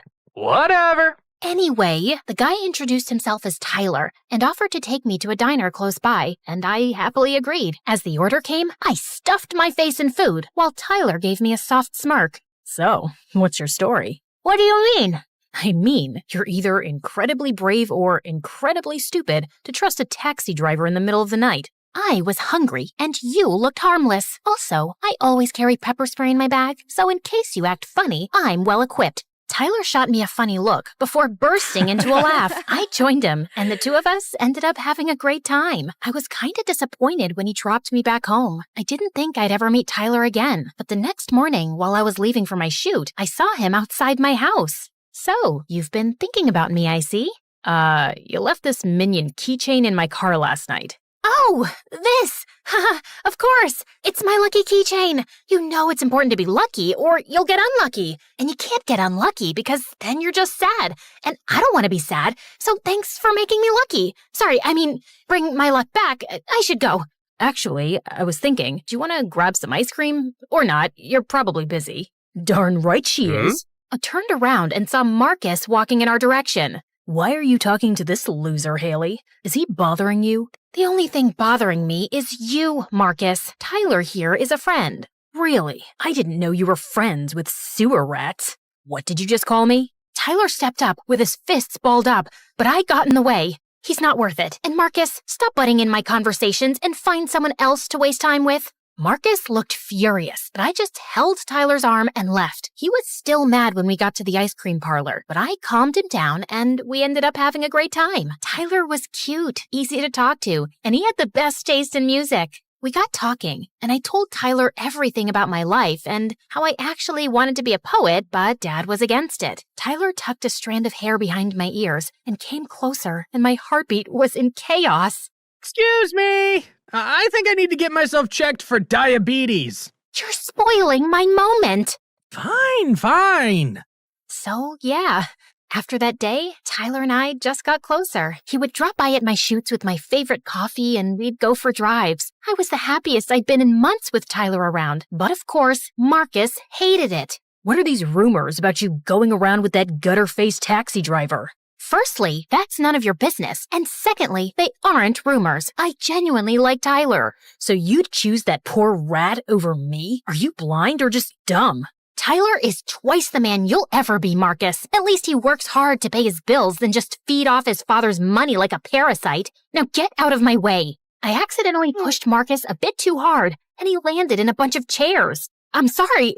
You'll pay for this, Haley. Mark my words. Saying that, Marcus just got up and left, and when I got home, Dad was waiting for me, looking like a ball of fire. What were you thinking, Haley? Marcus's dad is our biggest investors, and you hurt his son. He was being annoying, Dad, and it was barely a scratch. That's not the point. You need to treat Marcus better. He's not just anybody. He's a moron, and he's rude and flashy. I'm already doing everything you're asking me to do and literally left all my dreams behind. Like what? Become a poet and roam around asking people to read your stupid poems? Let's face it, Haley, you're doing so much better here with me. Now remember, next time you see Marcus, be nice and don't do anything stupid. I wanted to argue more, but Dad got a phone call and he left. I was so bummed when I met Tyler the next day and told him what happened. You did the right thing by standing up for yourself. I don't know. Dad's not happy at all. He'll be fine. Now come on, I want to show you something. We were sitting on a bench overlooking the ranch when Tyler turned to me. He held my hand in his, and I felt my cheeks turn red.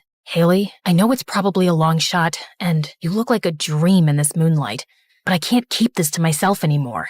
I think... Before Tyler could finish, someone pushed him hard and he landed on his face. I turned around and saw Marcus standing behind us. What the heck are you doing here? Your dad has been calling you for hours, but you weren't answering. He thought someone kidnapped you and came to me for help, so I used my contacts to track you. And now, I'm going to tell everyone how this guy abducted you. Unless, of course, you agree to come with me. I'd rather eat a bag of worms than go anywhere with you. Don't make me force you.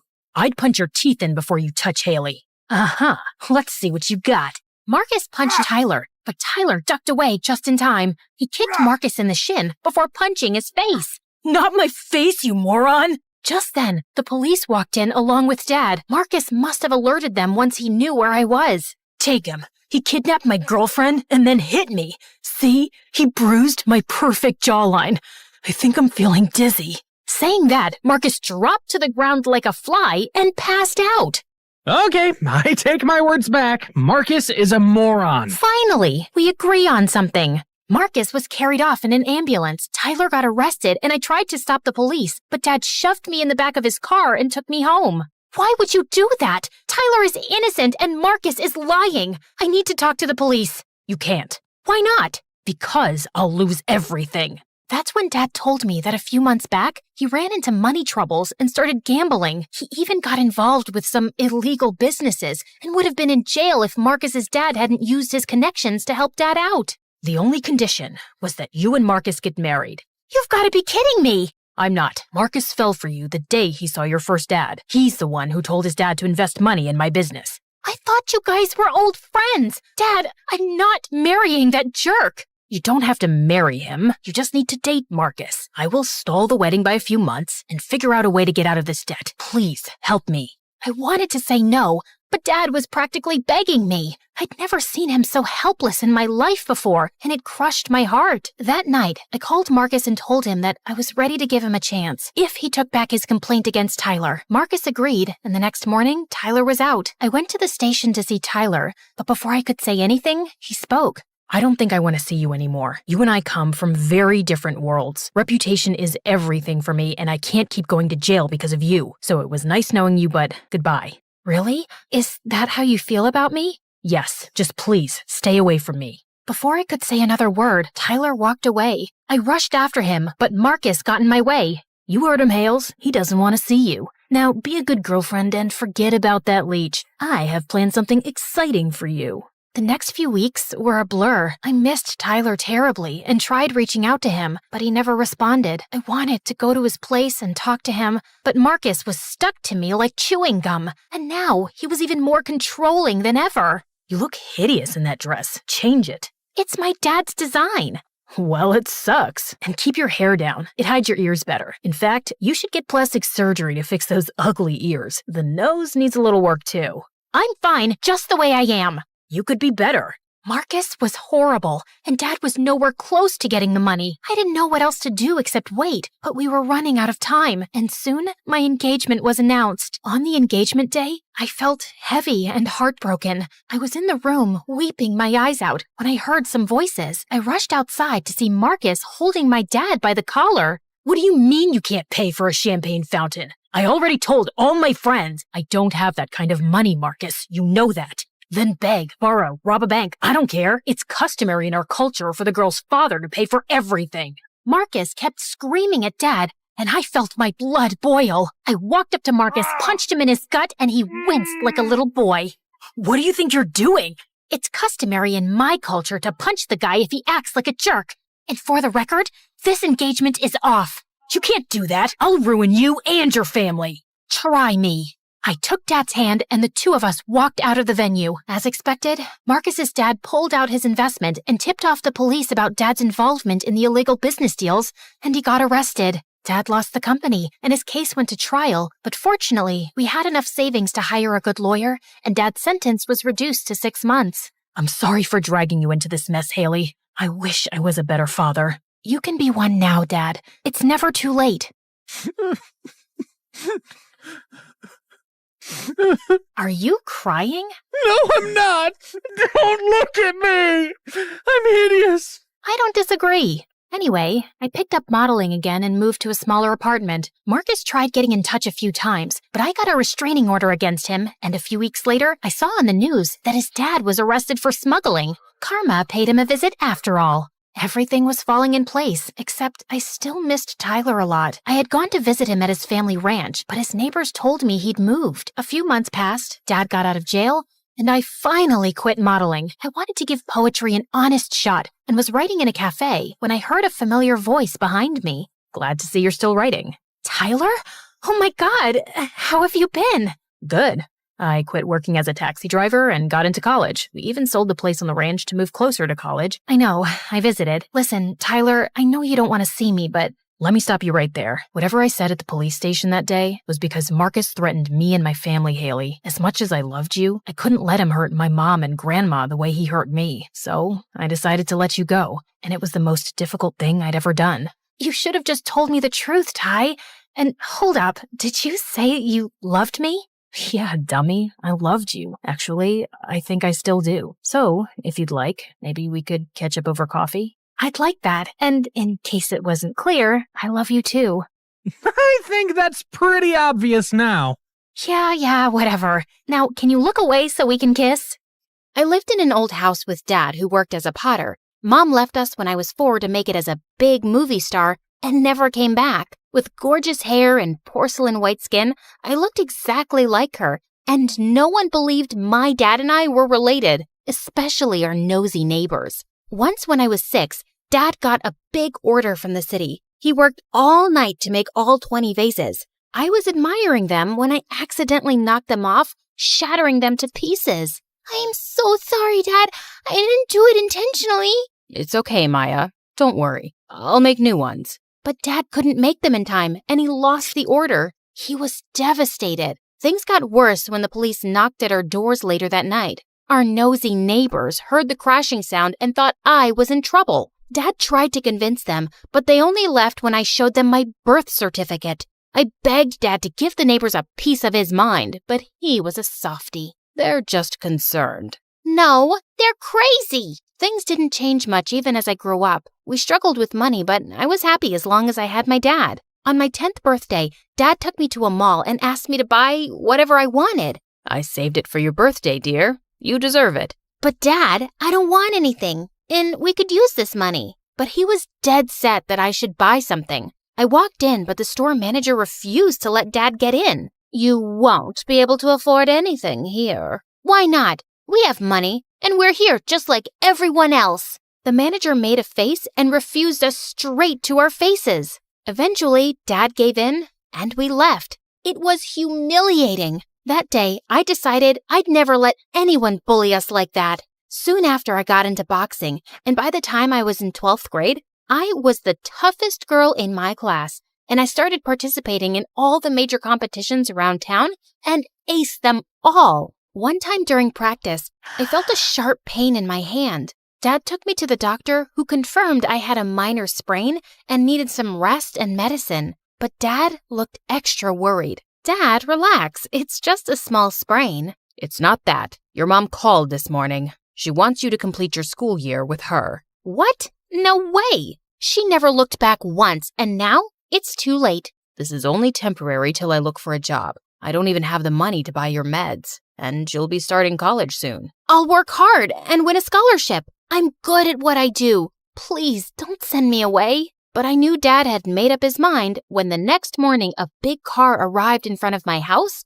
with Mom in it. When she saw me, she hugged me tightly. Oh, my sweet Maya, you're all grown up and so pretty, just like me. I pulled myself away as Mom smiled at me. It was the first time I'd seen her after so long. If not for her movies, I would have never recognized her. I am nothing like you, and please don't think that I'm happy to do this. As long as I have you. Mom got her staff to pack my stuff, and I was ready to move within minutes. I was still unsure if this was a good idea, but Dad promised he'd get me soon and we'd be together again. So I left him with a heavy heart. The next few days in Mom's mansion were a nightmare. I wanted quiet time away from her, but she was stuck to me like gum in your hair. I was forced to take long walks with her and go on unnecessary shopping trips. And then one day, she changed my entire wardrobe. Where's all my stuff? Your old stuff was rotten, so I threw it away. But those things were important to me.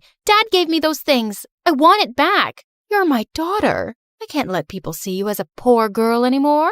So, that's what it's all about? That's why you took me away from Dad? Stop twisting my words. I was just too angry to hear her out, and slammed the door shut on my way out. Every passing day I spent there made me miss Dad even more, but he spoke to me whenever he could, and I was happy. When Mom told me I'd start school soon, I couldn't be more excited. Anything to get away from her would work. On the day I was supposed to start school, I woke up late to my mom screaming at someone. I went down to see it was the cook, and a boy stood next to him holding a bagel. How dare he steal from our kitchen? But I found this in a pile of food you were throwing away, ma'am. I'm talking to your father. If your son does this again, I'll fire you. They nodded and left. I went after the boy to see him give that bagel to a helpless girl on the sidewalk. That was the kindest thing I'd seen since I'd come here. When he looked in my direction, I noticed how cute he was. She was hungry. I'm not some thief, but your mother didn't seem to believe me. I believe you. I'm Maya. He introduced himself as Zach, the cook's son. We exchanged smiles, and when the driver arrived, he continued on his way. At least there was one kind person in this strange place. My first day of school was nothing like I'd imagined. Thanks to my mom, everyone knew who I was, and to make things more awkward, a really good-looking guy approached me in the hallway. Wow, you're even prettier than your mom. I looked at him, clueless. I'm Marco. Your mom must have mentioned me. She's best friends with my parents. Nope, doesn't ring a bell. I started walking to class, but Marco stopped me again. I wasn't done talking, princess. Too bad. I was, and I'm late for class, Franco. Marco. Don't care. After that day, Marco did everything to get my attention. He started showering me with expensive gifts and flowers, and it almost looked like he was on a mission to get me to date him. Only later did I learn he was the mayor's son and one of the most powerful guys in town. Not that I cared. I already had an obsessive mom, so my hands were full. One day it was Mom's movie success party and the entire town was invited. She was so excited that she even bought us matching dresses and begged me to wear them. We'll look like twins, baby. It'll be fantastic. First, that's weird. And secondly, that dress looks like poop. I'd rather wear a tent. There was no way I was doing anything she wanted me to. So I went ahead and bought myself the weirdest dress I could find, just to embarrass her. The party was boring, and my eyes hurt from all that bling. And when I saw Marco enter, I knew I had to get out of there. I tiptoed my way into the kitchen, but banged into Zach. Are you okay? Hey, I'm just trying to ignore someone. The guy in white who looks like he eats money for breakfast? Yeah, how did you know? Zach pointed in Marco's direction, who was frantically searching for someone under the tables. We burst out laughing, and I noticed what a heart-melting smile Zach had. Come here. I'll show you a great hiding place. He pulled me toward the back entrance, leading to a sprawling garden. It was beautiful. Our eyes met for a second, and I felt a weird rush in my tummy. So, why were you hiding from him? He's just an idiot from school I'm trying not to punch. I wish I could return home and get away from this place. You really hate it here, don't you? I nodded. Zach and I walked around and started talking. He told me how he was saving up for culinary school and wanted to be a chef someday. And I told him my story. Boxer, huh? Show me your moves. I know a little boxing myself. Don't say I didn't warn you. I tried to do a fake box in the air, but ended up hitting Zach smack in his face. That was good. Ow. Oh my God, I'm so sorry. Are you hurt? As I tried to check for any broken bones, Zach moved in closer and tucked my hair behind my ears. I felt my knees go weak. Better. His eyes caught my attention because they were a gorgeous shade of green and could make anyone swoon. I wasn't paying attention when I noticed a flash from the corner of my eye, and then 100 people started taking pictures of us. I turned to run, but saw Mom staring at me with eyes blazing like fire. It's bad enough that you're dressed like a joker, and now you're flirting with the help? His name is Zach, and he's my friend. That looked more than friends. You embarrass me, Maya. Why don't you just abandon me then? You're good at that. Mom and I got crazy on each other, and the party fell silent. You rude child. I saved you from your pathetic father, and this is how you repay me? Mom reached for me, but she tripped over a rock and fell into the life-size fountain. Her makeup washed off her face, and she looked like a zombie. I knew I'd taken it too far. I stepped forward to help her, but Marco reached before me and helped her out. I apologized to Mom the following day, but she ignored me. Zach and I were all over the news, and as a result, his dad was fired and they left. He was my only friend here, and I missed him so much. With Dad not responding to me either, I was left all alone. Soon after, Marco and Mom started working on a movie together because Mom recommended him. It was bad enough I had to deal with that fame-hungry, good-for-nothing brat in school, and now he was always at home. A week before my 18th birthday, I was already feeling low, so I decided to treat myself to some ice cream. But while I was walking back home, I saw a hooded figure following me. "Come out, you jerk! What are you hiding your face for?" I was all set to knock his teeth out when suddenly the guy came forward and revealed his face. Zach! Oh my God, you got me there for a second. Sorry, didn't mean to scare you. Scared my butt? Why are you following me? I work in a store nearby. I saw you come in, and I just had to talk to you. Maya, your mom is hiding something from you. Zach told me that when he was fired, he'd gone back to collect his check when he heard Mom talking to someone over the phone. She said something about a big deal, and Marco is involved too. Just check her office. No wonder that jerk is always home. And he's also involved in her new film. What could this be about?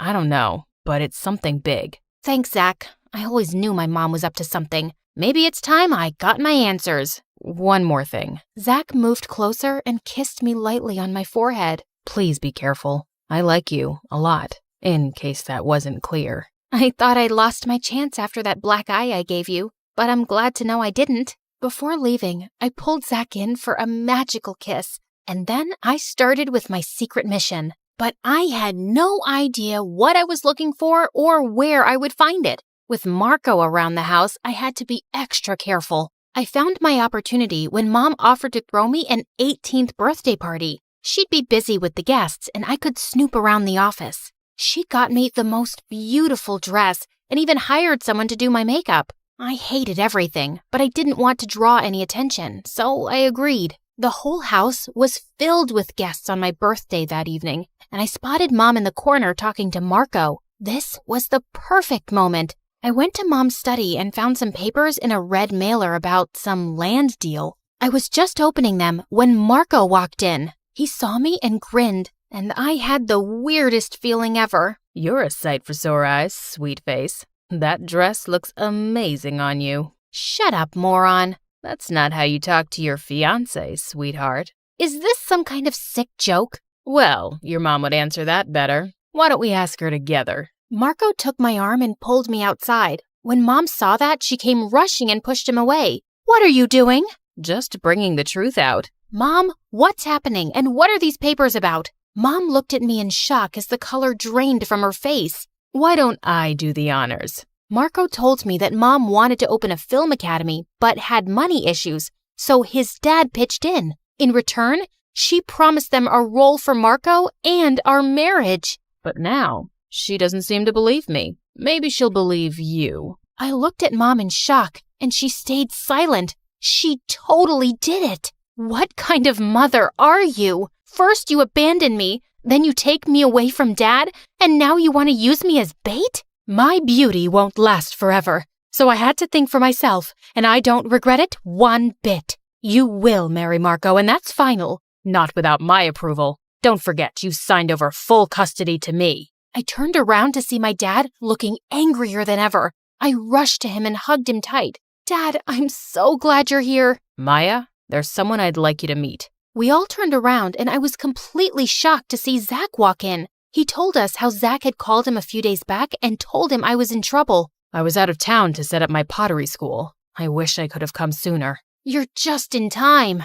As Mom and Dad argued, I walked up to Zach. Marco tried to butt in, but I kicked him so hard, I'm sure he'll limp for days. I took Zach's hand as he smiled at me. Thank you. You truly are amazing. Not half as amazing as you. I'm moving to Paris to study. Want to join? I'll follow you anywhere. Zach and I kissed as I said goodbye to this fake life forever. I always liked history and the secrets of the past. Even when I was a child, the stories of the Roman Empire and dinosaurs fascinated me. Needless to say, history was my favorite subject. But there was one thing that made history class a chore. My rival and headache, Timmy. Don't let his name fool you. He was a nightmare. You see, like me, he was obsessed with history and the stories of the past. So what was the problem? He was a total jerk, that's what. He always scored higher than me in history class, and he always had the most smug grin about it. Considering our similar interests, it didn't take long for us to form a lasting rivalry. It even extended to our time in high school. Oh, so close, man. Did that question about the French Revolution stump you? I would have had time to think it over if you didn't make those stupid faces when the teacher wasn't looking. Not my fault that it makes you giggle. I did not giggle. Sure. Not like you could have beaten my score anyway. And there it is, a perfect score. How the... Better luck next time, Mindy. God, I hate that smug grin. One of these days, I'm gonna wipe it off his face. Yeah, getting 2 straight 100s would restore my honor. But that never happened. Due to some family emergency, Timmy had to move abroad. I decided not to say goodbye. I turned away and let him leave me behind. At first, I celebrated. No more teasing, no more childish competition, and no more of his smug grin. But as the school year passed by, I had to admit it. I missed him a bit. There was no real challenge anymore. Eventually, I did start getting back-to-back perfect scores, but it wasn't the same. My parents were so proud of me. I was happy, don't get me wrong, but it was just so easy. It didn't feel like an accomplishment anymore. So, the years went by like a blur. I went to university and worked to get my archaeology degree. All the while, I volunteered as a museum tour guide. It was fun getting to teach people about my favorite subject, but something was always missing. But all that changed when I met Antonio one day after work, a tall, dark, and handsome older student working on his business administration degree. At first, I wasn't that interested, but he quickly impressed me with his knowledge of history. You also study archaeology? No, but I do dabble. I'm more on the business side of archaeology. I like helping those more talented than me reach their full potential. And you're saying I'm... Yes, I'm saying you're talented and I want to work with you. What do you say? We can discuss details over coffee. Well, all right. After my volunteering work, though. Of course. The day was set, and it was wonderful. After so many years, I finally found someone else who shares my passion for history. We spent hours talking, mostly about my job in the museum, something I was happy to talk about. For the next 2 months, my days were spent with Antonio. We studied, worked, and had fun together. We were a couple in all but name. For some reason, I was never able to take that step with him. But the next day, things would be different. I was going to ask him out. That plan, however, burned up while I was working at the museum and leading my current group. And here, we have what some would call the secret map to the Akashic records. Legend says, if you can crack the code, you can find the record buried in some desert. It's believed the record details the written language of actual angels. But that's just a myth and doesn't... Actually, it's believed the record is the written account of all events throughout time. You're thinking of something else, Mindy. You never were one for the stranger side of history. That voice, it can't be. Tim? Oh. You must have missed me if you're using my nickname. No, I didn't. Shut up. I tried to deny it, but I had missed him. Even his familiar smug grin didn't cause me to groan. Wow, he really grew up. He almost looked hot. No, think of Antonio. I'm supposed to ask him out on a real date today. But that's when I noticed something. Timmy just corrected me in front of my tour group. That's not what the Akashic records are about. Really? Well, I'm sure it doesn't relate to the language of angels. How would you know? Have you ever seen the records? Have you? Admit it, Min. I got you beat once again, and I've only just come back. Before we could get into one of our serious debates again, someone entered into the equation. Are you okay, Mindy? Is this guy bothering you? No, he... Oh, you must be Antonio. Nice to meet you. You know each other? No, I don't think so. Do I know you? Nah, but I know you. Upcoming businessman with a strong interest in history, archaeology, and people. Word gets around. But I have never heard of you or your relation to Mindy. I've been away for a long time. Maybe you should have stayed away. Mindy clearly doesn't want you here. Now wait a minute, She should be the one to decide, don't you think? I think she has. The question is if you will comply or will I have to call security? Didn't know you owned the place, or are you getting to that? Red lightning cracked between their gazes. My tour group was slowly backing away, and I was at a loss for words. What in the world was going on? My salvation came in the form of my boss, who quickly ended the tense confrontation. Timmy gave me a wink before leaving. Antonio stayed with me the rest of the day, which was sweet of him, but I couldn't get what happened out of my mind. I should be mad, but despite everything, a smile was slipping. Timmy was back, and it was like he never left. We easily picked up where we left off, bickering like an old married couple. Not that I want to marry him. He was still insufferable. So because of that, I completely forgot to ask Antonio out. Well, maybe next time. But the next time never came. Timmy showed up every day afterward. We would bicker and argue over historical facts. I actually remembered more facts correctly this time. It didn't wipe that grin off his face, but I couldn't bring myself to care that much. The fun ended every time Antonio came, and that's when the guilt crept in. I'd been putting off asking Antonio out, and I don't know why. I liked him, and I was quite sure he liked me too. Wasn't it wrong of me to be talking with Timmy so casually? For me to so easily fall back in step with another guy? It wasn't fair to Antonio, but it also wouldn't be fair to Timmy to ignore him. This cycle of guilt continued for almost a month until Antonio pulled me aside one day during work. I think you should stay away from that Timmy guy. He might be looking to steal something from the museum. What? This is Timmy we're talking about. He loves history. He would never... Based on what you told me, he's obsessed.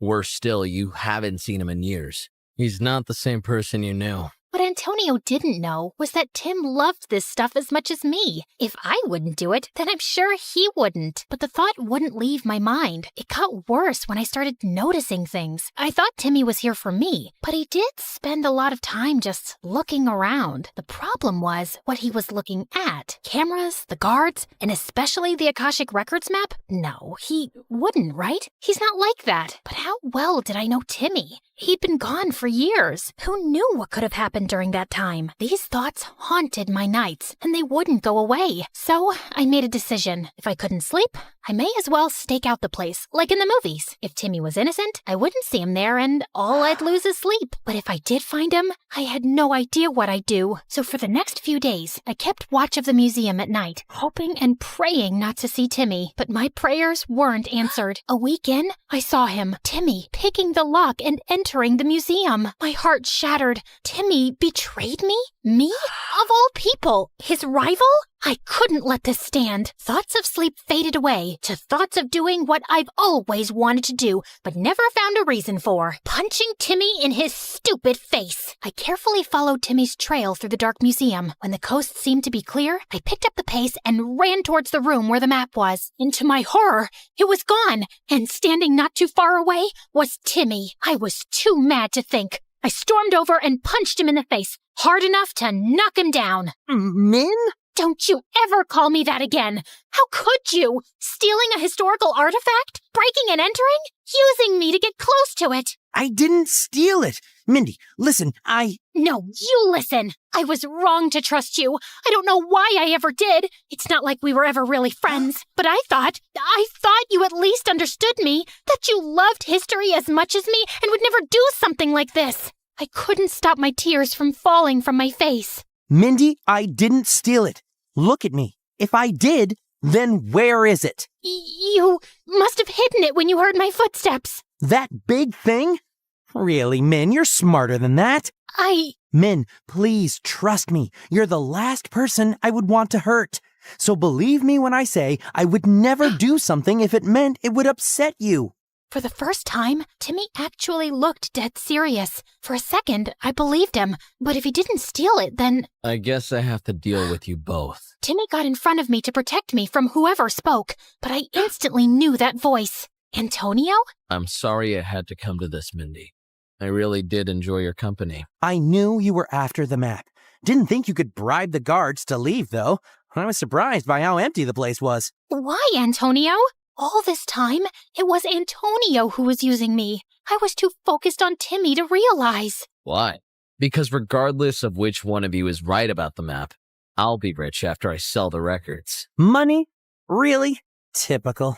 That map and the record, if it exists, belong in a museum, not in the hands of some rich collector. It's not up to you, I'm afraid. Before he could reach into his pocket, Timmy tackled him with surprising speed. The two started to grapple, tear, and pummel one another as I stood frozen in my spot. Run, Min! Call the police while I hold this guy off! I listened, not because I wanted to, but because my instincts kicked in. I didn't want to die. I didn't want to be dragged into this big conspiracy. I just wanted to get my degree, find a job, find a husband, and live a normal life. Husband. My steps slowed to a crawl as I looked back at my time with Tim. Despite the frustrations, I also loved my time with him. And when he left, a hole was born. A hole I thought Antonio could fill. But instead, he was just an imposter.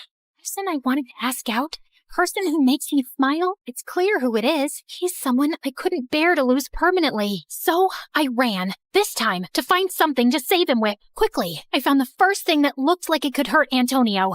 A spear believed to have been used by our ancient ancestors. I ran back to the two men and found Antonio standing over Tim, ready to end him. Your father would be so disappointed in you. With all my strength, I swung the blunt end of the weapon across his head. Thankfully, it knocked him out, but it also broke the spear. Whoa, did you, little Miss Historian, just break a historical artifact? I'd do it again for you. I actually made Tim blush. I helped him up, but I didn't let go of his hand. Min, You don't have to say anything, okay? So what now? We clean this place up, call the police, and find the map. I'm sure he didn't move away from the museum just yet. So that's what we did. The map, thankfully, was recovered from a closet. Tim was right. Antonio didn't have time to properly move it. After that, we were congratulated by the city and the museum for our brave actions. We were even given $10,000 for our heroics. Antonio was sent to prison, and Tim joined me at the museum. But something tells me our adventures are far from done, if Tim's knowing smirk is anything to go by. I was enjoying my ice cream cone when I heard screaming and saw people running from a nearby bank. Most girls would go for safety, but I am not like most girls. I ran towards the bank and saw a robber in a ski mask holding a hostage. I had to think fast. I pulled my hood over my head, hid my ice cream cone around my back, and entered the bank. Nobody move! I'm robbing this bank! The robber turned around, totally confused.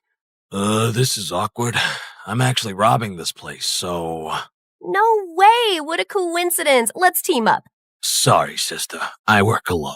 As the robber moved his gun to talk to me, I threw my ice cream, splattering him in the face. I moved like the Flash, grabbed his gun, pointed it at him, and he surrendered immediately. Everyone was telling me how heroic I was. I felt amazing until I overheard one handsome guy in the crowd respond.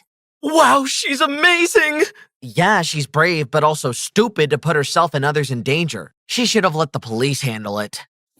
What was his deal? I turned towards that jerk to give him a piece of my mind, but a muscular hand grabbed my arm and pulled me away. My eyes sparkled with excitement when I realized that hand belonged to Aiden, my oldest brother's best friend from boot camp. And I totally had the biggest crush on him ever since I saw him hugging my brother at his graduation. Wow, Astrid. I was in the area and saw everything. Can I take you out for lunch? Pinch me, because Aiden just asked me out on a date. Ah! Are you okay? Sir, yes, sir. I followed Aiden to a nearby park where he had rented a rowboat for us. This was my notebook moment. Oh, minus the dying grandparents. I prepared myself for Aiden's love confession when he leaned in. I readied my lips. Now that we're alone, I wanted to offer you a job on behalf of the president. What? I work in secret operations, and there's a job you'd be perfect for. Have you ever considered going undercover? Like a spy? Not really. We've been chasing this exotic animal trader known as Wildcat Carla. We think she just stole a bunch of albino tigers from a nature preserve and wants to turn them into coats. What a monster. But wait, the president cares that much about animals? Actually, the president wants her in jail for other things as well, but they're top secret. We also discovered she's looking for a housekeeper, and we need to get you on the inside. So you want me to pretend to be a housekeeper just to collect evidence on this Carla Cat girl? Just because I'm a girl doesn't mean I'm good at cleaning. No, but you were raised by a military family, and I've been to your house. It's spotless. He had a point. We have a saying at home, cleanliness is close to godliness.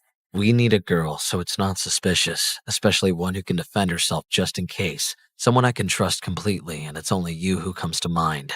Mind? Aw, I wish I was closer to his heart than his mind. And if you're able to confirm that Carla has the tigers, we'll pay you $3 million. I'm in. That wasn't a bad deal.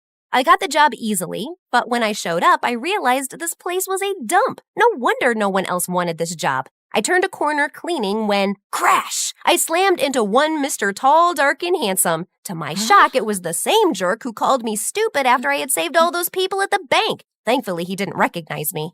Achoo! Then this thirst trap started sneezing everywhere. Suddenly, Wildcat Carla came running in. What have you done, you stupid girl? My son, Mason, is highly allergic to dust. Achoo! And he sneezed right on Carla's face. I'll fix this. I grabbed Mason and ran to the bathroom, throwing him into the shower as fast as I could. As water poured down on us, Mason stopped sneezing. If he wasn't known as a jerk, or I was so worried about keeping my job, I would have considered this romantic. I turned off the water, but Mason kept blinking at me. You good? Yeah, you saved me. You can stay, for now. And Carla disappeared back into the darkness. I'm sorry. Don't be. I'm just a housekeeper. But if I save a few lives, I guess that's a win-win. No, I mean about my mom. She can be a lot. Sure you're up for this? Why wouldn't I be? You look delicate, and it's a tough job. And then I grabbed him with one hand and pulled him to his feet in one swoop. Mason was floored, literally. How's that for delicate? I walked off like the awesome boss I am. The look on Mason's face told me he would not make that mistake again. The next day when sweeping, I saw Carla enter a suspicious warehouse on the edge of her property. I was just done setting up some microphones when… Well, if it isn't my hot housekeeper. The name is Astrid. I'm throwing a party here tonight and I want you to clean it up for me, since you are my employee. And then, with a flip of his hair, he walked away before I could answer. I showed up to the party that night with a new +1, my mop. Romantic, right? But Mason's friends were bigger jerks than he was. They started having mess-making contests and would force me to clean up after them, laugh, then make a mess all over again. You better stop unless you want me to kick all of your butts. Before I could even wind up my fist, Mason snapped his fingers and security escorted those losers out. She is my housekeeper, not yours. Hello? I don't need you to fight my battles for me. I can clean up after myself. But as I stepped forward to give it to him, I slipped on a spilled drink and clumsily fell into Mason's arms. My face instantly flushed. Looks like you need to be a better housekeeper. Want to dance? But before I could reject him, this pretty girl pulled Mason away and started dancing with him. Ew, don't dance with the help, dance with me. My stomach clenched. What a rude and privileged girl. But also, oh no, was this jealousy I was feeling? Stop it, Astrid, don't get attached. Suddenly, this muscular dude came up to the two of them and pulled Mason away. That's my girlfriend, jerk! He threw a punch at Mason. Out of instinct, I jumped in, blocked it, then flipped the bully onto a nearby table, shattering it. Mason looked at me like I was Wonder Woman. How did you do that? My parents taught me karate straight out of the womb. It wasn't a total lie. That was incredible! I want you to teach me how to fight, just like that, starting tomorrow. Wait, what? That night, I called Aiden and told him everything. Astrid, you can't get involved with Mason. His mother's a criminal. I'm not getting involved. I want you, dummy. Actually, that's not a bad idea. You should get Mason to fall in love with you. Maybe then he'll tell you his mother's secrets. I don't want to be his girlfriend. He's called me stupid when I saved everyone at the bank. You're undercover, Astrid. This is your chance to get him back, make him fall in love with you, and then show him who's really stupid. I guess he had a point. The next morning, Mason burst into my room as excited as a schoolgirl. Training time, it's Astrid and Mason's training time. Gosh, he was annoying. But why did he look cute being excited? Ugh, focus, Astrid. Aiden's idea was already paying off because Mason took me into the warehouse through a key card he kept in his jacket. Noted. But inside, no tigers. Show me what you got. And what he had was pathetic. Mason got tired after 2 tiny punches. You're gonna need more focus if you want to defend yourself. Yeah, I know. Mom tried to teach me how to fight once. I got 1 punch in and she spent 3 hours telling me everything I did wrong for 1 punch. She was right. I should just give up. No, Mason, you have what it takes. Just, you have to believe in yourself. You got this. He got back up, more confident than before. Sure, he wasn't perfect by the end of the day, but he had thrown some solid hits. He even hugged me. Thank you for believing in me. Anytime? Hey, my mom wants you to come with me to her zoo tomorrow. I'm in. This was the first big lead I had in weeks. But when we pulled up, a protesting group of animal lovers blocked the entrance. They had signs accusing Mason's mom of animal cruelty. Mason instantly turned the car around. He didn't speak for the whole drive back. He seemed embarrassed. We got back into Mason's, and he looked really sad, so I grabbed his hand, and my heart fluttered a bit. Is everything okay? I have to be honest with you, Astrid. My mom didn't actually order you to come to the zoo with me. I like you, and I was worried you'd say no. You're the strongest, most beautiful girl I've ever met. Aw, thanks. My mom's been accused of some bad stuff. None of it is true, but I understand if you don't want to be with me. Mason, I work for your mom, and I don't want her to get the wrong idea. I had to wrap this mission up as soon as possible. I knew Aiden said I could hurt him, but that doesn't mean I should. Besides, I actually started to like him. That night, when Mason was asleep, I snuck into his room and stole his keycard from his jacket. I entered the warehouse, but a hand grabbed me and turned me around. It was Mason! Astrid, how did you get my keycard? You gave me this. What? When? I panicked, grabbed his shirt, and kissed him as hard as I could. Mason, I changed my mind. I am madly in love with you. I knew it. I guess I had distracted him well because he only said, I have a surprise for you tomorrow. The next day, I was shocked to see a helicopter waiting for us. Mason flew us up to have the most romantic dinner of my life on top of a frozen mountain. I had the chef make you one of everything, since I wasn't sure what was your favorite. He held out a rose like the absolute gentleman I realized he was. I really have to pee. I called Aiden, but he was totally aloof. For all we know, those tigers could be coats by now due to your puppy love routine. I'm just doing what you told me to do. Well, do it better. You're running out of time. The next morning, I woke up with a horrible cold, probably from the snow, and Mason was sitting on the edge of my bed staring at me like I was an art exhibit. I should have brought you a coat too. This is all my fault. Let me take care of you. And before I could say anything, Mason sprung into action. Wow, you're really good at this. I love nursing things back to health. Did you know I always wanted to be a vet? No way. Way? I love animals so much. Their cute little faces, they're the best. I would never do anything to hurt them. You can still be a vet if you want. You don't understand. After my dad left us, there was only Mom, so I couldn't say no to her. And she wanted me to follow her footsteps in her business. And what kind of business is that? If I show you, will you promise to keep it a secret? I nodded. This was my chance, and Mason pulled me out of bed. He took me inside the warehouse and used his key card to open the secret door behind a punching mat. Whoa! Shh! Mom can't know I took you here. We walked down some secret steps into a huge pen where I was confronted with all the tigers. I instantly took a pic and hit send to Aiden. Gotcha. Hey, you can't do that! Sorry, just instinct. Well, just don't send them to anyone. My mom is protecting these endangered animals from being experimented on. Are you sure? Yes, of course. That's what she told me. Had I just made a huge mistake? Maybe Mason's mom wasn't the Cruella de Vil I was told she was. Gotta pee again. I ran up the stairs and called Aiden. Great job, Astrid. The special agents are on their way because of you. Tell the police to stay where they are. Carla is protecting the tigers, not turning them into coats. He's lying to you, Astrid. I don't... Suddenly, two strong hands grabbed me. It was Carla. I knew I never should have hired you. Mom! Let go of my girlfriend! We turned to see Mason standing in the corner, distraught. Some girlfriend. This little double agent just called the cops on Mommy's operation. Astrid? You what? I can explain, Mason. Your mom wanted to turn the tigers into coats, not save them. Mom, is this true? And by the sheer look on Carla's face, I could tell it was true. Just then, the military burst into the warehouse, arrested her, and rounded up all the tigers safely. And then a familiar arm wrapped itself around me. Great work, Astrid. It takes a lot to pretend to fall in love with someone just to get information out of them. You've earned this. And he handed me a suitcase filled with cash. I turned around to see Mason staring at me. Aiden got to him first, though. She's come a long way from that stupid girl at the bank, hasn't she? What? That was you? I knew you looked familiar. Mason, wait, it's not what you think. I can't believe I trusted you, Astrid. I gave you my heart, and you locked my mom up. Mason, I'm sorry. I like you. Yeah, right. You think I believe you after you just lied to my face for months? Goodbye, Astrid. Forever.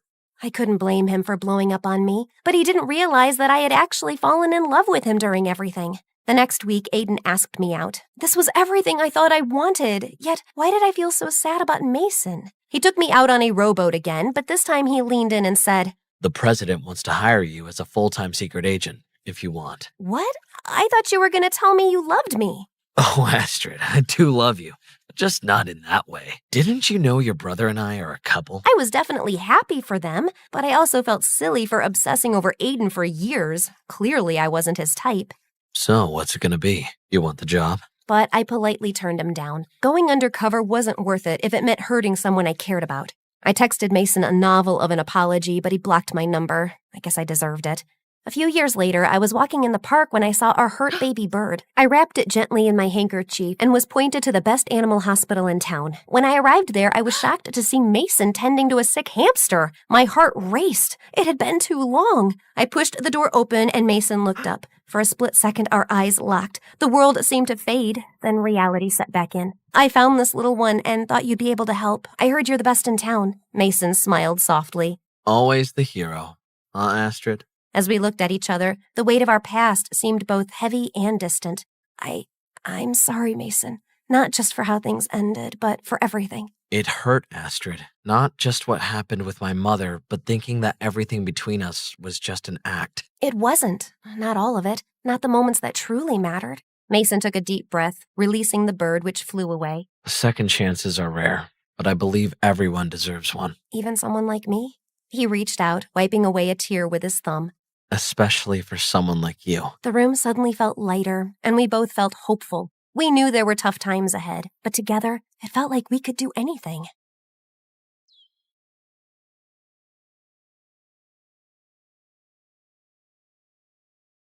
Hi, I'm Zoe, your future marine biologist, with a passion for the ocean's mysteries. Did you know that only 5% of the ocean has been mapped and explored? So that means there might be a chance that megalodons still exist, or that mermaids are actually real. What do you think? Before we dive into the deep end to answer that question, don't forget to like and subscribe. Taking up my dream course in an elite university with the coolest professors was literally the perfect college life. And of course, what's school life without a secret crush? Enter Jace, the nonchalant and incredibly smart guy who sat next to me in a couple of classes. With his attractive looks and chill vibes, he was such a walking daydream. We had small interactions here and there, but each one sent a storm through my tummy. Sometimes our elbows would accidentally touch, or our fingers would brush when picking something up from the floor. He'd ask me short questions related to class, and I'd try not to melt. One time, during a particularly boring lecture, I doodled a little sea creature in my notebook, and he peeked over. Nice drawing. Maybe you should add a shark. Blushing, I quickly sketched a tiger shark. He gave me a thumbs up, and it instantly made my day. Another time, I accidentally spilled coffee on his notebook. Oopsie, sorry about that. My reflexes are so uncooperative sometimes. Great. Now my notes are caffeinated. Maybe they'll wake up before I do. He gave me a lazy smile and pretended that nothing happened. Admiring his perfect side profile and having these small moments with him every day, my life was just simple and peaceful. Until this mysterious woman came along and ruined everything. It started when my favorite professor didn't show up to class one day. Instead, the door creaked open and a mysterious figure glided in, and we collectively held our breath as she finally stepped into the light. She looked so ethereal, with cascading waves of red hair and eyes that shimmered like the ocean.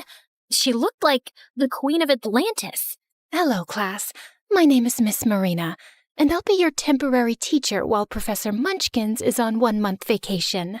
The room remained in a spellbound trance. For a moment, I was lost in it too, but a jolt of clarity snapped me back. She looked too young to be a teacher, probably only around her late 20s. What was it about her that felt so enchanting? I just found myself leaning closer to Jace. Doesn't she remind you of a mermaid? But Jace just smirked at me. Nice imagination. How about we start our day with a surprise quiz? Good idea? Instead of groans and complaints, everyone was suddenly hyped up, like she'd cast a spell. She hummed a hauntingly beautiful tune while we scribbled away, and I noticed the boys were just staring at her, seemingly hypnotized. Suddenly, I remembered how mermaids were known to be enchanting beings who lure men to the sea to drown them, or make them their slaves. And it didn't help that there was a sea just a few kilometers away from school. Oh no, what if... No. Maybe I was just being paranoid. I tried to shake those ridiculous thoughts off. But over the next few days, I noticed that Miss Marina seemed a little too fond of Jace. She always found a reason to call on him, her eyes sparkling with an unsettling intensity.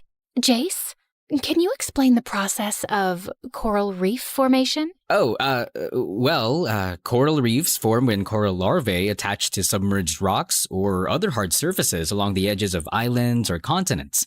They grow over time, creating the massive, colorful underwater structures we see. Excellent. And can you tell me why coral reefs are so important to marine ecosystems? They support a vast variety of marine life. They provide shelter, food, and breeding grounds for many species. Plus, they protect coastlines from storms and erosion. Very well said, Jace. You have a remarkable understanding of the ocean. As the days drifted by, her questions for him became more personal and probing, while the rest of us faded into the background. Jace, have you ever felt a deep connection to the sea, like it's calling to you? I mean, I like surfing and swimming. It's peaceful out there. Of course. The ocean has a way of drawing us in.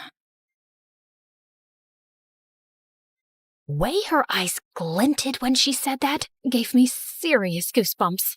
After class, she even asked Jace to come to her office. When he finally emerged, I pulled him aside. It was the first time I'd initiated conversation with him outside of class, and I felt like peeing. Hey, what did you guys do in there? Nothing. We just talked about my class performance over some smoothie. Why? Oh, nothing. She just seems really sweet. She is. I wanted to ask more questions, but I didn't want to come off as a creep. Right. See you around. Since then, I started noticing the littlest things. I realized that Miss Marina kept using words related to the sea. All right, class, it's time to dive into the mysteries of the ocean. My ears perked up. Did she just say dive? Time to hoist the sails and get started, as we'll be fishing for more knowledge. Hoist the sails? Fishing? Don't drift away. Stay awake and drift away? Let's not let this particular slip through the net. Slip through the net? She talked like it was natural and out of experience. Also, I always saw her eating seafood-based snacks like sushi, seaweed, and shrimp chips.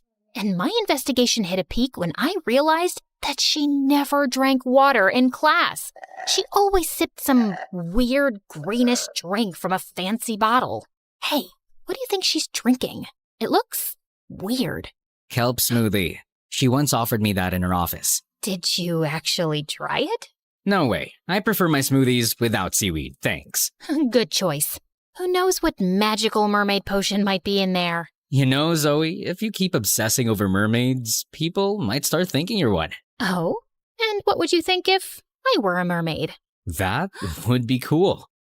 After all, how many people get to sit next to a cute mermaid in class? Did he just call me cute? Well, if I were a mermaid, you'd be the first to know. I'll take note of that. The way he grinned at me just made me even more determined to save him from the possible danger. One day, my intrusive thoughts finally won. So I approached Miss Marina's desk after class. Miss Marina, can I ask you something? Of course, Zoe. What's on your mind? Do you think mermaids are real? I saw a lot of news and videos suggesting it's real, but some of them are definitely fake news. Well, the ocean is vast and full of mysteries. Who's to say what does or doesn't exist beneath the waves? Has anyone ever told you that you look like a mermaid? Oh, I've heard that a few times. I suppose it's the long hair and my passionate love for the sea. But who knows? Maybe there's a bit of mermaid in all of us who feel drawn to the ocean. I guess so. It's just, you seem so connected to the sea. Almost like you belong there. The sea has always been a part of me, Zoe. Maybe more than you know. As I walked away, her words echoed in my mind. The mystery deepened, and I felt even more determined than ever to uncover the truth. One rainy afternoon, I was searching for some books on mermaids when I stumbled upon an old, dusty book in the library. I read it and learned that to reveal a mermaid's true form, she needs to be pushed back into the water. The opportunity came sooner than I expected the next day when Miss Marina announced that we'd be camping by the lake this weekend. Perfect! When that day came, she showed up wearing a seashell and starfish jewelry, which glistened under the light in an almost magical way. Could she be more obvious? I tried to keep an eye on Jace, but he was always surrounded by these annoying girls in class. But at least they were safer than a potential mermaid. We started our day by warming up around the tracks, and as we rounded the bend, I couldn't help but notice Miss Marina's feet. They were oddly large, almost like a mermaid tail. Before I could overthink again, Jace caught up to me. You know, watching you jog from behind is like seeing a baby giraffe learning how to walk. Is that an insult? Not really. And then he winked and sprinted ahead, leaving me blushing and distracted for a few hours. Later that day, I was surprised when Miss Marina refused to participate in any activities involving water. I have a severe allergy to chlorine and sea salt. So convenient. Determined to expose her, I devised a plan to get her wet.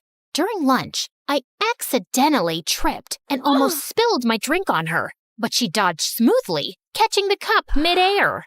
Careful, Zoe.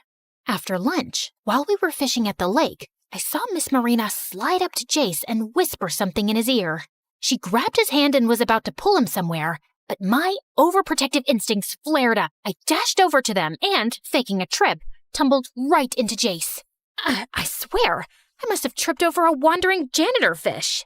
On land? Yup. You never know. Some of them might have evolved to walk among us. I turned to Miss Marina with a knowing smile, and I swore her gaze turned icy. She stepped back slightly, putting more distance between herself and the lake. That night, as we gathered around the bonfire, I noticed Jace was missing, and so was Miss Marina. Alarm bells rang in my head. Oh no!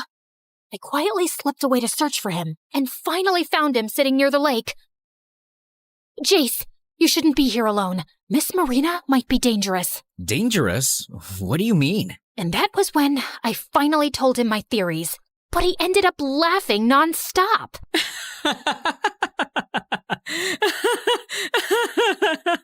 Oh, if she turns out to be an actual mermaid, then I'll buy you lunch for a month. Oh, perfect. I'm saving for a cute dress. You're not only pretty, but you're also funny. Not gonna lie. What? You think I'm pretty? Why do you think I sat next to you in our classes? Huh? He just playfully pinched my chin, which made me scream internally. Let's get back to the camp before people start reporting us as missing. He started walking first while I followed behind, still ecstatic that he actually called me pretty. The next day, I separated from the team to explore the lake.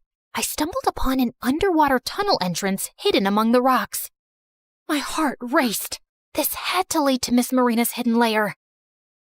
As I leaned closer, I tripped and almost fell into a hole, but strong hands pulled me back. Oh, careful, clumsy. Jace, you scared me.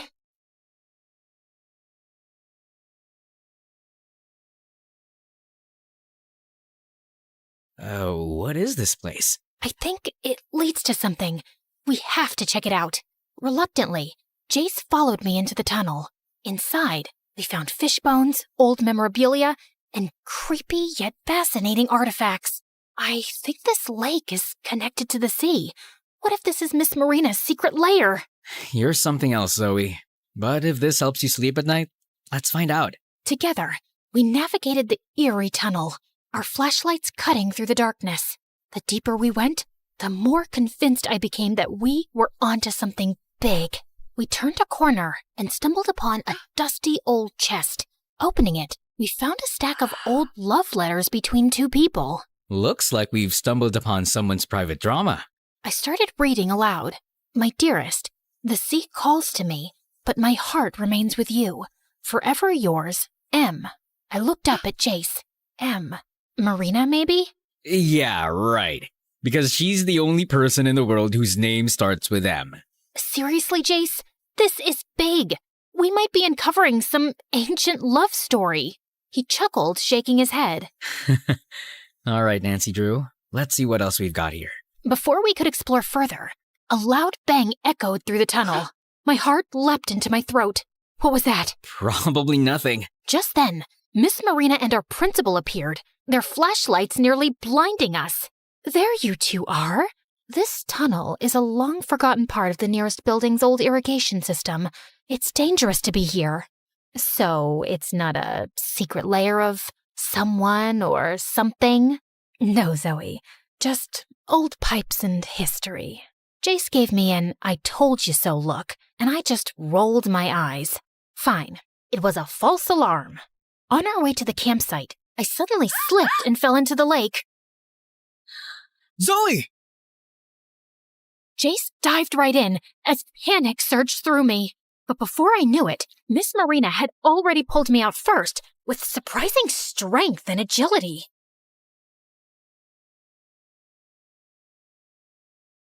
Hi, for a limited time, get up to 60% off our exclusive official merch. Don't miss out. Grab your favorites now. Visit our Amazon page through the link below and score these deals before they're gone. So she jumped in the water too?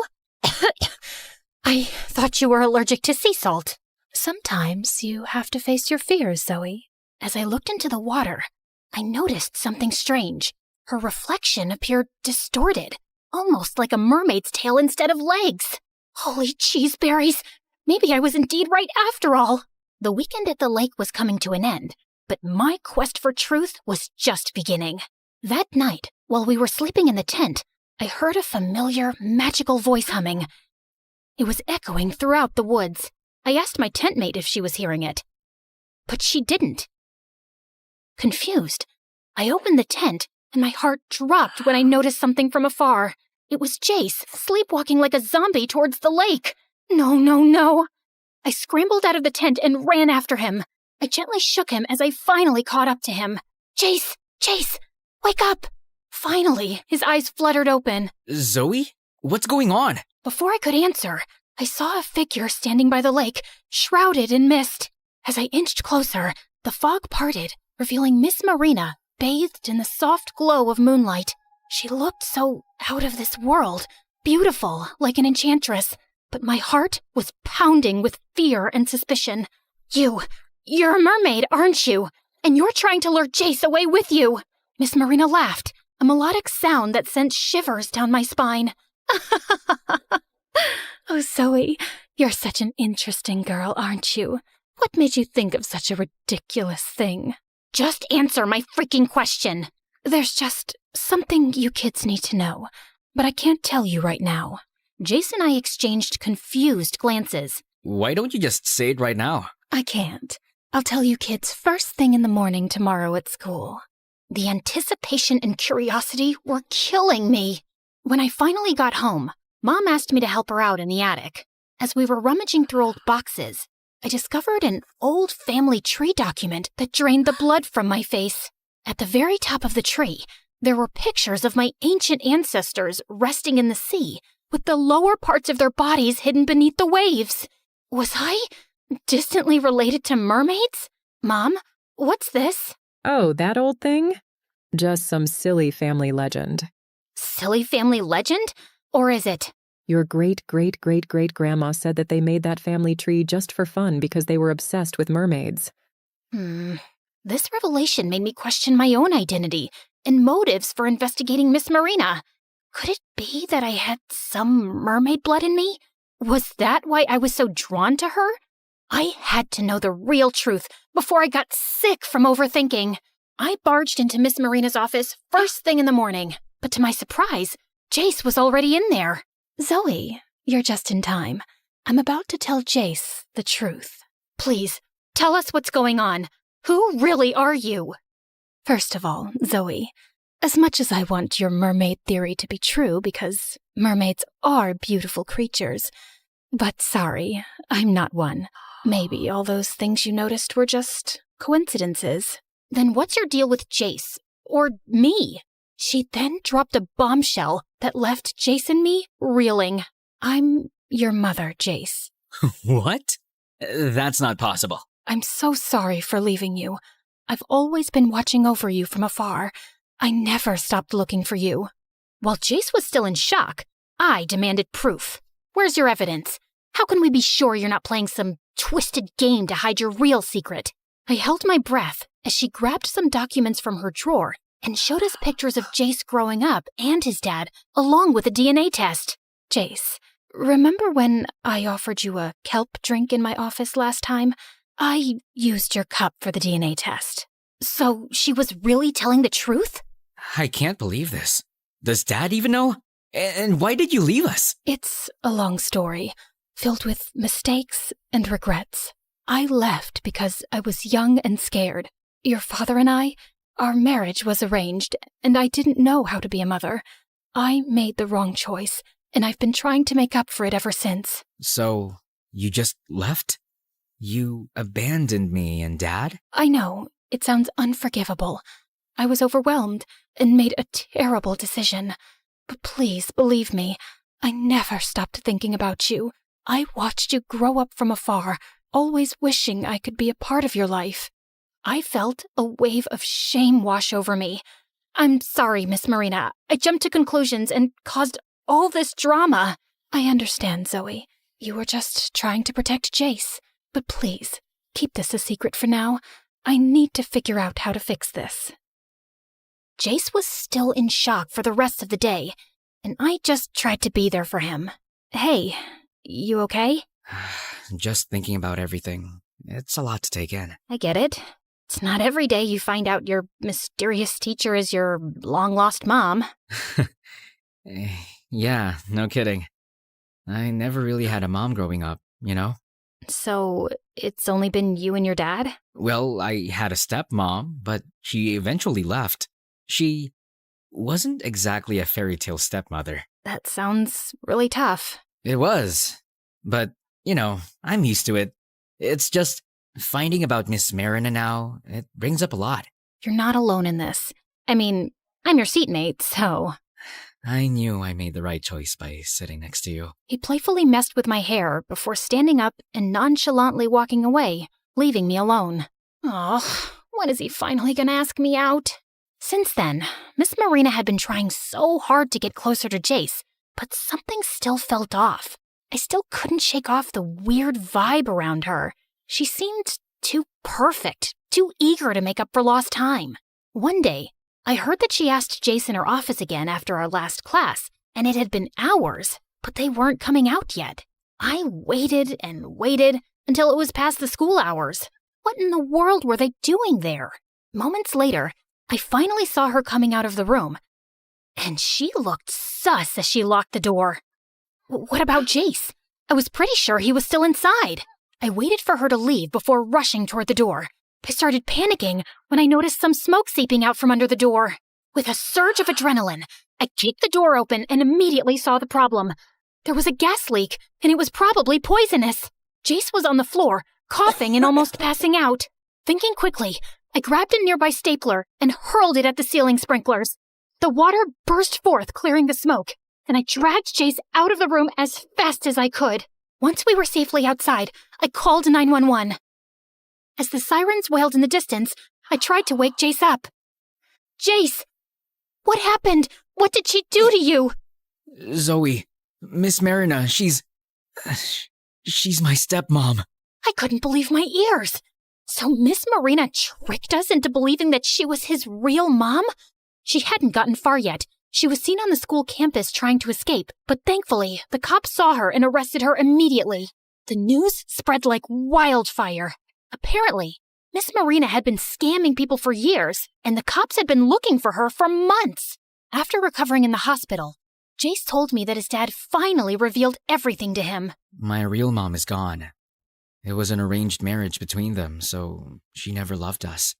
As soon as she gave birth to me, she left me with Dad and married someone else. And that's her, Miss Marina. Her name used to be Laura, and she looked so different back then. like an evil witch. One day, Dad caught her trying to steal all his fortune, so he called the cops on her. He found out she was actually a professional scammer and gold digger. She escaped prison a year ago and had plastic surgery. She came back to get her revenge on Dad by trying to harm me.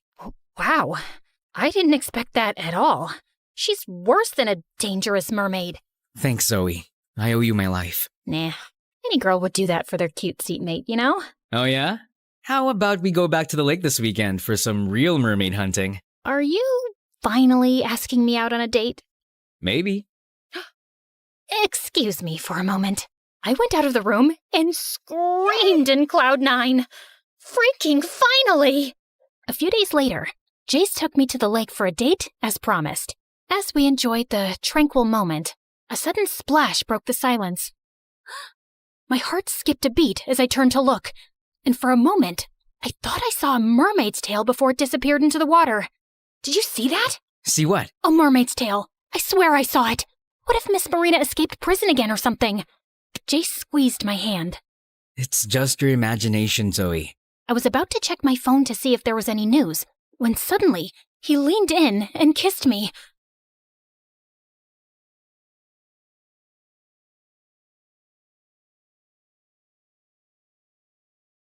And all of my paranoia instantly melted away. That was, nice. Glad to know. Now, I need you to focus on me and leave those mermaids for another day. With Jace by my side, I felt ready to face whatever the future held, with mermaids or not.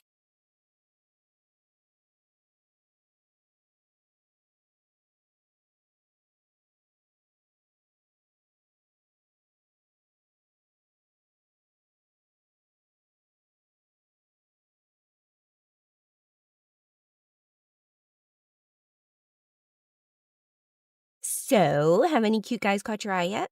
Well, there's this one guy. Girl, we need to hunt him down. It's just a harmless little crush, and who knows, he might be taken already.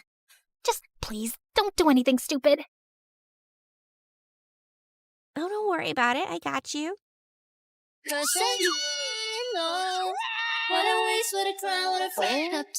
should have at least gotten his name. And he's way out of my league. Nah, I think he's from here. I can literally sense it. Cause I know that all I know, it's time to go.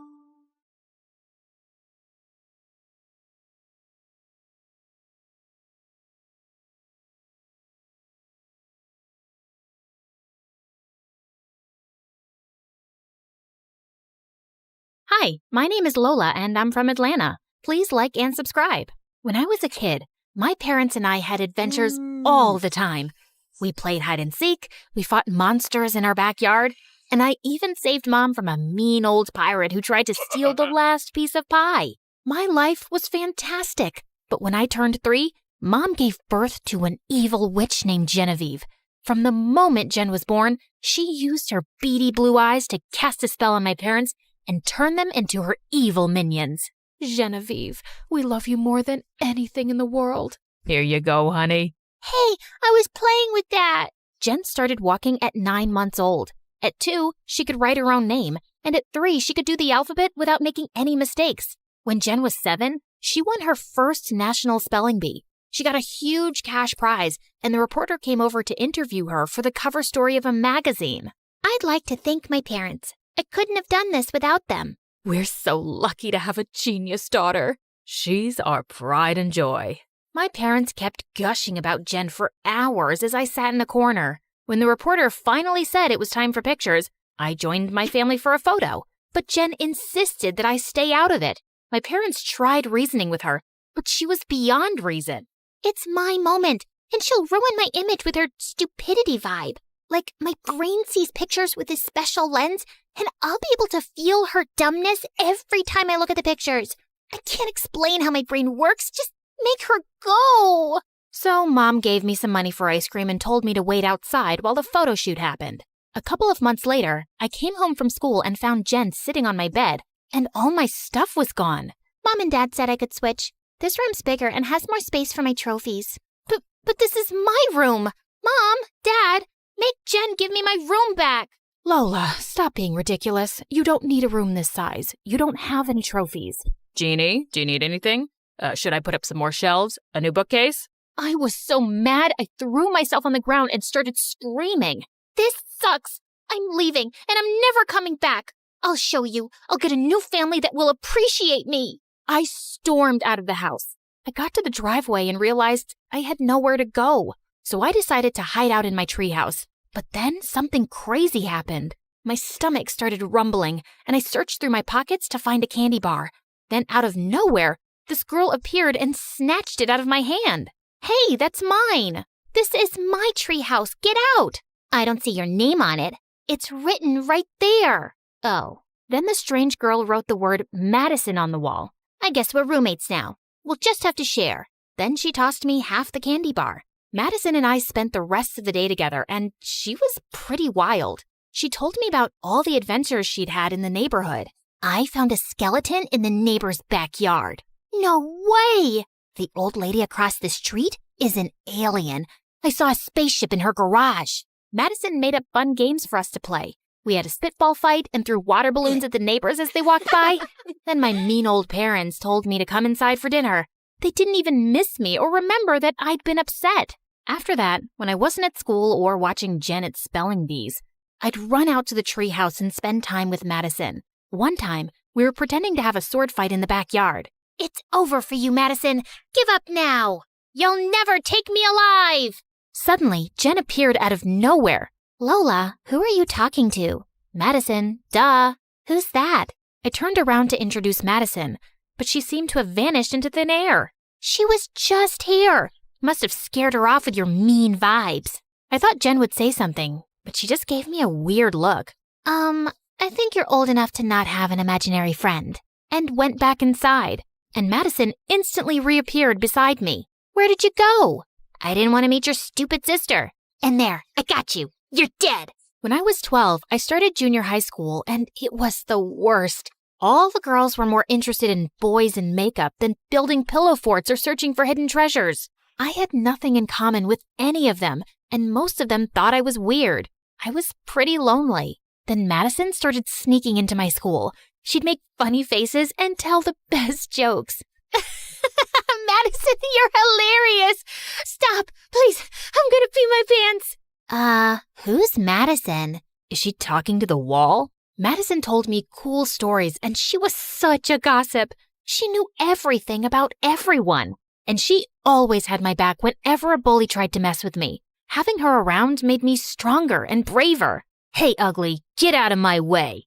Who are you calling ugly? You look like a rat, and your breath smells like poo. Once I was cast in a school play, and I had to do this huge monologue. My parents didn't even bother to come because Jen had a spelling competition the same day. I was so nervous I could barely speak, but then Madison showed up to cheer me on. I shook off my nerves and gave the best performance ever. I told my parents all about it, but they didn't care. The next day, they dragged me to another one of Jen's boring competitions. Madison brought a bag of ants, and we let them loose on stage. Jen and all the other kids freaked out and ran around screaming. It was hilarious. Then one day, things took a turn. For my 15th birthday, me and my family went on vacation. But when we got back home, I realized that Madison was gone. I searched for her everywhere. The treehouse, at school, and all over the house. She didn't show up. Madison, where are you? What the heck are you screaming about? I can't even hear myself think. I can't find Madison. What are you, 4? Look, I'm really busy, but do you want to talk? I know you're lonely and have trouble making friends, but this isn't healthy. I'm totally fine. Just leave me alone and go back to your books. If it wasn't bad enough that Madison had just left me, Jen soon got moved up to my class because she was so smart, and all the other kids instantly loved her. Is it true? You can spell every word in the dictionary? Yeah, almost. I am an international spelling champion. Ugh, please. What was so impressive about spelling anyway? When was being able to spell the word crustaceology useful? Then one morning, the most popular girl in our class, Emily, handed out invitations to her birthday party. Hey, you forgot to give me my invitation. Sorry, no freaks allowed. Then she whispered to Jen just loud enough for me to hear. I can't believe you're related to her. I hope you can come. It's going to be the best party ever. I don't think I have any contests that weekend, so I should be able to make it. I watched as all the other kids waved their invites around. After school, I walked home and stopped at the candy store to cheer myself up. Just then, I caught this boy staring at me. Then he started following me around the store. I led him down an aisle, hid behind a display case, and when he wasn't looking, I tackled him and put him in a headlock. Ouch, that hurts. What's your problem? Why are you following me? He reached behind me and pulled off a huge piece of paper that was taped to my back with the word loser written in bold black letters.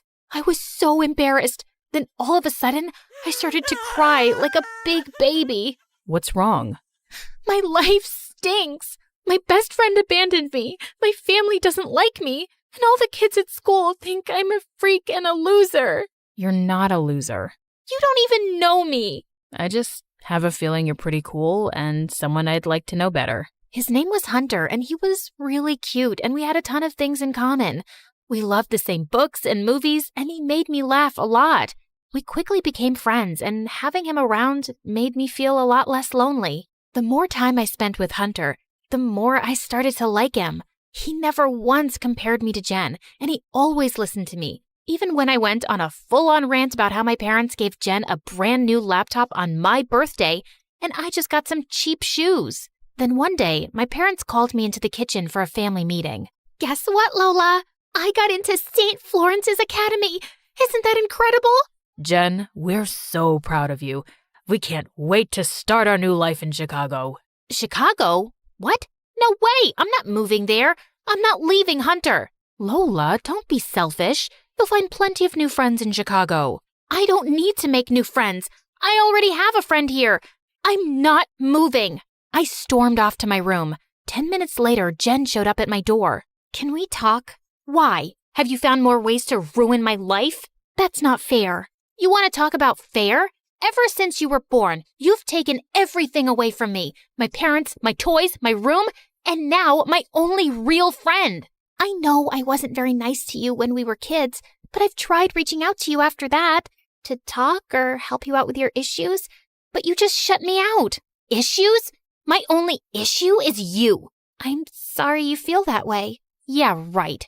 Emily's throwing me a going away party tomorrow night. Come if you want, or just sit in your room being bitter. It's up to you. Jen put the invitation on my bed and left. I was pissed at her, but I'd never been invited to a party before. My heart ached at the thought of leaving Hunter behind and never seeing him again. Hunter was more than my best friend. I felt I was in love with him. I invited Hunter to the party, and he agreed to go. The party was at Emily's mansion, and it was so much fun. The food was great, the music was spectacular, and the best thing of all was that Hunter was there with me. Then a slow song played. It was the perfect moment to tell Hunter how I felt. You want to dance? Sure. Dancing with Hunter was so romantic. He held me tight, and his cologne smelled so good. I looked up into his eyes. I like you. I like you too. You want to kiss me? I really do. We had the most magical kiss, but then something strange happened. I opened my eyes to find everyone staring and laughing and pointing at me, and Hunter was gone. Hunter? Lola, what's wrong? Where's Hunter? He was right there. I started to panic. Where could he have gone? Hey, look at the freak making out with her invisible boyfriend. Emily pointed at a huge screen on the wall. A video of me dancing alone and kissing the air played on a loop. I wished I could curl up into a tiny little ball and roll away. I ran out of there in tears and went straight to my treehouse. Minutes later, I heard a knock, and Jen walked in. Lola, please talk to me. Tell me what's going on with you. I thought Hunter was a real boy I was in love with. How stupid is that? I'm a freak and a loser like everyone says. No, you're not. You just found a way to cope with your loneliness. That's nothing to be ashamed of. Now you know the truth and you can move forward. Move forward to what? No one cares about me. I do. From now on, I'll be here for whenever you need me, I swear. And we're gonna teach Emily a lesson. Jen and I went to my dad's butcher shop and grabbed a bunch of raw meat. Then we went back to Emily's house. Hey, Jen. Hey, crazy. You still looking for the invisible boy? No, we just wanted to give you a gift. A gift for me? What is it? Then Jen and I dumped the raw meat on Emily's head. She screamed like a banshee as Jen and I went away laughing. The next day, as the last of the moving trucks were being loaded, I made one last visit to the treehouse, and suddenly both Madison and Hunter appeared. How come you're both here now? Will you stay for long this time? We just came to say goodbye. We don't think you need us anymore. You have a chance to start over. Let other people get to know you. They don't know what they're missing. You're a super cool friend. Thanks, you guys. You were there when I needed you the most. Goodbye, Lola, and good luck. It was sad to watch them leave for good, but it felt like it was time. We moved to Chicago, and Jen was true to her word. We started spending more time together, and I realized Jen didn't have the perfect life after all. I'm so tired of spelling bees. I only do the competition to make extra money for Mom and Dad. I just want to be a normal teenager for once and live my life without so much pressure. You should tell them how you feel. I've got your back. I stood by Jen when she told her parents she wanted to stop doing spelling bees. After that, Jen and I grew even closer. I finally had a real best friend, and she just happened to be my genius little sister.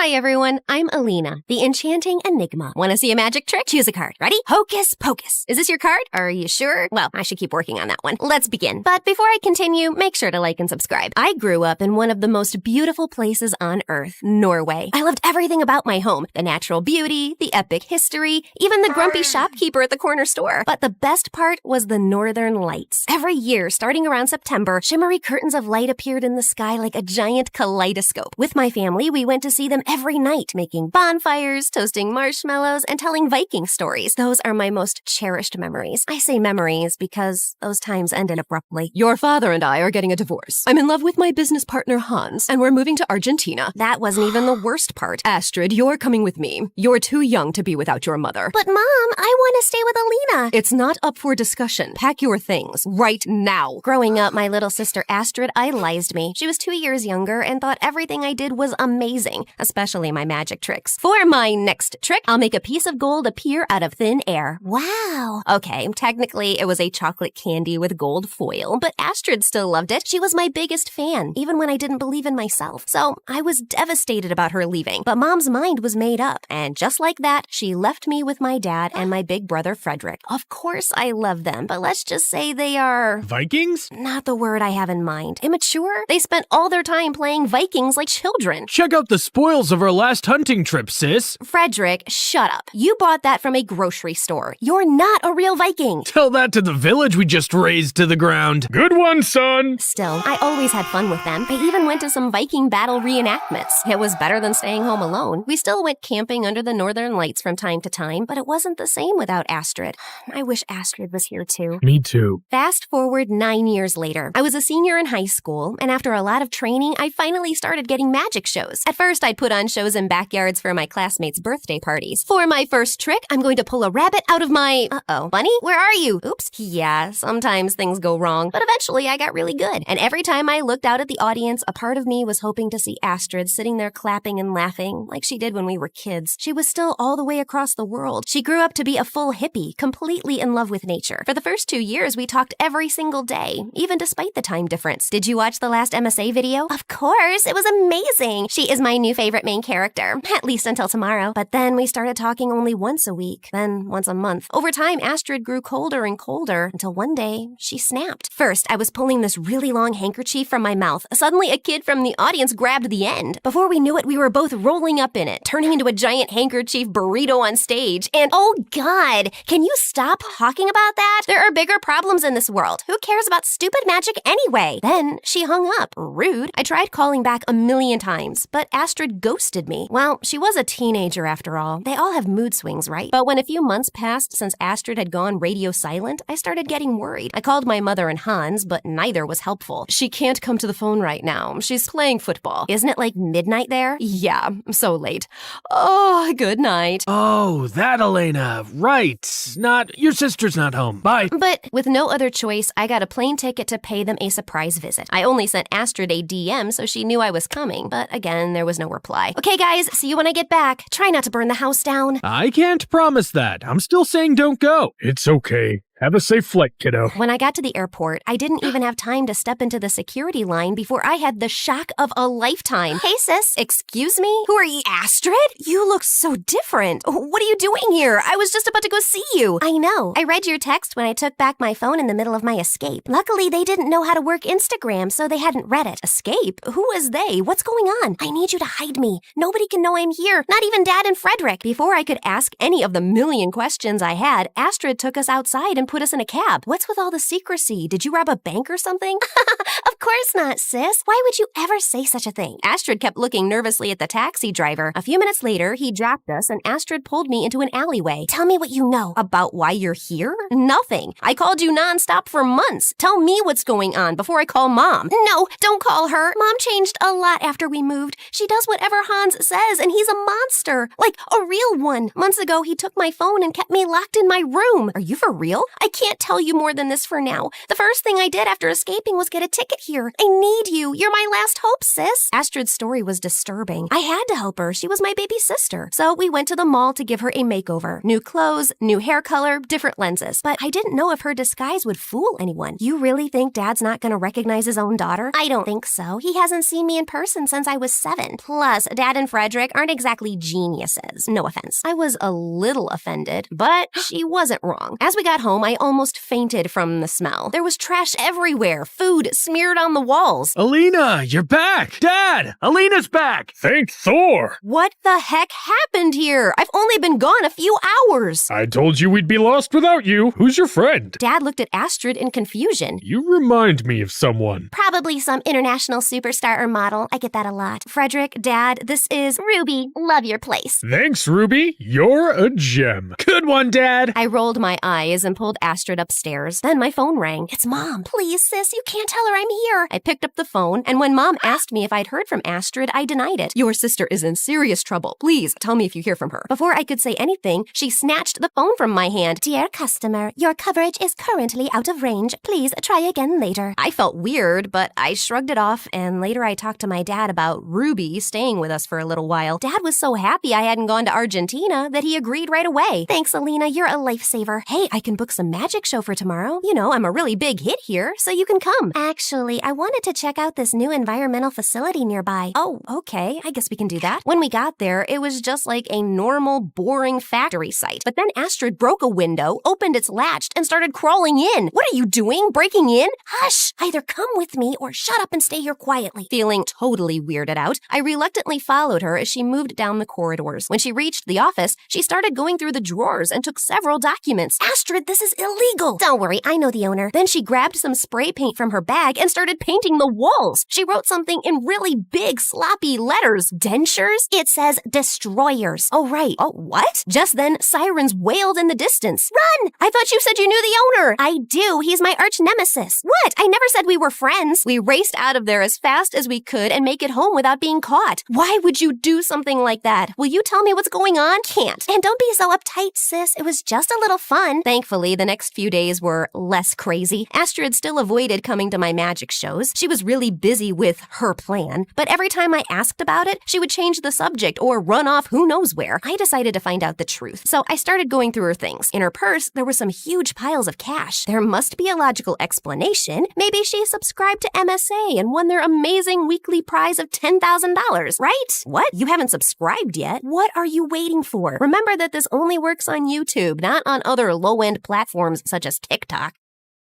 As soon as Astrid came back, I confronted her. Astrid, where did all this money come from? Oh, that. I saved up a bunch from working at a restaurant in Buenos Aires. Then she started a long and passionate speech about the environment. I was angry and confused, but also a little proud of her. She had so much passion and knowledge. She kept talking until we both fell asleep. In fact, I think she kept talking even in her sleep. The next morning, my dad was scrambling around the house searching for something. My savings! I kept all my cash in random cereal boxes, but it's all gone now! I told you to open a bank account. Then it hit me. Oh no, Astrid. I ran upstairs to confront her. You need to give that money back. What are you talking about? You stole Dad's money. What? No, I didn't. You're just mad because I didn't go to your stupid magic show. I'm sorry. I'm just too busy saving the world. She stormed out of the room. She was out of control. First, she'd almost gotten us arrested, and now she was stealing from our dad and even calling my magic stupid after everything I did for her. I'd had enough. Knowing she wasn't telling me the whole truth, I called Mom right away. You did the right thing calling me, sweetie. Astrid needs help before she ends up in prison. I went to school, but when I came back, all of Astrid's bags were gone. Then Frederick appeared dragging a wooden boat into the kitchen. Check it out, sis. A real Viking boat. That's a canoe, Frederick. Frederick, how did you pay for that boat? I found a bunch of money in a box of Cocoa Puffs. So cool. Oh no. So it wasn't Astrid who'd taken the money. What if she was telling the truth all along? My sister had come home for the first time in years, and I totally betrayed her. I needed to find her. I called her over and over, but again, no response. Then I decided to tell Dad the truth. When he found out that Ruby was Astrid, his face lit up again. A part of him already knew. Still, the rest of the news wasn't that good. Just as we were about to jump into our car to look for Astrid, an all-black car with a chauffeur pulled into our driveway. Out of it came Mom, Hans, and a huge bodyguard. Where is she? Mom? We need to find your sister right away. She stole my money from me, and she vandalized my construction project. I knew you helped her, Alina. If you don't help me find her, you are gonna end up in jail, just like your idiot sister. Don't you dare talk to my child like that! Dad tackled Hans, but then the huge bodyguard came for us. Frederick let out a Viking war cry and lunged at him. Soon our front yard became the scene of a fierce battle. But don't panic, we have a weapon up our sleeve, my magic. As Dad and Frederick were trying to beat the bodyguard, I decided to catch Hans. So I grabbed my magician coat and hat, and with a wave, cards flew straight at Hans's face like little arrows. Then I threw my rabbit at Hans, who is quite a fierce little biter. Then I pulled out my handkerchief, magically turned it into a rope, and then managed to tie up Hans with it. Just then, help arrived. But it wasn't the regular police. It was some kind of secret service. And they immediately arrested Hans and Mom. Turns out their new factory that Astrid had broken into was located in a zone and used certain chemicals that could lead to an environmental disaster. They had falsified the safety tests and all the permits. When Astrid found out, she tried to go public, and that's why they were keeping her locked in her room. After escaping, she came here to collect more evidence before presenting the story to the authorities, who quickly located the people responsible. Yep, my mom and Hans. However, Astrid was still nowhere to be found. She was gone. About a year later, I had my biggest magic show yet, and I nailed it. Towards the end of it, I dedicated the show to Astrid. My sister is my favorite person in the world, and I miss her. Wherever she is, I hope she knows how proud of her I am, because she grew up to be this amazing, brave person. And after the show, I went to my favorite viewing spot to see the Northern Lights, since it was the season for them. I kind of felt closer to Astrid in this spot, too.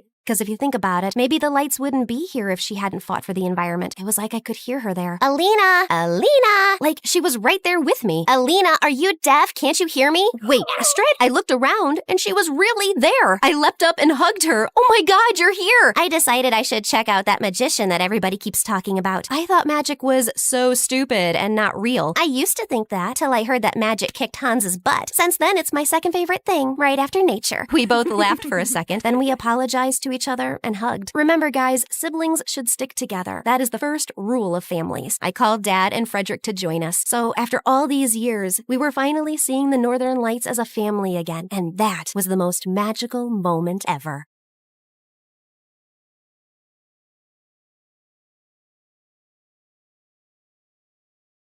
Hello guys, I'm Siobhan, and I'm unlucky. Before I tell you more, please like and subscribe to MSA. I was born to a single mother who worked tirelessly to make ends meet, and believe me, they were rarely met. But even though we were always drowning under a pile of bills, my mom was weirdly positive, and she raised me to be the same. But I was just built differently. But Faye scored less than I did, and her parents got her an iPhone. Why am I getting this rusty old model? Because that's what we can afford. And these phones update with a new model every month. What's the point of wasting money on something that won't even last that long? I tried to understand what Mom was saying, but it didn't make any sense to me. I felt I was prettier and smarter than most girls my age. I got good grades and never got into trouble, so why couldn't I have expensive things? It didn't seem fair. As time went on, I realized that to live comfortably, you needed money. Lots of it. And constantly compared my life with kids around me, especially my best friend Faye. What's the big deal? These two look exactly the same. But this fabric is so sticky and weird. This one, however, makes my eyes pop. Just admit it. You can't wear this because it's cheap. Okay, fine. But what's so bad about wanting better things? And it's not like I'm gonna buy this. Not everyone is lucky enough to be born with money. I'll never understand why you're so obsessed with money. You could be the richest person on the planet, but if you're not a good person, no one is going to stick around. You can say that because you are rich. And when I grow older, I will marry someone rich, and then I'll never have to think about money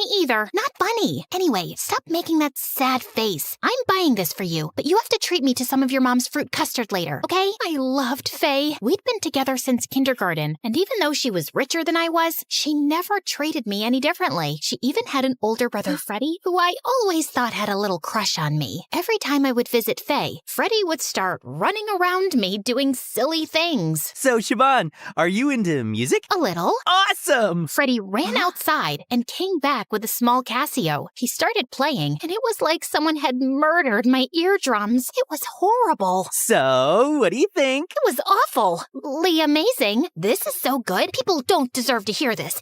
I mean, it's so good, it won't be fair to other musical genres, right? You should keep this beautiful talent hidden. You know what I mean? I guess. So, yeah, Freddie was a bit slow, but he was sweet, and when he asked me out for prom, I couldn't break his heart. He was Faye's brother, and she'd always been so nice to me. This was the least I could do, but prom was right around the corner, and I had nothing to wear. I asked Mom to get me a new dress, but as always, we were out of money, so she offered to give me her old dress. The sleeves are so old, and the train's full of stains. Can we just buy a new one, please? You already know my answer. But it's prom. Everyone will be dressed in beautiful gowns and dresses. I don't want to stand out like a sore thumb in this ugly gown. The hurt look on my mom's face instantly made me regret my words. But before I could apologize, she got on a phone call and left. I wanted to do something nice for her, so I used up all my money to get her a bouquet and even bought myself a new prom dress. On the night of the prom, I looked like a total vision, and when Freddie came to pick me up, he was blown away. He couldn't stop complimenting me, and we were on the dance floor when he took a gold bracelet out of his pocket. I saw this,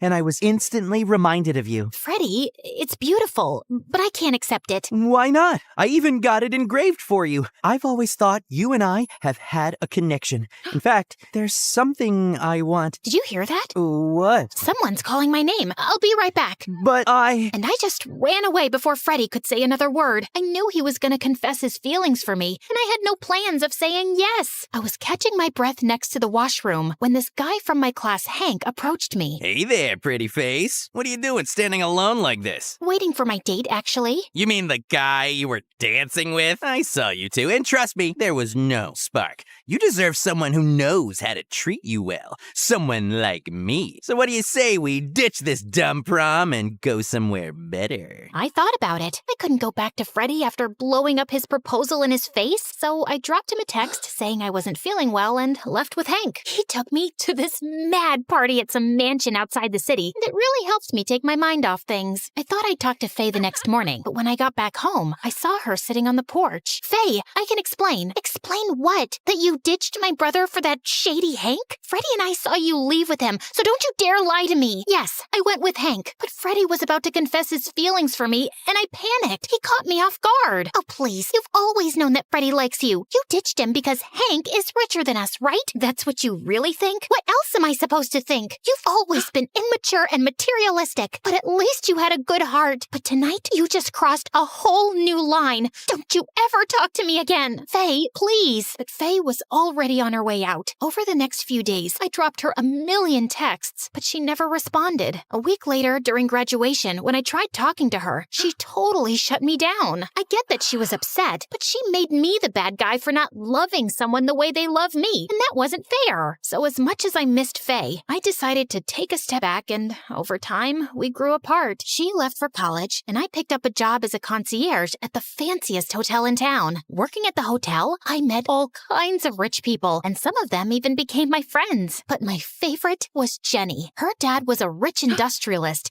and she studied at Harvard. And whenever she visited home with friends, she asked me to come along too. You won't believe what Dad did to me. I asked him to take me skiing to the Swiss Alps, and he refused because he wants to take his mistress to Bora Bora. The last time I was there, this bee stung me, and I had to be in the hospital for a whole week. They didn't even have caviar there, and I had to eat hospital food. Can you imagine? At least you're going on vacation. My mom's getting married in Paris next week, so now I have to plan my outfits, makeup, hair, everything, and I have no time. So unfair. Ugh, get a grip, you two. There are more important things in life than vacations and dresses. Easy for you to say. Your life is perfect. You're in the best school in the country, and your dad just acquired his 100th company. Yeah, whatever. Just quit crying. You've bored Siobhan to death. At first, it felt nice to be part of Jenny's circle, but the more I hung out with them, the worse I felt about my situation. Like this one time, someone from the group wanted to try food at this expensive place. I didn't have the money to pitch in, so Jenny chipped in on my behalf. Another time, the girls wanted to go to Korea for shopping. I thought it was a joke, so I I agreed. But they were serious. I couldn't even afford to pay for tickets. But Jenny made sure I didn't have to worry about that. I felt like a charity case around them. So one day, when Jenny suggested we go shopping, I decided not to go. But why? Is it about money? You know I can always cover up for you. I know, and I'm really thankful for that, but I don't want your friends to think I'm taking advantage of you. Okay, firstly, those girls are not my friends. Yeah, we hang out, but they don't know the first thing about being smart. I'd rather be with someone who values hard work, like you. You really mean it? Of course I do. Now can you come, please? I'll get you something nice. Jenny reminded me of Faye a lot, and as time passed, we only got closer. Then one day, Jenny was working with her dad on some important project. She knew I was good with numbers, so she asked for my help. I was sorting out some paperwork when I saw these documents that didn't make sense mathematically. Who made these papers? My accountant. Why? I think he's trying to scam you. Jenny took the papers from my hand, and when she saw that I was right, she was furious. The accountant was called in, and he confessed to transferring money to Jenny's stepmom's account overseas. He was fired. The stepmom was thrown out of the house. It was a huge mess. I thought Jenny would hold me responsible for breaking up her family, but instead, she offered me a job as her personal manager. I was making triple the amount I was making at the hotel, and I was really happy. But when I told Mom, she didn't look too happy. I think you should go to college, Siobhan. You're a smart girl, and you're wasting your life. I'm doing this for us, Mom. I want to make more money so you and I can finally live the life we deserve. But I'm happy with where we are. I don't want anything more. But I do. I don't want to go to college. I don't have 3 years to waste on education, then wait for a job,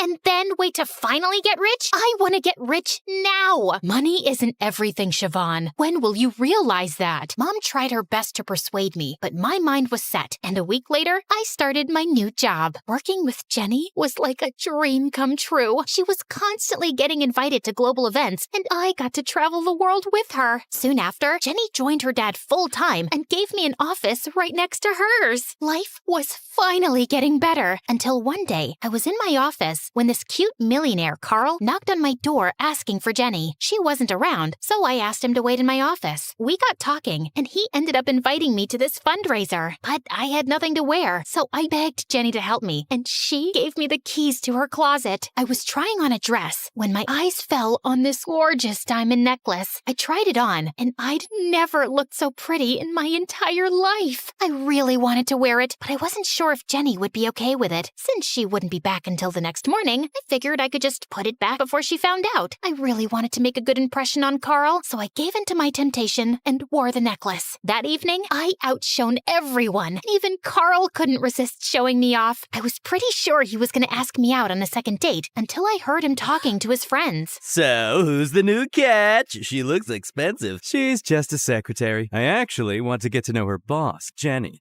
She's the real catch.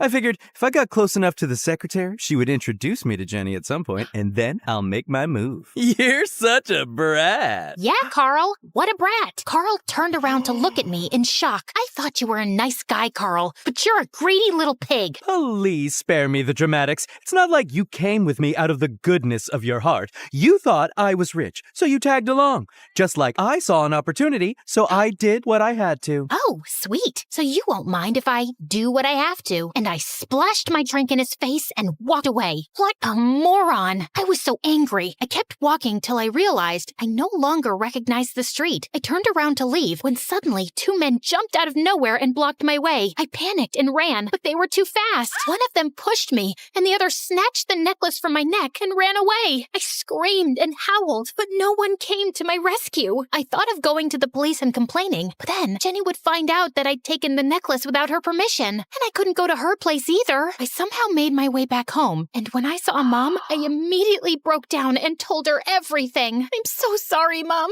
You kept showing me the right way, and I kept ignoring you, and now I've landed all of us in this mess. I'm just glad you're okay, Siobhan, and don't worry about that necklace. I'm sure we can work something out. My mom calmed me down, and the next day we went to the bank and took out a huge loan against our house. Luckily, I managed to replace the necklace and dress without Jenny knowing anything, and then then I just put my resignation down. Jenny was a bit shocked, but I told her I'd gotten into a good college and wanted to continue my education. And soon after, Mom and I left town. Years passed, and my life went from bad to worse. I did waitressing in the morning, babysitting in the evening, and even taught at a local school. Even Mom picked up 2 shifts at work, but we still couldn't make enough money to repay the loan. Every night, I would sit in my room and think how I'd wasted the best years of my life running after money. Even if I didn't have much back then, my life was simpler, and I had people who loved me. Then one day, I was working at the cafe when I saw Jenny and all my old friends at one of the tables. Siobhan?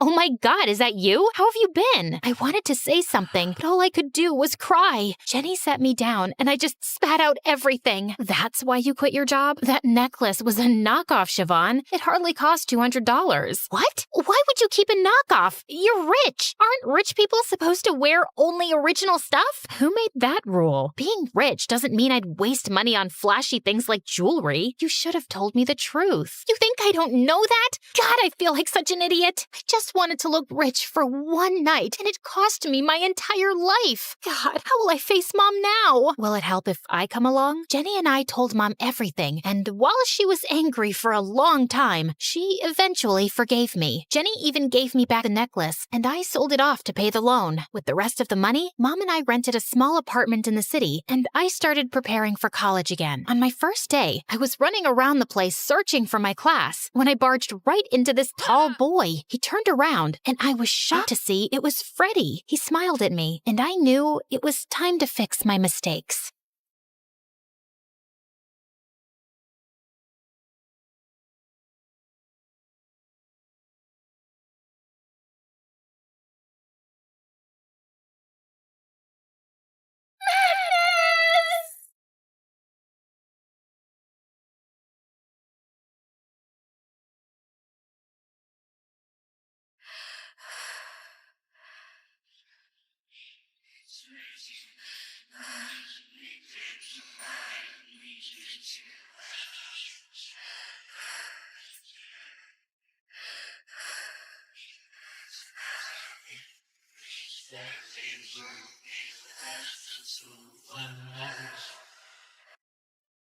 Leonard?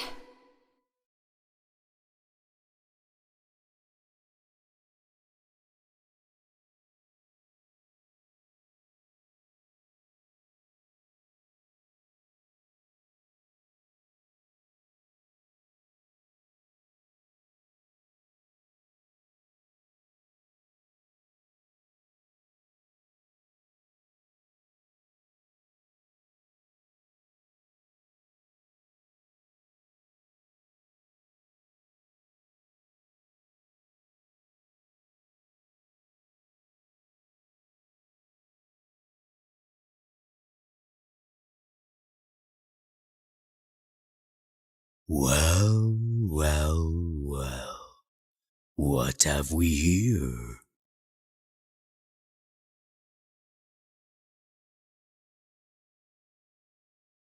A poor little flower caught alone in the dark. Let me guess. Maybe you are camping in the dark? No. Maybe you're looking to befriend a crow? No. Maybe you are moonbathing? Or you are heading to that mansion? Yes. Of course. You're coming back to him. Oh, my gracious brother, the valiant lover, the vampire of valor. The traitor. My business is with Magnus, not with you. Of course, milady. Worry not. I'm not here to do business with you. I am here with a different purpose. And it rhymes with vengeance. Too quick, too fast. Ending you right here at this moment would be so boring. How about we go for a little more fun, yes?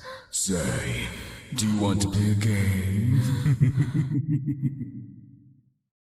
Besides, you're standing there, ooh, so helpless. And me, I'm standing here all powerful with all the time in the world to do what I want with you. Stop with your games, Leonard. Tell me, what did you do to my Jake? Blah, blah, blah. Love here, love there. Romance here, romance there. Love is in the air. Romance everywhere. These pathetic feelings are what sent us to our doom.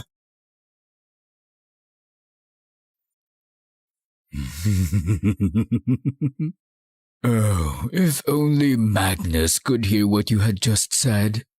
All his efforts to protect you, all his sacrifices and losses, and still, at the very end, my Jake.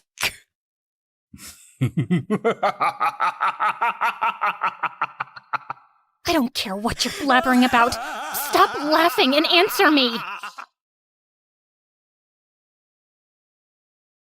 A lion does not answer to a deer, my dear.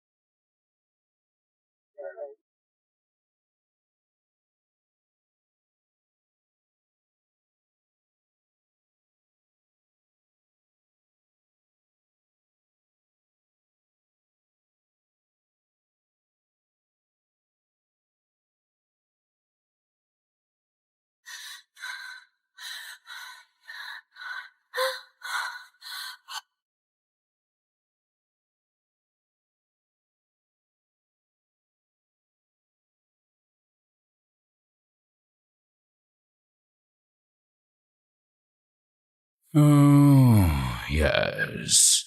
The traitor in shining armor. Aggressive, yet impressive. Admirable, yet predictable. Heroic, and yet pathetic. Tell me, Magnus, how much lower can you get? Enough with the pleasantries, Leonard. If you want to vent your anger, let us settle this alone. You and I. Oh, sheath your fangs, brother. I once fought you for a greater cause. The survival of our species is paramount above all else. Our bond is sacred. Fighting you over one silly girl is sacrilege. It mattered once when she had a purpose, but now that she's but a mere human, fighting you is rather trifling. Now I wonder if luck has always been by your side, little flower. It will run out eventually, and once it does, I'll be there to finish what I've started. Enjoy the rest of this wondrous night. Love is in the air, romance everywhere. Da, da.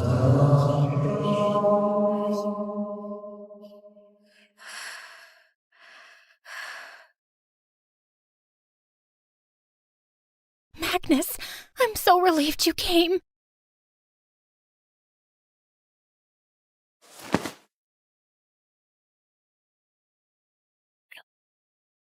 My lady, are you all right? I almost died because of that ugly vampire again.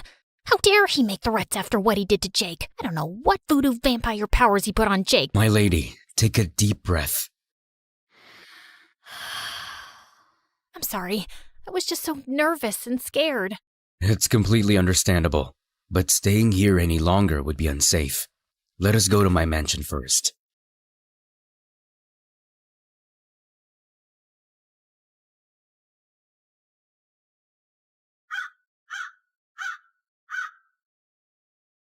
The midnight wind blew, and I tucked my coat closer to my body. It has been several minutes of walking in complete silence, but unlike before, I don't feel scared anymore. Maybe because Magnus is right behind me, and it reminded me of the days he was still my bodyguard. I feel very safe. We're here. Magnus's deep voice broke the silence. I didn't realize we were in front of his mansion. We walked the rest of the distance until we reached the front door.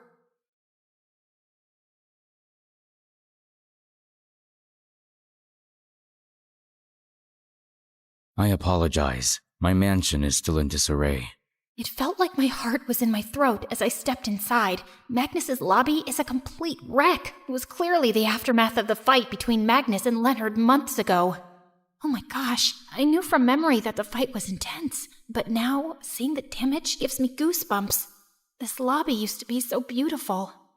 I did not have the chance to restore it to what it used to be. I wandered off after I was exiled.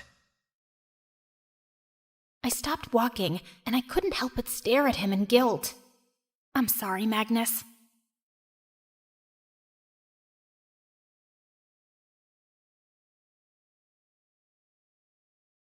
There is no need for any apology, my lady. Come, let us proceed to the sitting room. Please, watch your step. Magnus gestured the way, and I followed him with my eyes on the floor.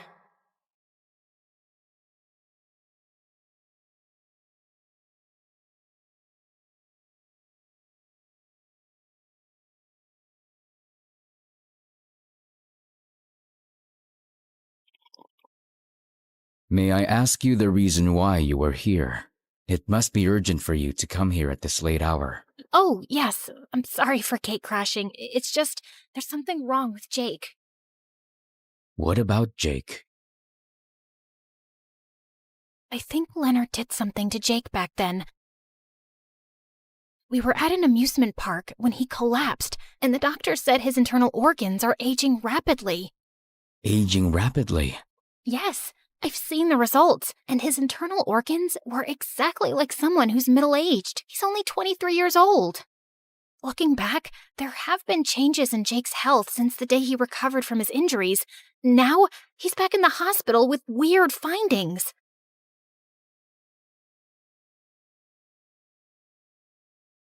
Something supernatural is happening.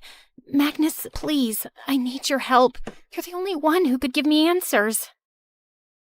I'm sorry to hear about Jake's condition. It is indeed odd. However, I can assure you that it is not Leonard's doing. But vampires have a lot of supernatural powers, right? How can you be so sure that he didn't do it?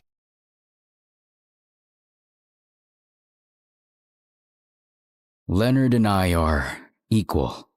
We share the exact same powers. My abilities are also his, as his are to mine. And such a thing is something that cannot be done by any vampires. Such acts are not in our nature. Based on your description, it is a work of sorcery.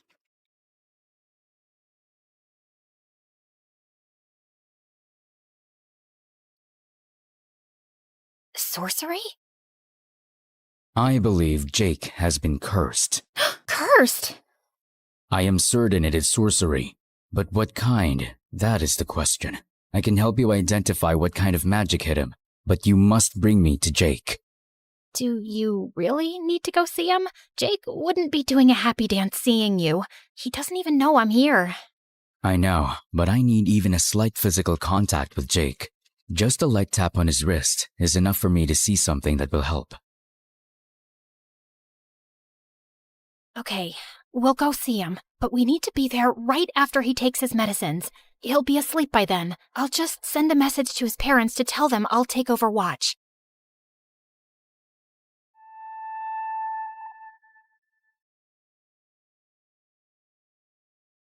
Okay, sent.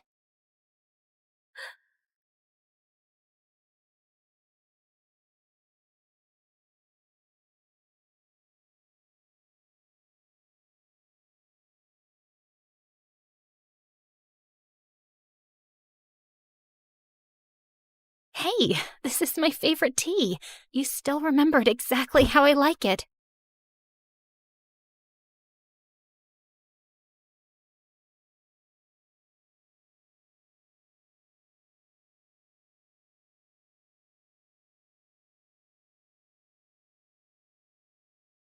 My Well, lady, how are you? please, You go first. ahead.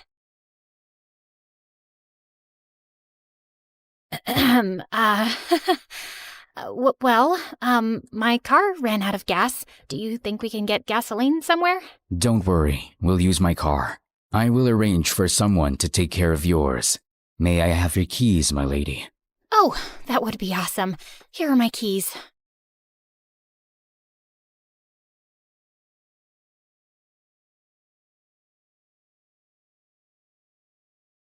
Although my mansion isn't prepared for a guest, please make yourself comfortable and rest as I make preparations. We leave in a few hours.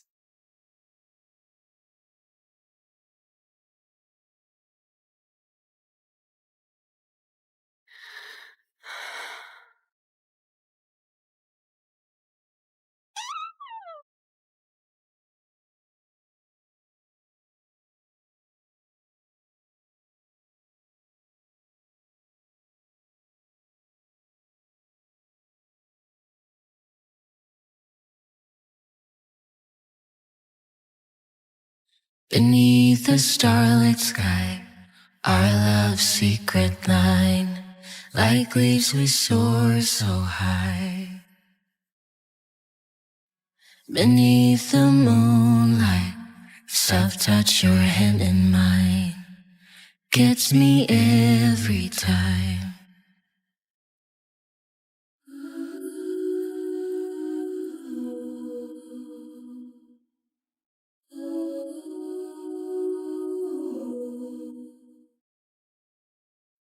Lost in the city lights, our love's electric, right? You make me feel alive. I know July is gone. You make me feel at home in the neon glow. As the leaves change color, I dive into you. When summer's fading, there's nothing to do but bask in the glory of the winter sun. Maybe this is the season of love.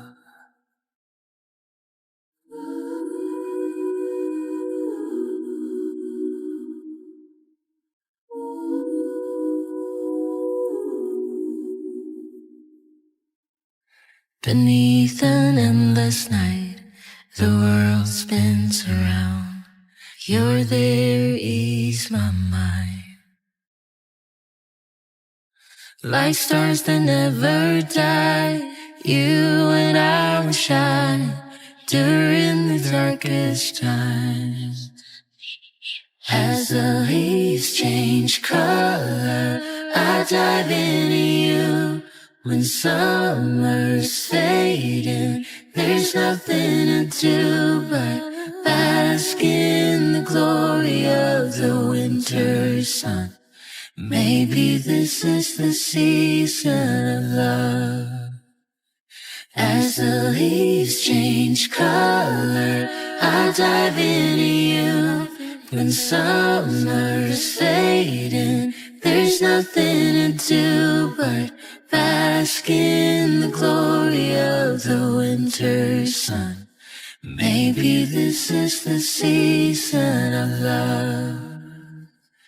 Maybe this is the season of love.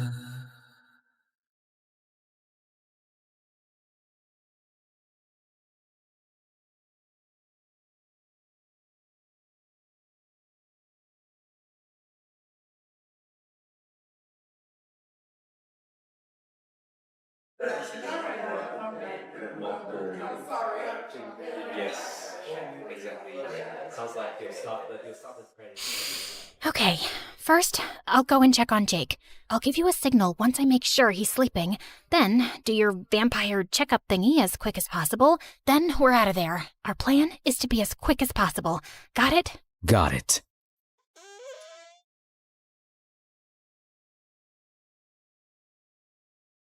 Jake?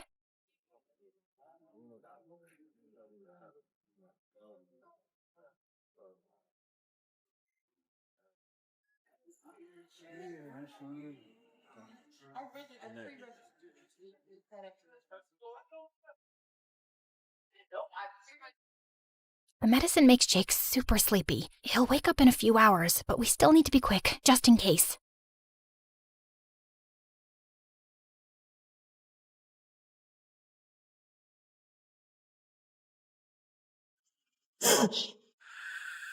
Magnus, are you okay? What just happened? Jake, his life is in grave danger. What? How? What did you see? It is much more serious than I had anticipated. This is the work of something else, a force understood by only a select few, and I'm not among them. I must return to the Coven. But aren't you in exile because of me? Going back there would be like waltzing into a fire. I don't want you getting hurt because of me again. I've known them since I was a child. I might still have a couple of friends left. Maybe there's another way. There is no other way. Jake's life is in danger. We should not waste any more time arguing about this. Believe me when I say I'll be all right. Are you sure? I'm sure. Fine, go if you must.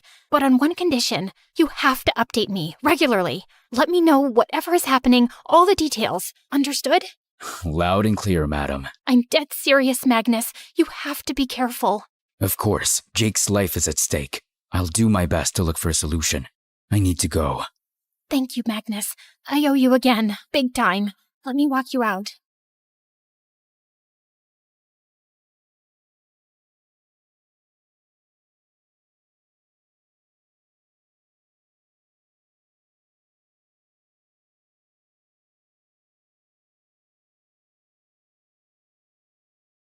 Oh, thank God you're finally up. Your snoring has been torturing my ears for the past 2 hours.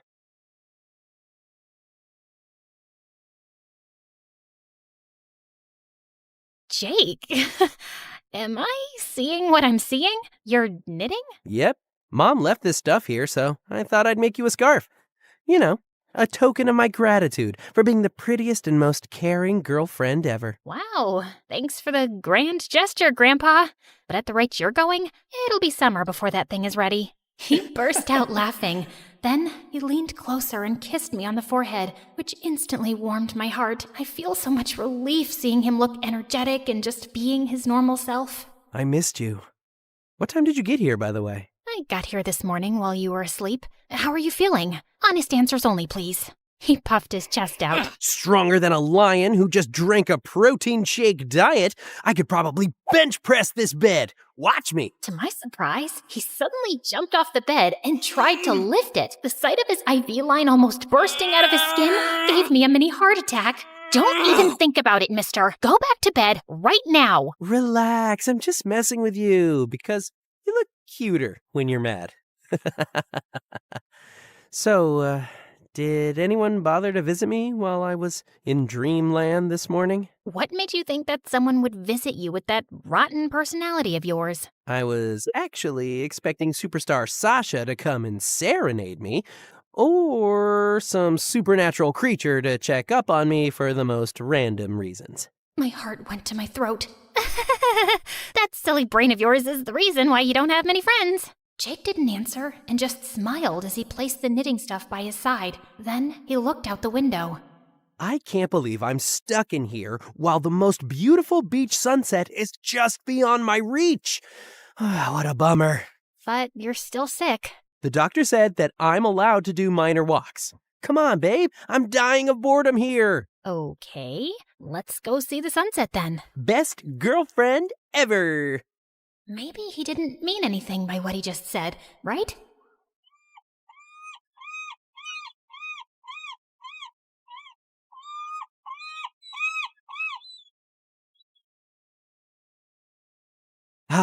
There's nothing more relaxing than spending a lazy day at the beach. I miss this. You have a V right here. You need to stop frowning and worrying, or else it will turn into a W. Let them turn into a whole freaking alphabet. I don't care. I just need you to be okay. I am fine. Anyway, I had an interesting dream this morning. How interesting. Very interesting. You remember the vampire who got us both into trouble last time? What was his name? Magnus? Matthew? Magnus. He visited me and held my hand and told me that he likes me. Weird, right? But when I was sleeping, he suddenly snatched you away from me and married you while I was rotting here in the hospital. But what really broke my heart is the fact that you were actually doing something behind my back. So he was indeed pretending to be asleep this morning. I took a deep breath and started fidgeting my fingers nervously. That's a weird dream. Tell me about it. Okay, fine. You got me. I'll tell you. How much did you hear?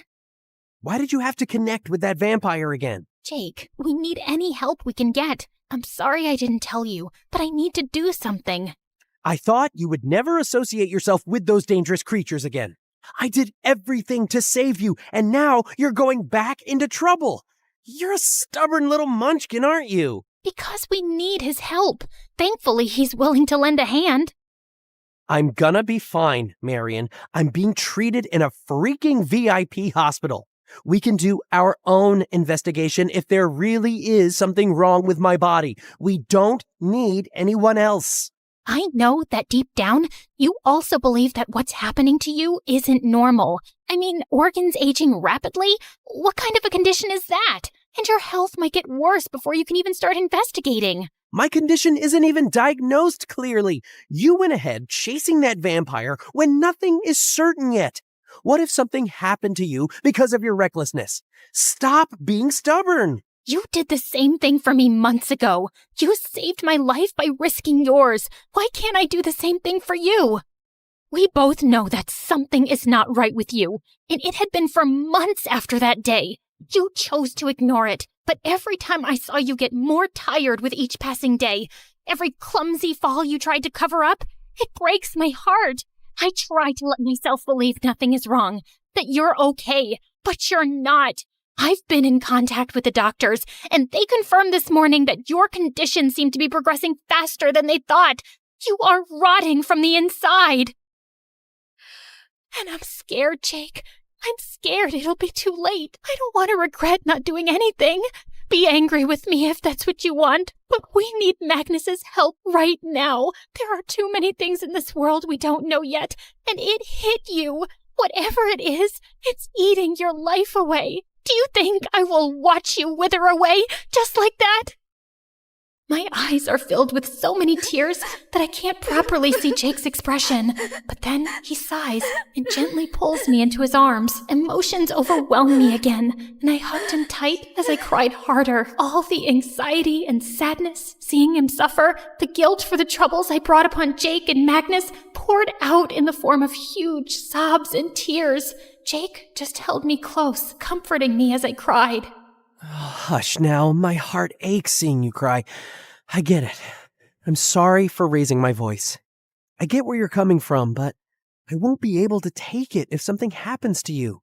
I'd rather rot from the inside and die than see you in danger again. You do know that I'm just worried about your safety, right? My sobs subsided, but I still couldn't talk, so I just nodded my head. You're not letting this go, right? Investigating my condition with Magnus and possibly doing reckless things again? I nodded my head again. Oh man, my stubborn girlfriend. We'll do our best to find solutions. I know you will, but I have a condition. You need to bring the best guards you have, and someone that isn't as devastatingly handsome as your previous bodyguard. Fine. I'll take Valdi and Vroni with me. Happy? Valdi and Vroni? Deal. Look at you go. You're so mean.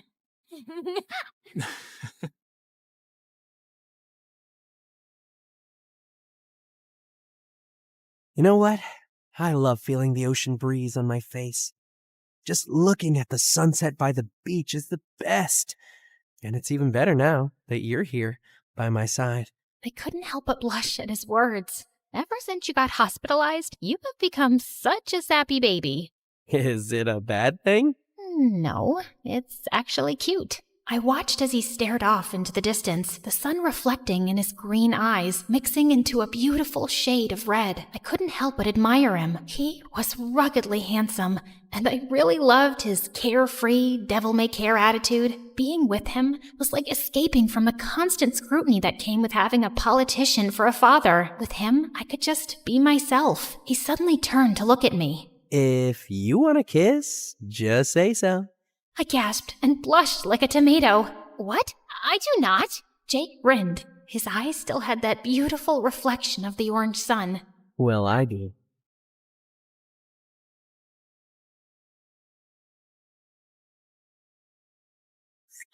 The one to make things right, and I fall for you again.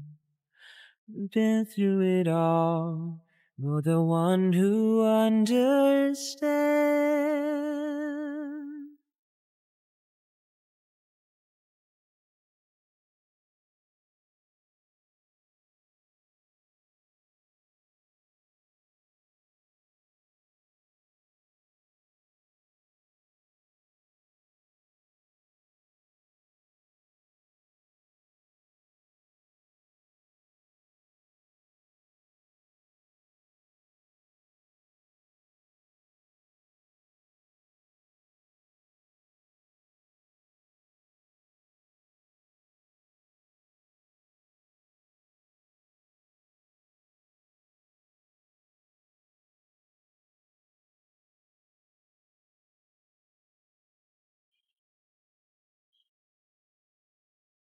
Hey everyone. I wanted to take a moment to speak directly to you, from my heart to yours. From the very beginning, we've been on this incredible journey together. You've laughed with us, cried with us, and held your breath through every twist and turn. Your support has been the heartbeat of our story, inspiring us to push boundaries and create something truly special. Our goal has always been to bring you the best possible story, to craft a world where characters like Magnus and Jake come to life in ways that resonate with you. We've poured our hearts into every episode, striving to make each one better than the last. But as our story grows, so do the challenges we face. Producing this series has become more demanding and expensive than ever before. Every scene, every moment you see, requires immense effort and resources from our dedicated team of around 50 talented people who give their all to make this show something we're proud to share with you. We want to continue growing, to take our story to new heights. But right now, we're feeling limited. YouTube has been our home and has allowed us to connect with you, but it's also holding our growth back. Because we're focusing so much on making this series the best it can be, we're creating fewer of our other videos, the ones that usually help keep our channel thriving. This shift has caused our YouTube revenue to go down. You see, on YouTube, revenue often depends on the quantity of content and how frequently it's posted. By dedicating so much time and resources to the series, we haven't been able to produce as many videos as we used to. Fewer videos means fewer views, and unfortunately, less support coming in to help us keep creating. That's why we need your help. This is urgent. If you want to help this series survive and continue to grow, we need your voices now. With millions of amazing fans like you, imagine the impact we can make together. Please, take a moment today to go on Instagram, TikTok, Twitter, wherever you connect, and tag @Netflix and use the hashtag #BringMSA to Netflix. Let them know that you want to see Magnus, Jake, and our entire story on Netflix. Share with them why this show means so much to you. Talk about your favorite moments, the characters who inspire you, or how a story has touched your heart. Your support can make a real difference. By moving to a platform like Netflix, we can overcome the limitations we're facing on YouTube. We could bring you longer episodes, higher production quality, and the epic storytelling we've always dreamed of delivering. Together, we can ensure that our journey doesn't just continue, but reaches new heights. We have so many exciting plans in store, epic adventures, deeper stories, and moments that will stay with you long after the screen fades to black. But without your help, we might not be able to bring those stories to life. Thank you for being more than just viewers. You are a vital part of our story. We've come this far together, and with your support, we can keep creating the episodes you love and share our epic tale with the world. Let's make this happen together.